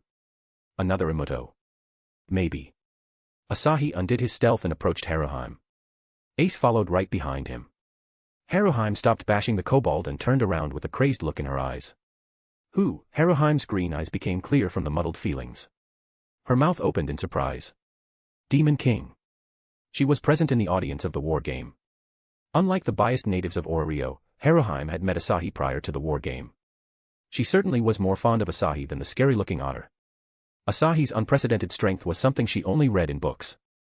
He had her admiration rather than fear. Feeling an itch in her arm, she looked down and saw that her wounds had been sealed. She bowed her head. A gesture that was deep-rooted in her from her Far Eastern lineage. You have my utmost gratitude for healing me. Asahi's eyes briefly tracked the twitching fox ears. He cleared his throat. What did you call me? I am sorry. Haruheim meekly apologized, eyes dodging contact. The adventurers call you that way. Haruheim's flustered look raised a chuckle out of him. She was acting surprisingly close to a girl of her age rather than the maniac she was a few moments ago. But my love prefers maniac, Kliska sneakily leaked his fetish. Ace took Haruheim's hand and placed 3 magic stones in her palm. Yours. Haruheim blinked her eyes. Are you Sword Princess? Ace Wallenstein was a huge celebrity in Orario, or so Haruheim had learned from the guild. She looked at the last girl, only to freeze. The blue-haired girl was giving a threatening air despite the soft smile on her face. The lineup of 3 strong individuals overwhelmed Haruheim to the point she couldn't speak. Ace tilted her head, unable to understand Haruheim's exaggerated reaction. I'm Ace. I'm Sanjuno H. Haruheim. Rini Marikawa. Rini introduced herself and touched Haruheim's fox ears. Can I have something like this, Onii-san? The thought of having rabbit ears really enticed her. She was a monster, yet she showed 0 traits other than instinctive urges. It would be more appropriate to have beast traits to go along with monster blood. Those are traits of the Renard race, you can't just get them. Asahi didn't think it was impossible. Experimental Forbidden Transformation Potion number 69 has everything you need. Buy me a few. White rabbit ears would suit you. Ace said and nodded her head as though she could already imagine Rini's appearance in her head. She turned to Asahi and fell into yet another trance. Bunny ears on my love. They won't suit you, unless we turn you into a cute, busty girl. Don't even think about it. He didn't want to imagine himself as a girl even if the change would bring a heaven-defying beauty. Ace shook her head. Won't look good. Yes. Ace, do you want bunny ears? Ace thought for a second before answering with a headshake. Will hinder fights. Typical Ace, Asahi muttered. Danger. Haruheim squirmed away from Rini's grasp and looked over her shoulder. Monsters. Her moment of reprieve was cut short by monsters popping through the walls. She gripped her daggers, ready to cut down more kobolds. Don't worry about them. Asahi's reassuring voice stopped her. He focused his intent on the monsters. The pressure of Spirit Scourge skill squeezed the life out of the monsters, turning them into ashes on the spot. Asahi turned to Haruheim with a serious look. I know you're desperate for strength to prove yourself. But it wasn't wise for you to come to the dungeon alone. Monsters come in groups like this. It's better to stick with others until you are strong on your own. He didn't want to discourage Haruheim. At the same time, he wanted her to be more cautious when venturing into the dungeon. What else can I do? Haruheim asked in a flat voice and closed her eyes with a neutral expression. No party let me join them. I can't level up if I carry backpacks as a supporter. Will I get stronger if I keep cowering in my room? Adventurers ridiculed her age on many occasions. The ones who wanted her in their party did so for her beauty. Her familia god didn't recruit any adventurers since he deemed all of them unworthy to join his entourage. She couldn't leave for another familia, for no gods out there will want a weak adventurer like her. Every little trouble piled up more and more frustration in her little mind. Well, is there any point to all this if you end up dying? I have to risk my life to make up for my lack of talent. Haruheim said as she glanced at Ace. Risk and rewards go hand in hand. So reckless, Asahi sighed. Susanoo is awful at teaching you. Join my familia if you are this eager for strength. Can you take that risk? Haruheim was going to end up dead in the dungeon if she remained with Susanoo. She was too impatient. The unexpected invitation stunned Haruheim. Astria familia? Yes. Haruheim gulped and finally looked up at him. The clan of the Demon King. Asahi twitched at the ludicrous nickname given to the Astria familia. The ladies of justice turned into ladies of the Demon King. It couldn't get any more ironic. Ace didn't interfere and just watched the exchange between them in confusion. Rini dragged Ace to the side and engaged in idle chit-chat, letting Haruheim think properly. Haruheim deeply bowed her head. Thanks for your invitation. I'll try to convince Susanoo-kami. I'll talk to him if he doesn't agree. Asahi smirked and plopped a hand on Haruheim's head. Without any permission, he gently pinched the fluffy fur of her fox ear. Ah. Haruheim flinched and shut her eyes. The surprise attack brought out a vibrant, obscene moan. They are really top tier in terms of softness. He wondered about the feel of Yasaka's ears. Haruheim stared at his face with wide eyes. My love is casually picking up Lolas in the dungeon. Nothing perverted here. Chapter 406, ch. 418, Desire to be Closer. The clanks of metal echoed in the hot air as Hephaestus swung the short, black hammer in her hand. Embers flew up from the flames and extinguished like shooting stars, not before casting a radiant glow on Hephaestus' face. Two people admired the unique charm of Hephaestus from VIP seats. Smoking hot, isn't she? Muttered the dark-skinned woman with long black hair and an eye patch on her left eye. Those gods got shit for eyes. Asahi shook his head. I disagree. Beauty is in the eye of the beholder, remember? Thanks to their stupidity, Hephaestus became the mother of my daughter, he proudly declared. What? Tsubaki shouted in disbelief. My goddess has a daughter now. When did that happen? Hephaestus could no longer ignore the two. Putting down her hammer, she turned to Tsubaki with a glare. Our bet was for you to take a day off. Why are you sitting here? Tsubaki only went out for 3 hours before returning with Asahi. Asahi raised his hand. Faye, it's my fault. I ran into her outside the dungeon and asked her about your whereabouts. Well, she preferred showing over telling. He had left Rini to take care of Ace even though the lowly was eager for training with him. Tsubaki grinned. My ladyship wants me to go. Is it to rendezvous with your secret husband? I'm not her husband yet, Asahi said with a lamenting sigh. I still need to win her heart. Any advice, Tsubaki? Not telling for free, give me the ring you promised. My promised magic ring. Asahi immediately got a ring from Kliska and put it in Tsubaki's palm. Time to fulfill your side of the bargain. Tsubaki pursed her lips. My goddess wants. Tsubaki. Hephaestus yelled. She threw a skeptical glance at Asahi. Why are you behaving like this? I want to be closer to you. Hephaestus stared at his innocent expression. Even though she knew it was an act, she couldn't berate him for it. Astrea, take away your mad lad lover. The little activity on her head reminded her of the sleeping fairy. Chiaki woke up and poked her head out of Hephaestus's wavy crimson hair. Pa. The giggling fairy made a beeline toward her creator. Asahi gaped at the words uttered by Chiaki. It was the first convincing word Chiaki said other than her usual murmurs. How? Asahi asked the smug fairy. Say it again. Pa. Pa. Pa. Chiaki darted through the air while chanting the same word. An arrow imbued with cuteness went through his chest.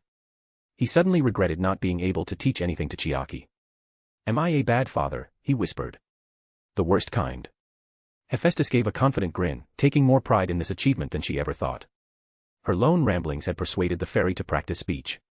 It didn't even take Chiaki a week to say small words like these. Tsubaki was stupefied by the fairy's appearance. The half-dwarf had only heard of spirits and such in legends. Seeing one with her eyes was a different experience. Hephaestus returned to hammering the red metal and revealed tidbits about Chiaki to Tsubaki. Chiaki would have been exposed a lot sooner if Tsubaki came to the workshop more often. Alas, the half-dwarf had more affection for smithing than the outside world. This cute little fairy is my goddess's daughter. The adventurer alias Cyclops gazed at Chiaki in wonder. A fairy, a real spirit. Don't let it fool you from the fact that Asahi created her. Oh. Tsubaki gave Asahi a surprised look. What a frightening talent the Demon King has. It's undeniable, Hephaestus replied. My ladyship, isn't this enough proof? While undesired among gods, Hephaestus had some admirers among her disciple smiths. Too soft to break their heart, Hephaestus had given them a chance to win her over. They had to forge a weapon. A stunning weapon. Unfortunately, none of them managed to do so. Hephaestus shook her head. I don't know. Although she despised noise, she treasured the times Asahi and Loki invaded her workshop. She also admired Asahi's tremendous talent in the creation of both living and non-living. Apart from his relentless teasing, she had no problem with Asahi's character. Above all, he was working on a skill to heal her eye. If he succeeded in curing my mark, I won't have anything to say. If it came down to that, she'll give this a try. What could possibly go wrong? Asahi was too busy with Chiaki to care about the fierce monologue happening in Hephaestus's mind. The fairy took full advantage of his defenseless heart and forced him to spend more time with her. She undeniably loved her creator and father more than Hephaestus even though the goddess had only showered her in affection. Since he was here, he decided to help Hephaestus with forging swords and improve his skills. The next day was the day of meeting with the leaders of the 72 pillars and such. The gathering was nothing but a formality at this point. The high-class leaders had no choice but to swallow their feelings in the face of strength they couldn't fathom. So they gave up their pride and offered full cooperation with Asahi's reign as the ruler. The group consisting of Shirori, Siko, and Aimi weeded out those with extremely dark intentions and invited them to a different room. Siko and Aimi got rid of their rebellious nature with their merciless methods. Asahi also made the formal announcement of his marriage with Gabriel and Grafia that would be taking place next month. He didn't need to announce Astrea and Loki's names. He was still surprised Loki agreed so easily, possibly going along with the flow instead of overthinking. The rest of the girls were in no hurry to marry, including Elise. Gabriel's name on the bride's list left the devils stunned. "Why, Your Majesty, please rethink your decision. Angels are not made to be wed." Some devils tried to persuade him, only to be shot down by Asahi's glare. An old man mustered the courage to praise the beauty of his granddaughter, trying to marry her off with Asahi. After all, any clan with links to Asahi's clan would enjoy better treatment and would be free from the risk of getting slaughtered at a whim. "You all are hopeless." Asahi rubbed his forehead and called off the gathering. Asahi was in his room, teasing Elise for chickening out of the wedding. I don't need a luxurious ceremony like that," Elise confessed, looking away in embarrassment. "I'll be happy with a small reception at the hostess of fertility." Elise's face turned crimson as she imagined her adventurer friends teasing her non-stop. "True," Astrea agreed with Elise. "This is also a different experience." Asahi poked Elise's cheeks. "We can do it twice then. One here and one in Rio." "That." Asahi, a young voice interrupted Astrea. A black-haired goth girl had appeared out of nowhere, almost getting a scream out of Elise. The dragon god stared at Asahi with wide eyes as if she couldn't fathom the strange aura around him. The uncomfortable feeling of the mortal world had disappeared as soon as she stepped into this place. She narrowed her eyes, sensing an energy field around Asahi. The unknown energy gave her a similar cozy feeling as that of her home, the dimensional gap. Elise looked back and forth between Ophis and Asahi.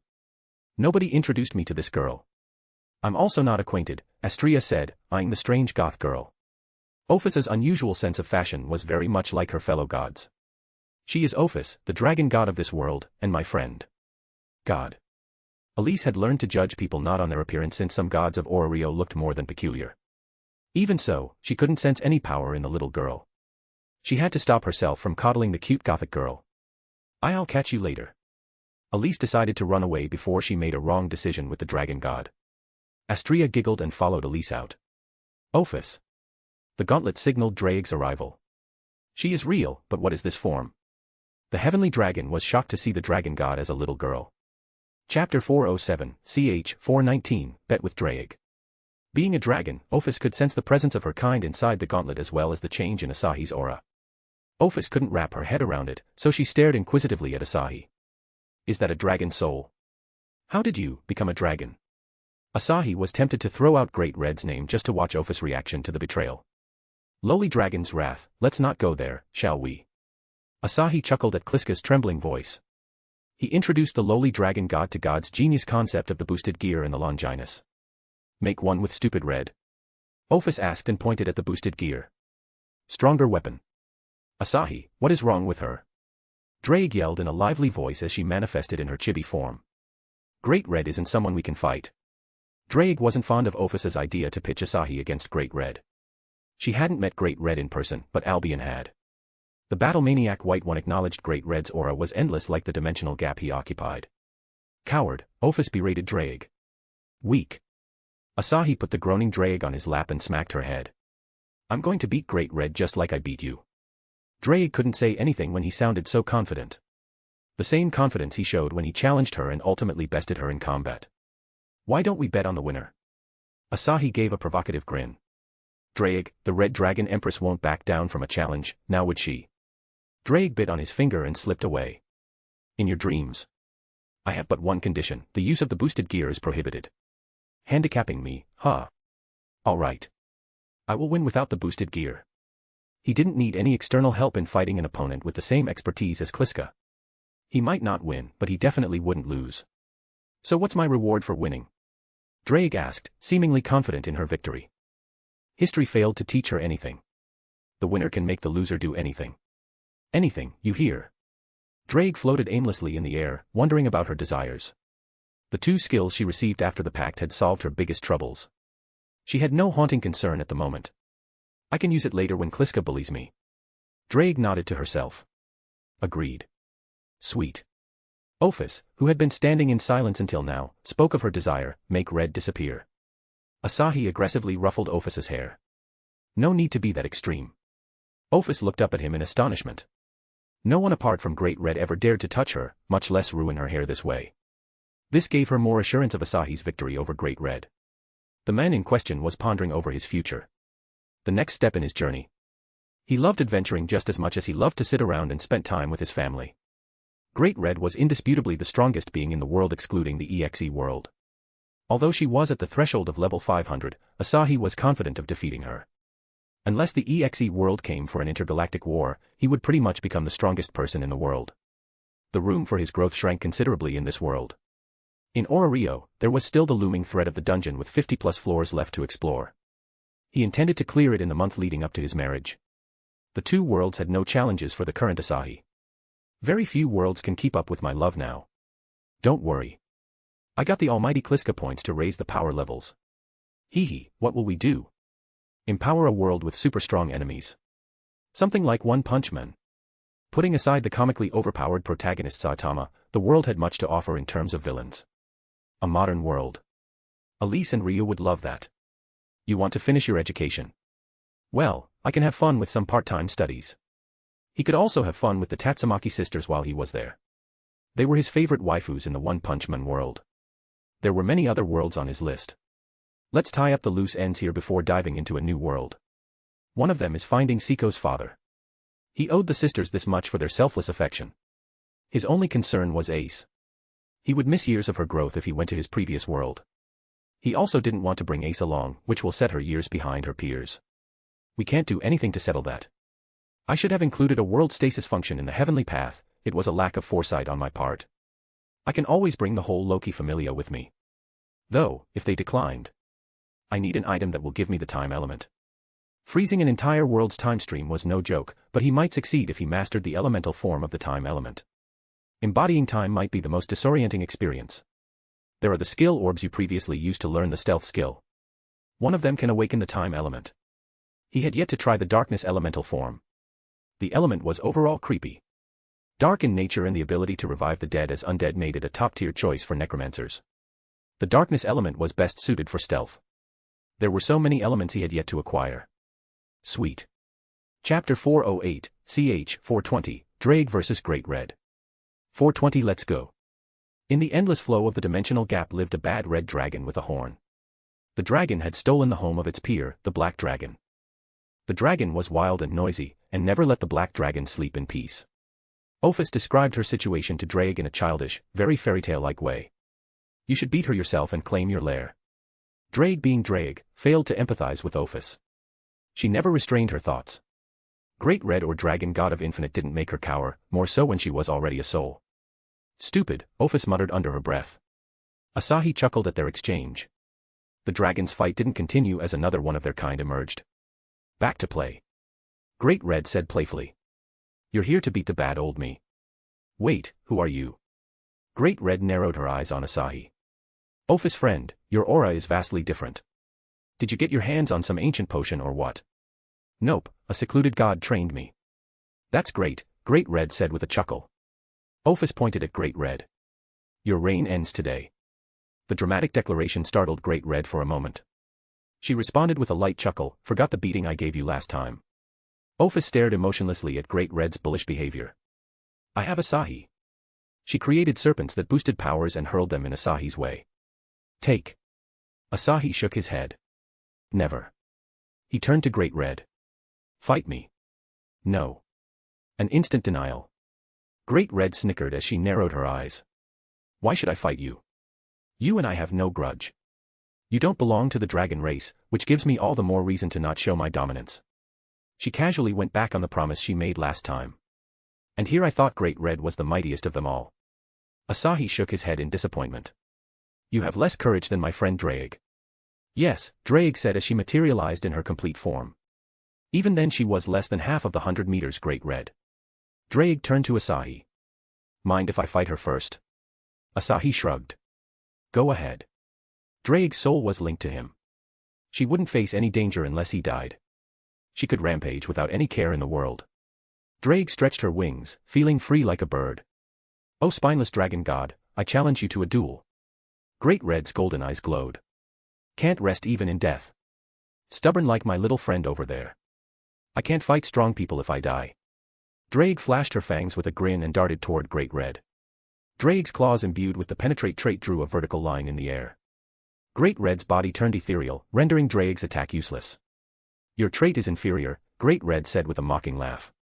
"You cannot hit what isn't real." Ophis teleported to Drake's back and patted her scales. She knew better than anyone how annoying Great Red's illusory state was. Nothing could hit Great Red in this form. Enough fooling around. Great Red decided to get serious. A white aura enveloped her massive pair of wings. Her trait, Dreamless Epiphany, created a translucent domain around Drake. Drake's jaw opened with a soundless cry. Her sense of reason crumbled under the oppression of a dragon god. Primal fear pervaded her entire being. Asahi narrowed his eyes on Great Red's skill. The domain was more than a simple projection of aura as it had a similar signature to Kliska's residence. Ophis released snakes that latched on the boundaries of Great Red's domain. "Damned aura," Drake cursed. Great Red laughed like a maniac.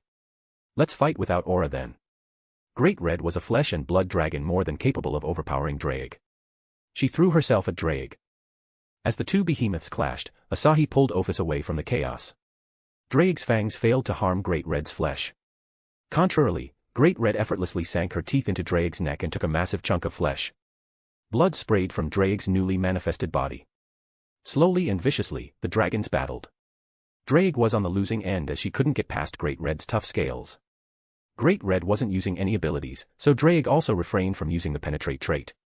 That turned out to be a mistake, however. Great Red tore Drake's wings before squeezing her throat with massive claws. As Great Red went to pull Drake's head, Asahi teleported Drake to his side. "That's enough," Asahi said, unwilling to watch Drake getting maimed before her eyes. He lightly slapped Drake's face, making her groan in agony. Asahi deadpanned. "Stop acting, you damn masochist. You can repair your body anytime." Drake chuckled and healed her injuries with a thought. The soul manifestation allowed her to literally come to life as long as her soul was intact. Great Red stretched her wings and closed her eyes. Fighting is less fun than swimming in the dimensional gap. She didn't need to hurt anyone to have fun in the dimensional gap. "You three are a unique bunch," Asahi said, shaking his head. "One was crazy for fights, one yearned for peace, and the last one just wanted to glide endlessly." "Dragons have always been one of a kind," Great Red replied. "And, don't challenge me. I don't want to fight you, little one." Great Red read his mind like a book. Asahi frowned. "Why? You're far stronger than Drake, and your skills are uncommon. Defeating you will consume a lot of time. I am busy, and lazy." Chapter 409, ch. 421-423, Delicate. "Fight me. How about I give you some candy? Stop being a scaredy cat. You're a dragon. How about I show you some lovey-dovey dreams with the most beautiful goddess? Don't seduce a happy married man." Ophis listened to the conversation between her enemy and her ally with a dead look on her face. "Stupid Red, fight." Great Red shook her head. "I admit defeat." "Then leave the dimensional gap," Asahi said. "You said it last time. Defeat me if you want this piece of land." "Your words, not mine, dear." Great Red bared her fangs with a grin. "So stubborn. All right, have at it." Without wasting an instant, Asahi transformed into his fire elemental form. Great Red had great resistance to all things fire. But he wasn't using this form for offense, but defense. It granted nigh immunity to physical attacks and the fire element. "Peculiar flames you have, need I say your whole body is composed of flames that I can't fathom," Great Red remarked and cackled. "Fighting a dragon with flames. My friend has courage. Come, I'll show you how it feels to burn alive." In the endless mix of iridescent colors, a white domain bloomed. Asahi was teleported to a prison of flames. A draconic silhouette with menacing golden eyes looked down on Asahi in arrogance and sheer contempt. His body was that of flames, even so, the flames started a burning sensation in his veins. Great Red's domain turned reality into dreams and dreams into reality. "Does it feel good?" Great Red's sarcastic voice echoed. "Do you still want to beat me? My love, you can do it. Show her who is the boss." Kliska's encouragement brought a smile to Asahi's face. He looked up with a grin. "Dreams, oh dreams." He touched the flames burning around him. The red flames turned white, rather than burning, they felt fluffy and cool to touch. He had no skill to manifest dreams, but his control over them was beyond Great Red, all thanks to living and breathing in Kliska's world every night. The golden eyes above him flickered in shock. How? She couldn't control the flames or anything inside the domain for that matter. Her domain had been seized. She retracted her domain, returning them to the confusing yet mesmerizing scene of the dimensional gap. Ophis rushed to Asahi's side, her hands flailing in panic. A look of slight concern made its way to her face. You are okay. Her eyes softened once she saw his confident smile. You sneaky little. You got me this time. Great Red chuckled. I failed. Ophis looked on in surprise. A reasonable shock. She herself was trapped and bullied in Great Red's domain for hours until she realized her snakes worked on eliminating Great Red's domain. After that day, Ophis hadn't provoked Great Red into a serious fight. You did indeed. Asahi cracked his knuckles and grinned. You can't rely on your skills. Let's settle it the old way. What is the old way? Great Red feigned ignorance, nearly convincing Asahi. Is it through negotiation? No, we sweat in the heat. Asahi teleported in Great Red's face and gripped the protruding from her snout. Agree to me or I'll tear off this horn. The red horn heated up within his grasp, glowing molten red like lava. Great Red's eyes widened. Whether the threat was genuine or a lie, she couldn't know. Her sharp intuition couldn't work on Asahi, part of the reason she avoided engaging Asahi in a battle. Great Red shook her snout, but Asahi's wings kept his position firm. Why are you so determined? Great Red said, irked by the itchiness in her horn. Ophis promised you something in return. Nothing. I'm doing this for fun. You can't blame me for taking Ophis' side. She is cute. Cute. Great Red muttered and turned her gaze to Ophis. I don't see that. Asahi realized the reason Great Red did not react to his increased charm. Her ideals for beauty greatly differed from the norms. You truly are stupid, Red. I'm talking about human standards, not dragon standards. She is. Ophis nodded along in agreement. Stupid Red. Great Red spread her wings, and surprisingly, another set of wings emerged from her back. You are insulting the protector of all realms. What are you protecting the realms from? Asahi asked, curious. Great Red hadn't helped when Trihexa rampaged across the various pantheons. During the EXE invasion, Great Red died off-screen at the hands of an EXE god. Great Red narrowed her reptilian eyes. I don't know. The dimensional gap is the gate to all realms, and I protect it. That does make me the ruler of all realms in existence. The dragon god of dreams. Ah, whatever. I don't care about your status. I'm the ruler of the underworld and the lord of heaven. Great Red couldn't possibly be more childish than Asahi, the disciple of Shirori. I'm not trying to flaunt my status. I'm only giving you more reasons to not fight me. Asahi couldn't believe this woman was the strongest dragon in the DXD world. She just wanted to avoid fighting him as if he was a plague. Her resistance only furthered his desire to fight her. He wanted her as his bonded pet. Who wouldn't want an ultimate being like Great Red as their pet? Just why are you so scared? It's not fun to fight a small human like you. I'm big. You're tiny. It'd be tough to hit you with your mobility. My love, she likes them big. That's a choice I respect. Coward. Coward, Ophis repeated after Asahi. Great Red sighed. I concede to your stubbornness. Give me some time. I need to create a more suitable vessel to battle you the way you want. Great Red was proficient in creating bodies. After all, she and Ophis created a body for Issei Hayadu. A body with infinite potential. What kind of vessel? Humanoid. Won't tell. The element of surprise will give me an edge in the battle. You're the complete opposite of Draig. Draig was instinct-driven and hot-headed, furthest from Great Red's more carefree and wise demeanor. We have an emergency on our hands. Asahi-kun. Shiori's voice boomed in his head. A beautiful dragon MILF came to meet Draig. Siko is raring to go at her, with a katana, will killing her affect any political relation? Asahi groaned at the interruption. Does she have blue hair? Pale blue from what I see. She is thick too. Not plus ultra thick, but medium thick. That's Tiamat, tell her that Draig is coming. If she doesn't calm down, do whatever you need to. Did you say Tiamat? Draig's quivering voice entered the fray. I'll not be home for a week, goodbye, my dear master. Asahi sighed.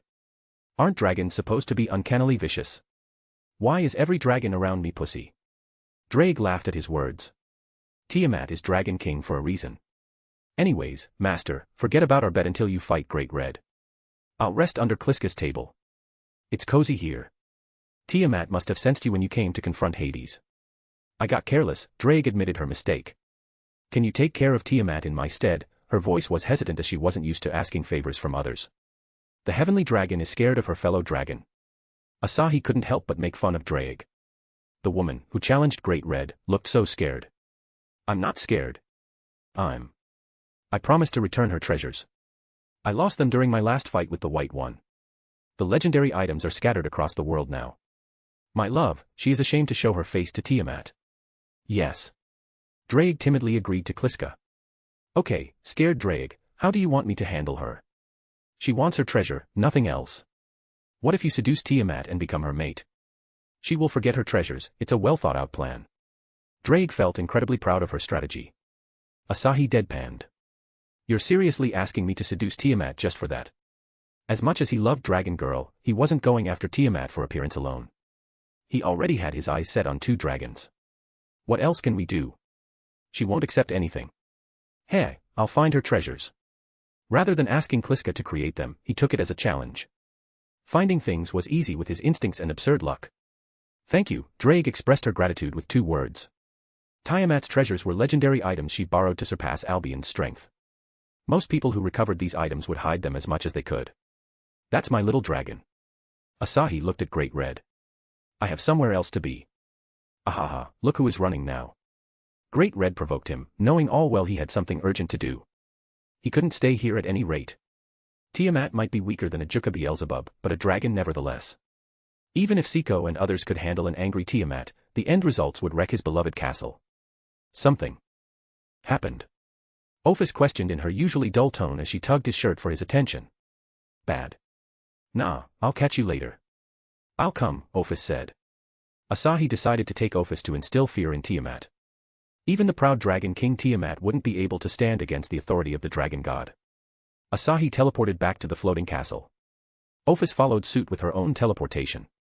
Asahi immediately sensed an unfamiliar cold aura in one of the chambers.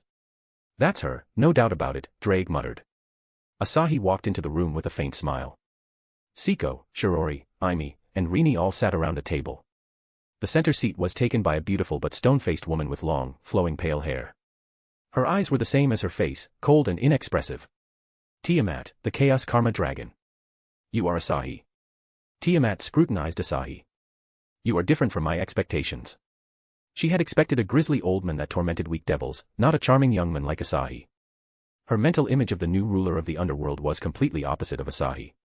Let's not talk about my looks, Asahi said with a chuckle and moved away from the door, letting Ophis step into Tiamat's sight. Tiamat flinched momentarily before her eyes sharpened. Who are you? She couldn't feel Ophis' aura. All she felt was that the little girl was a dragon. A dragon whose aura Tiamat couldn't remotely sense. Ophis, the lowly dragon god answered as she crossed her arms. Don't bother Asahi. The lowly cavalry. Shirori yelled as she waved at Ophis. Go, wreck her. It's not Pokemon, Asahi deadpanned. Ouroboros dragon Ophis. Tiamat shuddered, rightfully so. The dragon god was a little girl. Any dragon would be shocked to see that. Tiamat forced herself to calm down and mustered a wry smile. Ophis, I am not here to bother Asahi. I merely came to inquire about Drake's whereabouts. She showed up here the other day. Asahi sat down on the seat opposite Tiamat and sent a telekinetic nudge toward Rini. Drake and Albion were killed by the 3 factions. Why would I know about a dead dragon's soul? She isn't dead, Tiamat asserted. I can feel her aura on you. What did you do to her body? Sorry, I am not into necrophilia. Asahi clenched his fist and summoned the boosted gear. This is Drake, or what's left of her. Tiamat approached Asahi and knocked on the boosted gear as if it was a door. Drake, stop hiding. I can feel your soul inside. Of course Drake was too embarrassed to answer back. Asahi smiled wryly and dematerialized the boosted gear. As you can see, she is dead. But worry not. She and I had a heart-to-heart before she passed away. I know about your treasures. Oh. Tiamat glanced at him, her eyes full of hope. Where is my stash? Sorry, Drake lost everything. Why the long face? I'll return your treasures, okay. I promised Drake to do so. Tiamat sighed and reclined into a nearby chair. What were her last words? Even though she didn't show it, Tiamat was saddened by Drake's death. She wanted to fight more, Asahi gave a suitable reply. Tiamat stared blankly for a few moments before she burst into a fit of giggles. That crazy woman. I can imagine her saying it. That's Drake for you. Asahi chuckled. This meeting has been enlightening, Your Majesty, Tiamat said, giving a playful smile. I'll hold you to the promise. Tiamat bowed to Ophis before she left. Asahi tended to the girl's curious questions about Tiamat. Asahi-sama will be clashing against Great Red. Siko's blue eyes glinted. That might be wonderful. Not if he knocks her out in one punch. Shirori giggled. That's a high probability scenario. Siko, why don't you fight Drake for some training? Siko shook her head. Drake's skills are very dangerous. Oh yeah, it's penetrate. What did she penetrate? Shirori gave an oblivious smirk. Asahi-kun, you got any ideas? Asahi raised an eyebrow. Let me ask her. He nudged the dragon residing in his soul. Drake, why the silence? Nothing, just thinking of Tiamat. You two must be good friends or more than friends. We used to fight a lot before I reached the heavenly dragon state. I couldn't have done it without those grueling battles. She is closest to me out of all dragons. Does this count as friendship? Drake's delicate side surfaced after seeing Tiamat's grief. Asahi wanted to pat Drake on the head for being honest. It does, Drake. Otherwise, Tiamat wouldn't give you her treasures. Yes, dragons are very possessive of their hoard. Meet Tiamat next time. I'll also be there to handle the situation, okay? I will, try. Kliska giggled at their conversation. Don't you worry, my love. I am gonna pat this sad dragon until she is cheerful again. No. Drake cried. Haha, I'll leave that to you. Chapter 410, ch. 424-425, Adopt. To no one's surprise, Haruheim left Susanoo Familia and entered Astria Familia. Susanoo acknowledged Haruheim's wishes and terminated the contract without any hesitation. It had been a while since someone joined Astria Familia. So, everyone was excited, enough to throw a small feast in the Familia courtyard. The aroma of the sizzling barbecue filled the entire yard. Haruheim was thrilled to see such a warm welcome. She ran around the yard in a loose red kimono, conversing with her new companions with an innocent smile. It was mostly Kaguya bringing out stories of the Far East from Haruheim's mouth. This kiddo. Kaguya chuckled, glancing at Haruheim. She reminds me of Rio. Rio froze with a skewer in her hand before she knitted her brow. How am I similar to Haruheim? She couldn't draw a comparison between herself and the young and pure Renard girl. That girl has more to her than meets the eye. Shaking her head, Kaguya folded the sleeves of her black kimono and tied back her hair in a loose ponytail. Goddess, let me do this. Cooking is an essential skill for a housewife. Grilling is not cooking, Rio retorted. Astria, who was sunbathing in a thin white swimsuit, took off her sunglasses. Let's not argue over trivial matters. Today is for us to celebrate. What is the point if he isn't gonna join us, grumbled the redhead adventurer Elise. Her sulky expression was quite opposite to her familiar bright self. I don't get all the political aspects of his work. Astria patted Elise's back. You must understand his position. He isn't an adventurer anymore. He has a realm to govern. Elise pouted her cheeks. I know that, this isn't as fun without him. Elise muttered, shaking her head. I'm being obnoxious, aren't I?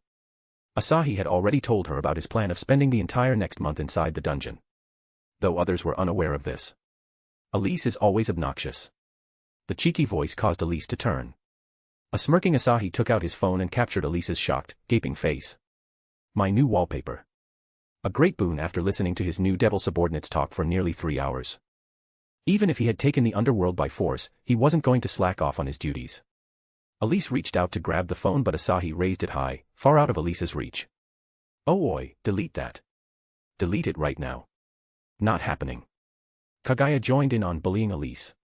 The charade continued until Astria intervened and pulled Asahi aside and fed him.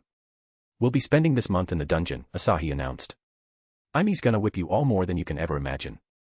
The adventurers shivered in their boots. All but Elise and Haruheim. The redhead had nerves of steel while Haruheim was utterly confused about the mention of Aime. Asahi expected such a response. Although he wasn't one to force others, this training was mandatory for the future. As things stood, most of the Astria Familia was too weak to handle the threats near the 50th floor mark, much less the unknown floors below 100. If they wanted to help him, which most of them wanted, they had to step out of their comfort zone. He could arm them to teeth with EX-ranked items, but it would only harm their potential in the future. Backing out is still an option, Asahi said. Nobody said. Asahi-kun, Kagaya interrupted him with a serious face. I am a woman of honor and valor. Stop questioning my willpower. What she said. Ryu came out with the same criticism. Even death cannot stop me from reaching the heights I want. The elf looked like she had vengeance against everyone who stopped her in her growth. She had already leaped past level 4, joining Ace in the ranks of level 5, the training with Aimi playing a big role in her growth. Yet Ryu wasn't satisfied. How could she be when her rivals were far and away from her? Asahi nodded to her enthusiasm. Death won't stop you cause I'll be there to resurrect you. So reliable, Elise muttered. The redhead's trust in Asahi was immaculate. That trust evaporated as soon as she got teased again. They seem to hold you in very high regards, Drake said. Almost like it's a cult for some god. Shush. I'm not a kid. Don't treat me like a kid. Yes, you are. You are so naive that calling you a kid is very generous. Kliska, don't provoke me. What did you say? Nothing. Kliska-sama. Drake was obedient to Kliska, far too obedient than Asahi expected. The goddess had tamed the dragon. Asahi shook his head in disappointment. He expected more resilience from the heavenly dragon. I'm not weak. Kliska-sama is too powerful. I will lay low and bite my anger until I'm stronger. That day I will defeat her and make me call Drake-sama. Yes, that will be my revenge. Kinda pathetic way of revenge. I mean, I don't completely despise her. She cares a lot about you, who is my dear friend. How cute. Amidst his pleasant conversation with Drake, he was approached by Haruheim. The fox girl swayed, her hands behind her back. She touched her cheeks with a hand that was still covered in the long red sleeve of her kimono. Thank you for inviting me here. I feel safe here with them, Haruheim finished with a shy smile. A pure smile that Asahi found very endearing. It was all but a reminder of Haruheim's actual age. So easy to forget that the fox girl before him was even younger than Maya. Unlike Maya, the natural prodigy, Haruheim was forced to toughen her up just to survive. Now, she had found a place she could truly let loose. Astria's healthy reputation in Ororio had a big part in bringing Haruheim that sense of safety. Haruheim's perky ears twitched nervously when Asahi didn't respond. Asahi smiled and softly caressed her head, paying extra attention to the frolicking fluffy fox ears. He pulled back his hand before another addict like Gabriel was born. Haruheim, wanna be my daughter? Asahi calmly posed a curious question. His curiosity sent the yard into an abrupt silence. The girls lost their calm in front of his rather unexpected offer of adopting Haruheim. The girl in question stared at Asahi in a stupor. Why? Why do you want to adopt me? Haruheim asked, her guard rising against Asahi. All of Asahi's kind efforts suddenly turned ulterior motives in her eyes. She had been hurt once. She won't make the same mistake twice. I just want to, have a cute daughter like you, Asahi answered as a matter of the fact. Is it a crime to adopt kids? Asahi crushed Haruheim's suspicions with a reasonable question. It's a good initiative to help, Astria said and gave Asahi a long glance. Can I be the mother? The goddess was relatively frank about her desires. She wanted to be a mother if Haruheim was adopted. Being a goddess, she was convinced that she won't be pregnant anytime soon. Having Haruheim would give her experience. Goddess, not fair. Kagaya protested against Astria's decision. I also want to mother a child if Deer is the father. I also want it if Kagaya wants it. Elise also joined the fight. Haruheim silently watched the women fighting to be her mother while the men who wanted to be her father dissuaded the sparks. Her blood family had abandoned her like a disposable. Yet here people were fighting to adopt her, calling her adorable and whatnots. She could hardly believe her eyes. It's impossible. They must be messing with me. Her mind closed off reality in that instant. She wanted to escape this mess. Asahi noticed Haruheim's reaction. As he stepped forward to clarify his intentions, a voice interrupted him. Yo, what's this ruckus? An uninvited goddess barged into the yard, holding wine and 2 goblets in her hand. Asahi, how dare you party without me? Loki. Asahi turned to the goddess and sighed. What's up? Here to drink with me. Never too early to pop open one of these. Loki grinned ear to ear as she raised the bottle. She glanced at Haruheim. Why is this girl standin' all defensive?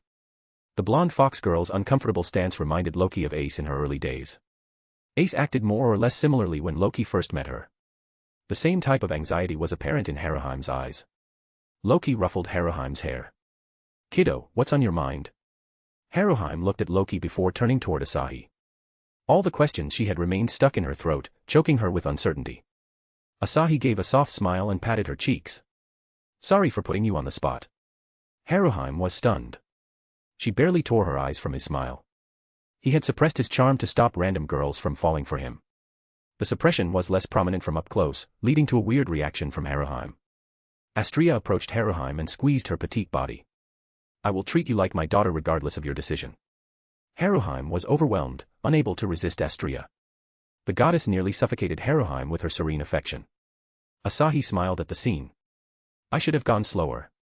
She is so cute. My daughter will be cuter. Cutest in the world. What about you, Drake? Very hard to imagine myself laying an egg. I'll help you. I give you credit for that smooth response, but I have to apologize. Laying eggs will slow down my conquest to the top. Drake, how naive can you be? Just aiming for the top won't cut it. You need better, more solid motivation. Like, family. Drake comprehended his words after a brief pause. Your reason does make sense. Why do I feel something off here? Asahi couldn't help but laugh at her dumbfounded question, catching the attention of the goddesses and adventurers. He had a similar talk with Drake before, yet she hadn't learned a thing out of that conversation. My lovely ladies, I have something else to do, so later. Bye. Haruhime timidly waved her hand. Loki sighed. Come to me later. Will do. Chapter 411, ch. 426, Shrewd Angels. That got a little out of hand, Asahi whispered after returning to his room in the underworld castle. Haruhime almost lost trust in everyone because of his rushed decision. He hadn't fully understood Haruhime's cautiousness until now. She had no friends in Susanoo Familia as she treated Susanoo and his servant with hostility. To make up for her weaknesses, she fought tirelessly in the dungeon. A former princess and gruesome dungeon. A perfect mixture to get some traumatizing memories. Forget about her, my love. We're meeting Yasaka today. The real kitsune. The kitsune who is probably yet to be a MILF. I am kinda looking forward to it. What is this MILF you two talk about? Drake chimed in with a curious question of her own. You are strange sometimes, most of the time. Let's ignore this uncultured dragon. Why don't we discuss our plans for the next world? I should go straight into the canon, I guess. There isn't any prior event worth exploring. True. As for world changes, we have to make it strong. Ain't no fun without challenge. I'll adjust it according to your wishes. Great. Now, on to my next task. He had to find someone to accompany him to the meeting with Yukai. Letting Graphia, his queen, accompany him would be overkill for a small meeting like this. Siko and Shirori were out of the question as they were busy helping Yuriko. I'm gonna take Rika. He hadn't spent much time with the former elite sniper recently. Now was the perfect time to let her have some fun. I sure hope she doesn't go ballistic on the kitsune. Ah, well. Rika will get swept into curiosity for the fluffy kitsune. What about Haruhime? I wonder, what would their reaction be? He did want to take Haruhime to show her the kitsune race of another world. The only thing stopping him was the uncertainty of Yukai's behavior in this timeline. Haruhime might distance herself further should the Yukai turn out to be impolite scum. Though the chances of it happening were minuscule considering the kitsune he met before. It's pretty surprising you want her as a daughter. You used to hate kids like they were a plague, remember those days? Of course I remember. But things happen, I guess. Saya was a big factor in making me realize the excitement to hold my kid. Fuck, stop getting me impatient. Kid this, kid that. Give this a break, you too. Drake returned, seemingly more frustrated than the last time. You're the strongest people of this world, but I never see you talking about getting strong. My love. Asahi sat down on the bed and closed his eyes. A shining blue dagger with golden grip and pommel manifested in his hands, leaking grains of sands as it floated statically. Dagger of Time, rank EX, a concept dagger based on the Dagger of Time wielded by the Prince of Persia. Catalyst Conversion, passive skill. The dagger absorbs the essence of your mana and converts it into the primordial substance known as sands. Time Manipulation, active skill. The dagger harnesses the sands to seamlessly bend the fabric of time. Price, 499,999 KP. The Dagger of Time could dial back the clock, slow down time, and even restrain weak enemies. The dagger from the Prince of Persia series was an all-around superb artifact. But with a change to store nearly limitless sands, the dagger simply had no match in weaker worlds. Asahi, however, wasn't after the dagger for its unique ability. All he wanted was to get deeper insights into the machinations of time. The Acceleration skill orb gave him the time element, but the rank F element was too weak to empower an elemental form. The dagger was here to give first-hand demonstrations of advanced time manipulation skills. A simple but effective way to level up the time element. Asahi pressed the golden button embedded above the dagger's pommel. The sand stored in one of the 6 tiny slots evaporated in an instant. A golden haze spread in the room. Slow. Even Kliska's voice was dragged in the slow world. Asahi hardly felt any change as his perception used to decelerate the world. Time to study. Asahi. The loud voice belonged to someone who shouldn't be in the underworld in any situation.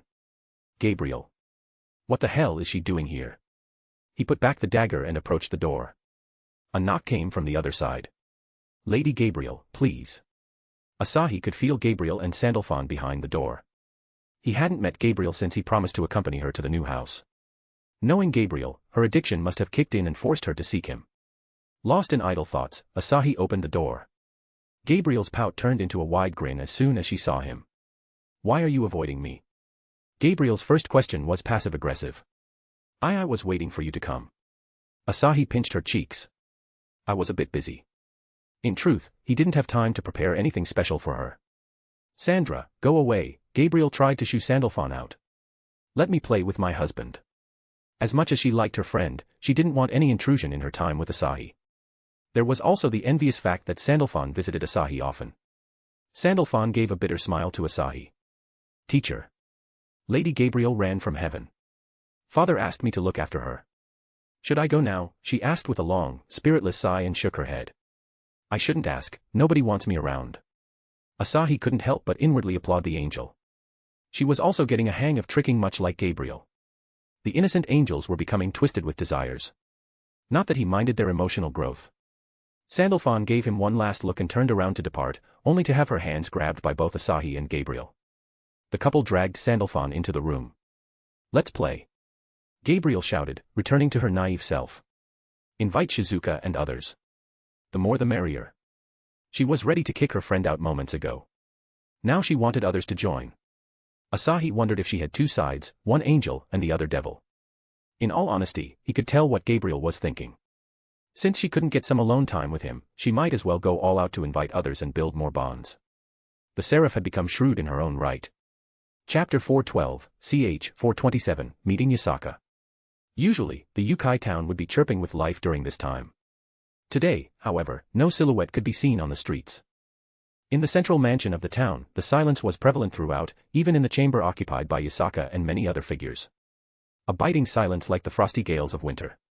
Yasaka was facing a handsome man defined by his dense beard. The evil dragon Orochi Slayer. The silence was brought forth by his suffocating aura. Isn't he late? Susanoo asked. Shouldn't the representative of heaven be exercising the virtue of diligence? He had come here as the sole representative of Shinto gods. Not to sit around. Yasaka sighed. I cannot speak for heaven's representative. She cannot, but I can. The answer wasn't from anyone in the room.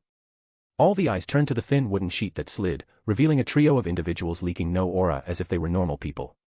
Nobody took them for normal, especially the blonde with white feathery wings. Did we come to some funeral? Asked the woman with dark violet hair and tanned skin. It's not my fault. So don't give me that look. I won't refute you this time. This place looks dead. Asahi shook his head and gave the place another look, his eyes stopping on the blonde kitsune wearing a black elegant kimono. She was sitting formally in a seiza stance, a clump of fluffy tails behind her rarely moving. Geez. Yasaka's stoic face failed to betray any emotion. On the inside, however, the kitsune woman was struggling with numerous questions. His aura is like a dragon. Who is he? Why is he accompanying an archangel? Every kitsune in the room felt the same friendliness oozing from Asahi. A passive effect of his monster tamer class against non-hostile monsters. Half aware of Yasaka's thoughts, Asahi smiled at the kitsune beside Yasaka. Hey.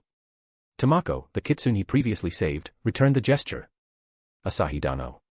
Her voice was low, but quite clear in the quiet room. You are acquainted with heaven's representative. Gabriel gave a wide grin. Asahi is my fiancé and will soon become the leader of heaven. Modesty wasn't one of Gabriel's virtues. Hearing Asahi's name, Yasaka immediately got up and bowed her head. Without your help, many Yukai wouldn't be among us. You did a great favor to my people. For it, you have my utmost gratitude. Asahi chuckled. Oh, that was nothing. I assure you nothing like that will happen again under my watch. Who are you to promise that? Said the god with the presence of a god and golden eyes of a beast glaring at Asahi. Do the filthy devils ask your permission before they step into our territories? Asahi shook his head in disappointment. The god of the storm was a far cry from his polite counterpart in Orario. As a matter of fact, they do. The underworld is now my territory, and I am its ruler. Yasaka turned to Tamako, who shook her head, implying her ignorance to Asahi's claim as the ruler of the underworld. Susanoo frowned. What? When did underworld? No, kid, stop joking, or I'll beat the pulp out of you. Susanoo didn't fear anyone in Japan, his territory. Do not speak ill of my husband. Gabriel's reply was faster than Asahi. She spread her sacred wings as though trying to appear more intimidating. I am warning you. Asahi's heart almost melted from Gabriel's sweetness. She had never antagonized anyone in her life, despite being an introvert, she was doing her best to defend his name. Susanoo's mouth parted slightly. Out of all the people in the room, he never expected Gabriel to speak like this. Even so, he didn't exactly feel offended by such childish remarks. God must be stupid to send you as his envoy. Dumb angel, Susanoo paused, feeling his voice jam in his throat. With a wide-eyed gaze, he saw the young man's right before him. He couldn't even see Asahi move, much less anticipating an attack from him. Asahi's hand on Susanoo's throat slowly tightened while his grin grew wider. Susanoo shivered under the storm of killing intent. His mind was blank, not letting him cast any aura to repel Asahi. He felt like death was looking at him. Even the evil dragon Yamato no Orochi wasn't this formidable.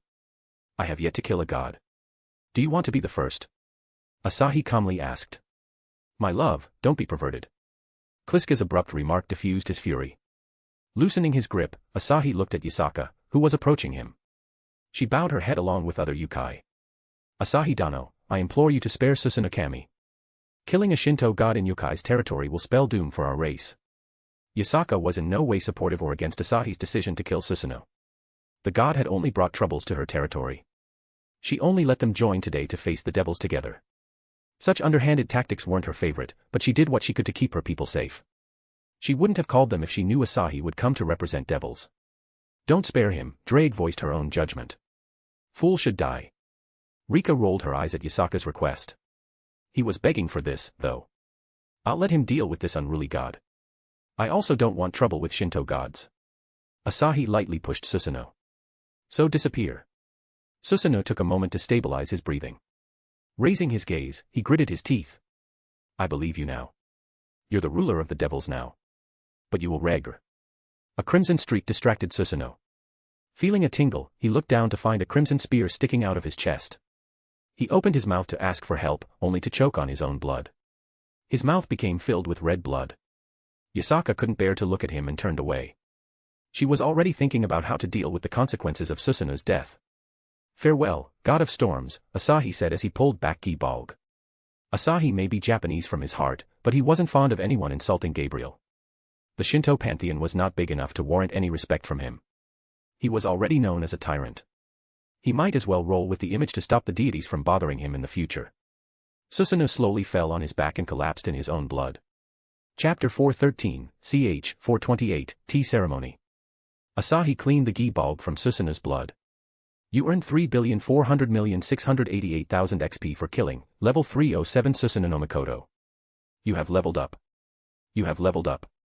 You can choose a new class. Bane of Supernatural. Spearman. Magician. Enigmatic Enchanter. Deathless Tank. Getting rid of an annoying god and gaining 2 levels, god slaying was absolutely worth it. Unfortunately, the classes list had no new additions to speak of. While Asahi was celebrating the achievement, the yokai were just short of breaking into a frenzy. Susanoo, one of the most influential gods in Shinto, met an abrupt and shocking end at the hands of their savior. Even the strongest of yokai couldn't contend with the gods, much less the old, feeble yokai present in the room. If that wasn't enough, yokai were already condemned among the gods for being similar to devils as they both shared the same weakness for light-based powers. Which side should they pick in this situation? The men who effortlessly slew a god and the savior of many of their kin, or the criticizing gods? They were lost. Someone had to guide them in this situation.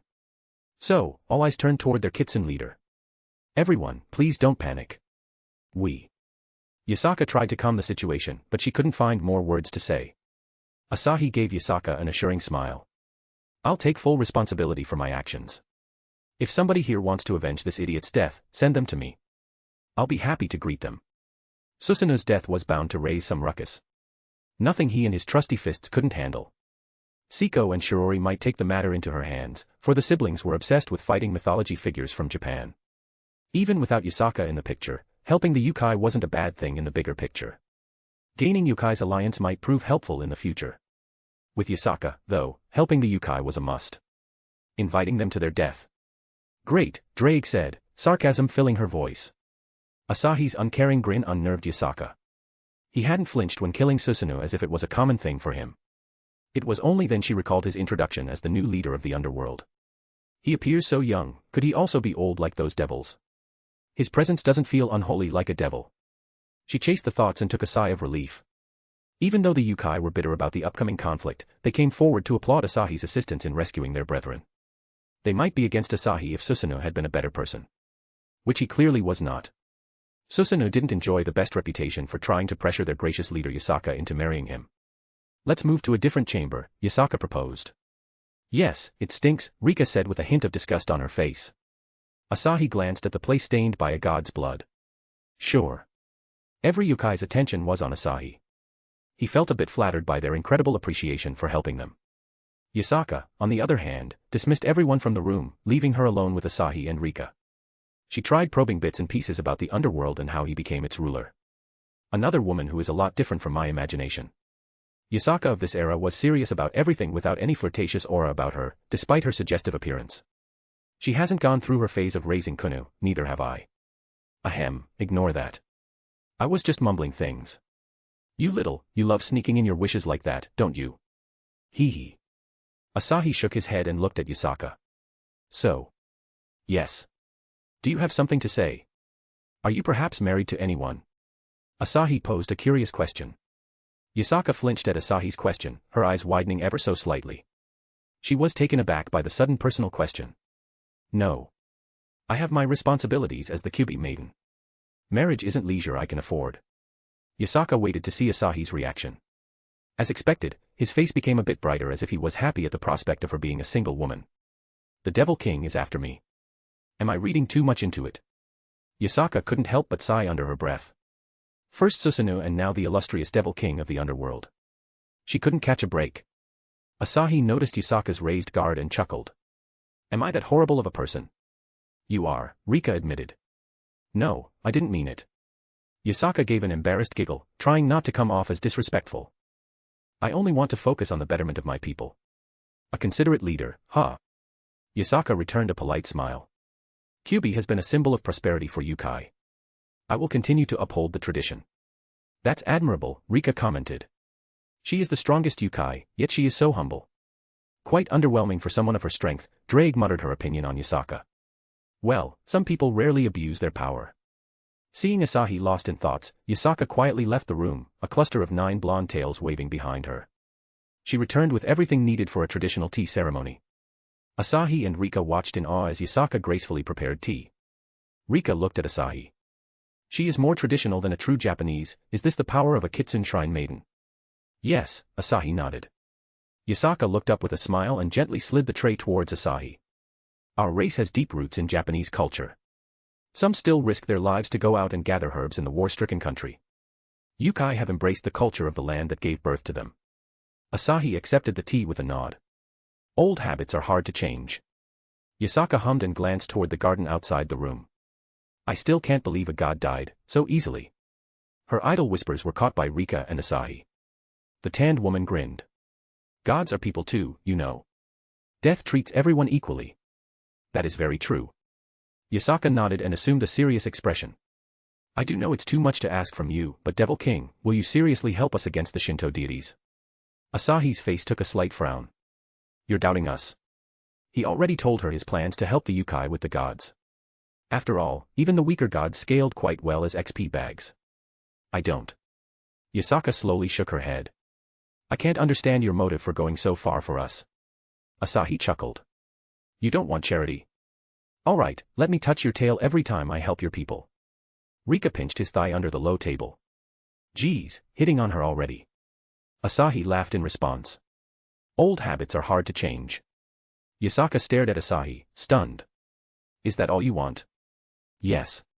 That's not a hard request. Great. As for how to contact me. Asahi whipped out a phone and placed it on the table. Yasaka curiously picked the device, finding it surprisingly hefty for something insignificant in size. What is this? Asahi exchanged a grin with Rika. Let me explain. The duo went over and sat beside Yasaka, sandwiching the self-proclaimed Kyubi maiden. Asahi took the phone from her hand and flipped it open. Yasaka recoiled back from the shiny display. Magic. The usually composed leader couldn't hide her shock. No, it's a phone, Asahi said and scrolled through the interface, teaching Yasaka the useful features of the tiny device. The more he spoke, the more Yasaka leaned in, eyes fixed on the device in his hands. My love found the candy to entice this child. Ha. Chapter 414, ch. 429, Preparation. After having his share of fun, Asahi gave the phone to Yasaka. She had learned enough to call him through the speed dial. He headed straight to the dimensional gap where Office seemed to be waiting for him. Hey. Unknown to Asahi, Office had teleported here as soon as she sensed him. Asahi, came to fight. Yeah, where is Great Red? She is. Office's eyes became unfocused as if she was peering into a place far away. Hiding somewhere. Looks like she hasn't finished her stuff. It's been so long though. Let's find her. Office shook her head. We can't. Dimensional gap, endless. Asahi heard Office muttering things like impossible and patted her head. Don't you worry about that. I'll find her. He grabbed her hand and flew with his eyes closed. After a few moments, Asahi stopped in his way and frowned. Did you feel that? My instincts aren't helping me here. The dimensional gap is hiding Great Red, think of it as Great Red using EX rank stealth skill. No wonder I couldn't sense her. Asahi didn't charge aimlessly. Instead, he spread the net of his life sense skill. The skill's reach was far from probing a vast place such as the dimensional gap. My love, I can buy. I can handle it. I just need to level up the skill. Or I can go a different route. He wasn't under any pressure to find Great Red. Troubling Kliska over it seemed wrong. You don't mean to do that. I'll be a father soon. Let me be a responsible man. Asahi morphed into the wind elemental form and created a solid platform for himself. An unreasonable but necessary step towards finding a comfortable position. Time for nerdy stuff. He took a deep breath and let the multi-threaded processing skill dig into the secrets of the life sense skill. Kliska had previously explained the concept of skills. A skill usually performed a certain action with the power of mana. It essentially allowed someone to directly use specific elements or laws without having a clue about their inner workings. Using a skill was very much like pressing a gun trigger. The gun would fire regardless of your understanding of the gunpowder ignition. Right now, he was learning the chain reactions that followed after pulling a trigger, in other words, he was grasping the very core rule of the skill. A process that required an excruciating amount of comprehension to pull off. His excessive stats and multi-threaded processing more than fulfilled the requirement to do such an absurd thing. He had to go through this sooner or later if he wanted to go beyond his limits. After all, the skills and their ranks would hinder him. He couldn't rely on endless repetition to level up skills. Soon, he entered a focused state where the range of his life sense skill slowly but surely increased. Office stared at Asahi in utter confusion. What is he doing? Casting some spell. She chalked it up to Asahi casting a special spell to find out Great Red's location. She quietly settled beside him on the platform and observed him. You can do it. She whispered. She felt a tickle on her head as a breeze caressed her head. Her encouragement hadn't gone unnoticed. Her lips curled up. While Asahi worked on improving, Great Red was enhancing herself in a different way. A red egg floated before Great Red. It's almost ready. Great Red cackled and turned her head towards a certain direction. You shouldn't have challenged me, kid. The egg was but a % of her entire body, even so, she was so proud of it. Why couldn't she be proud of the thing she created with all the knowledge she had amassed, copied, from countless gods and mortals? The egg was a product of both her knowledge and her immense skill in body creation. I should change, or he will call me a coward. Great Red looked at the egg and her eyes closed gently. As her body became lighter, the egg that sheltered the new body of Great Red began to glow. The body switching process started. Meanwhile, in the Yukai realm, a certain Kitsun Shrine maiden was contemplating something important with a quill in her hand. The parchment was blank, seamlessly reflecting the state of its possessor. Is it too much if I send Susanu's body? On one hand, it would be outrageous to send Susanu's dead body to the Shinto pantheon. The other option was cremating Susanu herself, giving her more time to prepare for the upcoming conflict. No, I can't do that. It's too cruel. Her morals clashed with the best strategy. Yasaka was in a dilemma. She put down the quill and shook her head. I have to let go of my morals and think about my people. Their survival should come first. With a sigh, she picked up the phone gifted by the Devil King and fiddled with it. Touching my tails, he is a lecherous ruler. He was still more courteous than Susanoo for not forcing his desires upon her people, which he could easily do with his power. Yasaka felt more relieved once she recalled his promise to protect her people. Chapter 415, ch. 430, Lost. Did you find it? Hades's voice boomed in the throne room, nearly crushing the Grim Reaper's souls. Pluto, the Grim Reaper who almost lost his life to Asahi, shuddered under the pressure. She ran away. A full squad of Grim Reapers can't catch a weak woman. You disappointing fools. Hades regretted saving Pluto. The Grim Reapers had all the information and units enough to catch even a god, yet a weak, worn-out devil escaped their net. That too during the day when devil's powers were suppressed by the light. How did it even happen? Speak. We almost caught her in Japan, but she suddenly disappeared. It sounded like a lie, but it was not. Pluto was hairbreadth away from catching the devil, only for her to vanish into thin air. The throne's armrest shattered under Hades's hands. How on earth did she get to Japan from the Himalayas? Pluto's figure shrank as though he was trying to vanish under his Grim Reaper robe. She had already left the mountains, she knew we were coming for her. Pluto did his best to mitigate his incompetence, going as far as to blame external factors. His evasion only turned Hades's fury. Stop with the excuses. Find her or you'll regret being born. We will, Lord Hades. Thus, the operation to find Lilith, the former Devil Queen, began anew. Asahi had lost sense of time during his comprehensive state. He felt like a cultivator who had gone into seclusion for years. Superb cultivation session. And Cliche cheered for him, as usual. Opening his eyes, he saw numerous windows showing the results of his hard work. Multi-threaded processing, ranked up to A. Skill, Life Sense, evolved to Unique Skill, Life Force Perception. Life Force Perception, Unique allows you to perceive life force within the range of your spatial awareness. Life Force Perception. The skill was not impressive in its base form. But Asahi had a beast of dexterity, almost toppling the 400 mark. Added with his instinct skill, his spatial awareness was nothing short of godly. And that range would only increase further with levels. What about my wind elemental form? It also increases my awareness. The wind elemental form had received a little upgrade with the level ups of the multi-threaded processing skill. He could process the information at a much faster rate, letting him spread his consciousness even further. It should work without a hitch. Lovely. He had to address a certain someone before starting his search for Great Red. That certain someone had put mild pressure on his lap. He had grown used to this weight thanks to Shizuka and others borrowing his lap every couple of days. He looked down and couldn't help but smile. Ophis was cozily sleeping with her head on his lap. The dragon god's cuteness was on display. She isn't cute at all, said the Red Dragon Empress, sounding grumpy at Asahi's admiration for Ophis. She is just a child. Drake, you little adorable dragon. No. I am the vicious Red Dragon Emperor. Drake growled. Ha ha ha, so cute. Asahi couldn't bring himself to wake up the dragon lowly from her slumber. Fortunately, Ophis woke up on her own when she detected some movements around. Asahi. Ophis yawned as she brushed her eyes with her knuckles. Did you find her? Asahi got swept by her laziness and yawned. Let's find her together. Asahi took Ophis's delicate hand and extended his consciousness in the dimensional gap. As expected of his skill, he could feel a robust presence in the far corner of the dimensional gap as though it was trying to hide from him. Asahi's lips curled up. Found you. Asahi reached Great Red's location in a few moments. What he saw stunned him. Great Red's body had no life force to speak of, while the large egg beside her pulsed with even greater life force. It was simply the side effect of diving deeper into the life element. Red has a new body. Ophis tilted her head as she glanced up at Asahi. Dangerous. Her subtle way of warning was rather cute, enough to warrant a few head pats from Asahi. Ophis closed her eyes, lowering her head. She has to step up her game after those bold words, don't you think? Ophis tilted her head, her most common gesture as an innocent being. My love, it's not fair, you can't ignore me for a new lowly. Cliche was somehow brimming with jealousy. Asahi stopped spoiling Ophis. He created a barrier around and summoned a bed from the inventory. Ophis, let's rest until she finishes her thing, Asahi said as he laid down on the bed and fell asleep. Ophis could only stare in confusion. Despite being a dragon, she couldn't comprehend Asahi's craving for battle. She would prefer if Great Red was weak, so Asahi could deal with her quickly. The sooner Asahi finishes dealing with Great Red, the quicker she will return to her home. Home.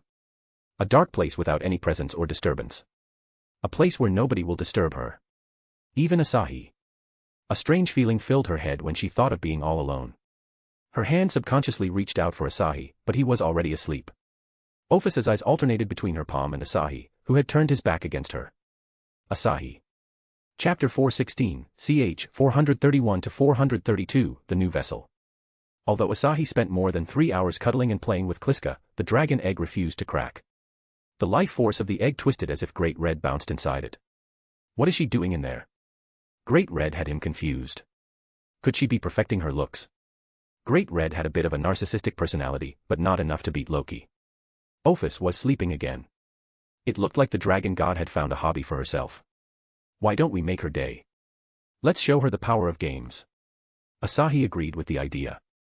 In a sense, Ophis's mind was that of a child, which made games perfect for her. He lightly pinched her cheeks to wake her up from her light sleep.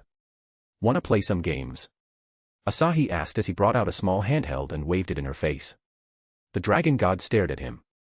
Games. Asahi pulled the loli onto his lap and walked her through the thumbnails of the available games. Ophis's eyes widened, her mouth turning round in shock. The glossy display had grabbed her by the throat. Her black eyes were drawn to a specific animated picture, a black snake chasing after a candy. Curious, Ophis touched the image, and the game screen popped up. Asahi couldn't help but chuckle. Among all the retro games, she chose the classic snake game. Ironic, considering she was known as the Ouroboros snake by many. Ophis started playing under Asahi's guidance. On her first attempt, she failed miserably. She grumbled some incoherent words under her breath as though cursing the difficulty. Asahi ruffled her hair and restarted the game for her. So, she continued her journey. Her second game ended in the same way. Third, fourth, fifth. Ophis slowly but surely adapted to the game controls. Her points reached new heights as a result. With a large frown, Ophis focused on the screen, which was almost filled with the ever-growing body of the snake.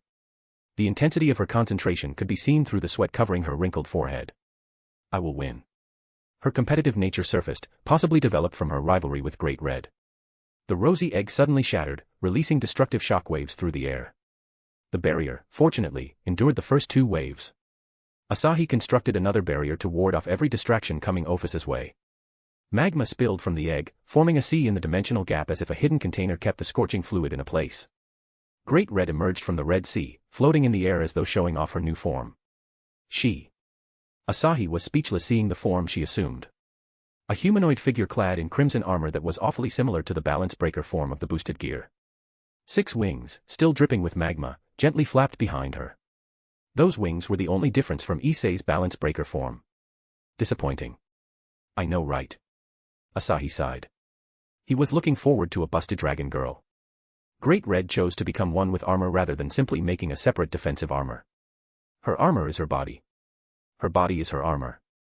Cliché summed up the Great Red's change in 2 lines. Why are you too disappointed? Drake asked, unable to understand the reason for their immeasurable disappointment. She looks powerful. Drake, listen closely. If you ever choose a human form, you must add dragon horns, a tail, and boobs.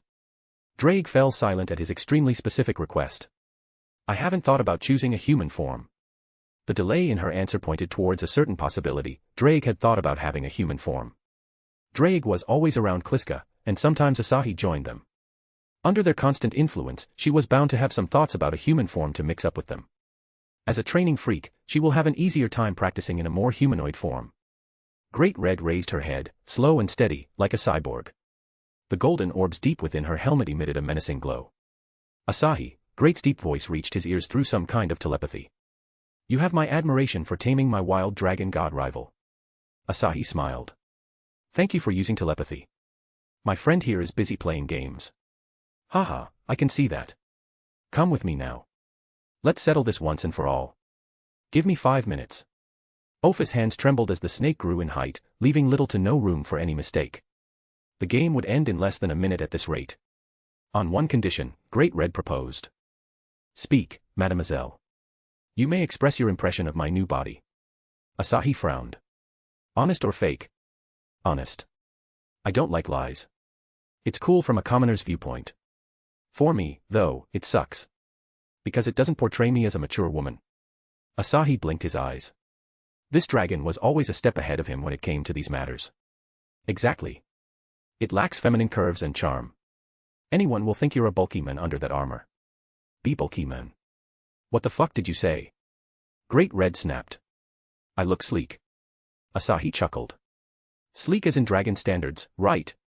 I'm a dragon, so. Nah, your current form is that of a human.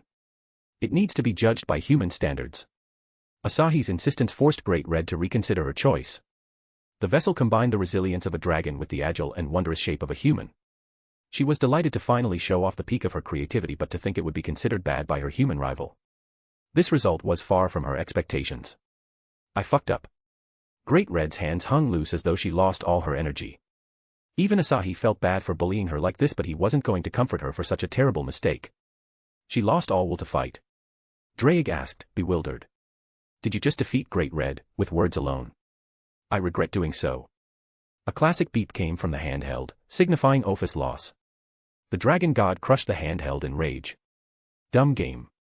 She looked up at him, black eyes glistening with tears. Sorry. I broke it. Asahi took the broken handheld from her and kissed her hair. It's all right. I have a couple more in my stock. Asahi. Ophis muttered his name as though his kindness moved her. She pointed at Great Red. Great Red. So weird, and ugly.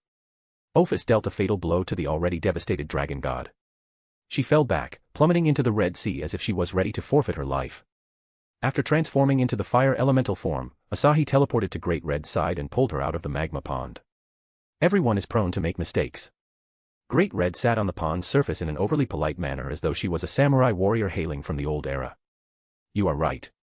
This body was created to duel you. So I must not back down. Asahi sat down in the same way and checked Great Red's status. Her attributes must have undergone some changes considering the tremendous change in her appearance. Great Red LV 499. Designated title, Dimension Protector. Race, Dragon. Class, Dragon of Dreams. Attributes. Strength. Dexterity. Constitution. Defense. Charm. Skills. God of Dreams, unique. The user's authority allows them to peer into any and every dream within their world. The user can travel through dreams. Dragon God Physique, unique. The user is extremely resistant to physical and elemental attacks. Flame Embodiment, unique. The user's body is forged in fire. Grants extreme resistance to fire-based attacks. Her stats are more offensive now. Previously, her constitution and defense were her highest stats. Now, they were more distributed towards dexterity and strength. She took your fire elemental form seriously. I can still beat her in wind elemental form. His confidence was over the roof after attaining the elemental forms. Ophis arrived before him and copied his sitting style. A handsome youth enveloped in flames, a gothic girl who seemed too young to be here, and a dragon god whose body was her armor, an odd trio came together in the dimensional gap. Asahi coughed. Where do you want to fight? The dimensional gap holds the gateway to every dimension. Some of them haven't been visited by someone for a long time. Perfect for a battlefield between us. Can I go to Yokai's realm from here? Great Red sliced open the fabric of the dimensional gap with a simple gesture of her hand. A quick peek inside confirmed the location. It was indeed the dimension where he met Yusaka. You can peek at anyone from anywhere, Asahi said. Great Red's lifestyle was abnormally similar to Kliska before she met him. You just called me a stalker. But I can't find your location most of the time, Great Red replied. You weird-ass human, angel, dragon, god abomination.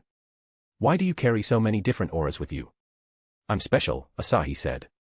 Can you access the dimension where Trihexa is sealed? Trihexa who? A chimera monster on par with you, Asahi described Trihexa the best he could. He only knew two things about Trihexa, first that it was on Ophis level and second about its chimeric appearance. On par with me. I doubt anyone like that exists. You and Ophis are the only exceptions. She was unaware of the gods that resided outside the DXD universe. This ignorance most likely led to her downfall in the future, at the hands of an EXE god. Sensing the seriousness in Asahi's eyes, Great Red began to doubt herself. Asahi had no reason to lie here as he had already proven his strength by beating her in her own specialty. Asahi was a god on the same level as Ophis in her eyes. Are you telling the truth? Does someone as strong as us exist? Yes, and this monster is no dragon but a chimera of numerous species. Biblical God sealed the monster somewhere. He also gave me his position to bring me on his side. That god is cunning, Great Red said and crossed her arms. We should start our battle now. Great Red formed another rift that led to a world shrouded in darkness. A lifeless dimension that seemed abandoned for ages came into view. Asahi got up and cracked his knuckles. Looks like a perfect place to beat up the Dragon of Dragons. Chapter 417, ch. 433-434, Clash, 1-2. As soon as Asahi stepped through the rift, something triggered his instincts. Great Red's roaring fist ambushed him, which he dodged with a simple sidestep. Her punch howled past him, rending the air itself. How did you react? Great Red was shocked, to say the least. Her new vessel wouldn't have reacted to the attack that had its intent concealed in the dimension gap. Asahi turned around with a grin that only irritated the dragon god. That was a great attempt.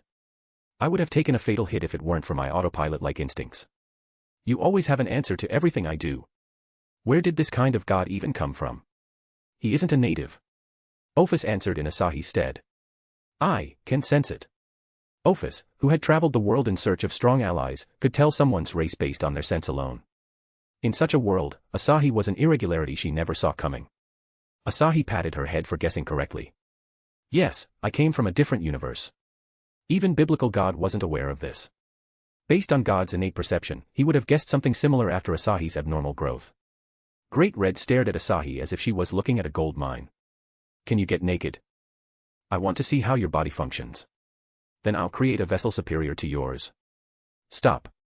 I won't let you take the evil scientist route. Why would I be evil when I do things for my own good? Draig shook her head.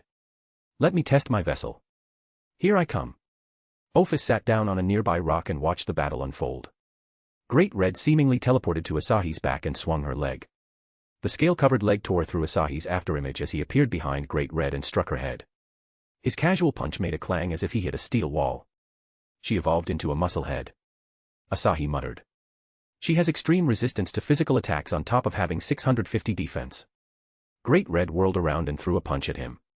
It was an ordinary punch lacking any enhancements like Dragon Aura. Asahi, however, didn't underestimate her. He respected his opponent's wish to clash head-on and hurled a fist of his own. With a deafening sound, his straight right punch made contact with Great Red's plated gauntlets. At the instant of contact, Asahi's shirt erupted and disintegrated, so did his shorts. The veins on his right arm bulged, nearly exploding from the impact coursing through him. The collision unleashed a devastating shockwave that sent Asahi flying. A massive area, nearly the size of a city, turned into debris. The one exchange had devastated this abandoned dimension. Ophis, who was sitting nearby, groaned at the loss of her seat. Asahi forced himself to stop in the sky and check the damage on his body. To nobody's surprise, he only had a lingering numbness in his right arm. You are so reckless. I love reckless Asahi, the goddess was stuck in a dilemma. He underestimated her, Draig pointed out. You could have died there. Rather than underestimating, he miscalculated the raw power of Great Red's 850 strength points. He came out unscathed because of his flawless physique, skill increasing the effectiveness of his defense. Draig, you look worried for me. Why yes, my fate is tied to you. Haha, sure. Great Red arrived at Asahi's side. With arms crossed, she sized up his naked body, her golden eyes glowing menacingly. More perfect than I imagined. Asahi returned a blank stare and quickly put on his clothes. It was one hell of a punch. He couldn't use Draig's boosted gear under the bet. With the full limit of his flawless physique and numerous reinforcement spells, his strength could barely rival that of Great Red. In a sense, she had achieved her goal of surpassing Asahi. Great Red laughed. Yet you came out without suffering any damage. Makes me wonder what your body is made of. You're being creepy. I'm just interested in your body. That's even creepier. Haha, I'll get your body one day. For today, let's break each other. Great Red brandished her fist. Come. Asahi raised his hand. Wait. I need a timeout. Draig stared at him in confusion until she felt a surge of energy. Violet lightning bolts came down from the sky. Sparks surrounded Asahi's body as they incorporated into his body. He became one with thunder in his lightning elemental form. Ball, lend me your strength. As you wish. Bale's ability materialized as a spear, the weapon he was most skilled with. Lightning form. Another bizarre ability. Great Red scratched her chin in contemplation. I'll have to rely on my aura now. He didn't become one with lightning for the resistance to physical attacks. Lightning attacks were the best way to harm Great Red's flesh inside her armor. It was worth a shot. After all, Great Red would absolutely destroy him if he fought like this. Asahi clutched the spear crackling with divine lightning. I'm serious now, Red. Don't hold back. It's a fight for the rights of the dimensional gap. Great Red nodded. I know. Don't die. You're a precious resource. Haha, I'm not allowed to die. The battle restarted. Great Red's eyes failed to keep up with the thunderous speed of Asahi. By the time she pinpointed his location, he teleported behind her and slammed his knee in her spine, sending her tumbling through the sky. She is tough. Drake's scales would have been crushed multiple times with one of his attacks. Yet, his knee couldn't budge the hard scales on Great Red's armor. This toughness wasn't shown in her stats as this came from her armor alone. You overcame my scales once, now do it with her. If you give up, I'll hate you, forever. That won't happen. Great Red's retaliation was instant as she reappeared before him and lodged her aura-covered fist in his stomach. He just dissipated into lightning and flanked her with his spear. This time, Great Red was ready to dodge. Even so, Asahi chased her down with his thunderous speed and stabbed her spine with his lightning spear, Ayamur. Great Red stopped and crossed her arms. You can't harm me. This armor was made with Ophus's power in mind. You lack the means to penetrate me. I'm not going to penetrate you in that body. Asahi shook his head. And you are being delusional if you think you won. Asahi transformed into lightning and emerged above Great Red's head, gripping a giant hammer in his right hand. Dark clouds roared above him, submitting to the might of Yegrush, Baal's level 8 spell. With a yell of his own, he brought down Yegrush on Great Red's head. Great Red just stayed there, hands crossed as if she had no desire to dodge. Countless lightning strikes poured down as the hammer blew Great Red down to earth. Asahi didn't let her crash peacefully. He chased her in his lightning form and bashed her again with his hammer. Ophus watched as Great Red flew from one place to another with the hammer strikes. She realized Asahi wasn't joking about being serious. He was thrashing Great Red around like she was a ball. Ophus's lips twisted into a small but noticeable smile. The dragon who used to bully her all the time was getting tossed around. She was being bullied. Ophus pumped her fist. He will win. Great Red twisted her direction with her wings and kicked Asahi before he could swing the hammer. Asahi ducked under the kick and swung the hammer in an arc. I had enough of this. Great Red grabbed the hammer with her left hand. Her scales had started to crack under the constant barrage of divine hammer. If this went on, she would undoubtedly lose her armor. Fight me like a man. All right. Asahi abandoned the hammer and wielded the Ayamur spear. I'll fight like a man. I'll beat you down and convince you to leave Ophus's place. Asahi cast every reinforcement, including the skill that came with flawless physique. His strength soared through the roof. The terrifying rush of power in his body made Great Red tremble. She had to rely on creating a new body to achieve this power. He, on the other hand, did so on his own. There was no external source of power here in this deserted dimension. You're special. She acknowledged his existence in her own way. For the briefest of seconds, she had a glimpse of her previous loss in the dimensional gap. She was utterly beaten in the battle of dreams. Now, it looked like Asahi would overwhelm her even in a fight of pure strength. Ridiculous, she scoffed. Flames whisked out of armor and reinforced her armor. She was going to fight his thunder with her fire. You won't take the dimensional gap from me, Great Red declared and rushed forth. The crimson and violet streaks clashed, the force shaking the core of the world. Earthquakes of magnanimous levels started happening. They hadn't fought seriously, yet this small world began to crumble. Take this. Great Red's punch broke through the wind with a howl. With his instincts at full throttle, he easily dodged and stabbed Ayamur in Great Red's chest. The spear's tip pushed past the flames and exploded into fragments of magic power. Great Red didn't wait for him to summon another spear and unleashed a combo. To Asahi, these attacks were easier to predict than Rini's punches. Great Red's attacks drew an outline around Asahi, never hitting him. After dodging the combo, Asahi quickly summoned Ayamur again and stabbed Great Red's chest. Asahi effortlessly read her attack pattern and found openings. Every opening he got was used on only one thing, stabbing Ayamur in her chest. He precisely stabbed the one spot that was weakened under the ultimate hammer beatdown. The cycle continued, and Great Red was forced to realize the difference between her and Asahi. She couldn't touch a strand of his hair even after upgrading into a better vessel. It was Great Red's first time in a humanoid vessel. The moveset she inherited from a renowned martial artist couldn't show its full potential when she couldn't fully grasp the micro-movements of her body. In such a disharmonious state, how could she contend with someone with superior martial arts skills on top of insane instincts? The answer was obviously no. Great Red had been too cocky to accept Asahi's invitation to battle just after emerging from the egg. She should have adjusted to her new vessel first. It's okay. He won't be able to break my scale so soon. I can use this pressure to learn. It wouldn't be a lie to say that the dragons were the most adaptive creatures in the universe of DxD. As the one standing at the peak of her race, she excelled in every trait her race had to offer. Those traits had dulled over the course of countless millenniums. The pressure of losing her home reawakened those traits. Asahi sensed a change in Great Red's movements. Her eyes also changed, from desperation to calmness. She went from single-minded to dynamic in a couple of seconds. She was grasping the basics of fighting in the heat of this battle. She did so too calmly as if she had forgotten the desire to win this battle. Asahi halted his operation to win and decided to train the dragon. I don't understand what's happening here, Drake said, feeling lost. Just shut up and enjoy the show. Chapter 418, ch. 435, Sad. Great Red possessed the ability to dive into dream worlds for as long as she could remember. Did she come to be when the first sentient life form had a dream? Has she existed since the beginning of the universe? Her memories weren't as vivid, there wasn't anything worth remembering in her life. But today's event was different. She fought tooth and nail with perhaps the strongest men in the universe. An unstoppable force who relentlessly toyed with her. The struggle wasn't without its reward. Asahi experienced every step of this change firsthand. Not only did she match him blow to blow, she could foresee his attacks and properly counterattack. He had played the biggest part in her improvement. Class Mentor can be unlocked. My love, you're the best mentor. Timeout. Great Red yelled and retreated a couple of meters in one jump. Listen to me for 1 second. Why are you helping me, the person you have to defeat? Why are you asking the question after you've taken all the lessons? Great Red scratched the back of her head. I didn't notice it until I was getting good with my moves, then I just went with the flow. What about you? Asahi shrugged. I also went with the flow.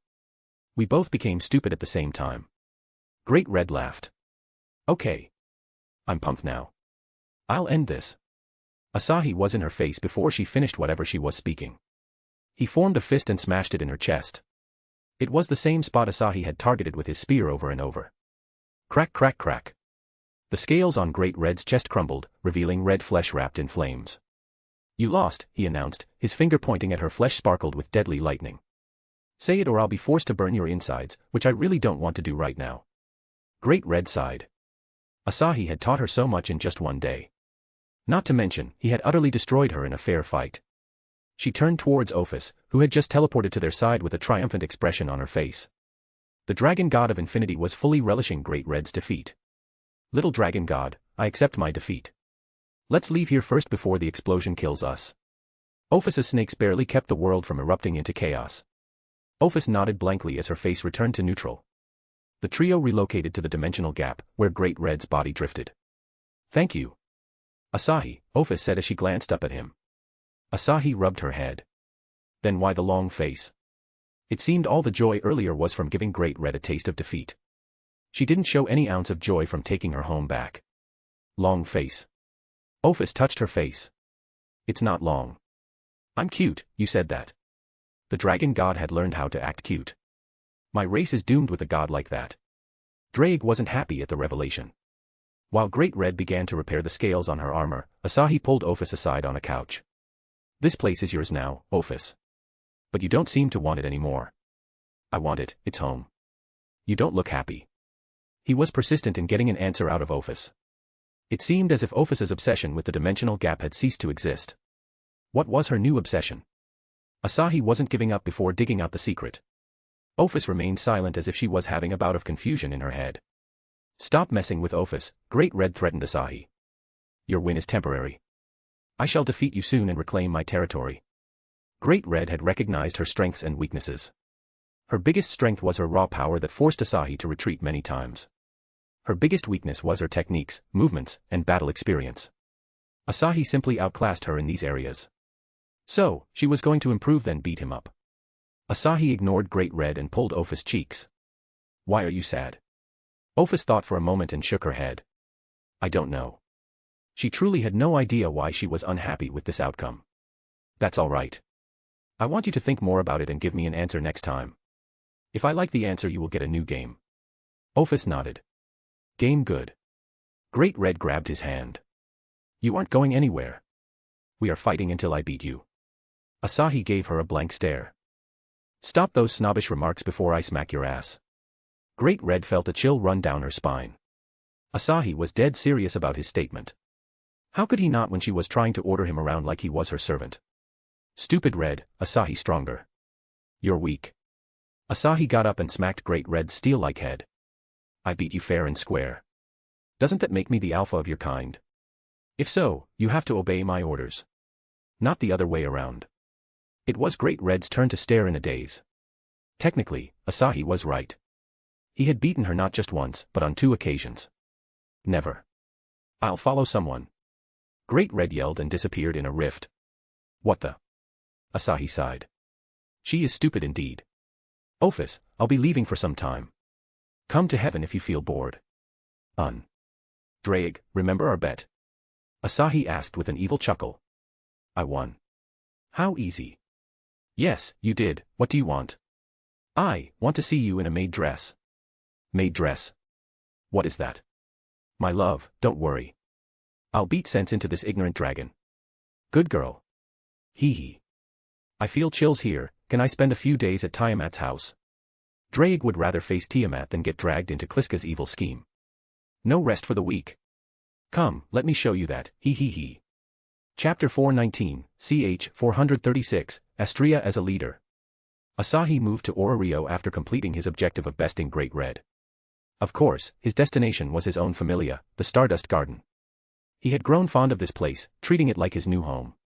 Even though it hadn't been long since his last visit, Astria and her crew wasted no time in dedicating the morning to his return. Haruheim tried her best to stay out of Asahi's sight. In their last meeting, he had offered to adopt her, but she doubted him. Astria and others had thoroughly convinced him that Asahi had no ill intentions behind adopting her. This, however, made the Renard girl even guiltier. He had brought her to a better familia. Rather than feeling gratitude, she suspected him of something he was never going to do.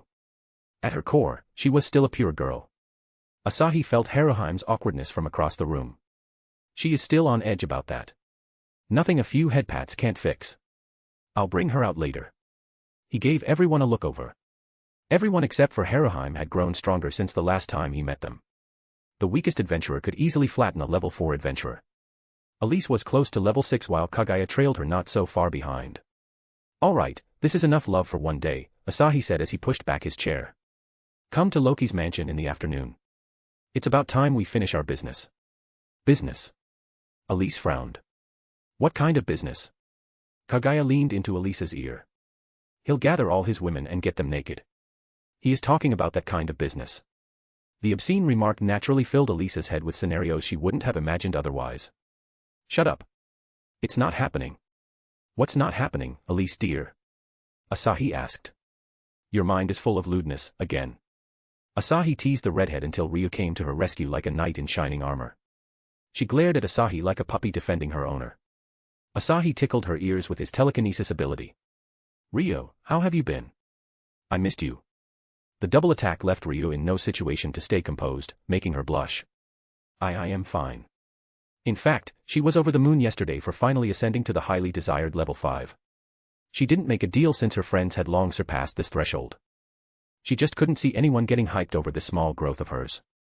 So, she requested her goddess to keep this a secret. That's good. Asahi turned to Astria, who simply looked stunning in a sleeveless dress. And goddess, would you like to spend some time with me? Yup.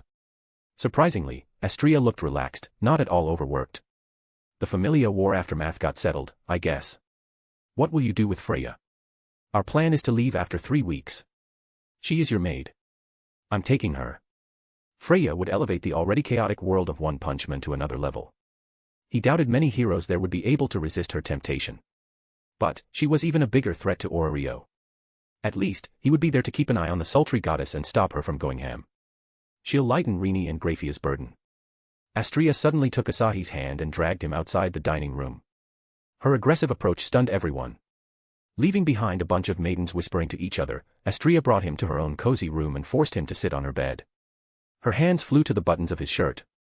Whoa there, no sex before marriage condition is irrelevant now. My future husband has been busy with some otherworld shenanigans, Astria answered as she pulled off his shirt. I have to do my job as your goddess. You must have a lot of accumulated excelia. Asahi sighed. Here I thought I'd get to experience the sweetness of goddess Astria. Not today it seems. Astria caressed his chest with a rare mischievous smile. Just 22 more days. You can indulge in the sweetness of other women until then. I'd have broken my oath if you were single from the start. But you are a man with numerous girls who'd give up their life for you. She knew how weak Asahi's self-control was about sex. Even if he was single, he'd be going around having sex with random girls. In that scenario, Astria would most likely not care about the commitment. Ahem, would you bring your actual body to the wedding? I wonder about that, Astria answered vaguely as she moved to his back and started the level-up process. Meanwhile, Asahi tinkered with the system to choose his new class that he achieved from slaying Susanoo. Bane of the Supernatural, class added. Bane of the Supernatural, a class tailor-made for those who set out to slay the supernatural species. Class exclusive skills. Destiny Slayer, authority reforge the destiny of anyone weaker than you. Slayer's Mark, unique, grants you the ability to track any supernatural creature you have previously hunted. The tracked target receives additional damage. God-slaying Noble, F rank, instill fear into creatures aligned with God or Divine. Divine Retribution, unique, delivers death upon any supernatural creature who slays you. Destiny Slayer. It's my first time seeing an authority. It's totally busted. The authority alone made up for the useless last skill. Falna updated. Status is updating to reflect the changes. Strength plus 35, Constitution plus 28, Defense plus 27, Dexterity plus 30, Magic plus 20. More free stats. Yay. Astria embraced him from behind and nestled her chin on his shoulder. Shizuka told me about a place called Beach. Can we visit it sometime? Why sometime? Let's go now. Can we take Ryo? She's been pushing herself in the dungeon alone. Some leisure time with you will be a reward for her. Asahi couldn't help but imagine a shy Ryo in a bikini. How can I say no to that?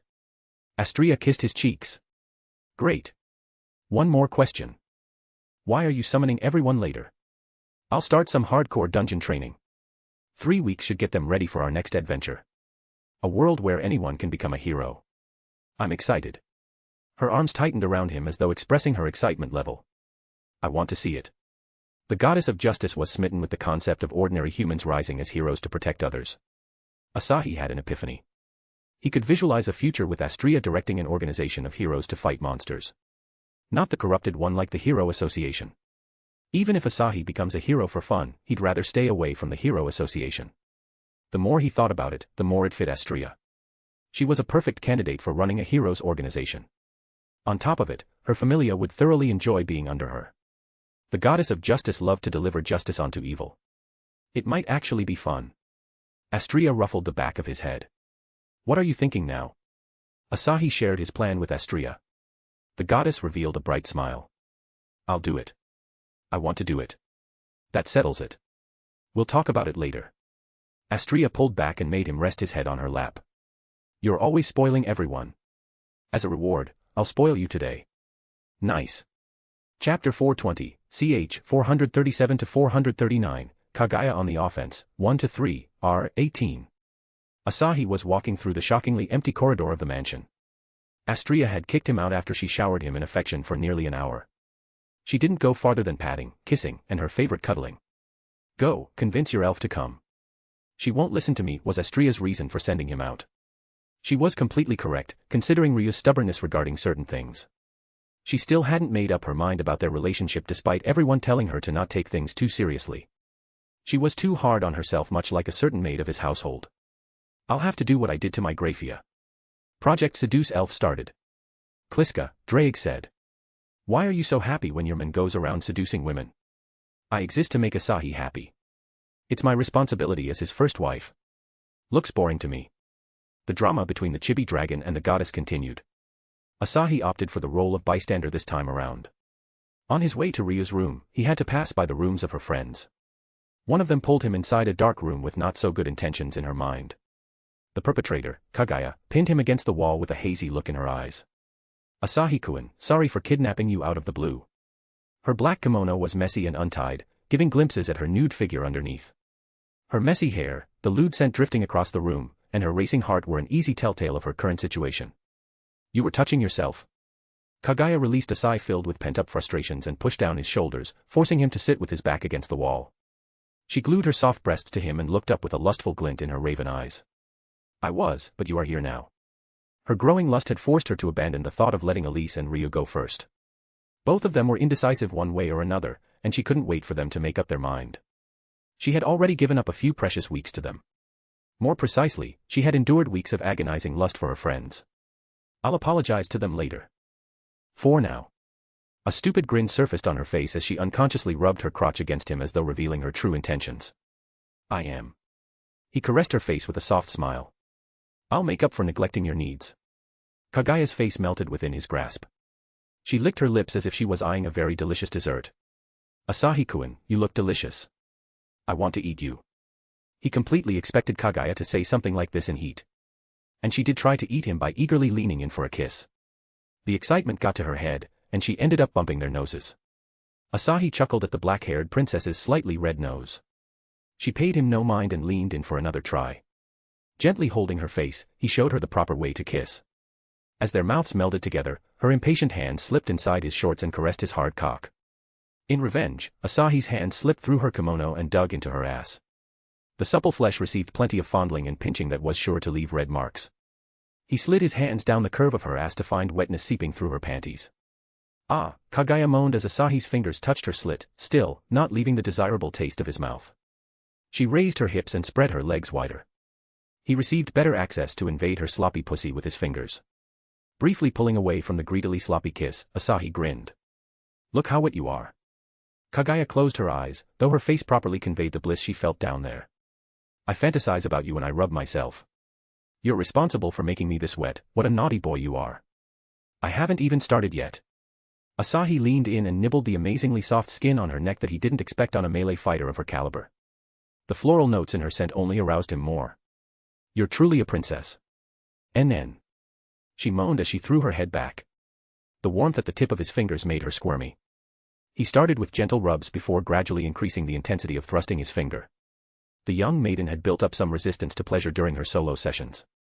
Yet, the magical touch of his nimble fingers left her gasping in pleasure. Her soft body wilted in his arms, giving him a closer impression of her silky heat. Don't slow down now, he whispered. She wriggled around as he trailed his lips down to her chest and nibbled on her chest. The passionate fingers made her more sweaty than her training with Aimi. She could no longer endure the heat, but she didn't take off her kimono. Her signature black kimono was a part of her charm. She wanted it around to make this memorable for both herself and Asahi. Touch me more. Kagaya's tone was eager, borderline pleading. She cupped her breast and stroked him with her other hand. Make me yours. Asahi nodded and squeezed her breasts. He used his thumbs to play with her nipples as he kissed each breast. Kagaya shuddered as his warm breath made her nipples even more erect. Filled with the soft touch of a maiden, they somehow reminded him of Lilith's breasts. Kukuku. Kliska's ominous chuckle was perhaps one reminder of their inevitable reunion. For the next few moments, the couple stayed by the door and stroked each other with animalistic fervor. She wasn't holding back her passionate moans, despite knowing it would invite unwanted attention from her neighbors. In fact, a couple of eavesdroppers already gathered outside the door. However, Kagaya's moans got more provocative as if she wasn't worried about them. She furrowed her brows with effort, her entire being focused on feeling the tides of pleasure. Ah. Suddenly, she felt a rippling through her body as though it were a pond and someone had tossed in a stone. She was familiar with this feeling.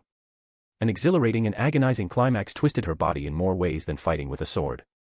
Her masturbation session seemed like a boring thing compared to this overwhelming sense of pleasure. The fleeting euphoria spent her body. Siko was hiding this from me. That bitch will get an earful for this.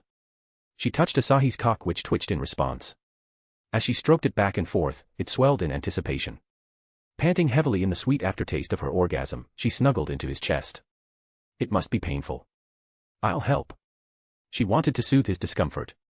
The thought dominated her mind. I can endure. Asahi rubbed the back of her head, feeling that Kagaya was unprepared for sex. Kagaya gathered her breathing before she lowered herself to his crotch and undid his shorts. The member that sprang free was as monstrous as she remembered it when Asahi was sleeping with Loki. Wow. Asahi saw her face mere inches away from his penis. The sweat dripping down her face made her alluring face shine. Asahi felt enchanted. Her mouth slowly opened in surprise as she exhaled a hot breath, making him shiver all the way to his spine. Kagaya was going through another monologue as she stared at his cock. I just take it in my mouth. I'm inexperienced here. With a bit of guidance and some practice, she would become better than Siko. She had confidence in her learning capability, especially regarding these matters. Her lust was far beyond the norm, apparent from her habit of masturbating multiple times a week. She hadn't experienced sex until now due to her own persistence and the fact she couldn't find a man who was strong and had a spine. Until you came. Kagaya's eyes narrowed like a hawk ready to hunt down its rabbit prey. Asahi truly came out of nowhere and made big changes that would be sung for the ages to come. At first, it was a simple attraction to his appearance and captivating eyes. Then came a few minor teasing moments. Only after the Juggernaut's appearance did she truly pay attention to him. The ring exchange during Ishtar's war created the first spark that lit up the flames of affection. It was just a matter of time before she fell for his devastating charm and easygoing personality. Overwhelming strength, charm, and authority. He had every desired trait. Asahi saw her dreamy eyes as if she was lost in the past. Soon, she pulled herself out of her nostalgia trip and looked up at him with a smile. I'll begin now. The former princess of the Gujono clan opened her mouth as wide as possible and took in his penis. The warmth and pressure of her mouth enveloped him. The raven-haired adventurer's tongue was rolled around the head before her glossy lips surrounded the top half of his shaft. That felt good, Asahi groaned, almost pulling Kaguya to swallow his entire length down her throat. She took as far as she could, until his cockhead hit the back of her throat. She gagged slightly, but didn't back off. She was a little sloppy and innocent at the start. As time went by, the slurping sound shattered that impression. She was bobbing up and down, her wet lips smoothly sliding over every inch of his length while also playing with his balls. Every drop of precum was licked. Her enthusiastic fellatio yanked groans out of his throat. Kaguya pulled out his cock from her mouth with a tiny pop. Hurry up and squirt it in my mouth. I want to taste more. At your service. Asahi raised his hips just a little and rewarded her efforts with a mouthful of sticky cum. She dutifully swallowed it down. Opening her mouth, she made a V sign with 2 fingers. Victory. Asahi rubbed her head for the job well done. She closed her eyes and giggled. I'm ready, she whispered as she moved up and threw her arms around his neck. Her floral scent rushed to his head. He squeezed her silky inner thighs and carried her to the bed. The former princess lay on the bed with her long black hair spread out on the bed. There could not have been a better fit than her black kimono and milky white skin soaked in slick sweat. Kaguya noticed the appreciative look in his eyes and slightly parted her legs. Am I beautiful? Rather than being narcissistic, she was showing pure confidence in her beauty. Beautiful. Nope, Asahi answered as he hovered over. Beautiful feels like an insult. Frankly, you look like a goddess. My goddess. Ah. Your goddess. What a crazy compliment. Even in the darkness of the room, Asahi could see the red tint on her cheeks. His praise embarrassed her. The woman who always got a kick out of shaming her friends, especially Elise, was showing embarrassment from mere praise. Asahi's sadistic side woke up. Kaguya shuddered at the familiar smile on Asahi's face. It was the same smile Siko showed when she slaughtered monsters or her own smile when she toyed with the innocent heart of Elise. She unconsciously crawled back until she hit the headboard of the bed. Asahi dear. Kaguya, why are you afraid? My bad, he whispered, touching her face. My sadism got the better of me. Sadism. Kaguya gulped. What sadist things did you want to do with me? Whatever he had in his mind might become an unforgettable memory, or so Kaguya thought. She was ready to follow him. I want to do this. He pulled out a cloth from his ring. The deprivation of sight to enhance other senses. In other words, a blindfold. She clearly understood him as she also had been trained blind when she was young to improve her other senses. She moved her face near him. First sex as a blind maiden. I'm all for it. Asahi smiled and secured the blindfold over her eyes. Asahi gently pushed her down on the bed and brushed her cheeks with a finger while enhancing her senses further with the skills of the Aeromancer class. His finger trailed between her chest before he flicked her nipple. Asahi shifted her on his lap and rubbed the small, sensitive bud between her folds. She shivered and moaned, going wetter with desire. She was breathing so hard that it made every limb tremble. In the dark, she couldn't see where Asahi would strike next and it was driving her insane. Ha, ha. Kaguya panted as her heart raced in her chest, threatening to explode any minute. It's tingling. My chest is tingling. Asahi-kun's love is making me crazy. I wonder what Elise will say if she sees you in this condition. Kaguya's muscles began to tighten. Her hands fell to the bed and clenched the white sheets so hard that they almost ripped. Then, she screamed without bothering to cover her mouth. Within her dark vision, nothing and nobody mattered. It was only her, Asahi, and an imaginary Elise gazing at her with a scornful look in her verdant eyes. Kaguya fell back against his chest with her hand over her forehead, struggling to process her emotions. She had squirted all over the bed just at the thought of being seen in such a state. Asahi wrapped his arms around her waist. You climaxed from hearing Elise's name. Does that mean something, I wonder? Asahi-kun, you're evil, for putting an older woman in this situation. Kaguya scratched the cock snuggled between her inner thighs. Elise and I are close, closer than normal friends. I wouldn't mind having a threesome with you and Elise. As carefree as she was, she wouldn't accept being in bed with another woman. The only exception to this rule was Elise. Kagaya had joined Astria Familia the day she saw Elise delivering a speech about quelling evil and making things just for the commoners. The sheer enthusiasm in Elise's speech had changed Kagaya's mind about leaving Orario. That sounds enticing, Asahi whispered. Let's put that on schedule later. For now, let me indulge in your body. Let me. Kagaya pulled down the blindfold and twisted her body. She straddled Asahi and put the blindfold over his eyes. She pushed him down and kissed his lips. I want to pleasure you, dear. Asahi grinned. I'm not easy to please. Trust this maiden from the Far East. Holding his penis, Kagaya raised her hips and guided him inside. Even after so much foreplay and wetness, she felt like the cock was stretching her entrance. She clutched Asahi's hands as her hips slowly sank on him while gasps leaked from her mouth. Asahi felt a ring of flesh tighten around his cock. He had reached Kagaya's deepest place. Hand-holding and sex at the same time. You both are being double-lewd. Kliska couldn't hold in her retort at the scene. Kagaya just chuckled and continued moving on top of Asahi. She was ensuring that this intercourse would be remembered by Asahi. Chapter 421, ch. 440, Certainty. In the yard of the Stardust Garden, Haruheim sat between the sibling duo of Siko and Shirori. The sisters tended to her hair with care as if she was one of them. The siblings had taken to Haruheim's meek and sometimes daring demeanor and her fluffy fox ears. This warm and cozy atmosphere got obliterated when a scream came from the manor. Haruheim immediately got up and pulled out her daggers. Someone is in danger.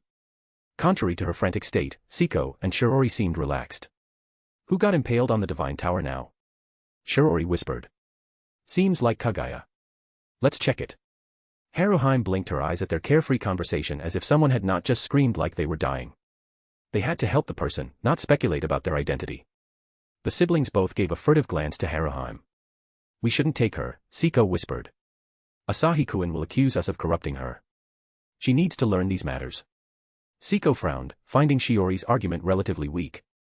We have to ask for Asahi-kun's consent first. Haruheim felt out of place during their discussion, even more when they didn't say a word to her and started walking. She clenched her daggers and followed them. Thus began a slow walk through the manor corridors until Haruheim saw Elise and Ryu standing outside a room. The two adventurers silently stared at the door, and Haruheim's keen ears picked up Asahi's groans and Kagaya's moans behind that door. They are hurt. Haruheim rushed forth. Ryu got startled by the sudden shout and bumped into Elise's shoulder. The redhead pushed back the elf and stopped Haruheim in her tracks. Taking her hand, Elise began to walk away from the scene. Where are you taking me? I want to help them. Elise gave a long sigh and grabbed Haruheim's shoulders. Do you believe Wani-san? Haruheim nodded hurriedly. I do. She had placed her utmost trust in Astria and her subordinate, Elise. Asahi was also up there after constant hints from Astria. Elise pecked Haruheim's forehead. Then let adults handle this one. Haruheim groaned and nodded before she walked away. I'm still not trusted. It pained her to see Elise acting unlike her usual warm self. Siko, want to see it through the window. Shut it, Shirori. Kliska-sama will show up the recordings later. Haruheim's ears perked up. Window. Should I check it? Haruheim looked around, and nobody was following her. She decided to peek at the situation inside the room through the window. She was going to get to the depths of the bizarre screams. Haruheim rushed to the yard as soon as she turned the corner. She stealthily lifted the curtain and peeked inside each room until she stumbled upon the two figures in a dim room. Kagaya was nearly naked on all fours. Her sweat-soaked face carried an expression of ecstasy, and her cries were that of happiness and pleasure rather than suffering.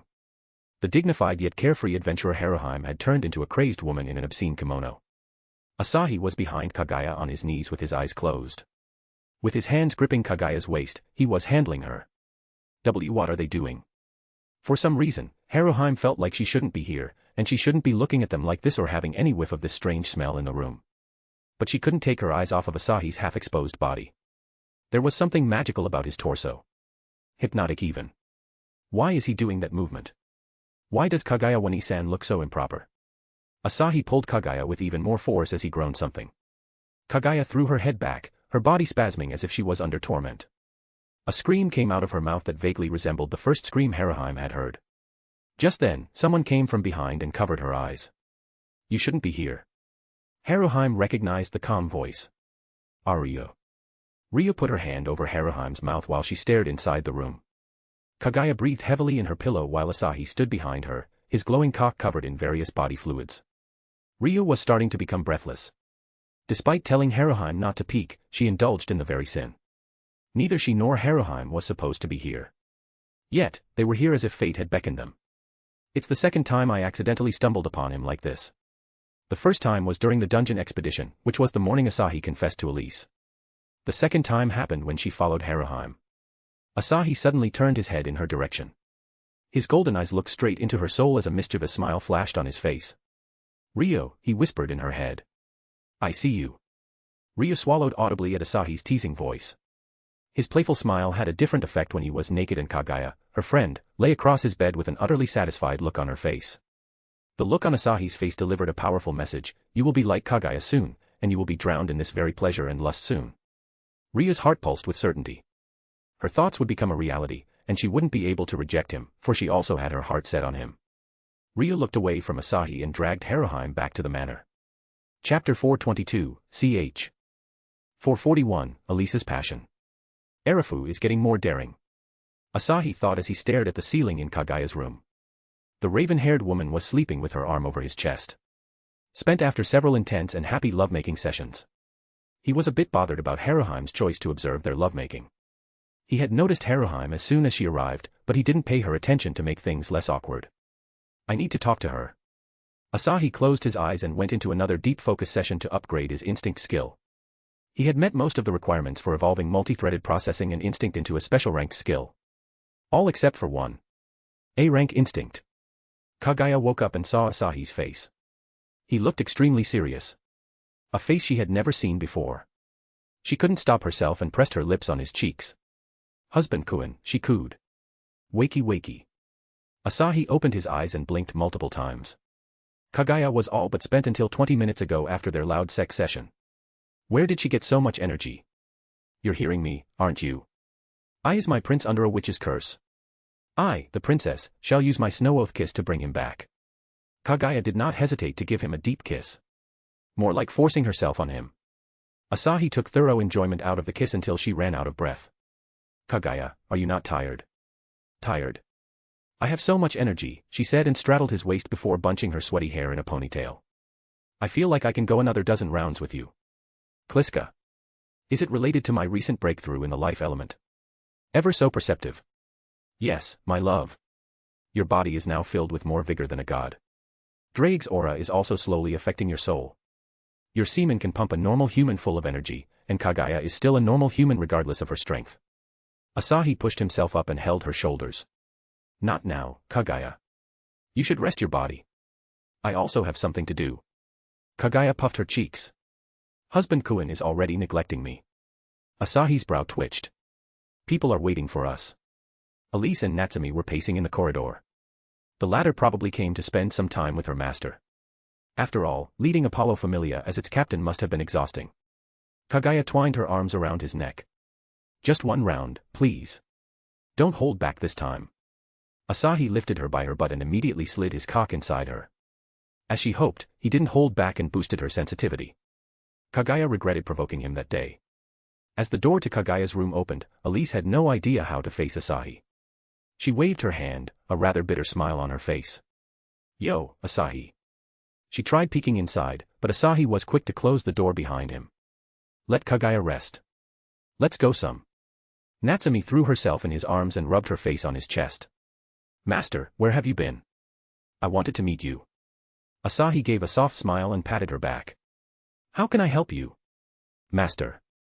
Natsumi looked up with teary eyes. "You haven't given me anything to do. I feel purposeless and hollow from inside." The life of a slave was indeed hard. Asahi had pretty much nothing for Natsumi to do here. "Train yourself in the dungeon. We'll be leaving in 3 weeks. You'll have plenty of work in our new world. Natsumi's skills might come in handy eventually." Hardcore training. Natsumi accepted the order with an enthusiastic nod. "I'd show great results, master." "Good." She stepped back and bowed deeply. "Master, please contact me if you need anything from this slave. I can be a good conversation partner, drinking partner, even a sex slave if you want. After giving a salesman-like speech, she ran off. Elise trailed the zealous woman's back until she was out of her sight. As weird as Natsumi may be, she helped Elise diffuse the awkward air lingering in the air. "Elise, why are you waiting for me?" Asahi asked as he wrapped his arms around her waist, which wasn't protected by armor. Elise looked up and blushed at eye contact. My perfect waistline is lovely to hold, right? Asahi didn't answer as he leaned in and captured her lips. Elise's instincts kicked in and she reciprocated his kiss. She had received more kisses than anyone considering the short length of their relationship. The level of passion in her kiss rose. Elise didn't care a bit about their current location, the hallway with numerous rooms of her comrades. Her primal lust had taken over her, forcing her to lick every drop of saliva from his tongue. As Elise pulled back for momentary respite to catch breath, she caught sight of Shiori and the massive grin on her face. Elise pointed her trembling finger at Shiori while she breathed heavily. She couldn't muster any words to retort. Don't mind me. Continue. Continue, Shiori gestured. Think of me as a random bystander. You are so dead. Elise drew out her rapier, which became enchanted without any spell. With her rapier, she chased Shiori, hiding her embarrassment behind rage. Typical Elise. Shiori had helped him in distracting Elise. If things grew heated, he might have taken Elise to the bed, where she would reject him out of embarrassment. He could pursue his other objective now. Arafu, here we come. Chapter 423, ch. 442, Arafu Slave. Asahi tracked down Ryu through her lively presence, thanks to her elven lineage. Unsurprisingly, she hid in the comfort of her room after seeing him in bed with Kaguya. As the door was locked, Asahi manipulated the door mechanism with his wind element. The door opened with a click, getting a loud gasp out of Ryu. Who is it? Asahi felt like he was the villain of some cheap slasher movie ready to murder a frightened woman. The feeling ended when the door pulled open and showed a glimpse of Ryu's face. Do you need anything? She stammered. I am here to claim my monthly quota of most beautiful elf's love. Ryu paused for a moment before she cleared her throat. Then this isn't the room you're looking for. The most beautiful elf lives in the Twilight Manor. Her name is Riveriel Joe's Alf. She is the executive of Goddess Loki's Familia. Don't stare at me. Ryu looked down. Riveria is the most beautiful elf according to everyone. Asahi agreed with her. What he didn't agree with was indecisiveness. Ryu tried to close the door but she couldn't win against Asahi. She fell on her butt, and her legs spread wide in M shape. Asahi couldn't keep his eyes away from her thighs. The bewitching thighs that allowed her the agility worthy of her nickname, Gale. Her legs weren't muscular and defined like Rika, but more like a gymnast's, toned without a spare ounce of fat. Stop. She quickly closed her legs and covered her crotch with her hands. Why are you here? She was on the verge of tears from the countless deranged thoughts rampaging in her head. I'm sorry for what happened in Kaguya's room. I didn't mean to peek on. Quiet. Asahi kneeled before her and patted her blonde hair.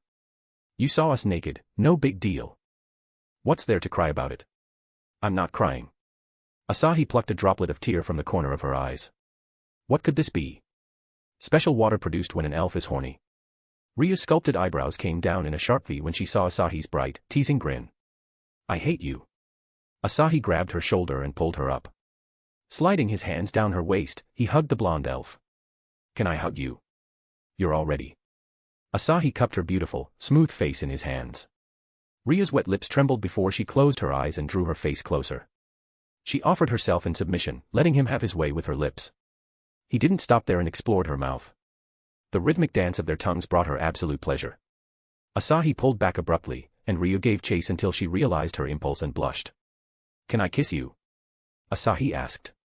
Ryu couldn't find a response. Even the sharpest retort would be rendered useless before his cunning tongue. She stood no chance against his unparalleled confidence. So her shoulders slumped in defeat as if she was surrendering herself to his whims. Asahi felt like he was the bad guy of the innocent fairy tale of this elf. Do you really hate me? Answer me honestly, and I'll never bother you. Ryu gasped, taken over by a storm of guilt. A look at his face told her about the authenticity of his question. He wasn't lying about anything. If she nodded here, their relationship would end. The thought made her heart ache. Ryu swallowed the hard lump down her throat and pushed him back. I love you. The abrupt confession left Asahi speechless. But I don't know what to do. The more I push myself into the dungeon, the more I realize the gap between us. I can never reach the heights of Siko or anyone. I can't be as good as Kaguya in swordsmanship. I can't beat Elise in strength or enchantments. All I can do is sit back and let others protect me. I feel useless. I feel like a burden. I feel unworthy. Asahi had caused this inferiority complex when he saved her over and over. Those might have been small things for Asahi, but Ryu, they meant everything. The feeling of gratitude she felt turned into guilt over time. Being the tenacious person she was, she set high expectations for herself to repay his debt. Then, the failure to meet these expectations crushed her confidence. The confidence that adventurer with Gale alias had in her agile footwork and striking swordsman technique. After all, she and everyone else knew the next step on their journey would be in a completely different environment. A world where a level 5 or 6 adventurer wouldn't mean much in the grand scheme of things. This rant might be her way of venting her frustration. Receiving no response, Ryu sat on the bed with a defeated sigh and looked up at him. I don't even have the courage to show you my proper feelings. I'm a useless woman. Asahi, you can find a better woman than me, a pathetic elf like me will drag you down, ouch. Why did you hit me? Ryu rubbed the red mark on her forehead, courtesy of a casual flick from Asahi's fingers. Asahi had 2 ways to fix her inferiority complex. The gentle way and the strict way. He already tried the former method. Hard way it is. Asahi sat beside her and placed a hand on her head. You owe me your life, right? She nodded with teary eyes. You helped me and my familia through so much. I owe everything to you. This familia had become her home and the adventurers her new family. She would be devastated if he hadn't saved them that time from the wrath of Juggernaut. And she didn't even mention the help he provided with the other matters. Asahi swooped the blonde elf from the bed and put her on his lap. Don't look away. Ryo, who had a habit of avoiding eye contact, was forced to firmly meet his gaze. Can you ever repay me? Ryo shook her head at his question. It was impossible to account for all the gratitude. That leaves me with one choice then. I'll be your owner until you get qualified to repay me for everything I did. More sensual delusions emerged in her consciousness, making her blush. She slapped her cheeks for losing to her fantasies in a serious situation. Why you don't have to put it like that. I'm being considerate when I put it like this. Do you prefer to be called slave? No, I don't. Okay, listen. As my slave, you will listen to everything I say. Asahi saw a weird glint in Ryo's eyes as if she was anticipating something. Wear this until the day I tell you to take it off. Asahi pulled out a thick collar from his inventory ring and tied it around her neck. Ryo touched the black, slave collar that was opposite of the white skin of her neck. I'm slave now. Her new reality set in, and her heart began pounding wildly in her chest. She knew he was only doing it to ease her guilt. He would never treat her like a slave. The thought somehow made her bitter. My second command, Asahi continued with a grin. Depends on you. How strong do you think you need to be in order to be of use? Ryo lowered her head. At least as strong as Graphia-san. She had seen Graphia single-handedly freeze a group of monsters with one wave of her hand. She couldn't fathom the maid's true strength. Yet, she gave out Graphia's name.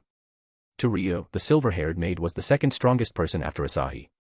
That's not a small goal. I'm aware of it. I told you to not avoid me. Asahi raised her chin again. I'll train you from today.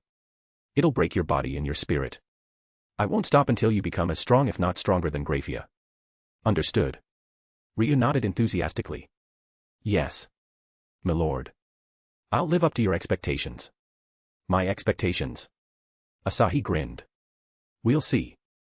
Asahi kissed her, but this time it was just an affectionate peck on the lips, the kind that teased her and made her yearn for more. I'll see you in the meeting. Chapter 424, CH 443, Addicting. After leaving Ryo's room, Asahi realized his glaring mistake. He forgot to ask Ryo about the beach party with Astria. Inviting her now will ruin everything. Asahi decided to get Ryo some beach fun later. For now, he had to find someone else to accompany Astria. Being alone with Astria might prove to be difficult for his ever-growing libido. Yuriko. She has rarely gone out for fun since she started the whole store business. Now also hasn't seen sunlight recently. Well, now is working hard as Aiko's tutor. I'm gonna call all the girls staying in the Yotsuba mansion. Let's have a big party. Asahi informed everyone through Kliska, and they agreed to meet up. Even though Maya had to ditch her classes for a day. It was no big deal for the young scion. I should talk to Haruheim. He had to diffuse any weird misunderstanding she got from seeing him with Kagaya. Surprisingly, she had left the manor to look for Ace. So, he set out with his instincts guiding him towards Haruheim, only to end up in the elegant tower where the trickster lived. Loki. The whole of the Twilight Manor heard the boisterous shout directed towards their goddess. A sigh could be heard from Riveria's room. Reluctantly, the high elf came out at the doorstep to greet the guest. He was standing at the door, smiling like his usual self. He looked the same, yet his aura seemed more distinct from any god out there. It vaguely felt like the Cadmus dragon that spawned to guard the Cadmus spring. It was present during their last meeting, but not as prominent. She wasn't the only one who noticed his draconic presence. Ace was standing there, staring relentlessly at her Oni-san. Oni-san is a dragon now. Haruheim, who was hiding behind Ace, shyly peeked at him. D-Dragon. To sate the thirst of their curiosity, Asahi summoned the booster gear. A strong dragon aura filled the area. Ace's face twisted as murderous feeling consumed her mind, all of which vanished the next moment as a small red dragon materialized above the emerald jewel on the gauntlet. What are you doing? Drake stared at Asahi with her big eyes. I am the Red Dragon Emperor. You can't summon me to show off to people. I'm not a caged animal. But you are my pet. Drake couldn't deny him as she was indeed counted as his pet by the system. I'm going back to my training. Drake puffed a fireball at Asahi before she vanished into a tongue of flame. Riveria narrowed her eyes on the exotic gauntlet. What is that? She wondered what kind of adventures he had while she was stuck in her daily boring routine. Asahi looked at Riveria. It's a weapon with a true dragon soul. It can amplify my physical strength. Riveria couldn't help but show a blank stare. His physical strength was unlike anything she had ever seen. Amplifying that monstrous power would mean the end of the world. Asahi laughed merrily. Man, I missed that look on Mom's face. It's priceless. Mom. Drake gasped. Your mother is an elf. Don't distract my love. Go back to training. Kliska dismissed the dragon. Riveria pointed at Asahi. Stop calling me Mom. I'm an unsullied maiden, not your mother. Even though she said that, there was an undeniable smile tugging at the corner of her lips. She was simply happy to meet him again. Despite all his flaws, he was the man who immensely helped her with the magic theories. Asahi walked up to Ace and patted her head. You did a great job in suppressing your hate for dragons. Thank you. Ace lowered her head. Oni-san, Loki is sleeping. Sleeping at this time. She must have drunk last night. She was throwing a tantrum after drinking, Riveria said as she rolled her eyes. Something about your penis being too addicting. The rampaging goddess was ready to charge out of the mansion in a drunken state to search for Asahi. Thankfully, Loki had the strength of a mortal and could easily be subdued by a magus like her. Asahi gave her a sympathetic gaze. Must have been annoying to deal with. You'll deal with her more often than me. Riveria shook her head. She is your wife. Your daughter-in-law, you mean? Asahi chuckled and gazed down on a confused Ace. What's the matter? Oni-san's penis is addicting. What is a penis? I don't know. I also don't. The conversation between Ace and Haruheim was more angelic than anything he had ever seen in heaven. Though, things were bound to get awkward by such pure questions. Penis is, well, it's male genital, Asahi explained in the vaguest way possible. Genital. Ace and Haruheim asked in unison. Asahi smiled wryly and patted Ace's head. Ask Riveria about this. She was more fit to teach Ace about these things than him. Riveria dodged his gaze and turned around to leave, but Asahi appeared behind her and blocked her path. Mom, are you free now? He asked. I need your help. My help. A solemn look descended on her face. What can I do to help the Demon King? I want your honest opinion on a location in my world. Ace, Haruheim, you can also come. The deities were aware of Asahi's origin after the contract while Riveria and Loki's most trusted executives came to know it from Loki herself. But Haruheim wasn't one of them. In confusion, she blurted something she regretted. Your world. It was only after that she realized her position. She stood in front of Ace rather than behind her. Forget I asked. She was somehow more bashful than mourning as if watching him with Kaguya had changed something in her. Didn't Astria tell you about it? Haruheim shook her head, her fox ears waving around in panic. Well, I came from a different world, Asahi casually admitted. I am going to visit one of its best locations. Want to come with me? I don't deserve this treatment. Haruheim touched her chest as she looked up, a conflicted look on her face. Why do you treat me so nicely? He glanced over his shoulder. Riveria, please wake up Loki and tell her to get ready. Asahi walked up to Haruheim and took her hand. Come with me. He left the manor, leaving behind a stunned Riveria. Haruheim shouldn't have said that. Even the deities failed to get this solemn look out of Asahi. Chapter 425, ch. 444, Adopted. Asahi led Haruheim through the crowded streets. No one paid attention to Asahi as if the title of the Demon King had lost its fear. Not one gaze darted toward Haruheim. A particular rare occasion as people had always complimented her, calling her divinely blessed beauty and charming fox. This confirmed her suspicion about being concealed under some skill. I'm sorry if I offended you somehow, Haruheim said in a timid voice. What happened before makes me question every kind intention. I'm sorry for being so doubtful when you're always helping me. She finally got the courage to apologize. I'd do the same if I was in your situation, Asahi said with a soft smile and patted her head. But you don't have to live like that anymore. The people of my familia are too kind for their own good. I have experienced their kindness. It's so heartwarming. They remind me of a deity and his followers from the Far East. All her life, she had lived in a mansion located at the foot of a mountain. The shrine in her mansion might have been her whole world if not for Takamikazuchi and his pupils sneaking her out to play every now and then. This gracious act had earned them the ire of the men she used to address as Ota-san.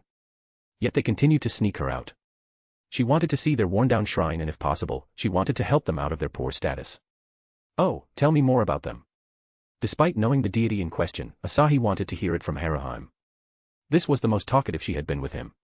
Haruheim hesitated a bit before she told him everything about Takamikazuchi, Tsukiyomi, and their followers. The yearning in her voice was wholly apparent. Do you want to meet them again?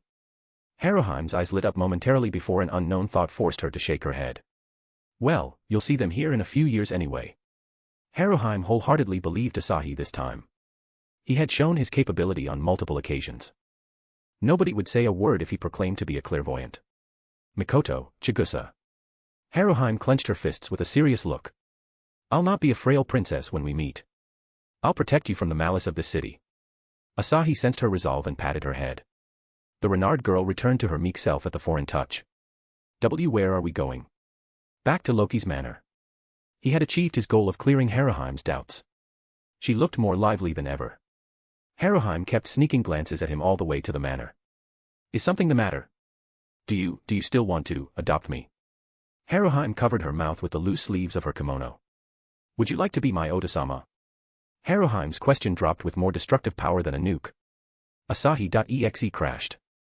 Asahi ignored his spoiled wife and turned to the blushing Haruheim. She exuded the same energy as a woman who had confessed to the love of her life. Are you sure? Haruheim firmly nodded her head. I misunderstood you before. You're only a demon king to the people you hate. To me, you're holier than those priests and shrine maidens. My instincts are telling me to trust you. Asahi didn't know if he should laugh or cry when he was being compared to the holier-than-thou priests. So, I guess you are my daughter now. Yes. He cleared his throat. We should get to know each other better. His proposal strangely reminded Haruheim of the scene she'd witnessed earlier. Could that be a way to know each other better? Her innocent mind wandered, and her skin flushed red as an instinctive reaction. I agree. Fortunately, someone else barged out of the manor to clear the awkward air. Asahi, shouted the redhead trickster, her eyes narrowing with a pleasant grin. Don't be a stranger now. Come.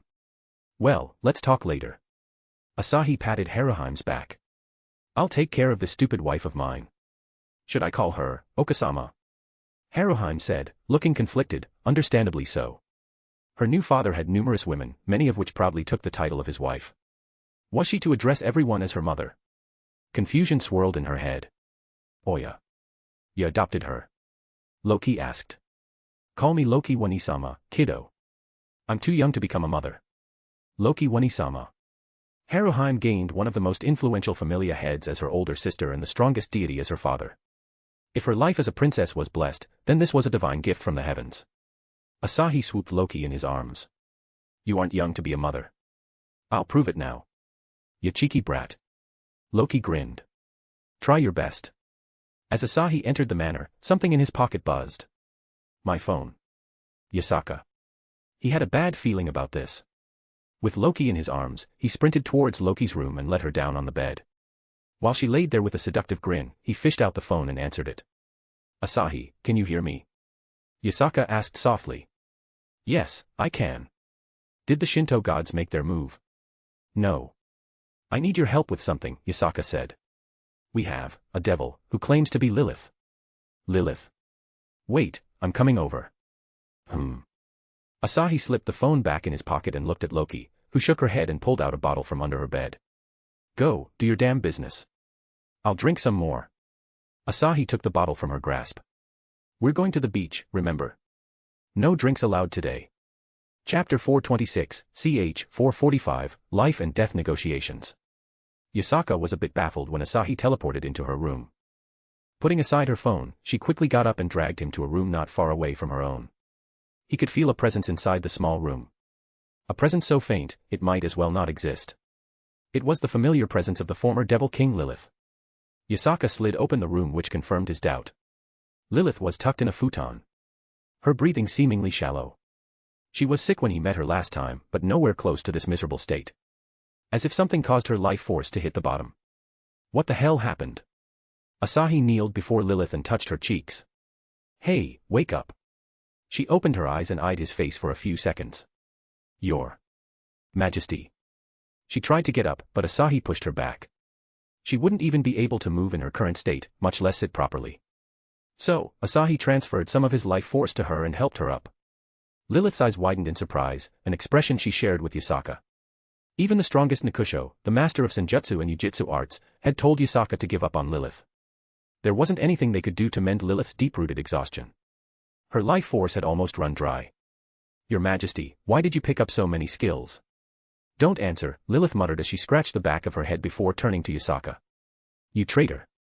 I told you not to call him. Yasaka sighed. I had to do it. Asahi Dano is a precious ally. He would be angry if one of his people died in our place. Yasaka had to lie. An excuse to save the life of the most resolute person she had ever met. Besides, Asahi had helped her in finding her kin. It was only appropriate for her to return the favor. One of his people. Lilith pursed her lips. Your Majesty killed the soul of my husband, former husband if I must say. He took over the underworld, the land I and my children cultivated. He should be happy with my departure. Lilith, Asahi said as he narrowed his eyes. You have grown more sarcastic. We learn from the best, Your Majesty, she said with a chuckle and stretched her numb arms, and the futon covering her dropped. Lilith kept stretching as if her bare breasts weren't bouncing in the open. She was completely naked under the blanket. Asahi shook his head. Devils love to show off, don't they? Lilith patted her nipples, grinning. Pride is in our bones. Screw your pride. Explain. How did you get to this state? I became sick from the toxic air. I cannot believe I wanted to conquer this world. Your Majesty, don't make that face. See, I'm fine. As a matter of fact, I'll start a new journey right away. What? Asahi asked, baffled. This solution was just temporary. I need more time to replenish your life force. If you push yourself like this, you'll die in a few days. Lilith gave out a dry laugh. What will I do even if I survive?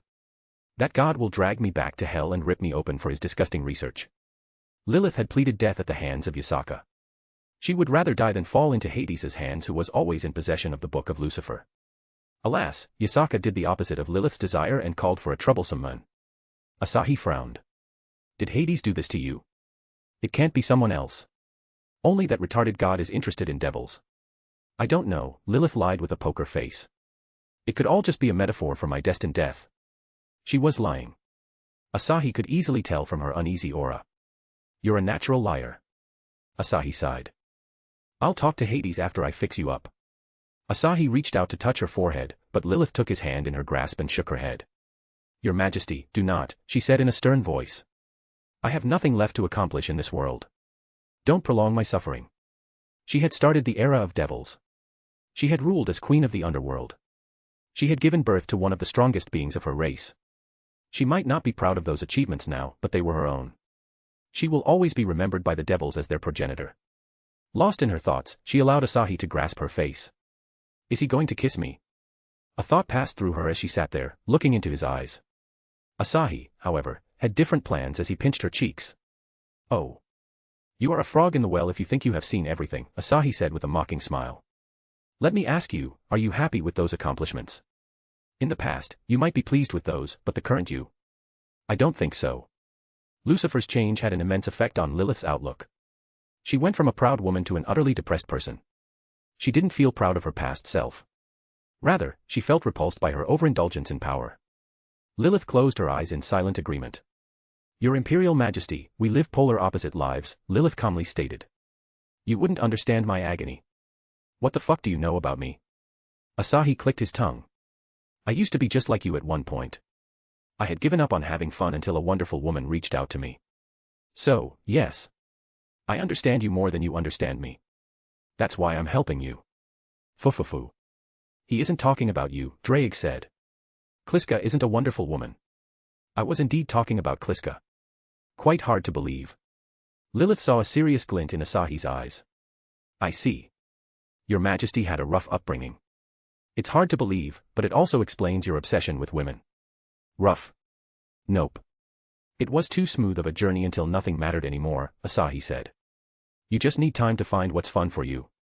And I'll help you discover that. What's fun for me? Lilith muttered with a frown, seriously contemplating his advice. Your Majesty, I find some resonance with your wisdom. Alas, this dream isn't meant to be. Why? Yasaka was the one to raise a question. Chapter 427, ch. 446, Rebirth. Yasaka could see Asahi's sincerity in convincing Lilith. Precisely the reason she couldn't stand Lilith's refusal and spoke out of bounds. Asahi gave a smile to the Kitsune yokai. It's all right, Yasaka. I am used to rejection from this woman. He wouldn't bother this much if Lilith's affection points weren't above 70 all this time. It was really high for someone he barely had interactions with. Well, they had the deepest interactions with their bodies. Yasaka could only nod awkwardly at Asahi's words. I shouldn't have jumped into your personal issue. I shouldn't be here at all. Yasaka, you are a good girl, Lilith said as she gazed into Yasaka's golden eyes. However, you barely pass as a friend. So, you can stay. Yasaka scratched her cheek. I can't prioritize my friendship over the well-being of my people. I wouldn't comment on that, Lilith said and turned to Asahi. Now that I think about it, I'm quite the honored person for having the Devil Emperor tend to my sickness. Another accomplishment to celebrate. Your Imperial Majesty, sorry for getting distracted from our talk. I should have made it clearer. Why I think it won't work out is due to God of Hell's keen interest in my body. Asahi showed no surprise at her reveal. You think I'm scared of Hades? Lilith shook her head and smiled. You'll be making an enemy out of the Greek faction for having me by your side. They are not like the underworld. The Greek pantheon is a juggernaut filled with world-level powers. Will you offend them for a woman you fucked once? A wicked smile emerged on Asahi's face. It's just Zeus and the gang. Nothing to be afraid of. In fact, you gave me the perfect excuse to slay more gods. Asahi's grin terrified Yasaka, who used to look up to deities as mighty figures. He revealed his intention of killing them as if he was talking about killing low-class monsters. Bold words befitting a tyrant ruler. Lilith's lips curved up. Your dynasty might fall early or it will be solidified for ages to come. Will you be an ambitious fool who couldn't see the greater power at play or a peerless god without restraints? Lilith asked, curiosity written all over her face. Asahi shrugged his shoulders. I'll let my actions decide that. Lilith made an equally if not more wicked smirk than Asahi. I think I found something fun to do. What's that? I won't tell, Lilith said with a bright laugh and sat down on Asahi's lap, wrapping her arms around him. Your Majesty, I'll be honest with you. Even though I am a devil, I like the warmth of your body. It's so soothing. Makes me forget about everything. Oh, what else did you miss? Lilith coiled her arms around his neck and licked his neck. My pussy missed you, Your Majesty. And fuck me. Devil King Sama. Yasaka shouted as she got up. Please call me after you heal her. I would like to discuss something with you.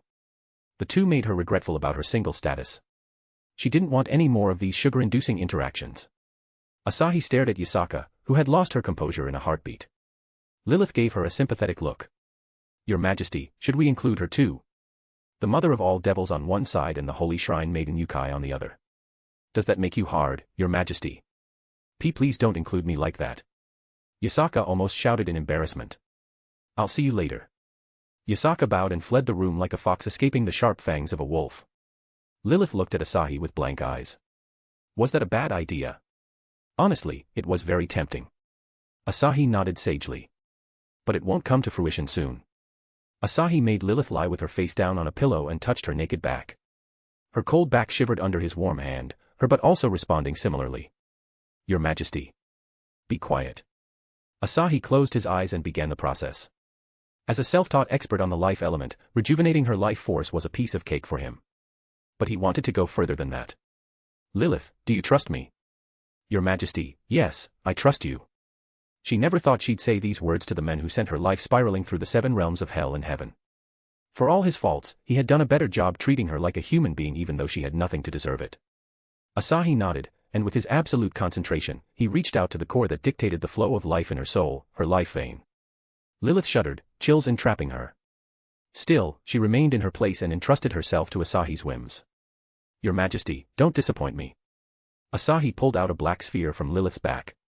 The metallic black sphere had numerous small cracks around it.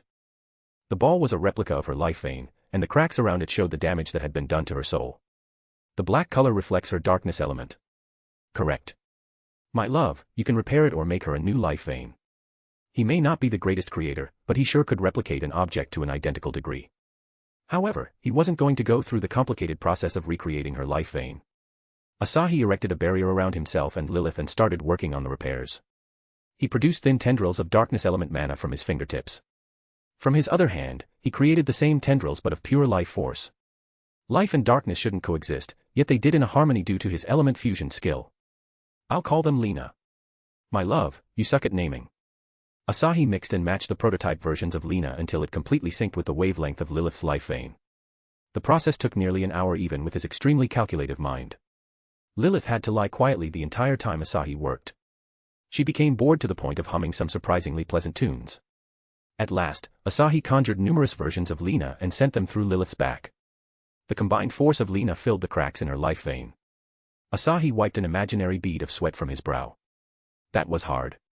You can evolve your life element skill into a special rank skill. Special rank? Shouldn't it be an authority? My love, you talk like authorities can be plucked from trees. The fact that you possess one at under level 100 is completely off my calculations. I mean, your system was probably made without considering my high human class. Yeah, you didn't have the karma to get Amrita when I was designing the system. Lilith sat back up and tied her hair in a loose tail. I feel so alive. Lilith felt energetic like she was back to the days of her glory when she single-handedly fought numerous angel warriors from heaven. As she snapped her finger, numerous balls of demonic power appeared around the room. Lilith pointed her finger in Asahi's direction, and the balls of pure demonic power charged at Asahi, unsurprisingly vanishing before even touching him. I have better control over my demonic power, or I feel like it. It's not just your demonic power that has changed, Asahi remarked with a grin and summoned a large mirror before Lilith. Check it yourself. Just one glance at her own reflection sent Lilith into a daze. So, beautiful. What did you do? Asahi chuckled. Well, I call this technique rebirth. Lilith was already a beautiful woman, but her current elegance could easily rival goddesses. Even with the devil's inherent trait of body manipulation, she couldn't get skin this soft and unblemished. Your Majesty is going all out on me, Lilith said with a soft sigh. I wonder what ulterior motives you have. Don't you know? Guys only want one thing. Chapter 428, ch. 447, Desire to be a Mother. Lilith arrived at the coast and gave an amused smile. Nearly a dozen girls in swimsuits waved at Asahi. Only a pink-haired girl was in a white sundress and a big white hat that shielded her from sunlight. Asahi looked at Rei, who averted her eyes. The siren girl's usual clothes looked like a swimsuit, so she saw no need to change. Master, don't stare. Rei muttered. I might go into heat. Don't worry. I'll be there to cure you if it happens. Rei's flabby ears twitched as though she was excited. Not yet, Master. My time isn't here. She launched into the sky, breaking sound barriers as she did.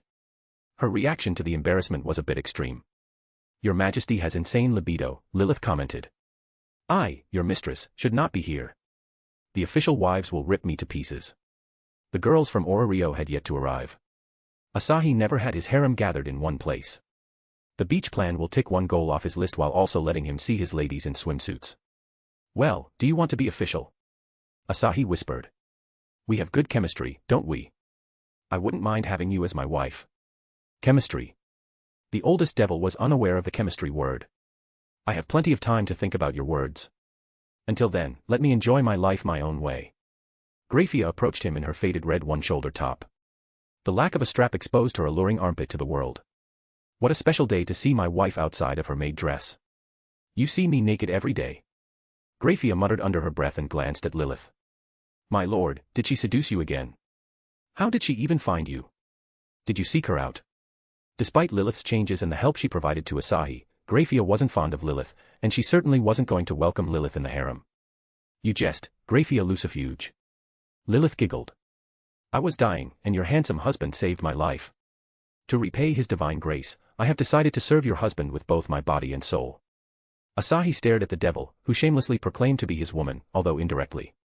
Graphia, Hades is after her beautiful ass, Asahi slapped Lilith's backside. I can't let Hades make a devil breeding factory out of her. That god is asking for death. Graphia put a hand on her forehead and sighed. I'm not going to ruin the good atmosphere with my complaints. Let's talk about Hades and Lilith later. Excellent. Aimi came forward, showing off her plentiful assets in a black bikini. Asahi's eyes were glued to the dark cat ears twitching cutely on her head. Catgirl Aimi. When did this happen? Aimi cleared her throat. Shirori gave me the idea when she heard you calling me kitten. These are fake ones, but I can do real ones. Does Asahi-sama want me to transform into a catgirl? I can make it happen with race change potions. Do you even need to ask? I'm all for it. Asahi obviously couldn't resist the idea. Cat ears would really suit Aimi. I'll drink the potion later, Aimi said as she nodded to herself. Shirori, you want to become a catgirl? Hell no.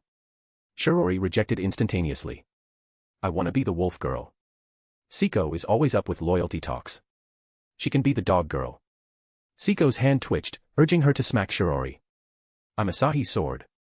Don't call me a dog for that. So you won't be anything. Shirori gave her a disappointed look. I expected more creativity from my sadistic sister. Don't force her, Shirori, Asahi chimed into the sisters' talk. Siko's sex appeal is already through the roof. Any more, and I wouldn't be able to handle her. Siko looked away, fidgeting with the blue strings of her bikini. You don't have to be so straightforward all the time. Asahi held back from teasing her more. Oni-sama, does this suit me? Asahi turned his head. Maya was standing beside him with her hands behind her. She had opted for a violet tie-front swimsuit that emphasized her growing boobs. Do you need to ask? Asahi revealed an amused smile. You look delicious. Ah. Oni-sama can eat me anytime, Maya said with a bashful grin, her black drills waving about. I'm just suggesting. I am a patient girl. A few years are nothing. I say nothing. Asahi satisfied her with his fingers and mouth on a regular basis, but he had yet to cross the line with her. Looks like the frustration was building up. Asahi rubbed Maya's head. Good girl, I'll see what I can do later. Thank you, Oni-sama. Lilith looked at Asahi as if he was an enigma. Your Majesty, your taste is really varied. Shush. Asahi spotted a familiar face in the crowd. A girl he hadn't met for quite some time. She had cut her hair in the typical Han cut, which really suited her round face. Aiko-chan. Now sister revealed a bright smile as she walked up to him. Oni-chan. Asahi bent down and rubbed her head. Did you have any problem with the necklace? She shook her head. Oni-chan's gift is always helping me. She could interact with others like a normal girl, instead of worrying about their leaking feelings. She had made plenty of friends in and outside of the school. That's great. Asahi looked toward now. The brunette tucked a brown bang behind her ear and leaned down, pressing her breast between her arms. Her massive tits almost overpowered the stretching power of her yellow bikini. Yes, how may I help you? She smiled sweetly. Dear. Come with me. Asahi took Nao and Aiko's hands and strolled through the seaside resort. The place only had his group as visitors, implying Maya's clever decision to rent the entire resort for them. She bought the facility. What? We'll make lots of memories in this place. Guess who yelled that when I brought up the beach party thing? Geez, Maya is something else. Asahi made small talk with the hyper-energetic girl and now. The 7-year-old was about to be 8 and enter the 2nd grade of elementary school. She was learning quickly, owing to her innate intelligence and Nao's diligent lessons. Oni-chan and Wani-chan look so happy together, Aiko commented with an innocent smile. I feel happy when Wani-chan is happy. Nao patted Aiko's back with a proud smile. Aiko-chan, go play with others. Okay. She nodded and trotted back to the group. Nao turned to Asahi. The smile on her face disappeared, and a solemn look took over. Asahi, after Saya and Graphia's delivery, can I have a child? Nao had more experience than others in raising a child. Well, all but Yuriko, who had Saya, and Shizuka, who played the mother role for Asahi. Raising Aiko alone was difficult for Nao, but she pulled through with sheer determination. She felt like it was time to give Aiko a close relative to play with. Nao nervously awaited his response. Asahi-kun, say something. I have no objections, Asahi said and gently hugged her. You'll become a splendid mother. It'll be impossible for me but I'll try my best. She knew her limits. An airhead like her couldn't be the best mother. However, she would give it her all to succeed. Before that, I'll take a teacher's job in some high school. Why not teach at the university we'll go to? It'll be more fun that way. Fun to bang your teacher-cum-wife in her faculty room. Lewd. Unfortunately, now shook her head, her shoulder slumping in disappointment. I don't have the qualifications to do that. The most I can do is high school. There is a way, but it'll require a lot of effort. Are you willing? Now was an academic genius, and the level-ups further enhanced her memory to the point it could be called eidetic memory. The support from Klische's infinite library would certainly bring her to the level of teaching university students. She just needed the confidence to back everything up. Just like how she became confident in her strength and appearance, Asahi wanted her to be more confident in her teaching skills. 3 weeks is more than enough. Another goal to achieve in the 3-week period, you'll overwork yourself at this rate. I can keep going as long as I get a lap pillow every now and then. Now realized he was talking to Kliske and pursed her lips. I can forego sleep for weeks if I get to be in the same place as Asahi-kun every day, will be able to do things I only imagined before. Great. Chapter 429, ch. 448, Divine Sister-in-Law. Asahi approached Yuriko, who was lying on a deck chair under the shade of an umbrella. Shizuka was beside her, enjoying the abundant warmth of the sun while making comments on the volleyball game happening between Rini and Lilith. Rini wasn't utilizing her supernatural strength, or the devil woman would have a tough time keeping up with the force of nature that was Rini. On the other side, Rika appeared to be having fun with Maya in a slow and relaxing table tennis duel. Siko, Nao, and Grafia were preparing meat and vegetables for some barbecue while Aiko clumsily fumbled with a toy knife. Everyone seemed to have found a task on the sprawling beach except for the famous duo of Saya and Lemijiten. The diva was engrossed in some manga while Saya rested on her side with her hands on her belly. This shut-in goddess, where does she get so many manga from? Pretty reasonable for Kliske to support her comrade shut-in goddess. I am not a shut-in to indulge in my habits. I'm a shut-in because I want to support my love with everything. Lamy and I are not the same. You're still a shut-in. Drake said. Doesn't matter how you put it. You're dead. I am sorry.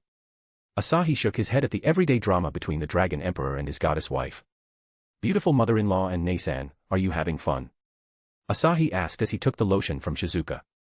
Yuriko took off her sunglasses and smiled. If it isn't my handsome son-in-law. Kun, come and apply this. I don't want to get a tan. You're already tanned, Yuriko said. It looks good with your blonde hair. I don't like it.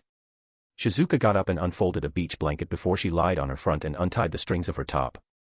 Her boobs squishing against the sandy blanket made quite a sight. Asahi squeezed out the lotion and rubbed it between his palms. Get ready to be wet. Shizuka shuddered as she recalled the countless orgasms she received at his hands. Kun, Aiko is here, don't try anything weird. Asahi snapped his fingers, and a transparent barrier appeared. No one will hear you now. Shizuka swept her long hair from her back and lowered her head, accepting her fate. Be gentle. I'm next, Yuriko requested. I don't want to get more tan. It'll look awkward in a sleeveless dress. It took her weeks to completely remove the tan she got from overworking in the blistering summer of her undead-ridden world. Come lie down. I'll do both of you together. Deer is always so eager to do threesomes. Yuriko chuckled and spread a blanket beside Shizuka. Just like Shizuka, she lied on her front and completely exposed her back, revealing glimpses of her breasts at the same time. As Asahi touched Shizuka's naked back, electricity jolted through her. Kun. It's always nice to let loose, Yuriko said as she smiled at Shizuka. As much as she enjoyed working, she equally relished the moments she got to spend with her family. Dear, now looks so happy after chatting with you. What's her secret? Well, she wants to join the ranks of mothers after Saya. Oh my. That's wonderful news. The couple talked normally despite Shizuka moaning in the background. It wasn't long before his sister climaxed from his touch. Then it was Yuriko's turn. Unlike Shizuka, she maintained an air of composure even when he touched her breasts. Asahi grinned and fondled her ass cheeks.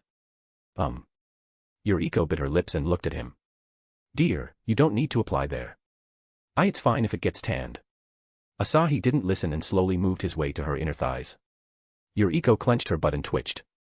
Once Shizuka recovered from her climax, she poured some lotion on her palm. The siblings joined hands to make the day harder for Yuriko, coating every nook and cranny of Yuriko's mature body in the slick lotion. Yuriko couldn't handle the assault on her back and her butt, and she ended up wetting her white swimsuit. Yuriko-san is so lewd, Shizuka said as she giggled continuously. She laid her head on Asahi's lap and guided his hand to her hair. Kun, I feel sleepy. Then sleep. Shizuka squeezed his hand. I need to ask something. Kun, can I come with you to the new world? Of course. You don't need to ask. I heard it's a chaotic world, cities are destroyed every day by villains and monsters. That is so, but Nei-san can handle those twerps. Shizuka shook her head. I can't fight properly. I have been sitting idle at home for so long that it gave me time to master the art of healing. Aekuen, can I fight by your side now? Asahi stroked her hair, which suddenly gained a golden glow.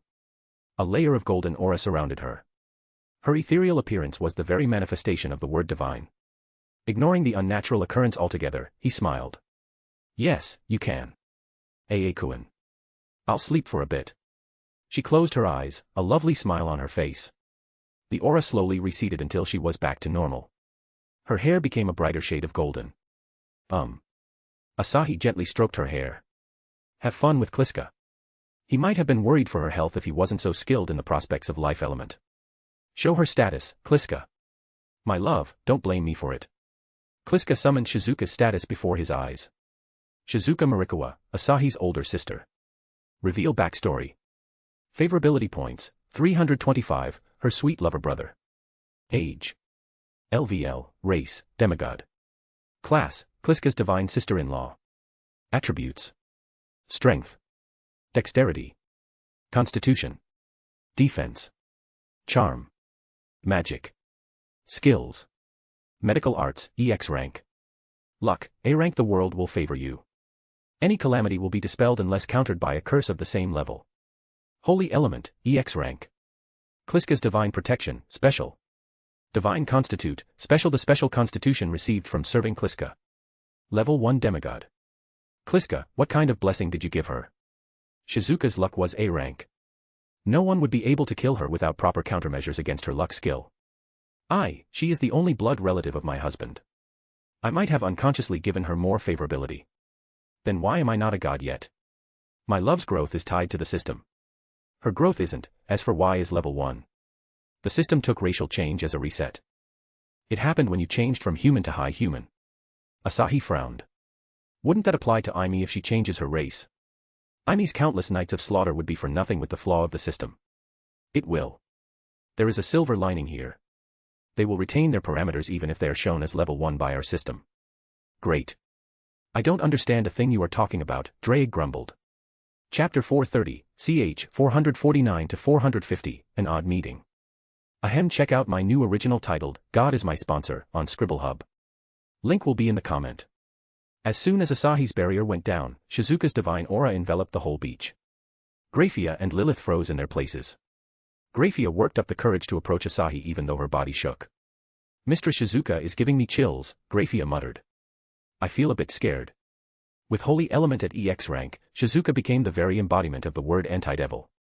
Graphia felt like she would be burned if she came into contact with Shizuka. I'm not going near her, Lilith shouted from the volleyball court. She is the death incarnate for a pure-blooded devil like me, your majesty. Asahi was a little confused about their fear. Why don't they have anything against me? Is Shizuka's element stronger than mine? That's not the case. You also have an affinity with darkness, which nullifies the aura of your holy element. Any elemental being won't feel anything against you since you have an affinity with every element. I still have a lot to learn about the elements. Still, he never harbored the thought of his airhead sister reaching the state of deification before him. She became a demigoddess without even trying. Fuck, I'm gonna work on instincts after finishing stuff with the dungeon. Right now, he had to figure out a way to let Graphia normally interact with Shizuka. Will the aura suppression pills work? Surprisingly, yes. Asahi took a pill out and squeezed it into Shizuka's mouth. Her aura settled down, becoming synonymous with the world itself. She looks more beautiful, Yuriko said, patting Shizuka's hair from the other side. Dear, I want to expand my business to this new hero world. Can I come along as my dear husband's wife? Her current store mostly stabilized and could work without her constant supervision. This gave her more than enough time to be a good wife as well as a good mother to keep Saya away from bad habits. Of course, you can come, Asahi totally agreed with Yuriko. I'll need a sugar mommy for my expenses. I'm always available to open my wallet for dear. Asahi glanced over at Saya who was sleeping peacefully. Lemijiten was still absorbed in the world of her manga as if she hadn't noticed the commotion. I'll mess with her later. I'm coming too, Rika declared, hands on her hips. You can't ditch the one-san who raised you. The tanned one-san had every intention to follow him everywhere. She might find something worthwhile to do in a world of heroes such as challenging the best sniper. Yes, ma'am. Asahi accommodated Shizuka's sleep while talking things out with Yuriko. She happily chatted about her ever-growing business and her ambitions to create her own brand name to help Estria's organization. Yuriko, will you ever take the Amrita potion? Yuriko was the oldest among the normal people group. Level-ups may have pushed her vitality to a supernatural degree. He still worried for her well-being. Yuriko giggled at his concern. She arrived behind him and pulled him, pressing the back of his head against her buxom chest. She caressed his hair with the tender care of a mother. Dear, I can easily outlast Saya and Shizuka in bed. Do you want more from your mother-in-law? Asahi sighed. You know it's not about that. Yuriko tugged at the corner of his mouth, forcing him to smile. I'll not choose your boring race which only gives me magic affinity. I'll turn into a succubus or better a fallen angel. The story of the Lord of Heaven and his fallen angel mistress. I love the sound of that. I should commission someone to draw an Arrow manga about it. Yuriko had inspired the lewdness in Saya through her Arrow magazines. She was undeniably the progenitor of Arrow in the Takagi household. I'll snuggle you in my wings all day, Yuriko whispered in his ears. Tell me, dear. High human or fallen angel? Fallen angel sounds more enticing. Ufufu. Kliska, can you turn me into a fallen angel for my dear? Absolutely, but it will cost a lot more than Amrita. I can afford it, Asahi replied immediately. Should I change now? Yuriko asked. Does the fallen angel race have any drawbacks to impact my daily life? The only glaring weakness is feathers. You will be gravely injured if someone rips out your feathers. I can handle that, Yuriko said with a smile, confident of Asahi's protection. Should we start now? The process will take some time as the race is of a higher grade than my love's. Possibly a few hours. I will do it later then. Let me pamper dear while he is indulging his Neisan. I love you, Yuriko. Ufufu. Me too. Lemmijitan poked Saya's cheeks while holding a manga in the other hand. Nah, Saya. Leimi doesn't like this cliff. How will this manga continue in the next volume? She wasn't happy about the protagonist losing interest in one of the main female leads. Saya groaned in her sleep, let me sleep, asshole. You have to tell Lemmy. Suddenly, the manga in her hand was snatched. Lemmijitan's eyes widened before she relaxed. It's master. Hello. Leimi, aren't you too addicted to manga these days? Asahi pinched her cheeks. Try to balance it out with other hobbies. Lemmijitan freed herself and slid into his arms. Master, Leimi has been in one place since she was born. She is too used to this one-dimensional way of life. Leimi will try to play more Arrow games from now on. Asahi couldn't help but pat her head. How could he not sympathize when she put her previous life this way? Leimi, let's read some manga together. He hadn't spent much time with Lemmijitan outside their bedroom time. Master reminded Leimi of this problem. Leimi took the manga from his hand. Master, Leimi needs your opinion on this. This guy was all nice and cozy until he started dating this girl. She left her job to stay with him, but he stopped treating her nicely and became enamored with another girl. Leimi is all for harems, but Leimi doesn't want the girl to be left out. I'll need to know both sides of the situation. Asahi flipped Lemmijitan, making her sit on his lap. Her petite figure was perfect for his lap. Let's go through this slowly. Okay. Asahi only needed a few seconds to read the entire volume. But for Lemmijitan's sake, he slowed down and went through the volume while discussing things with her. She was happy with his approach, beaming all the way to the very end. We finished it again, yay, Lemmijitan cheered. Why is the main girl a shut-in? Kliska asked, baffled.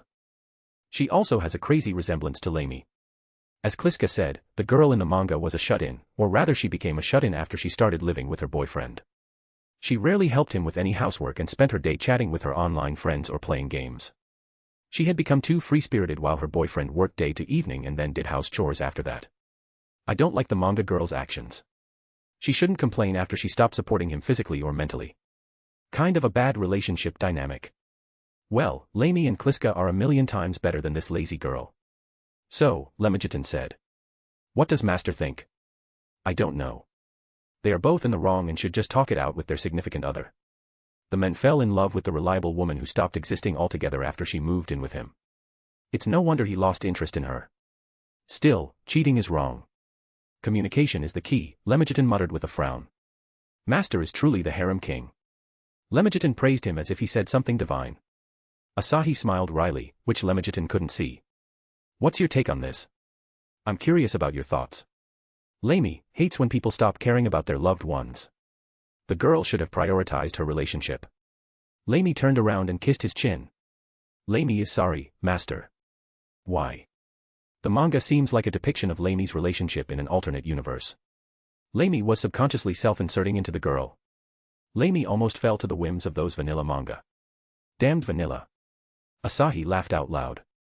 The diva, who always preached harem, fell victim to the vanilla single pairing. How ironic. Lemijitan's dark skin flushed in embarrassment. Lamy is embarrassed. Lamy will go to offense instead of defending.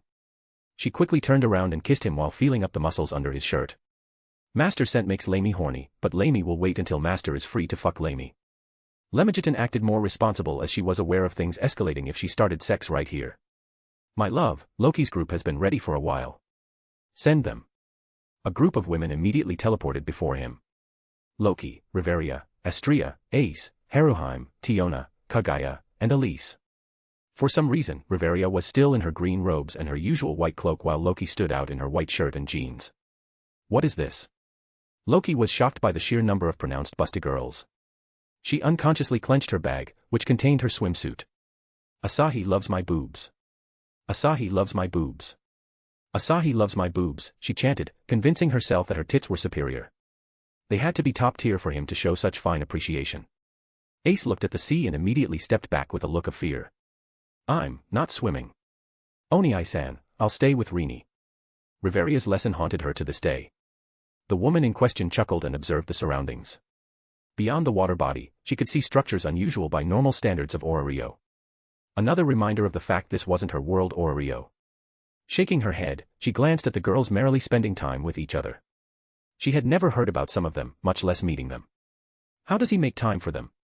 Riveria couldn't help but imagine the tasks on Asahi's schedule. Haruheim bowed at Asahi. Thank you for inviting me, Otosama. She darted towards Ace as soon as she said her gratitude.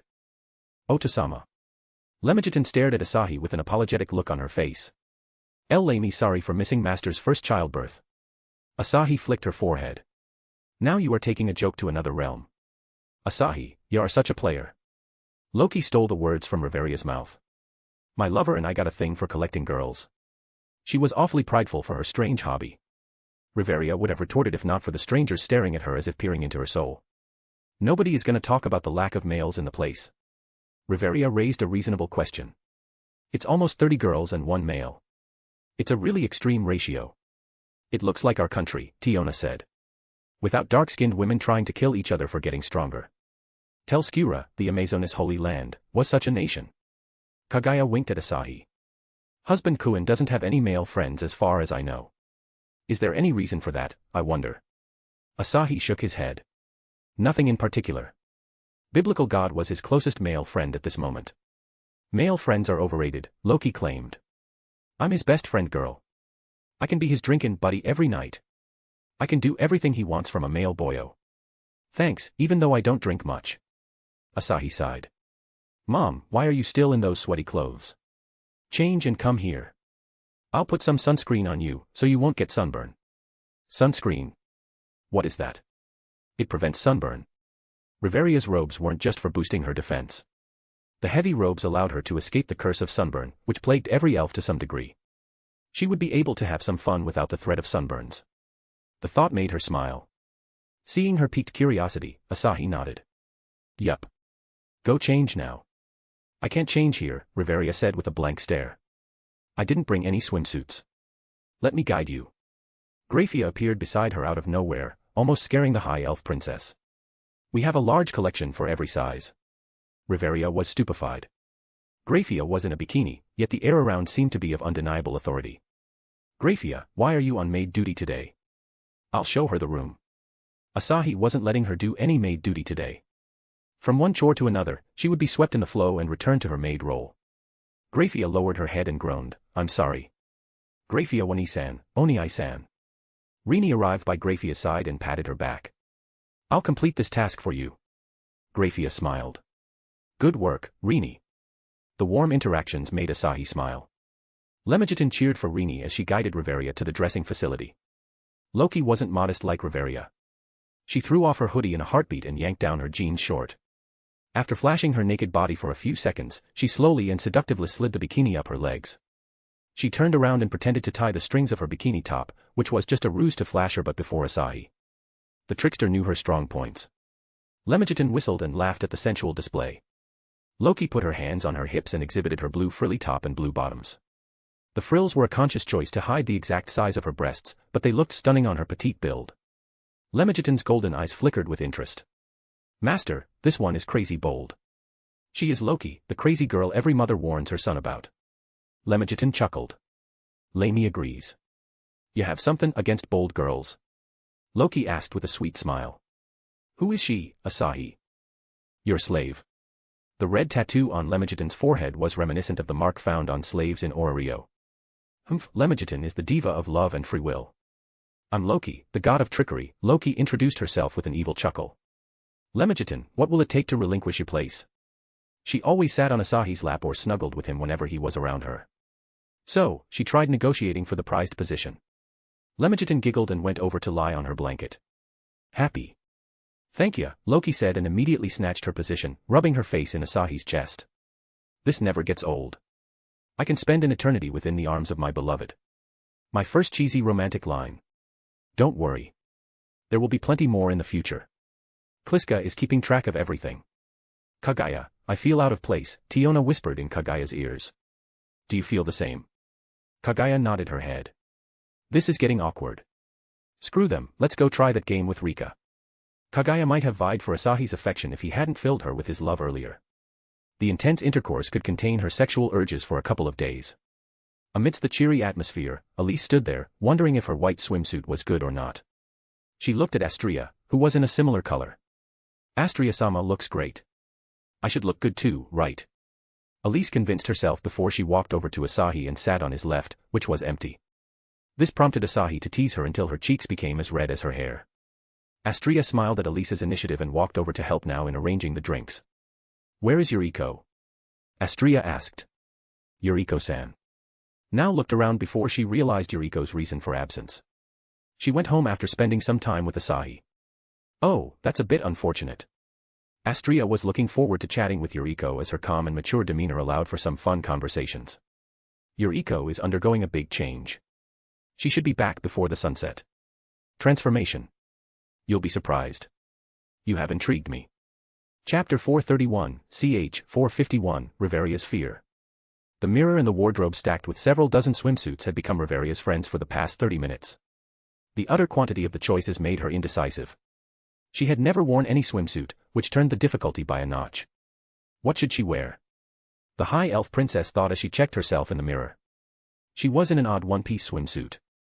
2 royal blue side straps covered her breasts and extended all the way to her back, where they joined into one strap.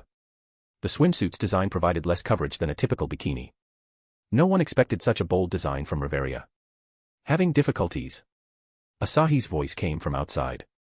Riveria flinched and quickly grabbed a long cloth from the wardrobe to cover her lower body. The cover-up she found ironically had the same color and silky texture as her current bikini. After tying the cloth around her waist, she took one more look at herself and tied her hair into a bun with her nimble fingers. It's not bad, she commented. The exposure of her lower body was minimum with the skirt. The straps surrounding her humble bosom were tight and wouldn't budge unless someone tugged at them. It'll do the job for now. There were only women on the beach except for one man, whom she could ignore like always. She psyched herself up and opened the door. Sorry for taking so long, Riveria apologized with a straight face. Asahi. But Asahi's face wasn't straight nor calm. Anyone could read the shock on his face. Her elegant yet alluring look blew him away. He clapped his hands in awe. The combination of jade and dark blue is genius. You look absolutely fantastic. Even a tough woman like Riveria cracked under his sincere compliment. Thanks. The stammering high elf blushed, her cheeks visibly reddening under the sunlight. Asahi instantaneously took out his phone and snapped a picture without her consent. The portrait was breathtaking. Mom, come. Before Riveria processed his actions, Asahi took her hand and dragged her into the shade of a large umbrella. He instructed her to lie on the blanket. While lying, Riveria hugged a pillow to prevent any chances of her boobs getting seen. Asahi took another moment to appreciate her pure skin. It seemed all the elves had exceptionally smooth skin. Riveria looked at Loki, whose body shone with a wet layer. Is that sunscreen? Loki chuckled. Yes. She sat down to watch the dramatic first real climax of the high elf princess. After all, she had become Asahi's victim less than 10 minutes ago. Don't be soft on her. Loki wanted Riveria's climax to be intense. Asahi realized Loki's intent through her smile and shook his head. He wasn't trying anything lewd with Riveria, or so he will try. Nothing was guaranteed when his hands were involved. Riveria gulped as Asahi's lotion-covered hands approached her back. Her veteran adventurer warned her of the danger concealed within his hands. It was on par with a monster Rex. See, can't someone else do it? Ace, let's call Ace. She ignored Loki's presence as the perverted goddess would grope her more than Asahi. Are you sure?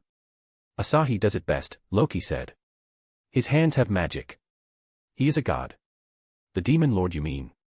Riveria tried laughing off the terrible joke she made in a state of perpetual anxiety. Riveria tried to ascertain the aftermath of her terrible joke, only to stop with a shuddering breath. Asahi was staring at her unblinking, the aura around him dignified and solemn as if he became the very essence of her joke. A demon king. Riveria, you are always on edge whenever you are with me. Am I that bad of a person? He had noticed her stiff attitude for quite some time but hadn't commented on it. The serene atmosphere of the beach worked in his favor to sort things out with the high elf princess. Riveria opened her mouth, only to seal her lips a second after. She used to act naturally around him during the dungeon expeditions, never retreating from chatting with him or plainly tutoring him about how things worked. However, after he got into a relationship with Loki, Riveria became unusually on guard against him. In all honesty, she had no desire to act this way, but it was her only choice. She built walls around her as a simple countermeasure to protect her heart. The blame's not on ya, Asahi, Loki said. Riveria's pride is high. She won't be friends with a playboy. Ain't that right, my dear executive? Riveria pushed herself and sat in a kneeling position. Loki-sama, I never thought of him like that. Asahi is a great man despite his flaw of flirting with every girl he encounters and his habit of oversimplifying things with his power. A playboy will never have a happy family like this. Riveria only needed a glance to see the joy on each and every face around her. Mom, it's your family as much as it is mine, Asahi said with a soft smile that brought a small smile to Riveria's face. You still haven't answered my question. Why am I being avoided like I'm a plague? The high elf furrowed her brows as she came up with her answer. I don't want to fall in love. She admitted it outright instead of beating around the bush. Ever since she acquainted herself with Asahi, she became more and more aware of her loneliness. Her age was a year short of reaching a century, yet her heart was like a chaste maiden. An uncertainty originated from her weakness, that of a lady killer like Asahi exploiting her into a relationship. This very doubt compelled her to act distant toward Asahi. Asahi and Loki remained silent at her confession, their faces emotionless as a blank paper. Riveria's calm mind reached a conclusion of its own. Lowering her head, she sighed. I'm a horrible person. Is this what you are thinking? Kook, a snicker escaped Loki before she broke into full-blown laughter. This is cute. My god, this is so cute. Asahi couldn't hold back his chuckle. Mama stole my heart. Chapter 432, not a chapter. Just published an original story, The Soulmancer's Ascension. Link, https://www.webnovel.com/book/the-soulmancer_s-ascension_. Chapter 433, ch. 452, Irritated High Elf. I'm serious here, Riveria grumbled. Stop joking, please. Loki, Asahi. Alright, I'll be serious. Asahi assumed that dignified expression again. Riveria averted her gaze and shook her head as though she couldn't look at his serious face. Asahi gently held her chin and turned her head. Mom, talk to me. You said you don't hate me, but you also don't want to fall for me. Is it because I am in a relationship with your goddess? Riveria took his hand off her chin. That's only half the reason. The other half is my commitment to accomplishing my dreams. She had yet to prepare the next generation of adventurers like her predecessors did. She had yet to cast a great spell out of her recently learned wind element. Above all, she hadn't seen every part of the world, the very goal she had out for when she rebelled against her father and left the forest. You're saying you won't be able to fulfill your dreams with me? Asahi tilted his head. Will I stop you from doing that? Am I that petty of a person? No. All I'm saying is my adventurer and executive's duties take up most of my day. I don't want to add lover duties to my hefty schedule. It has nothing to do with your character. Lover duties? What type of duties does a lover have exactly? Like, going on dates with him, cooking food for him, spending time with him, listening to his day and cheering him up and similar things, Riveria said with closed eyes as if she imagined herself in those scenarios. This will be time-consuming. Her outlook on relationships was, surprisingly pure and old-fashioned. Wow. Asahi fell speechless for a moment. Smiling, he stroked Riveria's jade hair. Mom, you're so precious that I want to protect you. I mean it in every sense of the word. Riveria blushed as a warmth filled her head. There wasn't anyone in Ororio who had the skills to protect her, so naturally, nobody had ever made a promise in such a daring way. Ignoring her disoriented heartbeats, she pushed him back. Don't try anything funny. She is blushing again. Loki was beyond excited. She had heard about Riveria's infamous blush in the dungeon but never saw it with her own eyes. Asahi, let's forgive her mistake this time. If you say so. I did not make a mistake. Riveria shouted. Arg, you two piss me off. She threw herself on the blanket, exposing her back. Do whatever you want. She is offering herself to silence us. Loki looked down on Riveria with a sadistic smile. How cute. Enough bullying, Loki. Let's kiss and make up. Riveria covered her mouth and furiously shook her head. She wasn't giving away her first kiss.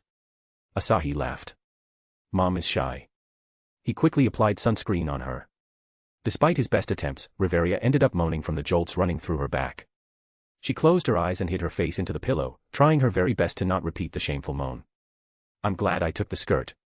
She was aware of the wetness seeping through her legs, creating visible spots on the light fabric of her swimsuit. If anyone saw this, her pride and dignity as the executive would be done for. What is this man? How can his fingers make me feel this way? Asahi hadn't touched any inappropriate places, yet she became an aroused mess of an elven being. What happened? Ace asked, standing before Riveria. Ace had noticed the ruckus during her volleyball game and came running as soon as her turn ended. Riveria lifted her face, leaving a wet spot on the pillow. The drool still lingered at the corner of her lips. Ace, go play somewhere, Riveria said as she buried her face in the pillow, again. Ace looked toward Asahi and the sunscreen lotion on his hands.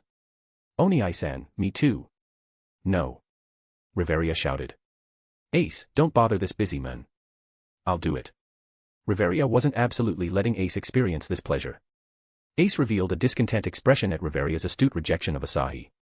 I want Oni-san's hands. You little rascal, Riveria chided Ace. He isn't touching you anymore. Ace furrowed her brows, irritation written all over her face. She stepped toward Asahi and guided his hand to her head. Oni-san, don't listen to Hag. Touch me. Riveria's face turned red. Ace. She gritted her teeth. You want to swim again? Ace's insult hit the mark, tilting Riveria. The mention of her age was one of the most known taboos in the familia. Ace became pale as traumatizing memories of her swimming lessons flooded in. Sorry. Asahi chuckled at the mother and daughter drama. He plopped his hand on Riveria's hand full of jade hair and stroked her. Mama, don't be angry. It's gonna bring wrinkles to your face. Loki grinned. Ace nodded along with Loki, agreeing with the sentiment. She unfolded one of the blankets and cozily laid on her belly. Okay, enough drama for the time being. Riveria, don't worry about your wet spot and finish it quickly. We'll eat something. Wet SP, Riveria's lips trembled as her eyes narrowed to a deathly glare. You're dead. She pounced at him like a fierce kitten. Alas, her opponent was a wolf, who easily subdued her and embraced her. Mom, chill. Ace is here. We shouldn't be intimate here. Riveria had so many curses to speak, but Asahi's warmth distracted her. She felt comfortable, more than the last time they hugged due to the direct contact between their bodies. Mom's body is so soft, he muttered in her ears. Perfect for cuddling, but I won't force you. He released her like the good fellow he was and walked toward Haruheim and Rini enjoying an ordinary-level volleyball match. Riveria stood there in a daze, eyes glued to his back. I should be happy he left me alone, but I don't. Loki patted Riveria's shoulder. Riveria, why did you come out of that shitty isolated kingdom? To explore the world outside, and learn more about things I never saw. What are you doing now? Sheltering your heart like a princess, Loki whispered, shaking her head. You told him about the disadvantages of lovin' someone. I'ma told you about the advantages of lovin' Asahi. He is so fucking caring that my heart melts every second of the day. He won't force me to do anything, and he also takes me on dates in other worlds. And his skills in bed are unparalleled. I get it. He is the best man for you. Stop gloating about it, Riveria grumbled. Her soaked swimsuit was more than enough proof of his skills. She didn't need more proof of it. Chapter 434, CH 453, Another Pact. Haruheim gave her best in the game to impress the others, but the presence of her adoptive father made her fumble on multiple occasions. Rini saw this behavior and ended the game prematurely. Oni-san. Rini sat beside Asahi and leaned on his shoulder. I love you. Asahi didn't know what spurred Rini to confess her feelings. He brushed her hair as she leaned more and more onto his shoulder. I love you too. What happened though? I feel like we never give enough credit to Oni-san for being an awesome person. I wanted to show my gratitude and my feelings as your lover. You're also an incredible Imoto. Rini straddled his legs and held his shoulders. Her violet eyes looked serious, unlike her previous soft atmosphere. Oni-san, your Imoto has a request. Go on. Can you form a pact with me as you did with Drake? I want to bond with Oni-san as his monster. I want to be Oni-san's monster. Rini felt jealous that Drake took the first spot. If she was alive, Rini might have challenged her for the title. Sure.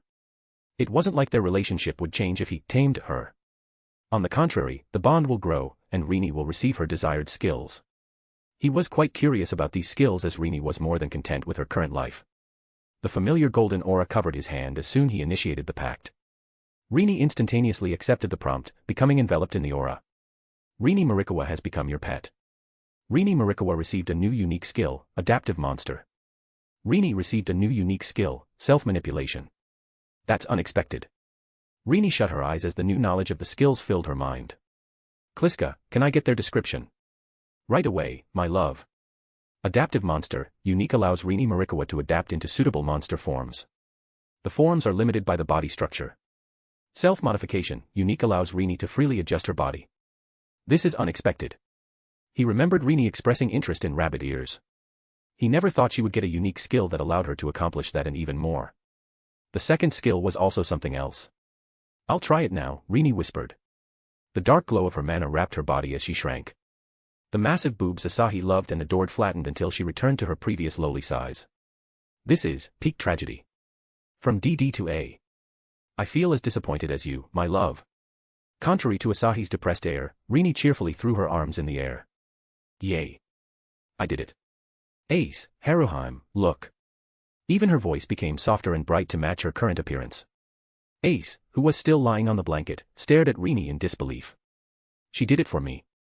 She was moved by Rini's consideration. Now, they could play without appearing strange. She raised her hand and lazily gave a thumbs up. Good job, Rini. Hearts flew around Rini as her affection increased, slowly reaching dangerous territory. Hee hee. Rini grinned at a baffled Haruheim. She covered her head with her hands. When she took off her hands, a pair of blue fox ears sprang up. How is it, Haruheim? Haruheim goggled at Rini in total disbelief. Rini's transformation was truly magical, but this was something she came to expect from this family. It's cute. I thought you would get rabbit ears. Rini glanced at Asahi as her lips curved in a grin. I want it to be a surprise. Asahi sighed. Rini is getting mischievous now. Shiori's influence is at play. Ufufu, Rini giggled. Anything to make Oni-san happier than ever. Asahi couldn't hold back his urges to spoil the transformed fox girl. He pulled the lowly fox girl to his lap and patted her head. He made sure to thoroughly rub her new ears and tail. Haruheim gave an envious look at the pair. Even though she had accepted him as her father, the difference between them couldn't be any bigger. How do I? She couldn't think of any solution to close their distance. Every time she thought about approaching him, she recalled the past. The betrayal. She knew Asahi wouldn't betray her, but she couldn't help her instincts. The Renard girl absent-mindedly retreated from Rini and Asahi. Familiar and unfamiliar faces smiled everywhere. Without Ace or Rini, Haruheim felt isolated as if she didn't belong here. Little fox, you look sad. Haruheim followed the sweet voice to a black-haired woman, who reminded her of the goddess of the beauty of her world. Hello, she tried greeting the woman. I'm sorry. I don't know your name. Lilith giggled. You don't have to be sorry about it. What did Asahi do to make you sad? Did he neglect you? Haruheim reminded Lilith of Yasaka, a friend who helped her out and saved her life. I'm not sad. If I am, it's not Otosama's fault. He did nothing. Otosama. My man is a father. A bad father if you are sad like this, Lilith said. I don't have the right to criticize him. Her children had been through so much, and she wasn't there to support them, ever. I shall be a better person now, she whispered and hugged Haruheim. Come, I'll show you some cool things. She spread her devil wings and flew into the sky. She was in the same vein as Haruheim when it came to this world's knowledge. That didn't stop her from flying to the nearest city and exploring the streets. The appearance of an unidentified magician caused an uproar among the 10 master clans of Japan. Maya was going to have a headache explaining everything. Chapter 435, ch. 454, Kissing Demon. Elise approached Asahi after seeing Lilith whisk Haruheim away. Was that a good idea? Lilith has experience with children. She wouldn't harm Haruheim as far as I know her. She'll get spanked if she tries anything. Asahi rubbed his cheeks against Rini's wolf ears. I can't dictate every aspect of her life. He was going to be overprotective, that much he knew. He would still refrain from hand-holding Haruheim through everything. She was capable of making her own decisions. Haruheim needs time, Rini spoke from experience. I was in her position once. I understand the feeling of joining strangers. She will come around soon. I'll try my best to make sure she accepts to be one of us. Rini has matured now. I'm truly proud of the woman you have become. It's thanks to everyone, Rini said, recalling the day she pummeled the undead in the mall and her first meeting with Asahi. She had tried to murder him in her blind rage, only to be subdued like a helpless kitten. I've come really far. Elise sat down before him with a wry smile. I'll love to hear your story one day. However, I doubt it'll be better than my first encounter with Asahi. Boo, narcissist Wani-chan. Can you snuggle with Wani-san like this? Rini asked with a victorious grin. You can't. You're too thick to do this. Asahi didn't say anything even though he could handle Elise. Her voluptuous figure and ponytail made her seem bigger than she actually was. She was about 165 centimeters, about the same height as Loki. My body is perfect, Elise grumbled. What's so special about snuggling like this? Rini leaned back on Asahi, rubbing his chest with her ears. I can feel Oni-san's warmth everywhere around me. It's more addicting than unleashing violence on monsters and destroying things. The always polite Rini was being smug. Then I'm not the only one who can't experience this. Siko and Shirori are taller and bustier than me. Elise found a way to cope with her situation. Screw that. Rini, move. Let your Wani-chan try it. Oni-san, get her. Rini said through telepathy and dashed away. Asahi patted his lap. Come. Come. Give your future husband a taste of your perfect body. Don't be perverted. Elise crawled towards him and hugged him. Like this. When no one was around, she became timid as she knew Asahi's main focus was on her. Asahi held her shoulders and pushed her back. No, it's not the same way as Rini. Stand up and turn around. She stood up stiffly and turned around. Her fleshy ass stuck out of her white swimsuit. The swimsuit drew the outlines of her slit, leaving little to nothing for imagination. He wanted to reach out and fondle the tight butt, but he held back. Elise would turn tail and run away if he tried anything perverted. Or not. Droplets of sweat gathered on her curves as her legs wobbled. The faint smell of her arousal mixed with the oceanic scent. Hey Asahi, what do I do now? Sit, he ordered. Slowly. She pushed her ass even further, almost hitting his face. The slightly wet mark became more pronounced. Then lowered her butt onto his lap. She could feel his penis through his shorts. Asahi put his arms around her waist and pulled her back. A faint scent of her shampoo drifted from her red hair, tickling his nose. He tightly hugged her and licked her ear. You did it. Elise shivered. Don't lick me. I think it's enough. Now is calling us there, look. Let's go. The redhead feared the possibilities her position could lead to. Asahi put a hand on her head and used his ultimate skill to clear her arousal. He was more than content with hugging her like this. She eased comfortably in her position and watched the waves come and go. What was your world like? Elise asked. You travel to different worlds like you aren't satisfied with your own. Was the undead plague such a big threat? She couldn't imagine a whole city being run down by undead creatures, turning the humans into their kind. Such a terrifying reality was akin to the ancient time before the Babel came into being. The undead were weak, but they posed a threat when the apocalypse started, Asahi said. I wasn't unsatisfied with my world. It was pointless to stay there as the undead didn't give enough XP. An endless journey through different worlds as the Demon King's wife, Elise muttered. Even though I'm a fighter of justice. What have I done? Asahi hugged her even tighter. You can't escape me now. Your soul will be mine for eternity. I am doomed. After a long round of laughter, came the silence. Elise pulled his hands and turned around. She lightly brushed his lips with her thumb. I don't want to act anymore. I want to be honest, will you always stay with me? It was one of the rare moments when Elise wasn't blushing about sex. The pink atmosphere had swept her into its pace. I will. Elise gently kissed him until something went off in her head and she became aggressive. She pushed him down on the sandy ground and went on full offense against Asahi's mouth. Her tongue was relentless in pursuing his. Her aggression surprised Asahi. Kaguya pulled back Elise before she went to another territory. Elise slapped Kaguya's hand and narrowed her eyes. You already had your time. Why are you interfering with me? Elise snapped. I adore that passion of yours, Elise, Kaguya calmly said. But look around you. Do you want to have your first time in the open like this? Kaguya poured cold water on Elise's passion that was burning like her flames. Asahi swept the sand out of his hair. Geez, Elise. You're a kissing demon. When did you get so good at this? Elise, wanna kiss me? No. Elise angrily turned her head and stormed off. Kaguya approached Asahi and licked her lips. Husband Kuin, kiss. This time, she wasn't denied. Chapter 436, ch. 455, Another Rebirth. In the evening, Hephaestus arrived at the Twilight Manor with Chiaki. The fairy immediately ditched her adopted mother and darted toward the unknown. Hephaestus followed Chiaki's trail into Loki's core meeting room. She never expected to see Loki and Astrea in swimsuits. Did I come at the wrong time? Astrea trailed her words with a sigh. Don't mind this. She felt guilty for not inviting Hephaestus to the party. The goddess of Smithy never meshed with a group even if the group only consisted of Asahi's family. Hephaestus shrugged and proceeded to the seat. Why am I invited here? For the dungeon, Asahi answered as he spoiled his daughter with his finger. For the next couple of weeks, I'll be training adventurers on dungeon floors below 100.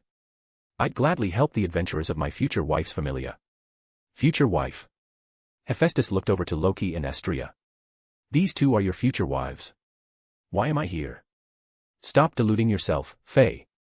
Asahi grinned. You can't escape your fate. Kahaha. Did he really turn into the Demon King? Hephaestus asked, looking at Astrea. Goddess of Justice, please stop this madman. Asahi wrapped his arm around Astrea's waist and pulled her to his side. The goddess has succumbed to her desires. Faye, there is no hero to save you. No hero for ya, Loki repeated. Chiaki is my hero. Hephaestus beckoned Chiaki. Save me from your Demon King father. Chiaki's eyes widened, darted to her mother, then back to Asahi. Pa. Even her supposed daughter betrayed her. Loki snickered. Faye got stabbed in the back. Hephaestus sat down with a depressed look on her face. Chiaki flew over to her head and rubbed her hair, trying to cheer her up. Ma, the fairy said. Ma. Just 2 words from Chiaki brought Hephaestus back to her calm self. The fairy had smitten her thorough with her cute charm. Did Chiaki get bigger? Asahi asked. She looks bigger. She did. Hephaestus shook her head at the inattentive behavior of Chiaki's father. For the dungeon, I'll send Tsubaki and her group. They don't regularly go to the dungeon. Great. Don't seduce Tsubaki. Tsubaki sang praises for the quality artifact she received from Asahi. It wouldn't take more than a couple of those to win Tsubaki's heart for marriage. Do I look like the type to go after every woman?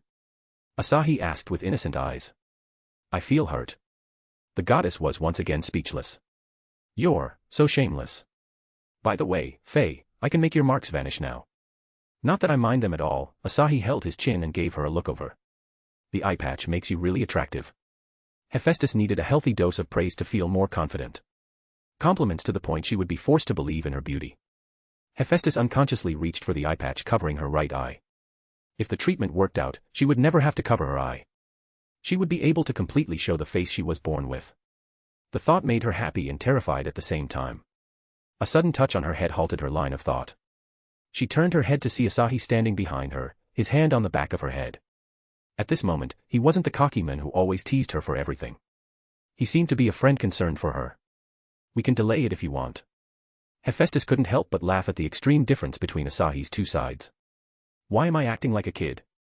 She scratched her messy red hair. I'm ready. Her confidence boost was a change welcomed by all three. Asahi and Astrea took her hands and pulled her to an empty bedroom, leaving Loki behind to deal with her own matters. The trickster will disturb the process as she had a habit of making sarcastic comments. The goddess of justice forced Hephaestus to sit and took a seat beside her. I'll be here as a support. The process is a bit on the... Asahi, please explain. Astrea felt ashamed about telling her friend to take off her shirt and threw the task onto her fiancé. Asahi shrugged and pointed at Hephaestus's shirt. It's nothing crazy. You'll need to take off the shirt. That's all. Don't take advantage of me, Hephaestus said as she pulled off her full-handed black gloves. Chiaki will avenge me if you do. Yeah, the fairy promised. Asahi gave Hephaestus some privacy. When he turned back, the crimson-eyed goddess was lying on the bed on her stomach. As she was in just a bra, the muscles on her back were fully showcased. The daily usage of the hammer had an obvious effect on her. Her shoulders and her back were relatively toned and strong. Asahi couldn't help but sneak a glance at the part which was most emphasized in her current position. Her butt. Her black pants stressed the roundness of her big butt. Hephaestus glared at Asahi, who ogled her openly. Why are you staring there? She didn't properly look after her body like other goddesses. She didn't know why Asahi would be adamant with her when he had Astrea, who didn't lose to any goddess, and literal goddess of beauty lusting after him. She was less desired than normal goddesses, not to mention the most beautiful goddesses. Instead of answering Hephaestus's question, Asahi straddled her back and traced his finger on her shoulder blade. If it was just back, she could even beat Rika, who had become the golden standard for well-built women in his life. It's wonderful how things affect our body over the course of eternity. Eternity, what do you know about it? Hephaestus asked, trying her best to not shudder from his touch. You are still young. Yup, I am 18. Not Kliska though. Bonding with her made me realize some things about this eternity. The power of the Aeromancer class was vast. Tapping into Kliska's subconscious was not impossible during sex, when her mind was most vulnerable. Your goddess Kliska. She seems very ancient from the things you told me. The deities of her world seemed nothing compared to the vast powers of Kliska. My love, can I beat her? Why is she calling me old hag? It's alright, Kliska. You'll always be 18. Thank you. Why do I have to listen to this romance every day? Dre grumbled. Ridiculous. You want to be included. To be frank, that would be better than this. Drake's human form is also ready. I am not showing it to Asahi until it's finished. Stop shouting, lizard. Asahi decided to teach her manners later. Right now, he had to focus on performing rebirth on the goddess.